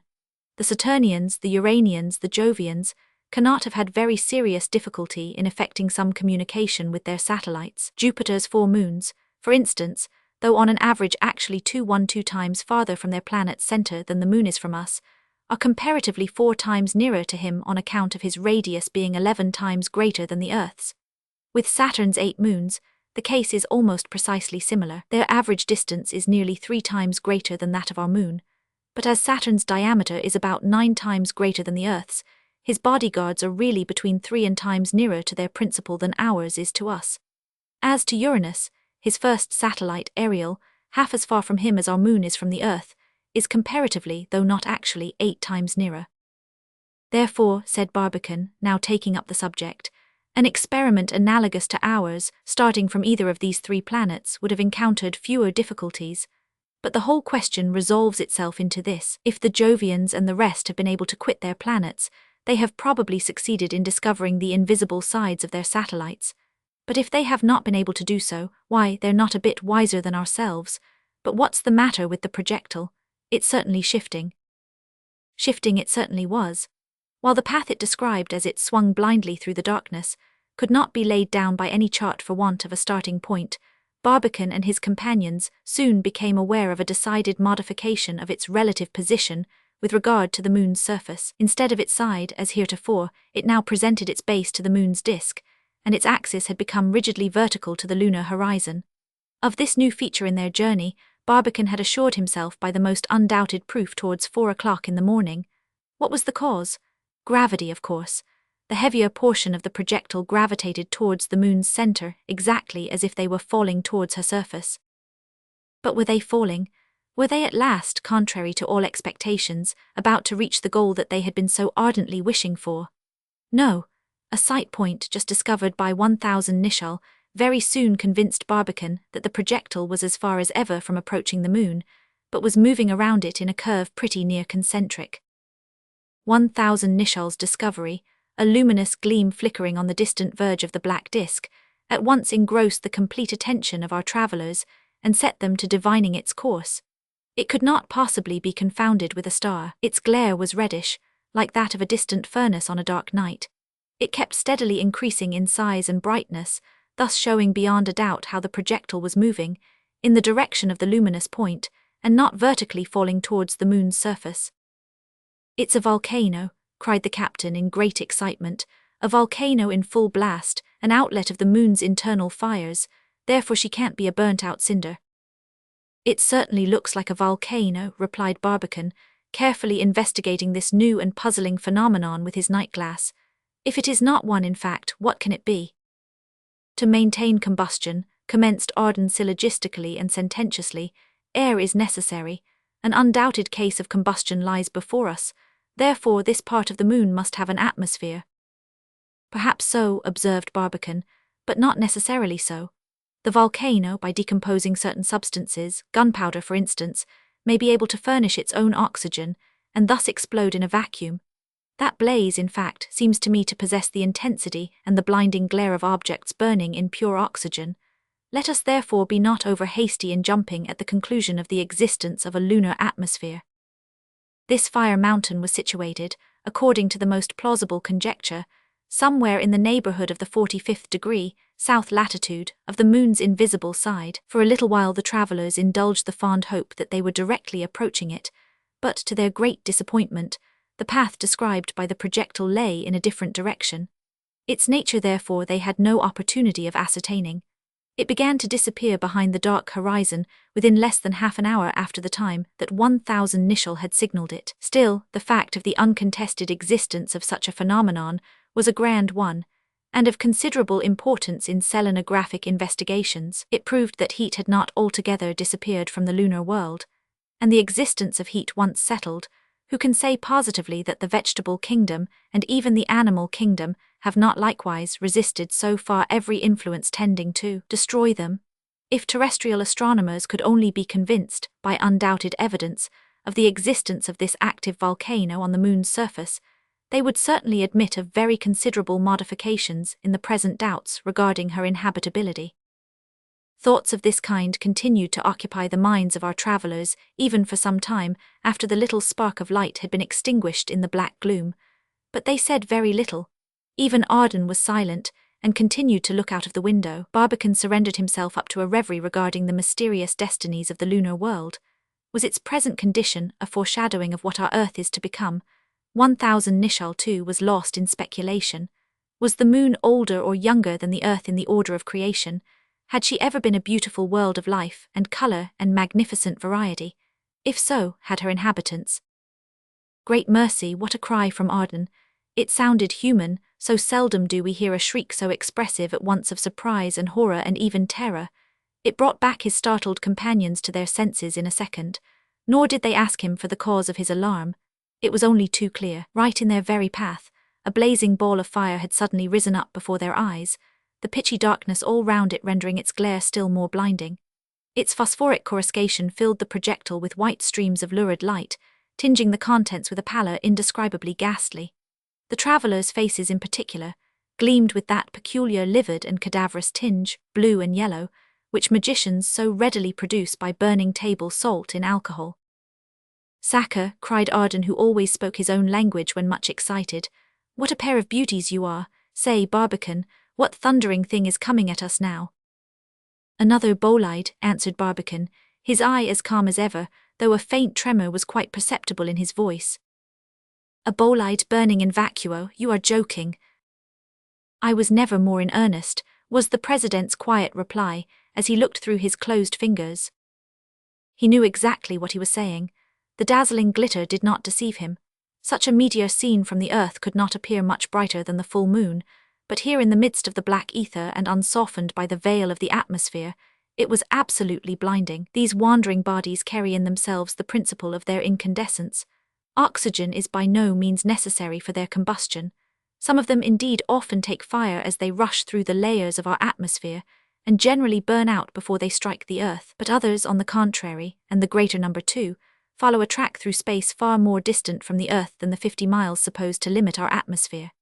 In October 1844, one of these meteors had appeared in the sky at an altitude calculated to be at least 320 miles, and in August 1841, another had vanished when it had reached the height of 450 miles. A few even of those seen from the earth must have been several miles in diameter.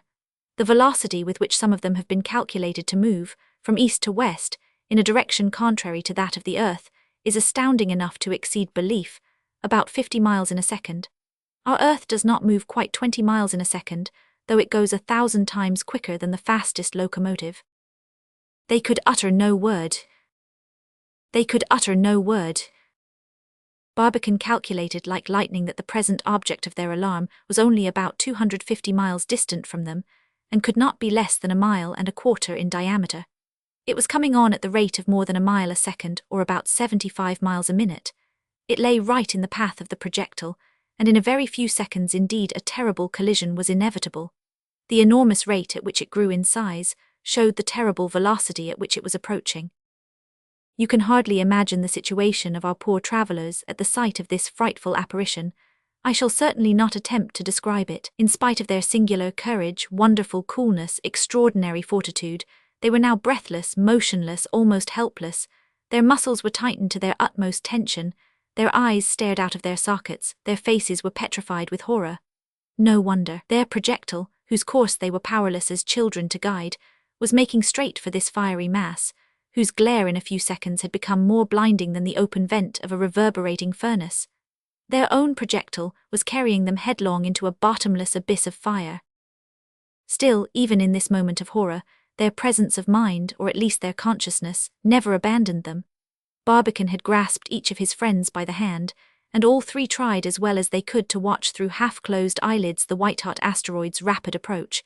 They could utter no word, they could breathe no prayer. They gave themselves up for lost, in the agony of terror that partially interrupted the ordinary functions of their brains. This was absolutely all they could do. Hardly 3 minutes had elapsed since Arden had caught the first glimpse of it, 3 ages of agony. Now it was on them. In less than a second, the terrible fireball had burst like a shell. Thousands of glittering fragments were flying around them in all directions, but with no more noise than is made by so many light flakes of thistledown floating about some warm afternoon in summer. The blinding, blasting, steely white glare of the explosion almost bereft the travellers of the use of their eyesight forever, but no more report reached their ears than if it had taken place at the bottom of the Gulf of Mexico. In an atmosphere like ours, such a crash would have burst the ear membranes of 10,000 elephants. In the middle of the commotion, another loud cry was suddenly heard. It was the captain who called this time. His companions rushed to his window and all looked out together in the same direction. What a sight met their eyes! What pen can describe it? What pencil can reproduce the magnificence of its colouring? It was a Vesuvius at his best and wildest, at the moment just after the old cone has fallen in. Millions of luminous fragments streaked the sky with their blazing fires. All sizes and shapes of light, all colours and shades of colours, were inextricably mingled together. Irradiations in gold, scintillations in crimson, splendours in emerald, lucidities in ultramarine, a dazzling girandola of every tint and of every hue. Of the enormous fireball, an instant ago such an object of dread, nothing now remained but these glittering pieces, shooting about in all directions, each one an asteroid in its turn. Some flew out straight and gleaming like a steel sword, others rushed here and there irregularly like chips struck off a red-hot rock, and others left long trails of glittering cosmical dust behind them like the nebulous tail of Donati's comet. These incandescent blocks crossed each other, struck each other, crushed each other into still smaller fragments, one of which, grazing the projectile, jarred it so violently that the very window at which the travelers were standing was cracked by the shark. Our friends felt, in fact, as if they were the objective point at which endless volleys of blazing shells were aimed, any of them powerful enough, if it only hit them fair, to make as short work of the projectile as you could of an eggshell.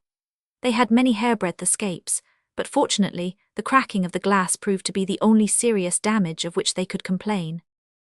This extraordinary illumination lasted altogether only a few seconds.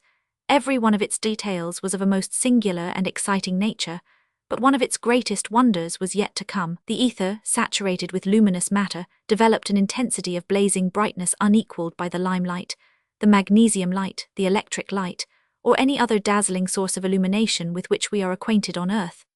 It flashed out of these asteroids in all directions, and downwards, of course, as well as elsewhere. At one particular instant, it was so very vivid that Arden, who happened to be looking downwards, cried out as if in transport, "Oh, the moon, visible at last!" And the three companions, thrilling with indescribable emotion, shot a hasty glance through the openings of the coruscating field beneath them. Did they really catch a glimpse of the mysterious invisible disk that the eye of man had never before lit upon? For a second or so they gazed with enraptured fascination at all they could see. What did they see? What could they see at a distance so uncertain that Barbicane has never been able even to guess at it? Not much.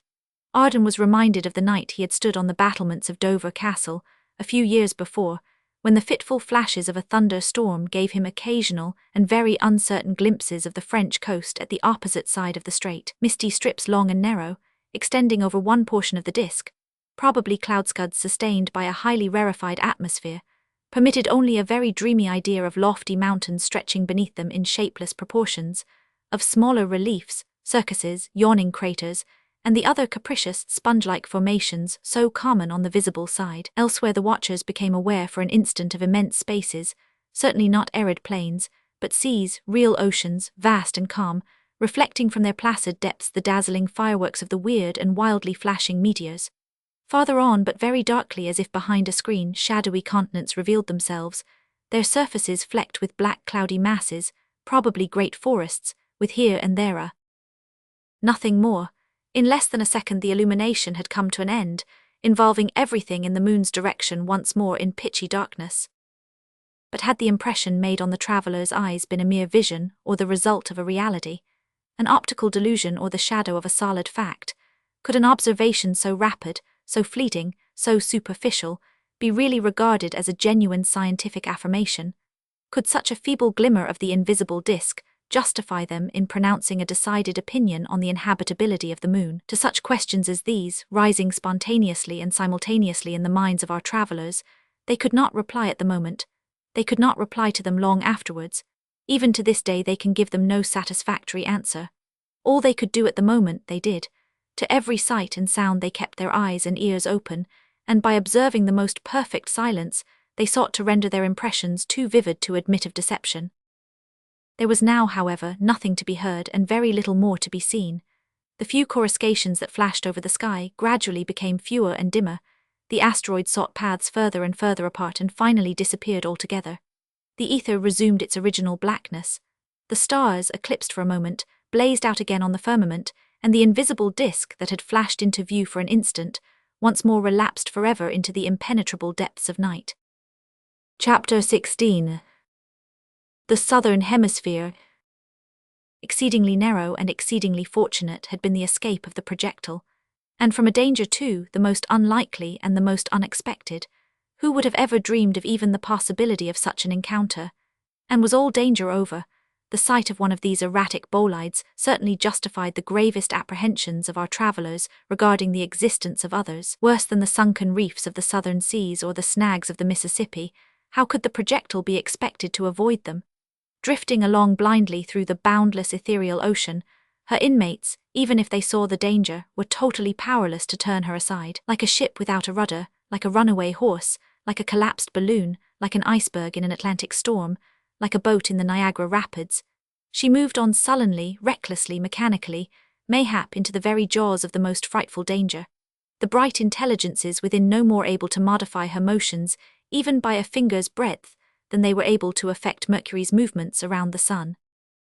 But did our friends complain of the new perils now looming up before them, They never thought of such a thing. On the contrary, they only considered themselves, after the lapse of a few minutes to calm their nerves, extremely lucky in having witnessed this fresh glory of exuberant nature, this transcendent display of fireworks which not only cast into absolute insignificance anything of the kind they had ever seen on earth, but had actually enabled them by its dazzling illumination to gaze for a second or two at the moon's mysterious invisible disk. This glorious momentary glance, worth a whole lifetime of ordinary existence, had revealed to mortal ken her continents, her oceans, her forests, but did it also convince them of the existence of an atmosphere on her surface, whose vivifying molecules would render life possible? This question they had again to leave unanswered. It will hardly ever be answered in a way quite satisfactory to human curiosity. Still, infinite was their satisfaction at having hovered even for an instant on the very verge of such a great problem's solution. It was now 3:30 in the afternoon. The projectile still pursued its curving, but otherwise unknown path over the moon's invisible face. Had this path been disturbed by that dangerous meteor? There was every reason to fear so, though, disturbance or no disturbance, the curve it described should still be one strictly in accordance with the laws of mechanical philosophy. Whether it was a parabola or a hyperbola, however, or whether it was disturbed or not, made very little difference, as in any case, the projectile was bound to quit pretty soon the cone of the shadow, at a point directly opposite to where it had entered it. This cone could not possibly be of very great extent, considering the very slight ratio borne by the moon's diameter when compared with the sun's. Still, to all appearances, the projectile seemed to be quite as deeply immersed in the shadow as ever, and there was apparently not the slightest sign of such a state of things coming soon to an end. At what rate was the projectile now moving? Hard to say, but certainly not slowly, certainly rapidly enough to be out of the shadow by this time, if describing a curve rigidly parabolic. Was the curve therefore not parabolic? Another puzzling problem, and sadly bewildering to poor Barbicane, who had now almost lost his reason by attempting to clear up questions that were proving altogether too profound for his overworked brains. Not that he ever thought of taking rest, not that his companions thought of taking rest, far from it. With senses as high-strung as ever, they still watched carefully for every new fact, every unexpected incident that might throw some light on the sidereal investigations. Even their dinner, or what was called so, consisted of only a few bits of bread and meat, distributed by Arden at 5 o'clock, and swallowed mechanically. They did not even turn on the gas full head to see what they were eating. Each man stood solidly at his window, the glass of which they had enough to do in keeping free from the rapidly condensing moisture. At about 5:30, however, 1000 Nicholl, who had been gazing for some time with his telescope in a particular direction, called the attention of his companions to some bright specks of light, barely discernible in that part of the horizon towards which the projectile was evidently moving. His words were hardly uttered when his companions announced the same discovery. They could soon all see the glittering specks not only becoming more and more numerous, but also gradually assuming the shape of an extremely slender, but extremely brilliant crescent. Rapidly more brilliant and more decided in shape the profile gradually grew, till it soon resembled the first faint sketch of the new moon that we catch of evenings in the western sky, or rather the first glimpse we get of her limb as it slowly moves out of eclipse. But it was inconceivably brighter than either, and was furthermore strangely relieved by the pitchy blackness both of sky and moon. In fact, it soon became so brilliant as to dispel in a moment all doubt as to its particular nature. No meteor could present such a perfect shape, no volcano such dazzling splendor. "The sun," cried Barbicane. "The sun?" asked 1000 Nicholl and Arden in some astonishment. "Yes, dear friends, it is the sun himself that you now see. These summits that you behold him gilding are the mountains that lie on the moon's southern rim. We are rapidly nearing her south pole." "After doubling her north pole," cried Arden, "why, we must be circumnavigating her." "Exactly, sailing all around her." "Hurrah, then we're all right at last. There's nothing more to fear from your hyperbolas or parabolas or any other of your open curves." "Nothing more, certainly, from an open curve, but everything from a closed one." "A closed curve, what is it called, and what is the trouble?" "An eclipse it is called, and the trouble is that, instead of flying off into the boundless regions of space, our projectile will probably describe an elliptical orbit around the moon." "What?" cried 1000 Nicholl in amazement, "and be her satellite forever?" "All right and proper," said Arden. "Why shouldn't she have one of her own?" "Only, my dear friend," said Barbicane to Arden, This change of curve involves no change in the doom of the projectile. We are as infallibly lost by an ellipse as by a parabola. Well, there was one thing I never could reconcile myself to in the whole arrangement, replied Arden cheerfully, and that was destruction by an open curve. Safe from that, I could say, fate, do your worst. Besides, I don't believe in the infallibility of your elliptic. It may prove just as unreliable as the hyperbola, and it is no harm to hope that it may. From present appearances, there was very little to justify Arden's hope. Barbican's theory of the elliptic orbit was unfortunately too well grounded to allow a single reasonable doubt to be expressed regarding the projectile's fate. It was to gravitate forever around the moon, a subsatellite. It was a new-born individual in the astral universe, a microcosm, a little world in itself, containing, however, only 3 inhabitants, and even these destined to perish pretty soon for want of air. Our travellers, therefore, had no particular reason for rejoicing over the new destiny, reserved for the projectile in obedience to the inexorable laws of the centripetal and centrifugal forces.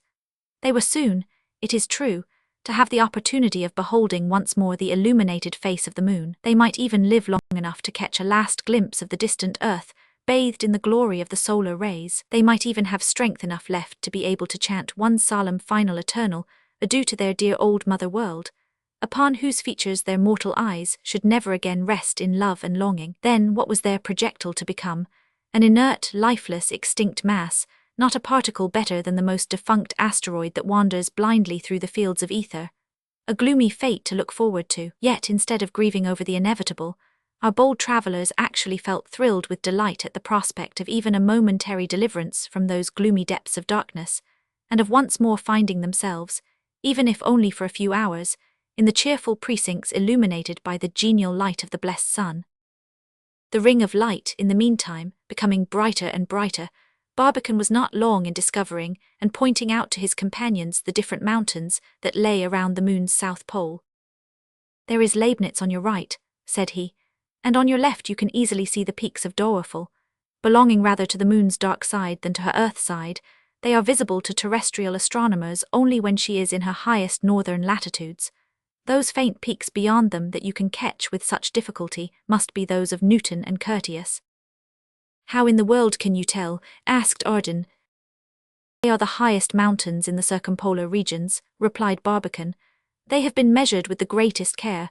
Newton is 23,000 feet high." "More or less," laughed Arden.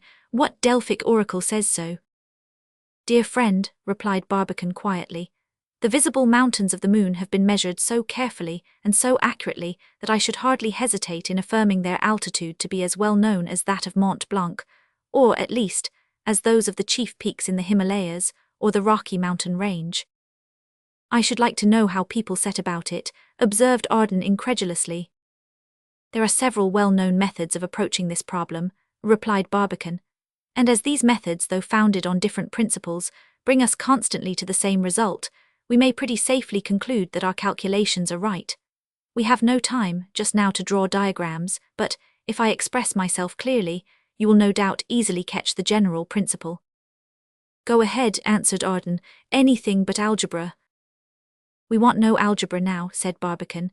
"It can't enable us to find principles, though it certainly enables us to apply them. Well, the sun at a certain altitude shines on one side of a mountain and flings a shadow on the other. The length of this shadow is easily found by means of a telescope, whose object glass is provided with a micrometer. This consists simply of 2 parallel spider threads, one of which is stationary and the other movable. The moon's real diameter being known and occupying a certain space on the object glass, the exact space occupied by the shadow can be easily ascertained by means of the movable thread. This space, compared with the moon's space, will give us the length of the shadow. Now, as under the same circumstances a certain height can cast only a certain shadow, of course a knowledge of the one must give you that of the other, and vice versa.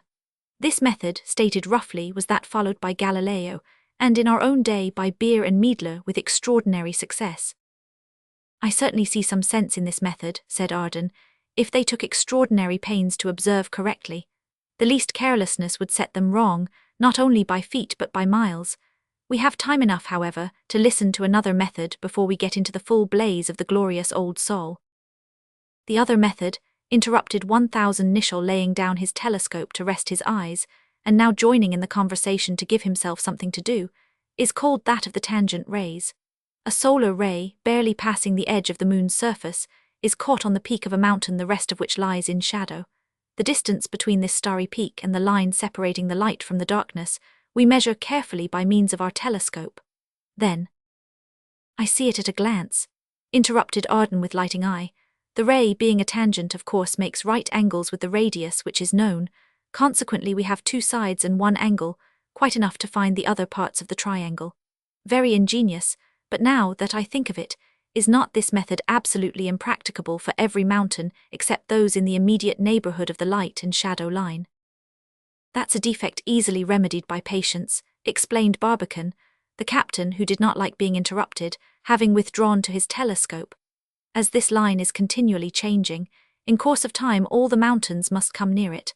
A third method, to measure the mountain profile directly by means of the micrometer, is evidently applicable only to altitudes lying exactly on the lunar rim." "That is clear enough," said Arden, "and another point is also very clear. In full moon no measurement is possible. When no shadows are made, none can be measured. Measurements, right or wrong, are possible only when the solar rays strike the moon's surface obliquely with regard to the observer. Am I right, Signor Barbicane, Maestro Illustrissimo?" "Perfectly right," replied Barbicane. "You are an apt pupil." "Say that again," said Arden. "I want Mac to hear it." Barbicane humoured him by repeating the observation, but 1,000 Nicholl would only notice it by a grunt of doubtful meaning. "Was Galileo tolerably successful in his calculations?" asked Arden, resuming the conversation. Before answering this question, Barbicane unrolled the map of the moon, which a faint light like that of daybreak now enabled him to examine.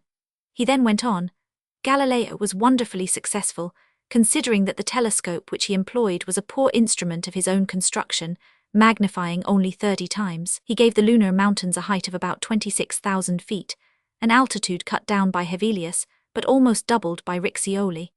Herschel was the first to come pretty close to the truth, but Beer and Meidler, whose Mappa Selenographica now lies before us, have left really nothing more to be done for lunar astronomy, except, of course, to pay a personal visit to the moon, which we have tried to do, but I fear with a very poor prospect of success." Cheer up," cried Arden. "It's not all over yet by long odds. Who can say what is still in store for us? Another bolide may shunt us off our ellipse and even send us to the moon's surface." Then, seeing Barbicane shake his head ominously, and his countenance become more and more depressed, this true friend tried to brighten him up a bit by feigning to take deep interest in a subject that to him was absolutely the driest in the world. "Beer and Meidler," he went on, "must have measured at least 40 or 50 mountains to their satisfaction." "40 or 50, exclaimed Barbicane. "They measured no fewer than 1,095 lunar mountains and crater summits with a perfect success. 6 of these reach an altitude of upwards of 18,000 feet, and 22 are more than 15,000 feet high." "Which is the highest in the lot?" asked Arden, keenly relishing Barbicane's earnestness. "Doerful in the southern hemisphere, the peak of which I have just pointed out, is the highest of the lunar mountains so far measured," replied Barbicane. "It is nearly 25,000 feet high. Indeed, 5,000 feet lower than Mount Everest. Still, for a lunar mountain, it is quite a respectable altitude." "Respectable? Why, it's an enormous altitude, my dear friend, if you compare it with the moon's diameter. The Earth's diameter being more than 312 times greater than the moon's, if the Earth's mountains bore the same ratio to those of the moon, Everest should be more than 16 miles high, whereas it is not quite 6. "How do the general heights of the Himalayas compare with those of the highest lunar mountains?" asked Arden, wondering what would be his next question. 15 peaks in the eastern or higher division of the Himalayas are higher than the loftiest lunar peaks, replied Barbicane. "Even in the western or lower section of the Himalayas, some of the peaks exceed Doerful." "Which are the chief lunar mountains that exceed Mont Blanc in altitude?" asked Arden, bravely suppressing a yawn. "The following dozen ranged, if my memory does not fail me, in the exact order of their respective heights," replied Barbicane, never wearied in answering such questions: Newton, Curtius, Cassatus, Rheita, Short, Huygens, Biancanus, Tycho, Kircher, Clavius, Endymion, and Catharina. "Now those not quite up to Mont Blanc?" asked Arden, hardly knowing what to say. "Here they are, about half a dozen of them. Mortis, Theophilus, Harpalus, Eratosthenes, Werner and Piccolomini, answered Barbicane as ready as a schoolboy reciting his lesson, and pointing them out on the map as quickly as a compositor distributing his type. "The next in rank?" asked Ardan, astounded at his friend's wonderful memory. "The next in rank," replied Barbicane promptly, "are those about the size of the Matterhorn, that is to say about 2-3-4 miles in height.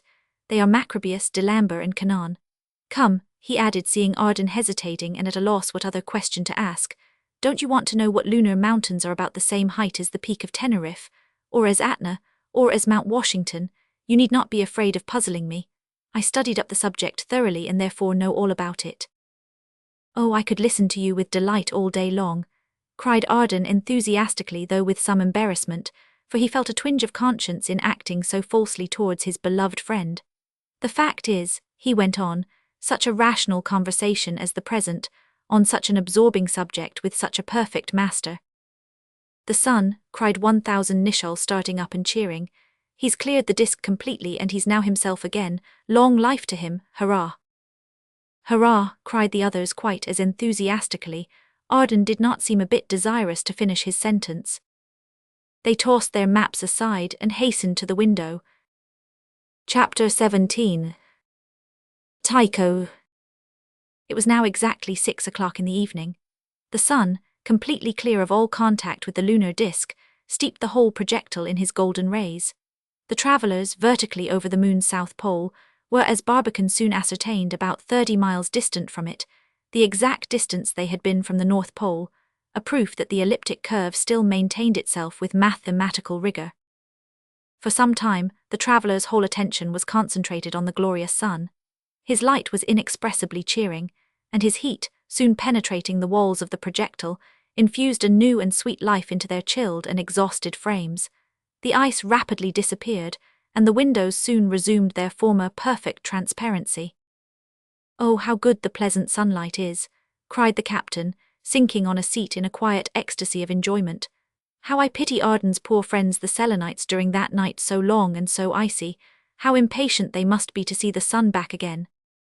"Yes," said Ardan, also sitting down the better to bask in the vivifying rays.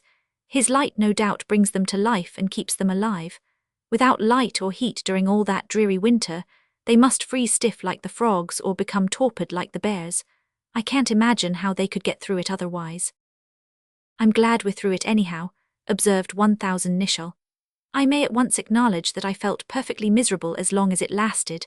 I can now easily understand how the combined cold and darkness killed Dr. Kane's Esquimaux dogs. It was near killing me. I was so miserable that at last I could neither talk myself nor bear to hear others talk." "My own case exactly," said Barbicane.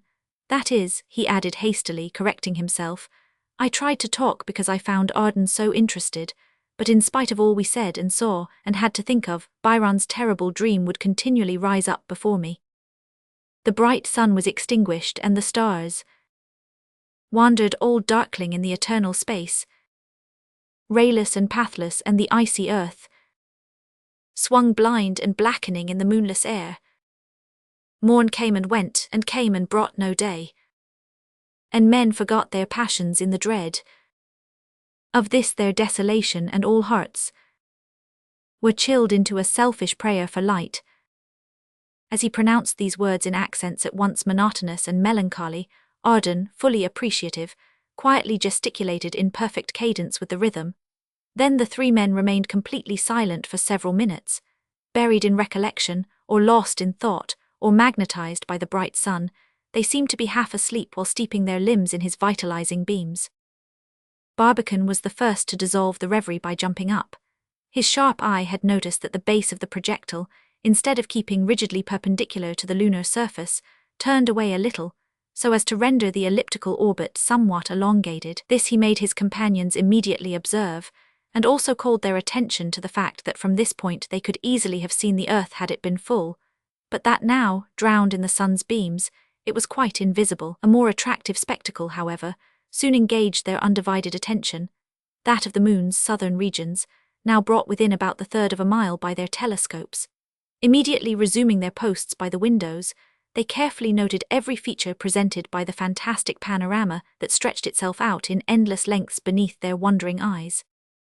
They seemed half asleep. They seemed half asleep. Mount Leibniz and Mount Doerfel form two separate groups developed in the regions of the extreme south. The first extends westwardly from the pole to the 84th parallel. The second, on the southeastern border, starting from the pole, reaches the neighborhood of the 65th. In the entangled valleys of their clustered peaks appeared the dazzling sheets of white, noted by Father Secchi, but their peculiar nature Barbicane could now examine with a greater prospect of certainty than the illustrious Roman astronomer had ever enjoyed.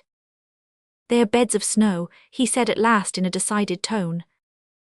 "Snow," exclaimed 1,000 Nicholl. "Yes, snow, or rather glaciers heavily coated with glittering ice. See how vividly they reflect the sun's rays. Consolidated beds of lava could never shine with such dazzling uniformity. Therefore there must be both water and air on the moon's surface.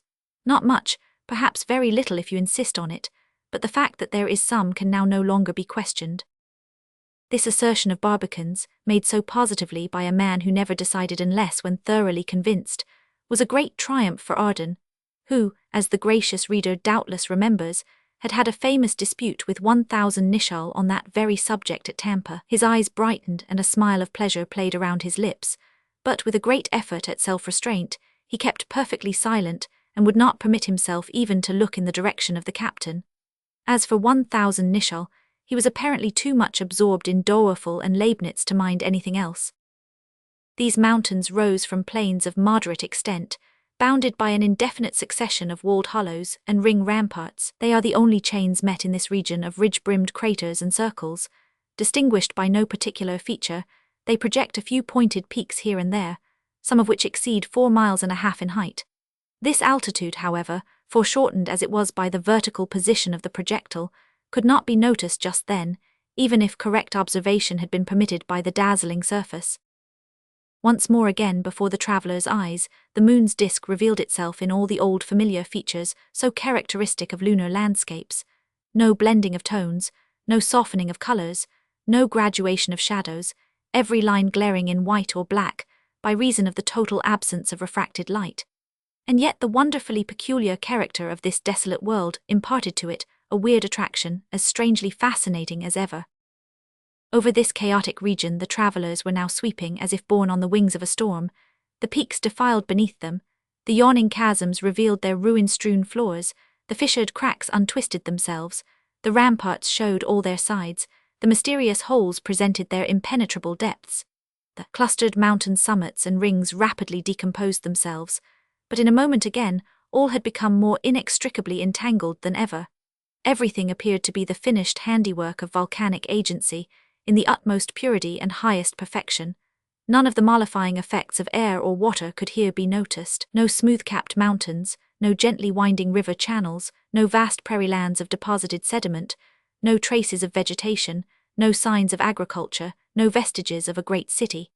Nothing but vast beds of glistering lava, now rough like immense piles of scoriae and clinker, now smooth like crystal mirrors, and reflecting the sun's rays with the same intolerable glare, not the faintest speck of life. A world absolutely and completely dead, fixed, still, motionless, save when a gigantic landslide, breaking off the vertical wall of a crater, plunged down into the soundless depths, with all the fury too of a crashing avalanche, with all the speed of a Niagara, but in the total absence of atmosphere, noiseless as a feather, as a snowflake, as a grain of impalpable dust. Careful observations, taken by Barbicane and repeated by his companions, soon satisfied them that the ridgy outline of the mountains on the moon's border, though perhaps due to different forces from those acting in the centre, still presented a character generally uniform. The same bulwark-surrounded hollows, the same abrupt projections of surface. Yet a different arrangement, as Barbicane pointed out to his companions, might be naturally expected. In the central portion of the disk, the moon's crust before solidification must have been subjected to two attractions, that of the moon herself and that of the earth, acting, however, in contrary directions and therefore, in a certain sense, serving to neutralize each other. Towards the border of her disk, on the contrary, the terrestrial attraction, having acted in a direction perpendicular to that of the lunar, should have exerted greater power, and therefore given a different shape to the general contour. But no remarkable difference had so far been perceived by terrestrial observers, and none could now be detected by our travellers. Therefore the moon must have found in herself alone the principle of her shape and of her superficial development, that is, she owed nothing to external influences. Arago was perfectly right, therefore, concluded Barbicane, in the remarkable opinion to which he gave expression 30 years ago. No external action whatever has contributed to the formation of the moon's diversified surface. But don't you think, Barbicane, asked the captain, that every force, internal or external, that might modify the moon's shape has ceased long ago? I am rather inclined to that opinion, said Barbicane. It is not, however, a new one. Descartes maintained that as the earth is an extinct sun, so is the moon an extinct earth. My own opinion at present is that the moon is now the image of death, but I can't say if she has ever been the abode of life. The abode of life, cried Arden, who had great repugnance in accepting the idea that the moon was no better than a heap of cinders and ashes. Why, look there. If those are not as neat a set of the ruins of an abandoned city as ever I saw, I should like to know what they are. Once more the pipes of an aqueduct. Once more the pipes of an aqueduct. He pointed to some very remarkable rocky formations in the neighborhood of Short, a ring mountain rising to an altitude considerably higher than that of Mont Blanc. Even Barbicane and 1000 Nicholl could detect some regularity and semblance of order in the arrangement of these rocks, but this, of course, they looked on as a mere freak of nature, like the Lurley Rock, the Giant's Causeway, or the Old Man of the Franconia Mountains. Arden, however, would not accept such an easy mode of getting rid of a difficulty. See the ruins on that bluff, he exclaimed. Those steep sides must have been washed by a great river in the prehistoric times. That was the fortress. Farther down lay the city. There are the dismantled ramparts. Why, there's the very coping of a portico still intact. Don't you see 3 broken pillars lying beside their pedestals? There, a little to the left of those arches that evidently once bore the pipes of an aqueduct. You don't see them? Well, look a little to the right, and there is something that you can see. As I'm a living man, I have no difficulty in discerning the gigantic battlements of a great bridge that formerly spanned that immense river. Chapter 999. He really see all this. To this day he affirms stoutly that he did, and even greater wonders besides. His companions, however, without denying that he had good grounds for his assertion on this subject, or questioning the general accuracy of his observations, content themselves with saying that the reason why they had failed to discover the wonderful city was that Arden's telescope was of a strange and peculiar construction. Being somewhat short-sighted, he had had it manufactured expressly for his own use, but it was of such singular power that his companions could not use it without hurting their eyes. But whether the ruins were real or not, the moments were evidently too precious to be lost in idle discussion. The great city of the Selenites soon disappeared on the remote horizon, and, what was of far greater importance, the distance of the projectile from the moon's disk began to increase so sensibly that the smaller details of the surface were soon lost in a confused mass, and it was only the lofty heights, the wide craters, the great ring mountains, and the vast plains that still continued to give sharp, distinctive outlines. A little to their left, the travellers could now plainly distinguish one of the most remarkable of the moon's craters, Newton, so well known to all lunar astronomers. Its ramparts, forming a perfect circle, rise to such a height, at least 22,000 feet, as to seem insurmountable. You can, no doubt, notice for yourselves, said Barbicane, that the external height of this mountain is far from being equal to the depth of its crater. The enormous pit, in fact, seems to be a soundless sea of pitchy black, the bottom of which the sun's rays have never reached. There, as Humboldt says, reigns eternal darkness, so absolute that earthshine or even sunlight is never able to dispel it. Had Michael's friends, the old mythologists, ever known anything about it, they would doubtless have made it the entrance to the infernal regions. On the whole surface of our earth, there is no mountain even remotely resembling it. It is a perfect type of the lunar crater. Like most of them, it shows that the peculiar formation of the moon's surface is due, first, to the cooling of the lunar crust, secondly, to the cracking from internal pressure, and thirdly, to the violent volcanic action in consequence. This must have been of a far fiercer nature than it has ever been with us. The matter was ejected to a vast height till great mountains were formed, and still the action went on, until at last the floor of the crater sank to a depth far lower than the level of the external plane. You may be right, said Arden by way of reply. As for me, I'm looking out for another city, but I'm sorry to say that our projectile is increasing its distance so fast that, even if one lay at my feet at this moment, I doubt very much if I could see it a bit better than either you or the captain. Newton was soon past, and the projectile followed a course that took it directly over the ring mountain Mortis. A little to the west, the travelers could easily distinguish the summits of Blancanus, 7,000 feet high, and towards 7 o'clock in the evening, they were approaching the neighborhood of Clavius. This walled plain, one of the most remarkable on the Moon, lies 55 degrees S by 15 degrees E. Its height is estimated at 16,000 feet, but it is considered to be about 150 miles in diameter. Of this vast crater, the travelers, now at a distance of 250 miles, reduced to 212 by their telescopes, had a magnificent bird's-eye view. Our terrestrial volcanoes, said Barbicane, as you can now readily judge for yourselves, are no more than molehills when compared with those of the Moon. Measure the old craters formed by the early eruptions of Vesuvius and Etna, and you will find them little more than 3 miles in diameter. The crater of Cantal in central France is only about 6 miles in width. The famous valley in Ceylon, called the crater, though not at all due to volcanic action, is 44 miles across and is considered to be the greatest in the world. But even this is very little in comparison to the diameter of Clavius lying beneath us at the present moment. How much is its diameter? Asked the captain. At least 142 miles, replied Barbicane. It is probably the greatest in the Moon, but many others measure more than 100 miles across. Dear boys, said Ardan, half to himself, half to the others, only imagine the delicious state of things on the surface of the gentle Moon when these craters, brimming over with hissing lava, were vomiting forth, all at the same time, showers of melted stones, clouds of blinding smoke, and sheets of blasting flame. What an intensely overpowering spectacle was here presented once, but now how are the mighty fallen? Our Moon, as at present beheld, seems to be nothing more than the skinny spectre left after a brilliant display of fireworks, when the spluttering crackers, the glittering wheels, the hissing serpents, the revolving suns, and the dazzling stars are all played out, and nothing remains to tell of the gorgeous spectacle but a few blackened sticks and half a dozen half-burned bits of pasteboard.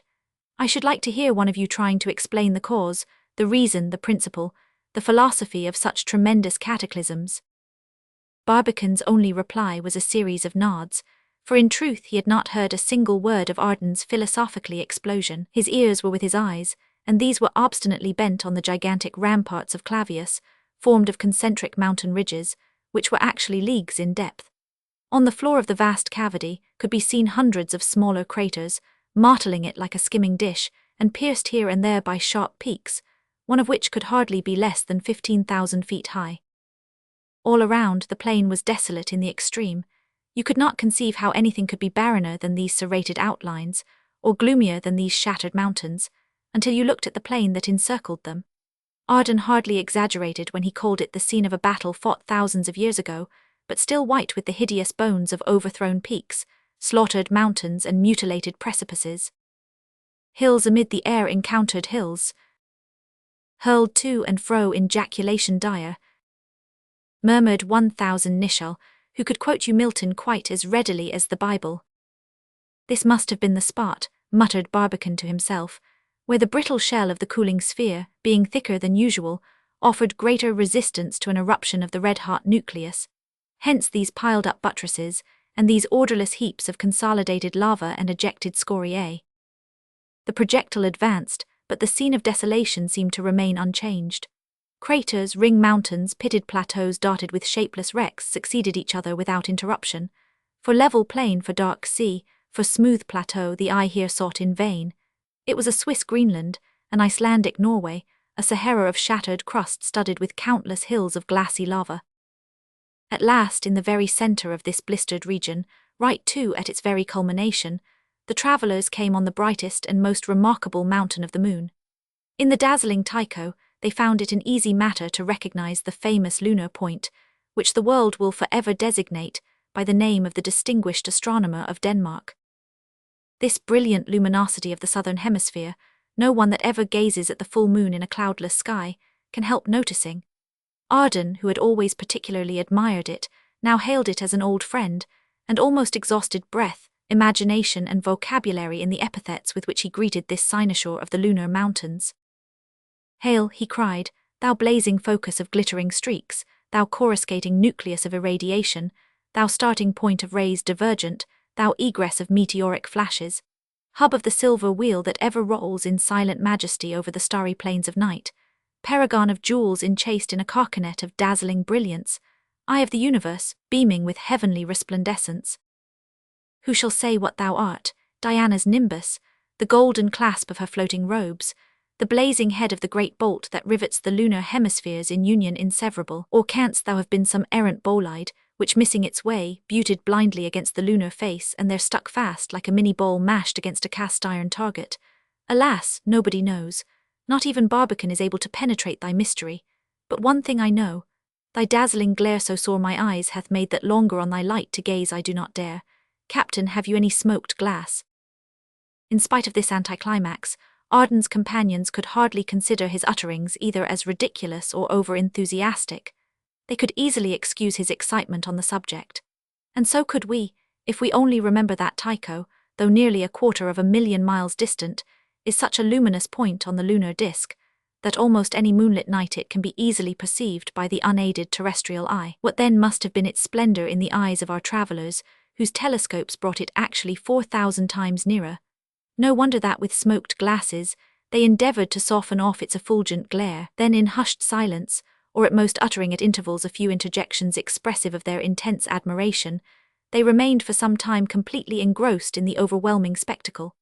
For the time being, every sentiment, impression, thought, feeling on their part, was concentrated in the eye, just as at other times under violent excitement, every throb of our life is concentrated in the heart.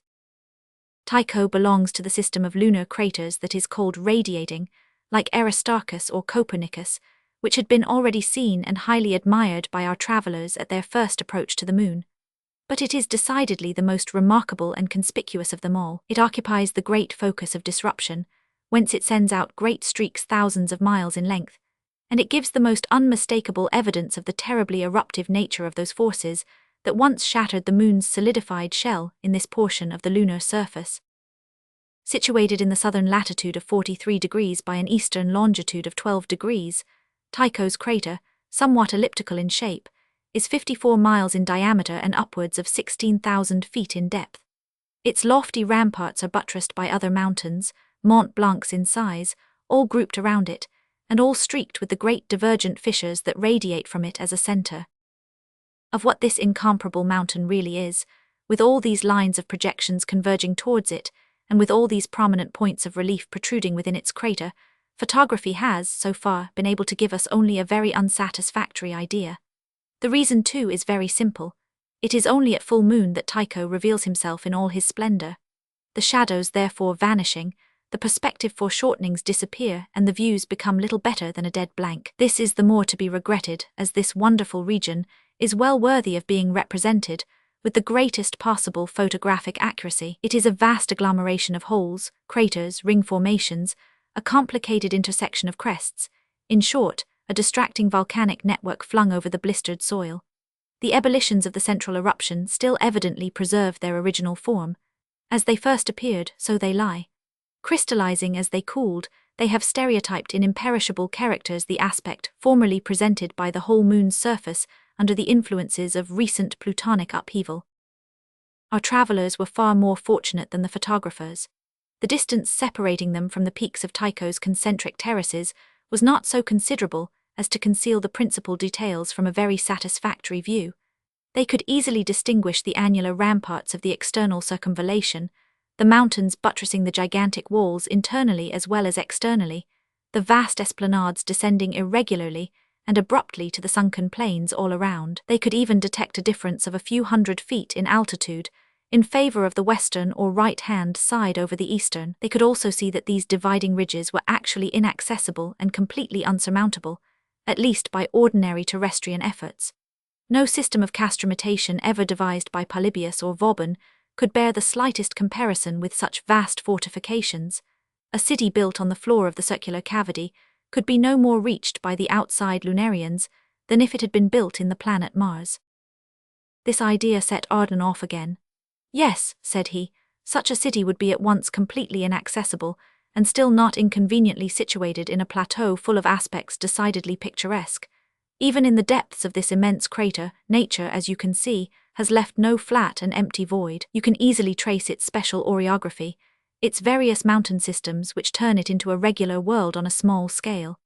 Notice its cones, its central hills, its valleys, its substructures already cut and dry, and therefore quietly prepared to receive the masterpieces of selenite architecture. Down there to the left is a lovely spot for a St. Peter's. To the right, a magnificent site for a forum. Here a Louvre could be built capable of entrancing Michelangelo himself. There a citadel could be raised to which even Gibraltar would be a molehill. In the middle rises a sharp peak which can hardly be less than a mile in height, a grand pedestal for the statue of some selenite Vincent de Paul or George Washington.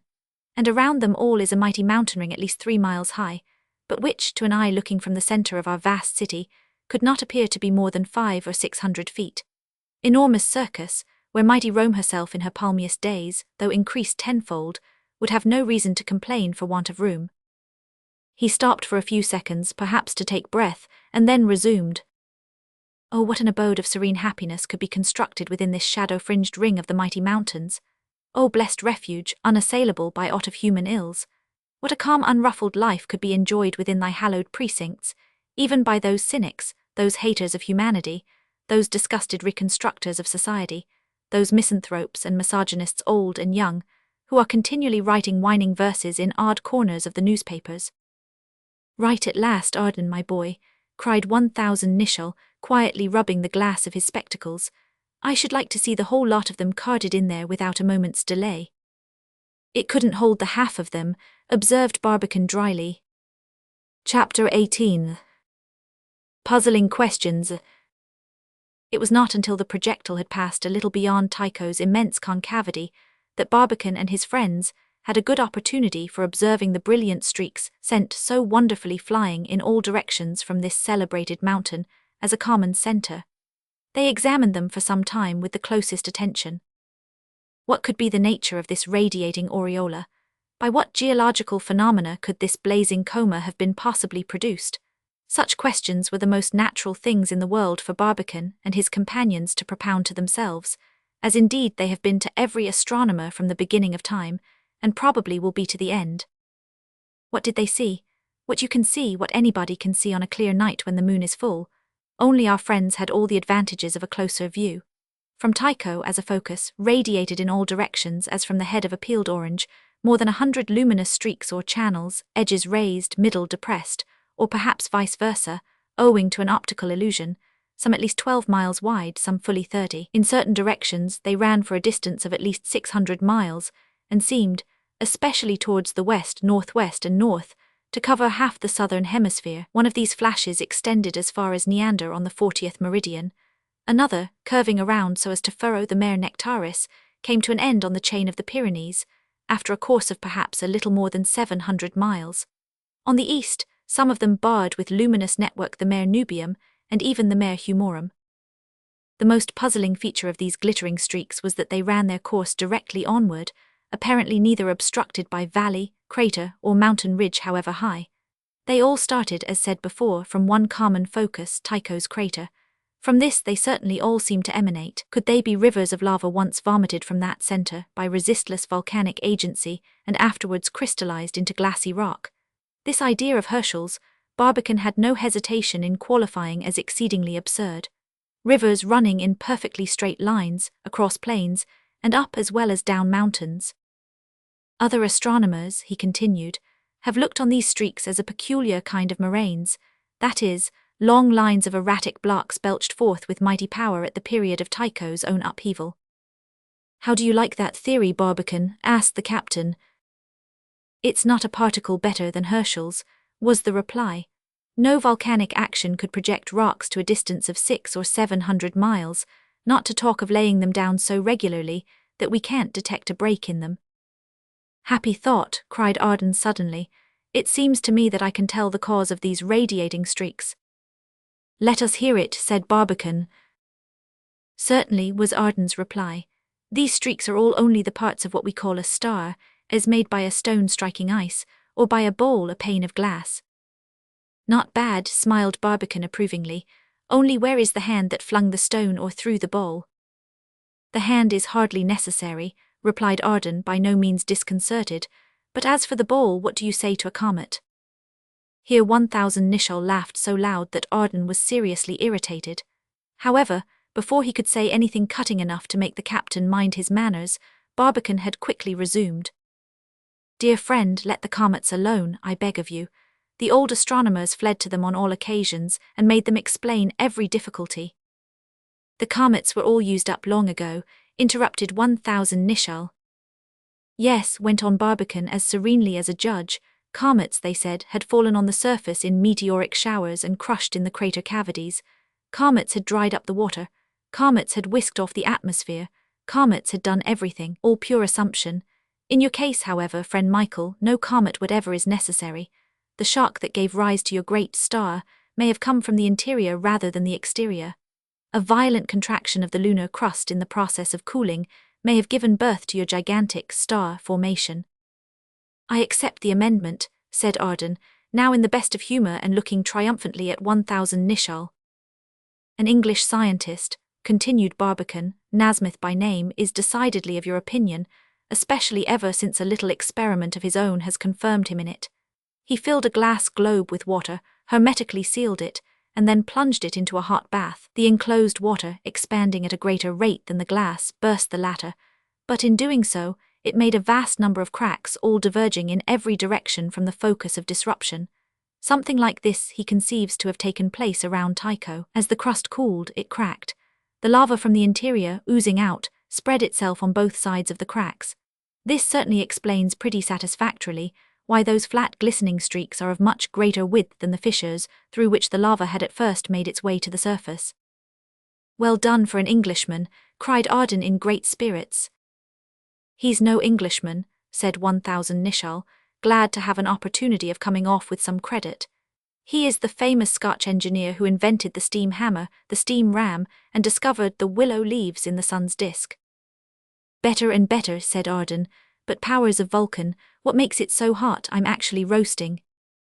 This observation was hardly necessary to make his companions conscious that by this time they felt extremely uncomfortable. The heat had become quite oppressive. Between the natural caloric of the sun and the reflected caloric of the moon, the projectile was fast turning into a regular bake oven. This transition from intense cold to intense heat was already about quite as much as they could bear. What shall we do, Barbicane? Asked Arden, seeing that for some time no one else appeared inclined to say a word. Nothing, at least yet a while, friend Arden, replied Barbicane.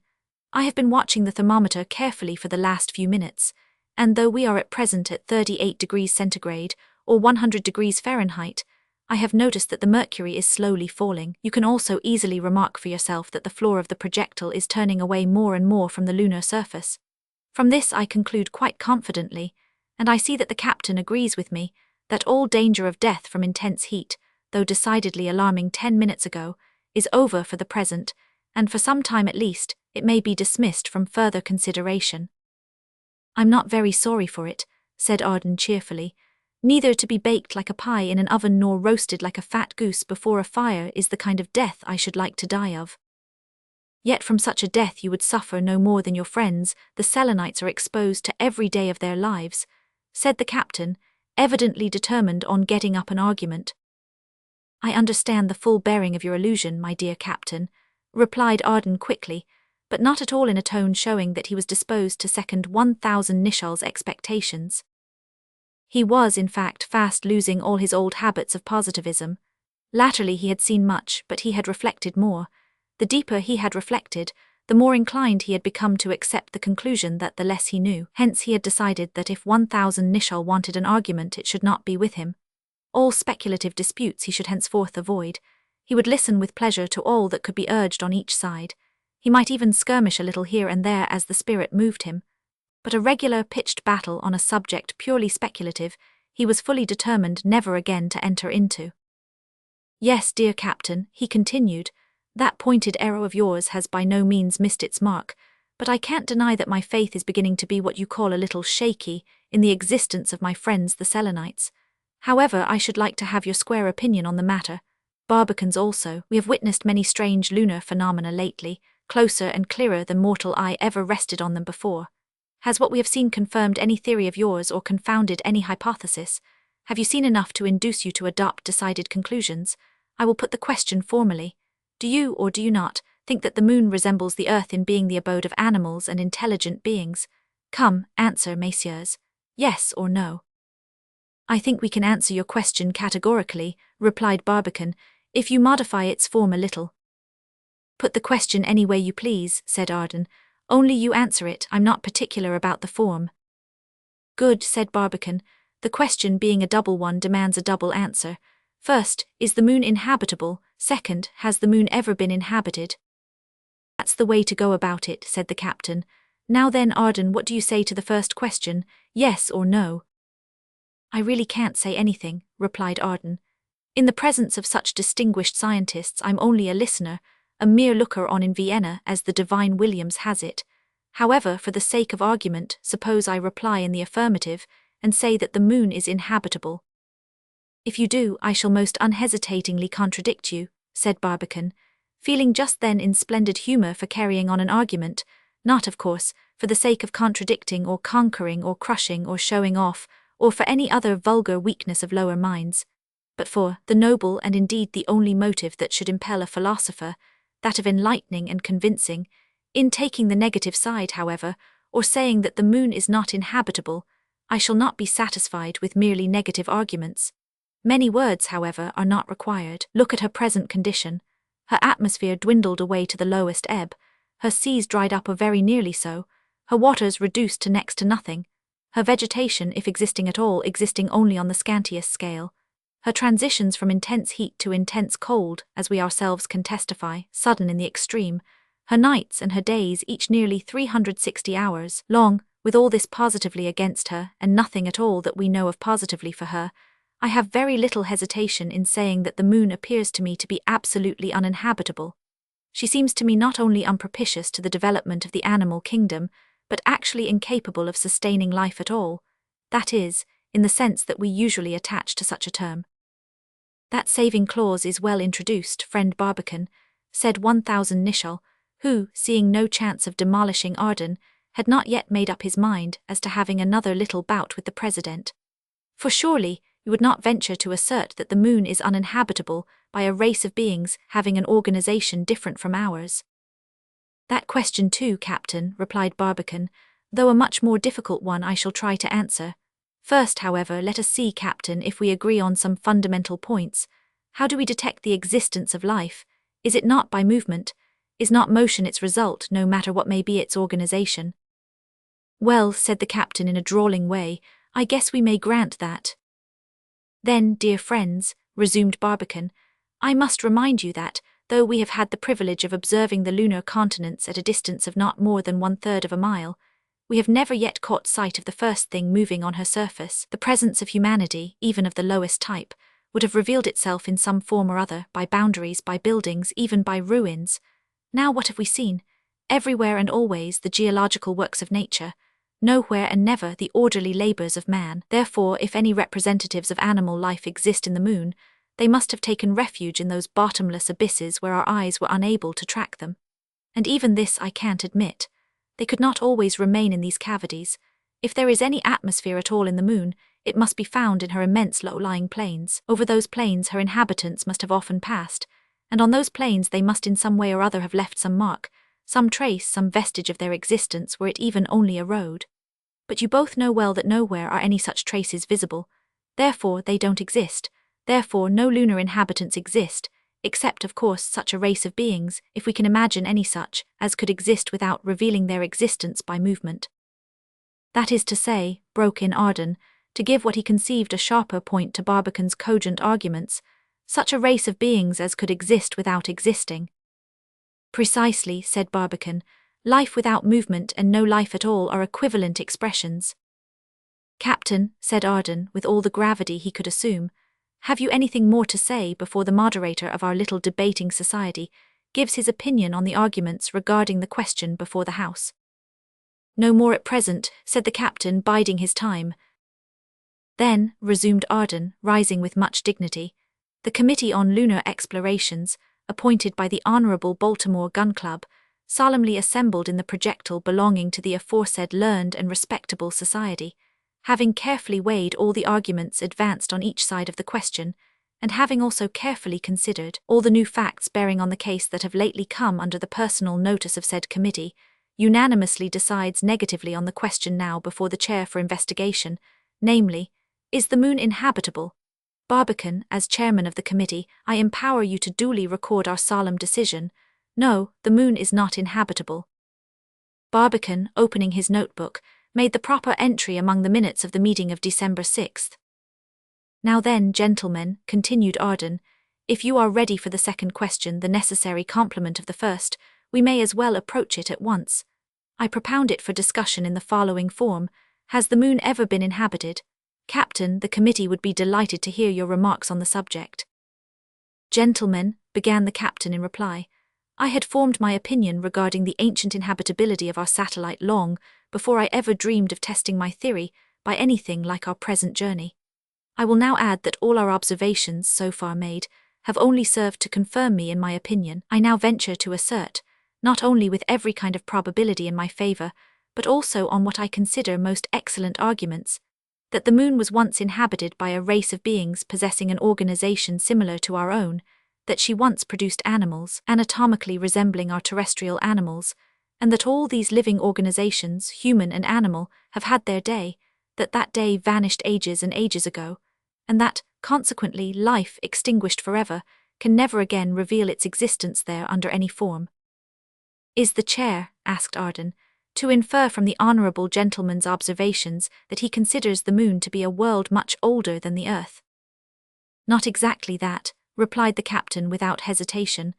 I rather mean to say that the moon is a world that grew old more rapidly than the earth, that it came to maturity earlier, that it ripened quicker and was stricken with old age sooner. Owing to the difference of the volumes of the two worlds, the organizing forces of matter must have been comparatively much more violent in the interior of the moon than in the interior of the earth.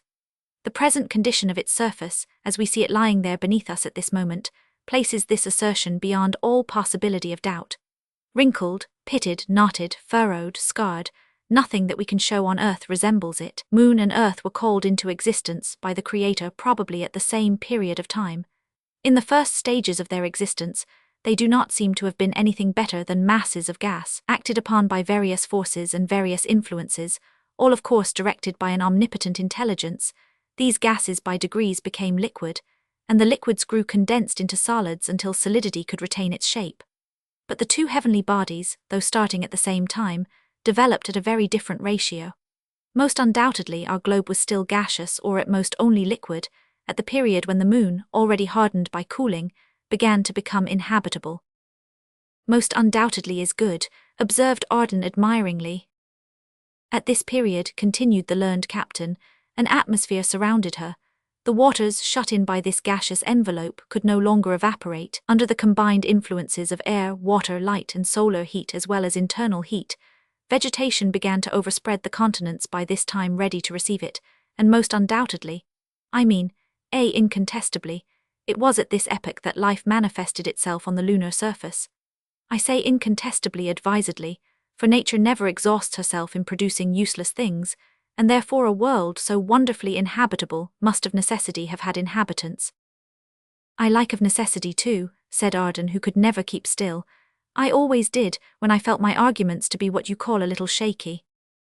But, my dear captain, here observed Barbicane, have you taken into consideration some of the peculiarities of our satellite which are decidedly opposed to the development of vegetable and animal existence? Those nights and days, for instance, 354 hours long. I have considered them all, answered the brave captain. Days and nights of such an enormous length would at the present time, I grant, give rise to variations in temperature altogether intolerable to any ordinary organization, but things were quite different in the era alluded to. At that time, the atmosphere enveloped the moon in a gaseous mantle, and the vapors took the shape of clouds. By the screen thus formed by the hand of nature, the heat of the solar rays was tempered and the nocturnal radiation retarded. Light too, as well as heat, could be modified, tempered, and genialized, if I may use the expression, by the air. This produced a healthy counterpoise of forces, which now that the atmosphere has completely disappeared, of course exists no longer. Besides, friend Arden, you will excuse me for telling you something new, something that will surprise you. Surprise me, my dear boy, fire away surprising me, cried Arden. I like dearly to be surprised. All I regret is that you scientists have surprised me so much already that I shall never have a good, hearty, genuine surprise again. I am most firmly convinced, continued the captain, hardly waiting for Arden to finish, that, at the period of the moon's occupancy by living creatures, her days and nights were by no means 354 hours long. Well, if anything could surprise me, said Arden quickly, such an assertion as that most certainly would. On what does the honourable gentleman base his most firm conviction?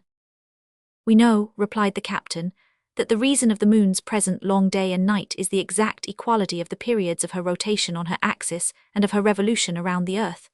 When she has turned once around the earth, she has turned once around herself. Consequently, her back is turned to the sun during one half of the month, and her face during the other half. Now, I don't believe that this state of things existed at the period referred to. The gentleman does not believe, exclaimed Arden. The chair must be excused for reminding the honourable gentleman that it cannot accept his incredulity as a sound and valid argument. These two movements have certainly equal periods now, why not always? For the simple reason that this equality of periods is due altogether to the influence of terrestrial attraction, replied the ready captain. This attraction at present, I grant, is so great that it actually disables the moon from revolving on herself. Consequently, she must always keep the same face turned towards the earth. But who can assert that this attraction was powerful enough to exert the same influence at the epoch when the earth herself was only a fluid substance? In fact, who can even assert that the moon has always been the earth's satellite? Ah, who indeed? Exclaimed Arden. And who can assert that the moon did not exist long before the earth was called into being at all? In fact, who can assert that the earth itself is not a great piece broken off the moon? Nothing like asking absurd questions. I've often found them passing for the best kind of arguments. Friend Arden, interposed Barbicane, who noticed that the captain was a little too disconcerted to give a ready reply. Friend Arden, I must say you are not quite wrong in showing how certain methods of reasoning, legitimate enough in themselves, may be easily abused by being carried too far. I think, however, that the captain might maintain his position without having recourse to speculations altogether too gigantic for ordinary intellect. By simply admitting the insufficiency of the primordial attraction to preserve a perfect balance between the movements of the lunar rotation and revolution, we can easily see how the nights and days could once succeed each other on the moon exactly as they do at present on the earth. Nothing can be clearer, resumed the brave captain, once more rushing to the charge.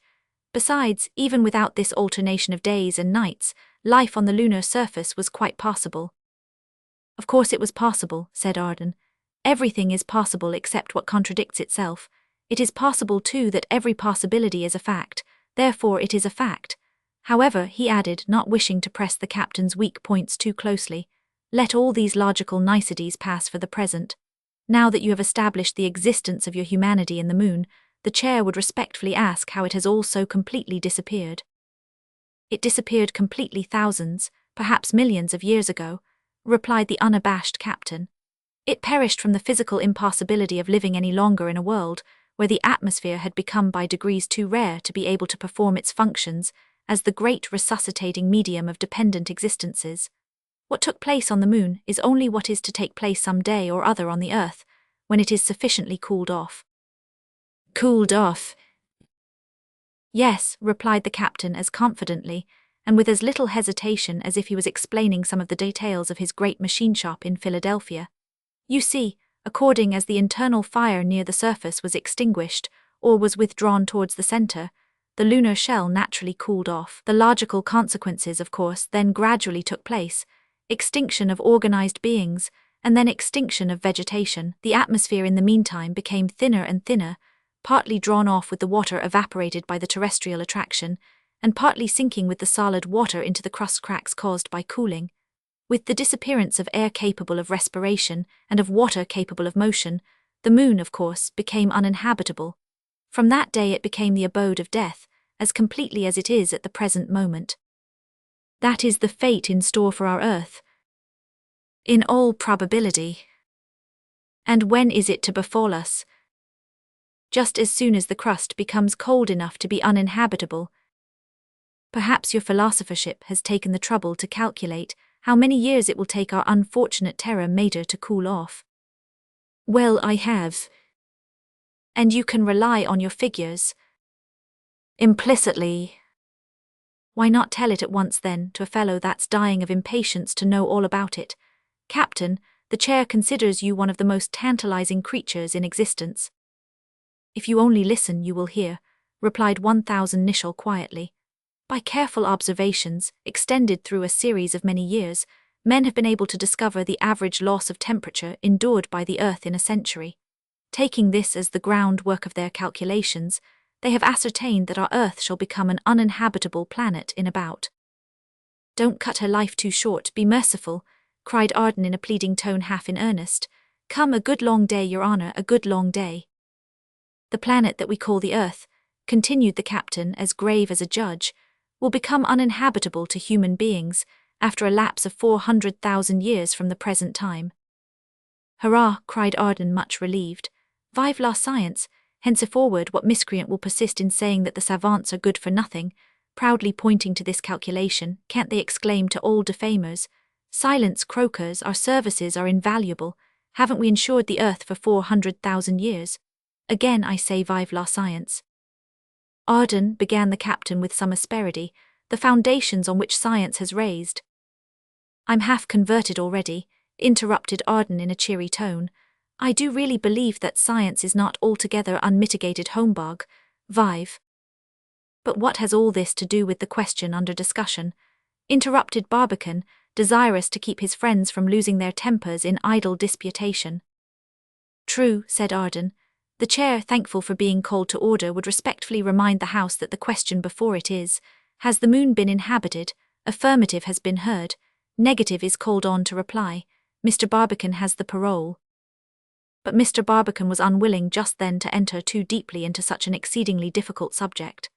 The probabilities, he contented himself with saying, would appear to be in favour of the captain's speculations, but we must never forget that they are speculations, nothing more. Not the slightest evidence has yet been produced that the moon is anything else than a dead and useless waste of extinct volcanoes. No signs of cities, no signs of buildings, not even of ruins, none of anything that could be reasonably ascribed to the labours of intelligent creatures. No sign of change of any kind has been established. As for the agreement between the moon's rotation and her revolution, which compels her to keep the same face constantly turned towards the Earth, we don't know that it has not existed from the beginning. As for what is called the effect of volcanic agency upon her surface, we don't know that her peculiar blistered appearance may not have been brought about altogether by the bubbling and spitting that blisters molten iron when cooling and contracting. Some close observers have even ventured to account for her craters by saying they were due to pelting showers of meteoric rain. Then again, as to her atmosphere, why should she have lost her atmosphere? Why should it sink into craters? Atmosphere is gas, great in volume, small in matter. Where would there be room for it? Solidified by the intense cold, possibly in the night time, but would not the heat of the long day be great enough to thaw it back again? The same trouble attends the alleged disappearance of the water, swallowed up in the cavernous cracks, it is said. But why are there cracks? Cooling is not always attended by cracking.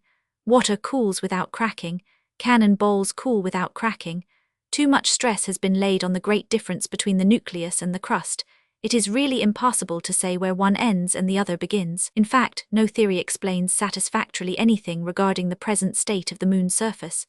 In fact, from the day that Galileo compared her clustering craters to eyes on a peacock's tail, to the present time, we must acknowledge that we know nothing more than we can actually see, not one particle more of the moon's history than our telescopes reveal to our corporal eyes.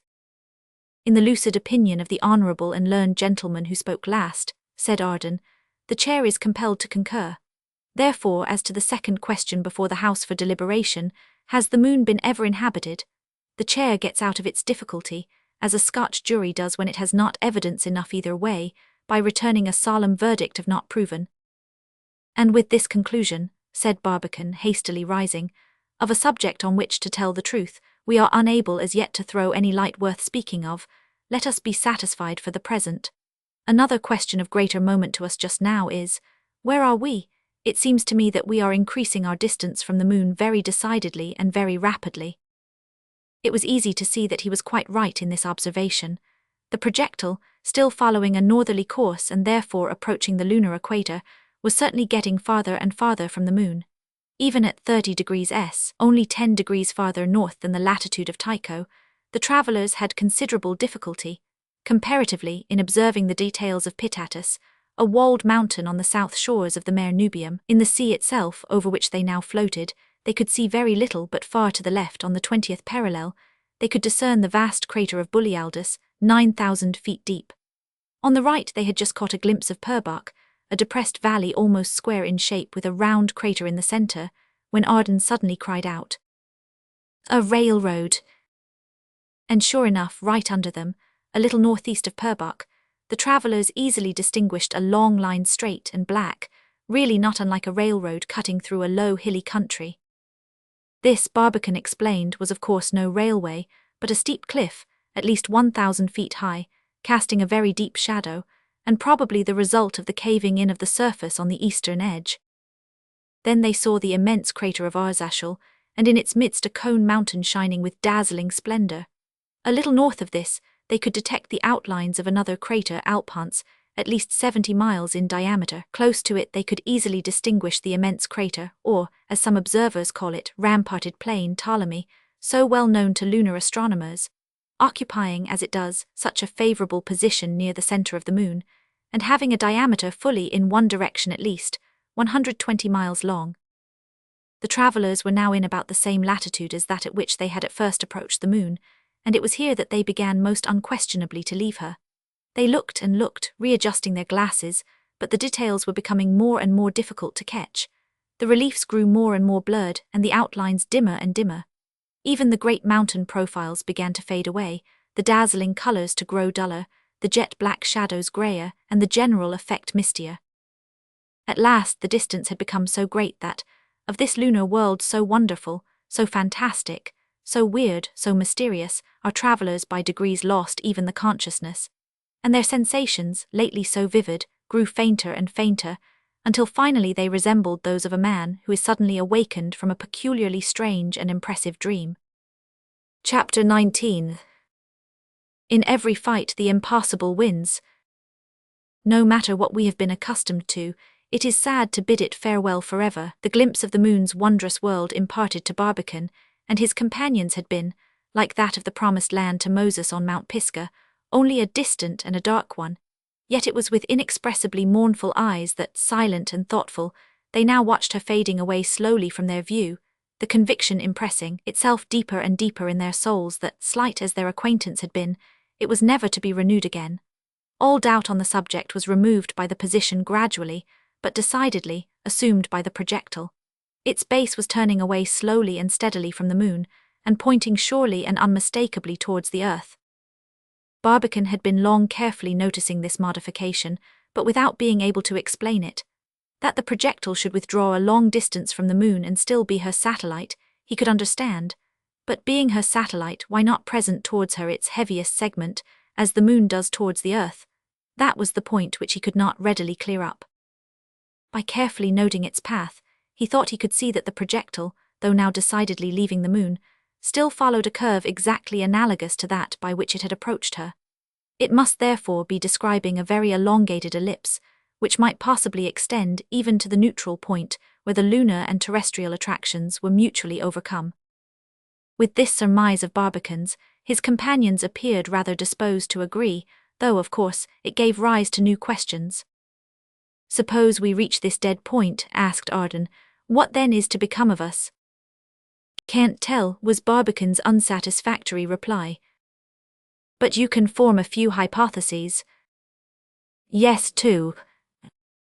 "Let us have them." "The velocity will be either sufficient to carry us past the dead point, or it will not. Sufficient, we shall keep on, just as we are now, gravitating forever around the moon." "Hypothesis number 2 will have at least one point in its favor," interrupted as usual the incorrigible Arden. "It can't be worse than hypothesis number 1. "Insufficient," continued Barbicane, laying down the law. "We shall rest forever motionless on the dead point of the mutually neutralizing attractions." "A pleasant prospect," observed Arden, "from the worst possible to no better, isn't it, Barbicane?" "Nothing to say," was Barbicane's only reply. "Have you nothing to say either, Captain?" asked Arden, beginning to be a little vexed at the apparent apathy of his companions. "Nothing whatever," replied 1000 Nicholl, giving point to his words by a despairing shake of his head. "You don't mean surely that we're going to sit here, like bumps on a log, doing nothing until it will be too late to attempt anything?" "Nothing whatever can be done," said Barbicane gloomily. It is vain to struggle against the impossible. Impossible, where did you get that word? I thought the American schoolboys had cut it out of their dictionaries. That must have been since my time, said Barbicane, smiling grimly. It still sticks in a few old copies anyhow, drawled 1000 Nicholl dryly, as he carefully wiped his glasses. Well, it has no business here, said Arden. What? A pair of live Yankees and a Frenchman of the 19th century too, recoil before an old-fashioned word that hardly scared our grandfathers. What can we do? Correct the movement that's now running away with us. Correct it. Certainly correct it, or modify it, or clap brakes on it, or take some advantage of it that will be in our favor. What matters the exact term so you comprehend me? Easy talking. As easy doing. Doing what, doing how? The what and the how is your business, not mine. What kind of an artilleryman is he who can't master his bullets? The gunner who cannot command his own gun should be rammed into it head foremost himself, and blown from its mouth. A nice pair of savants you are. There you sit as helpless as a couple of babies after having inveigled me. Inveigled, cried Barbicane and 1000 Nicholl starting to their feet in an instant. What? Come, come, went on Arden, not giving his indignant friends time to utter a syllable. I don't want any recrimination. I'm not the one to complain. I'll even let up a little if you consider the expression too strong. I'll even withdraw it altogether and assert that the trip delights me, that the projectile is a thing after my own heart, that I was never in better spirits than at the present moment. I don't complain, I only appeal to your own good sense, and call upon you with all my voice to do everything possible, so that we may go somewhere, since it appears we can't get to the moon. But that's exactly what we want to do ourselves, friend Arden, said Barbicane, endeavouring to give an example of calmness to the impatient 1000 Nicholl. The only trouble is that we have not the means to do it. Can't we modify the projectile's movement? No. Nor diminish its velocity? No. Not even by lightening it, as a heavily laden ship is lightened, by throwing cargo overboard. What can we throw overboard? We have no ballast like balloon men. I should like to know, interrupted 1000 Nicholl, what would be the good of throwing anything at all overboard? Anyone with a particle of common sense in his head can see that the lightened projectile should only move the quicker. Slower you mean, said Arden. Quicker I mean, replied the captain. Neither quicker nor slower, dear friends, interposed Barbicane, desirous to stop a quarrel. We are floating, you know, in an absolute void where specific gravity never counts. Well then, my friends, said Arden in a resigned tone that he evidently endeavoured to render calm, since the worst is come to the worst, there is but one thing left for us to do. What's that? Said the captain, getting ready to combat some new piece of nonsense. To take our breakfast, said the Frenchman curtly. It was a resource he had often fallen back on in difficult conjunctures, nor did it fail him now. Though it was not a project that claimed to affect either the velocity or the direction of the projectile, still, as it was eminently practicable, and not only unattended by no inconvenience on the one hand, but evidently fraught with many advantages on the other, it met with decided and instantaneous success. It was rather an early hour for breakfast, 2 o'clock in the morning, yet the meal was keenly relished. Arden served it up in charming style, and crowned the dessert with a few bottles of a wine especially selected for the occasion from his own private stock.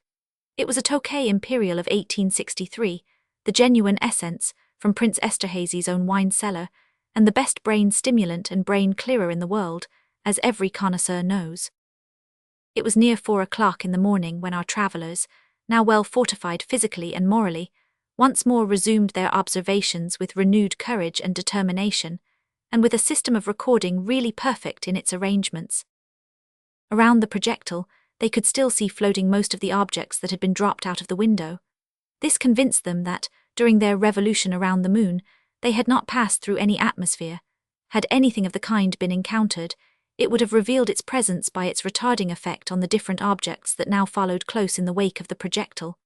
One or two that were missing had been probably struck and carried off by a fragment of the exploded bolide. Of the Earth nothing as yet could be seen. She was only 1 day old, having been new the previous evening, and 2 days were still to elapse before her crescent would be sufficiently cleared of the solar rays to be capable of performing her ordinary duty of serving as a timepiece for the Selenites. For, as the reflecting reader need hardly be reminded, since she rotates with perfect regularity on her axis, she can make such rotations visible to the Selenites by bringing some particular point on her surface once every 24 hours directly over the same lunar meridian. Towards the moon, the view, though far less distinct, was still almost as dazzling as ever. The radiant Queen of Night still glittered in all her splendor in the midst of the starry host, whose pure white light seemed to borrow only additional purity and silvery whiteness from the gorgeous contrast. On her disk, the seas were already beginning to assume the ashy tint so well known to us on Earth, but the rest of her surface sparkled with all its former radiation, Tycho glowing like a sun in the midst of the general resplendescence. Barbicane attempted in vain to obtain even a tolerable approximation of the velocity at which the projectile was now moving. He had to content himself with the knowledge that it was diminishing at a uniform rate, of which indeed a little reflection on a well-known law of dynamics readily convinced him. He had not much difficulty even in explaining the matter to his friends. Once admitting, said he, the projectile to describe an orbit round the moon, that orbit must of necessity be an ellipse. Every moving body circulating regularly around another describes an ellipse. Science has proved this incontestably. The satellites describe ellipses around the planets around the sun himself describes an ellipse around the unknown star that serves as a pivot for our whole solar system. How can our Baltimore Gun Club projectile then escape the universal law? Now, what is the consequence of this law? If the orbit were a circle, the satellite would always preserve the same distance from its primary, and its velocity should therefore be constant. But the orbit being an ellipse, and the attracting body always occupying one of the foci, the satellite must evidently lie nearer to this focus in one part of its orbit than in another. The Earth, when nearest to the Sun, is in her perihelion, when most distant in her aphelion. The Moon, with regard to the Earth, is similarly in her perigee and her apogee. Analogous expressions denoting the relations of the projectile towards the Moon would be periselene and aposelene. At its aposelene, the projectile's velocity would have reached its minimum, at the periselene, its maximum. As it is to the former point that we are now moving, clearly the velocity must keep on diminishing until that point is reached. Then, if it does not die out altogether, it must spring up again, and even accelerate as it reapproaches the Moon. Now the great trouble is this: if the aposelenitic point should coincide with the point of lunar attraction, our velocity must certainly become nil, and the projectile must remain relatively motionless forever. What do you mean by relatively motionless? Asked 1000 Nicholl, who was carefully studying the situation. I mean, of course, not absolutely motionless, answered Barbicane. Absolute immobility is, as you are well aware, altogether impossible, but motionless with regard to the Earth and the... By Mahomet's jackass, interrupted Arden hastily, I must say we're a precious set of imbeciles. I don't deny it, dear friend, said Barbicane quietly, notwithstanding the unceremonious interruption, but why do you say so just now? Because though we are possessed of the power of retarding the velocity that takes us from the Moon, we have never thought of employing it. What do you mean? Do you forget the rockets? It's a fact, cried 1000 Nicholl. How have we forgotten them? I'm sure I can't tell, answered Barbicane, unless perhaps because we had too many other things to think about. Your thought, my dear friend, is a most happy one, and of course we shall utilize it. When? How soon? At the first favorable opportunity, not sooner. For you can see for yourselves, dear friends, he went on explaining, that with the present obliquity of the projectile with regard to the lunar disk, a discharge of our rockets would be more likely to send us away from the Moon than towards her. Of course, you are both still desirous of reaching the Moon. Most emphatically so. Then by reserving our rockets for the last chance, we may possibly get there after all. In consequence of some force, to me utterly inexplicable, the projectile still seems disposed to turn its base towards the Earth. In fact, it is likely enough that at the neutral point its cone will point vertically to the Moon.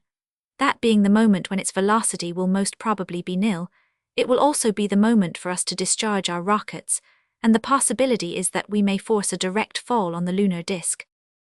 Good, cried Arden, clapping hands. Why didn't we execute this grand maneuver the first time we reached the neutral point? Asked 1000 Nicholl a little crustily.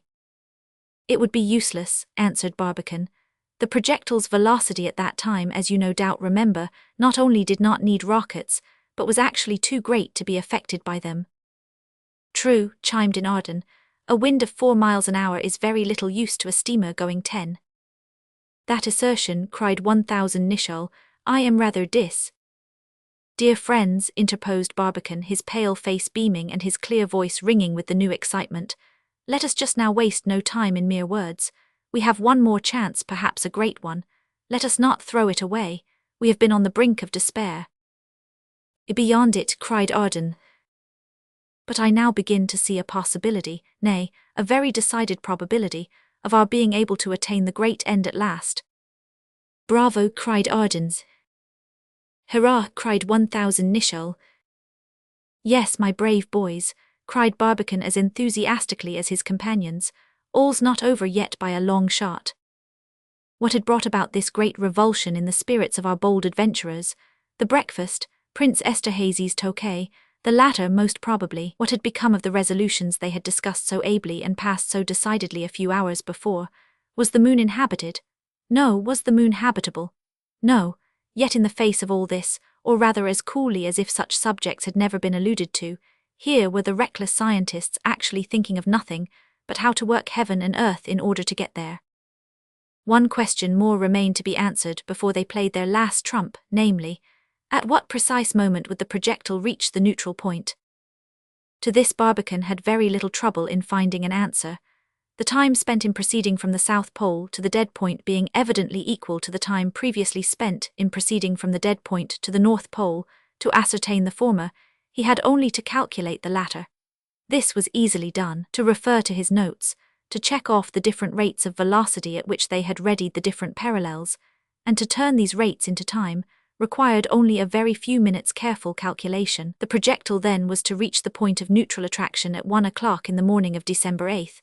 At the present time, it was 5 o'clock in the morning of the 7th, therefore, if nothing unforeseen should occur in the meantime, their great and final effort was to be made about 20 hours later.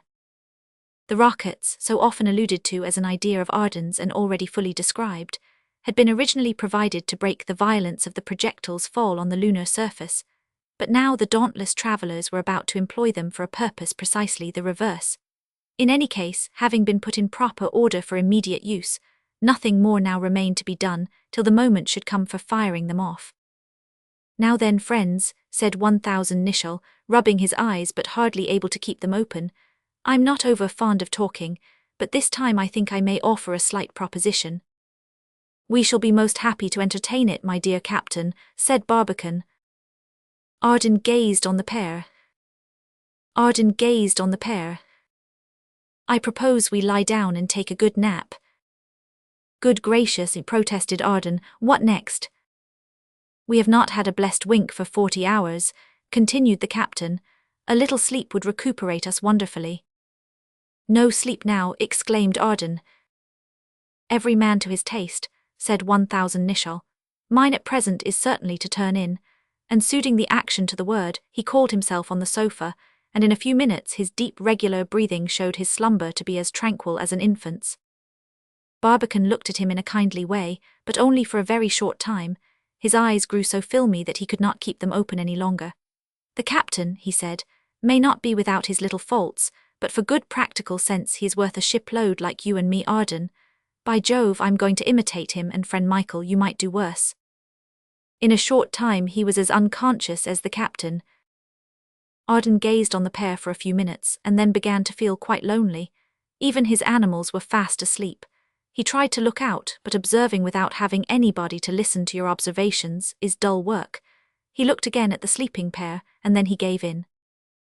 It can't be denied, he muttered, slowly nodding his head, that even your practical men sometimes stumble on a good idea. Then curling up his long legs, and folding his arms under his head, his restless brain was soon forming fantastic shapes for itself in the mysterious land of dreams. But his slumbers were too much disturbed to last long. After an uneasy, restless, unrefreshing attempt at repose, he sat up at about 7:30 o'clock, and began stretching himself, when he found his companions already awake and discussing the situation in whispers.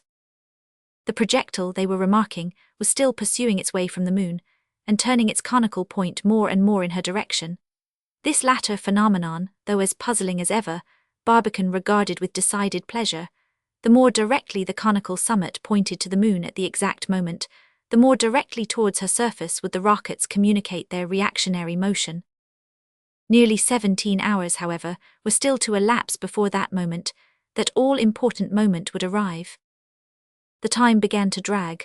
The excitement produced by the moon's vicinity had died out. Our travelers, though as daring and as confident as ever, could not help feeling a certain sinking of heart at the approach of the moment for deciding either alternative of their doom in this world, their fall to the moon, or their eternal imprisonment in a changeless orbit. Barbicane and 1000 Nicholl tried to kill time by revising their calculations and putting their notes in order. Ardan, by feverishly walking back and forth from window to window, and stopping for a second or two to throw a nervous glance at the cold, silent and impassive moon. Now and then reminiscences of our lower world would flit across their brains. Visions of the famous Gun Club rose up before them the oftenest, with their dear friend Marston always the central figure. What was his bustling, honest, good-natured, impetuous heart at now? Most probably he was standing bravely at his post on the Rocky Mountains, his eye glued to the great telescope, his whole soul peering through its tube. Had he seen the projectile before it vanished behind the moon's north pole? Could he have caught a glimpse of it at its reappearance? If so, could he have concluded it to be the satellite of a satellite? Could Belfast have announced to the world such a startling piece of intelligence? Was that all the earth was ever to know of their great enterprise? What were the speculations of the scientific world upon the subject? Etc., etc. In listless questions and desultory conversation of this kind the day slowly wore away, without the occurrence of any incident whatever to relieve its weary monotony. Midnight arrived. December the 7th was dead. As Ardan said, le sept December est mort, vive le Hewitt. In 1 hour more the neutral point would be reached. At what velocity was the projectile now moving? Barbicane could not exactly tell, but he felt quite certain that no serious error had slipped into his calculations. At 1 o'clock that night, nil the velocity was to be, and nil it would be. Another phenomenon in any case was to mark the arrival of the exact moment. At the dead point, the two attractions, terrestrial and lunar, would again exactly counterbalance each other. For a few seconds, objects would no longer possess the slightest weight. This curious circumstance, which had so much surprised and amused the travellers at its first occurrence, was now to appear again as soon as the conditions should become identical. During these few seconds then would come the moment for striking the decisive blow. They could soon notice the gradual approach of this important instant. Objects began to weigh sensibly lighter. The conical point of the projectile had become almost directly under the center of the lunar surface. This gladdened the hearts of the bold adventurers, the recoil of the rockets losing none of its power by oblique action, the chances pronounced decidedly in their favor. Now, only supposing the projectile's velocity to be absolutely annihilated at the dead point, the slightest force directing it towards the moon would be certain to cause it finally to fall on her surface. Supposing the contrary. Even these brave adventurers had not the courage to suppose the contrary. 5 minutes to 1 o'clock, said 1000 Nicholl, his eyes never quitting his watch. Ready, asked Barbicane of Ardan. Aye, aye, sir, was Ardan's reply, as he made sure that the electric apparatus to discharge the rockets was in perfect working order. Wait till I give the word, said Barbicane, pulling out his chronometer. The moment was now evidently close at hand. The objects lying around had no weight. The travellers felt their bodies to be as buoyant as a hydrogen balloon. Barbicane let go his chronometer, but it kept its place as firmly in empty space before his eyes as if it had been nailed to the wall. 1 o'clock, cried Barbicane in a solemn tone.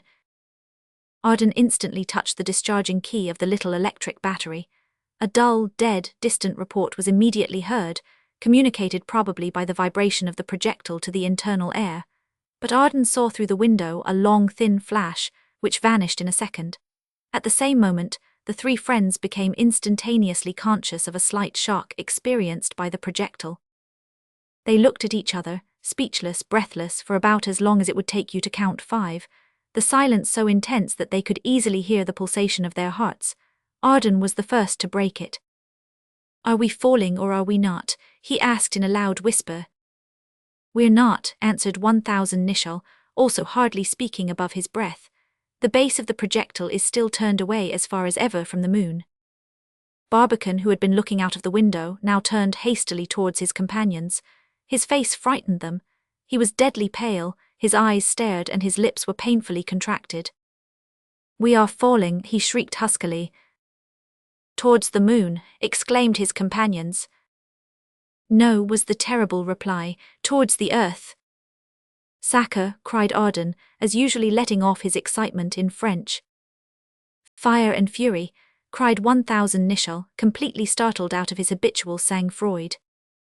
"Thunder and lightning," swore the usually serene Barbicane, now completely stunned by the blow. "I had never expected this." Arden was the first to recover from the deadening shock. His levity came to his relief. "First impressions are always right," he muttered philosophically. "The moment I set eyes on the confounded thing, it reminded me of the Bastille. It is now proving its likeness to a worse place, easy enough to get into but no redemption out of it."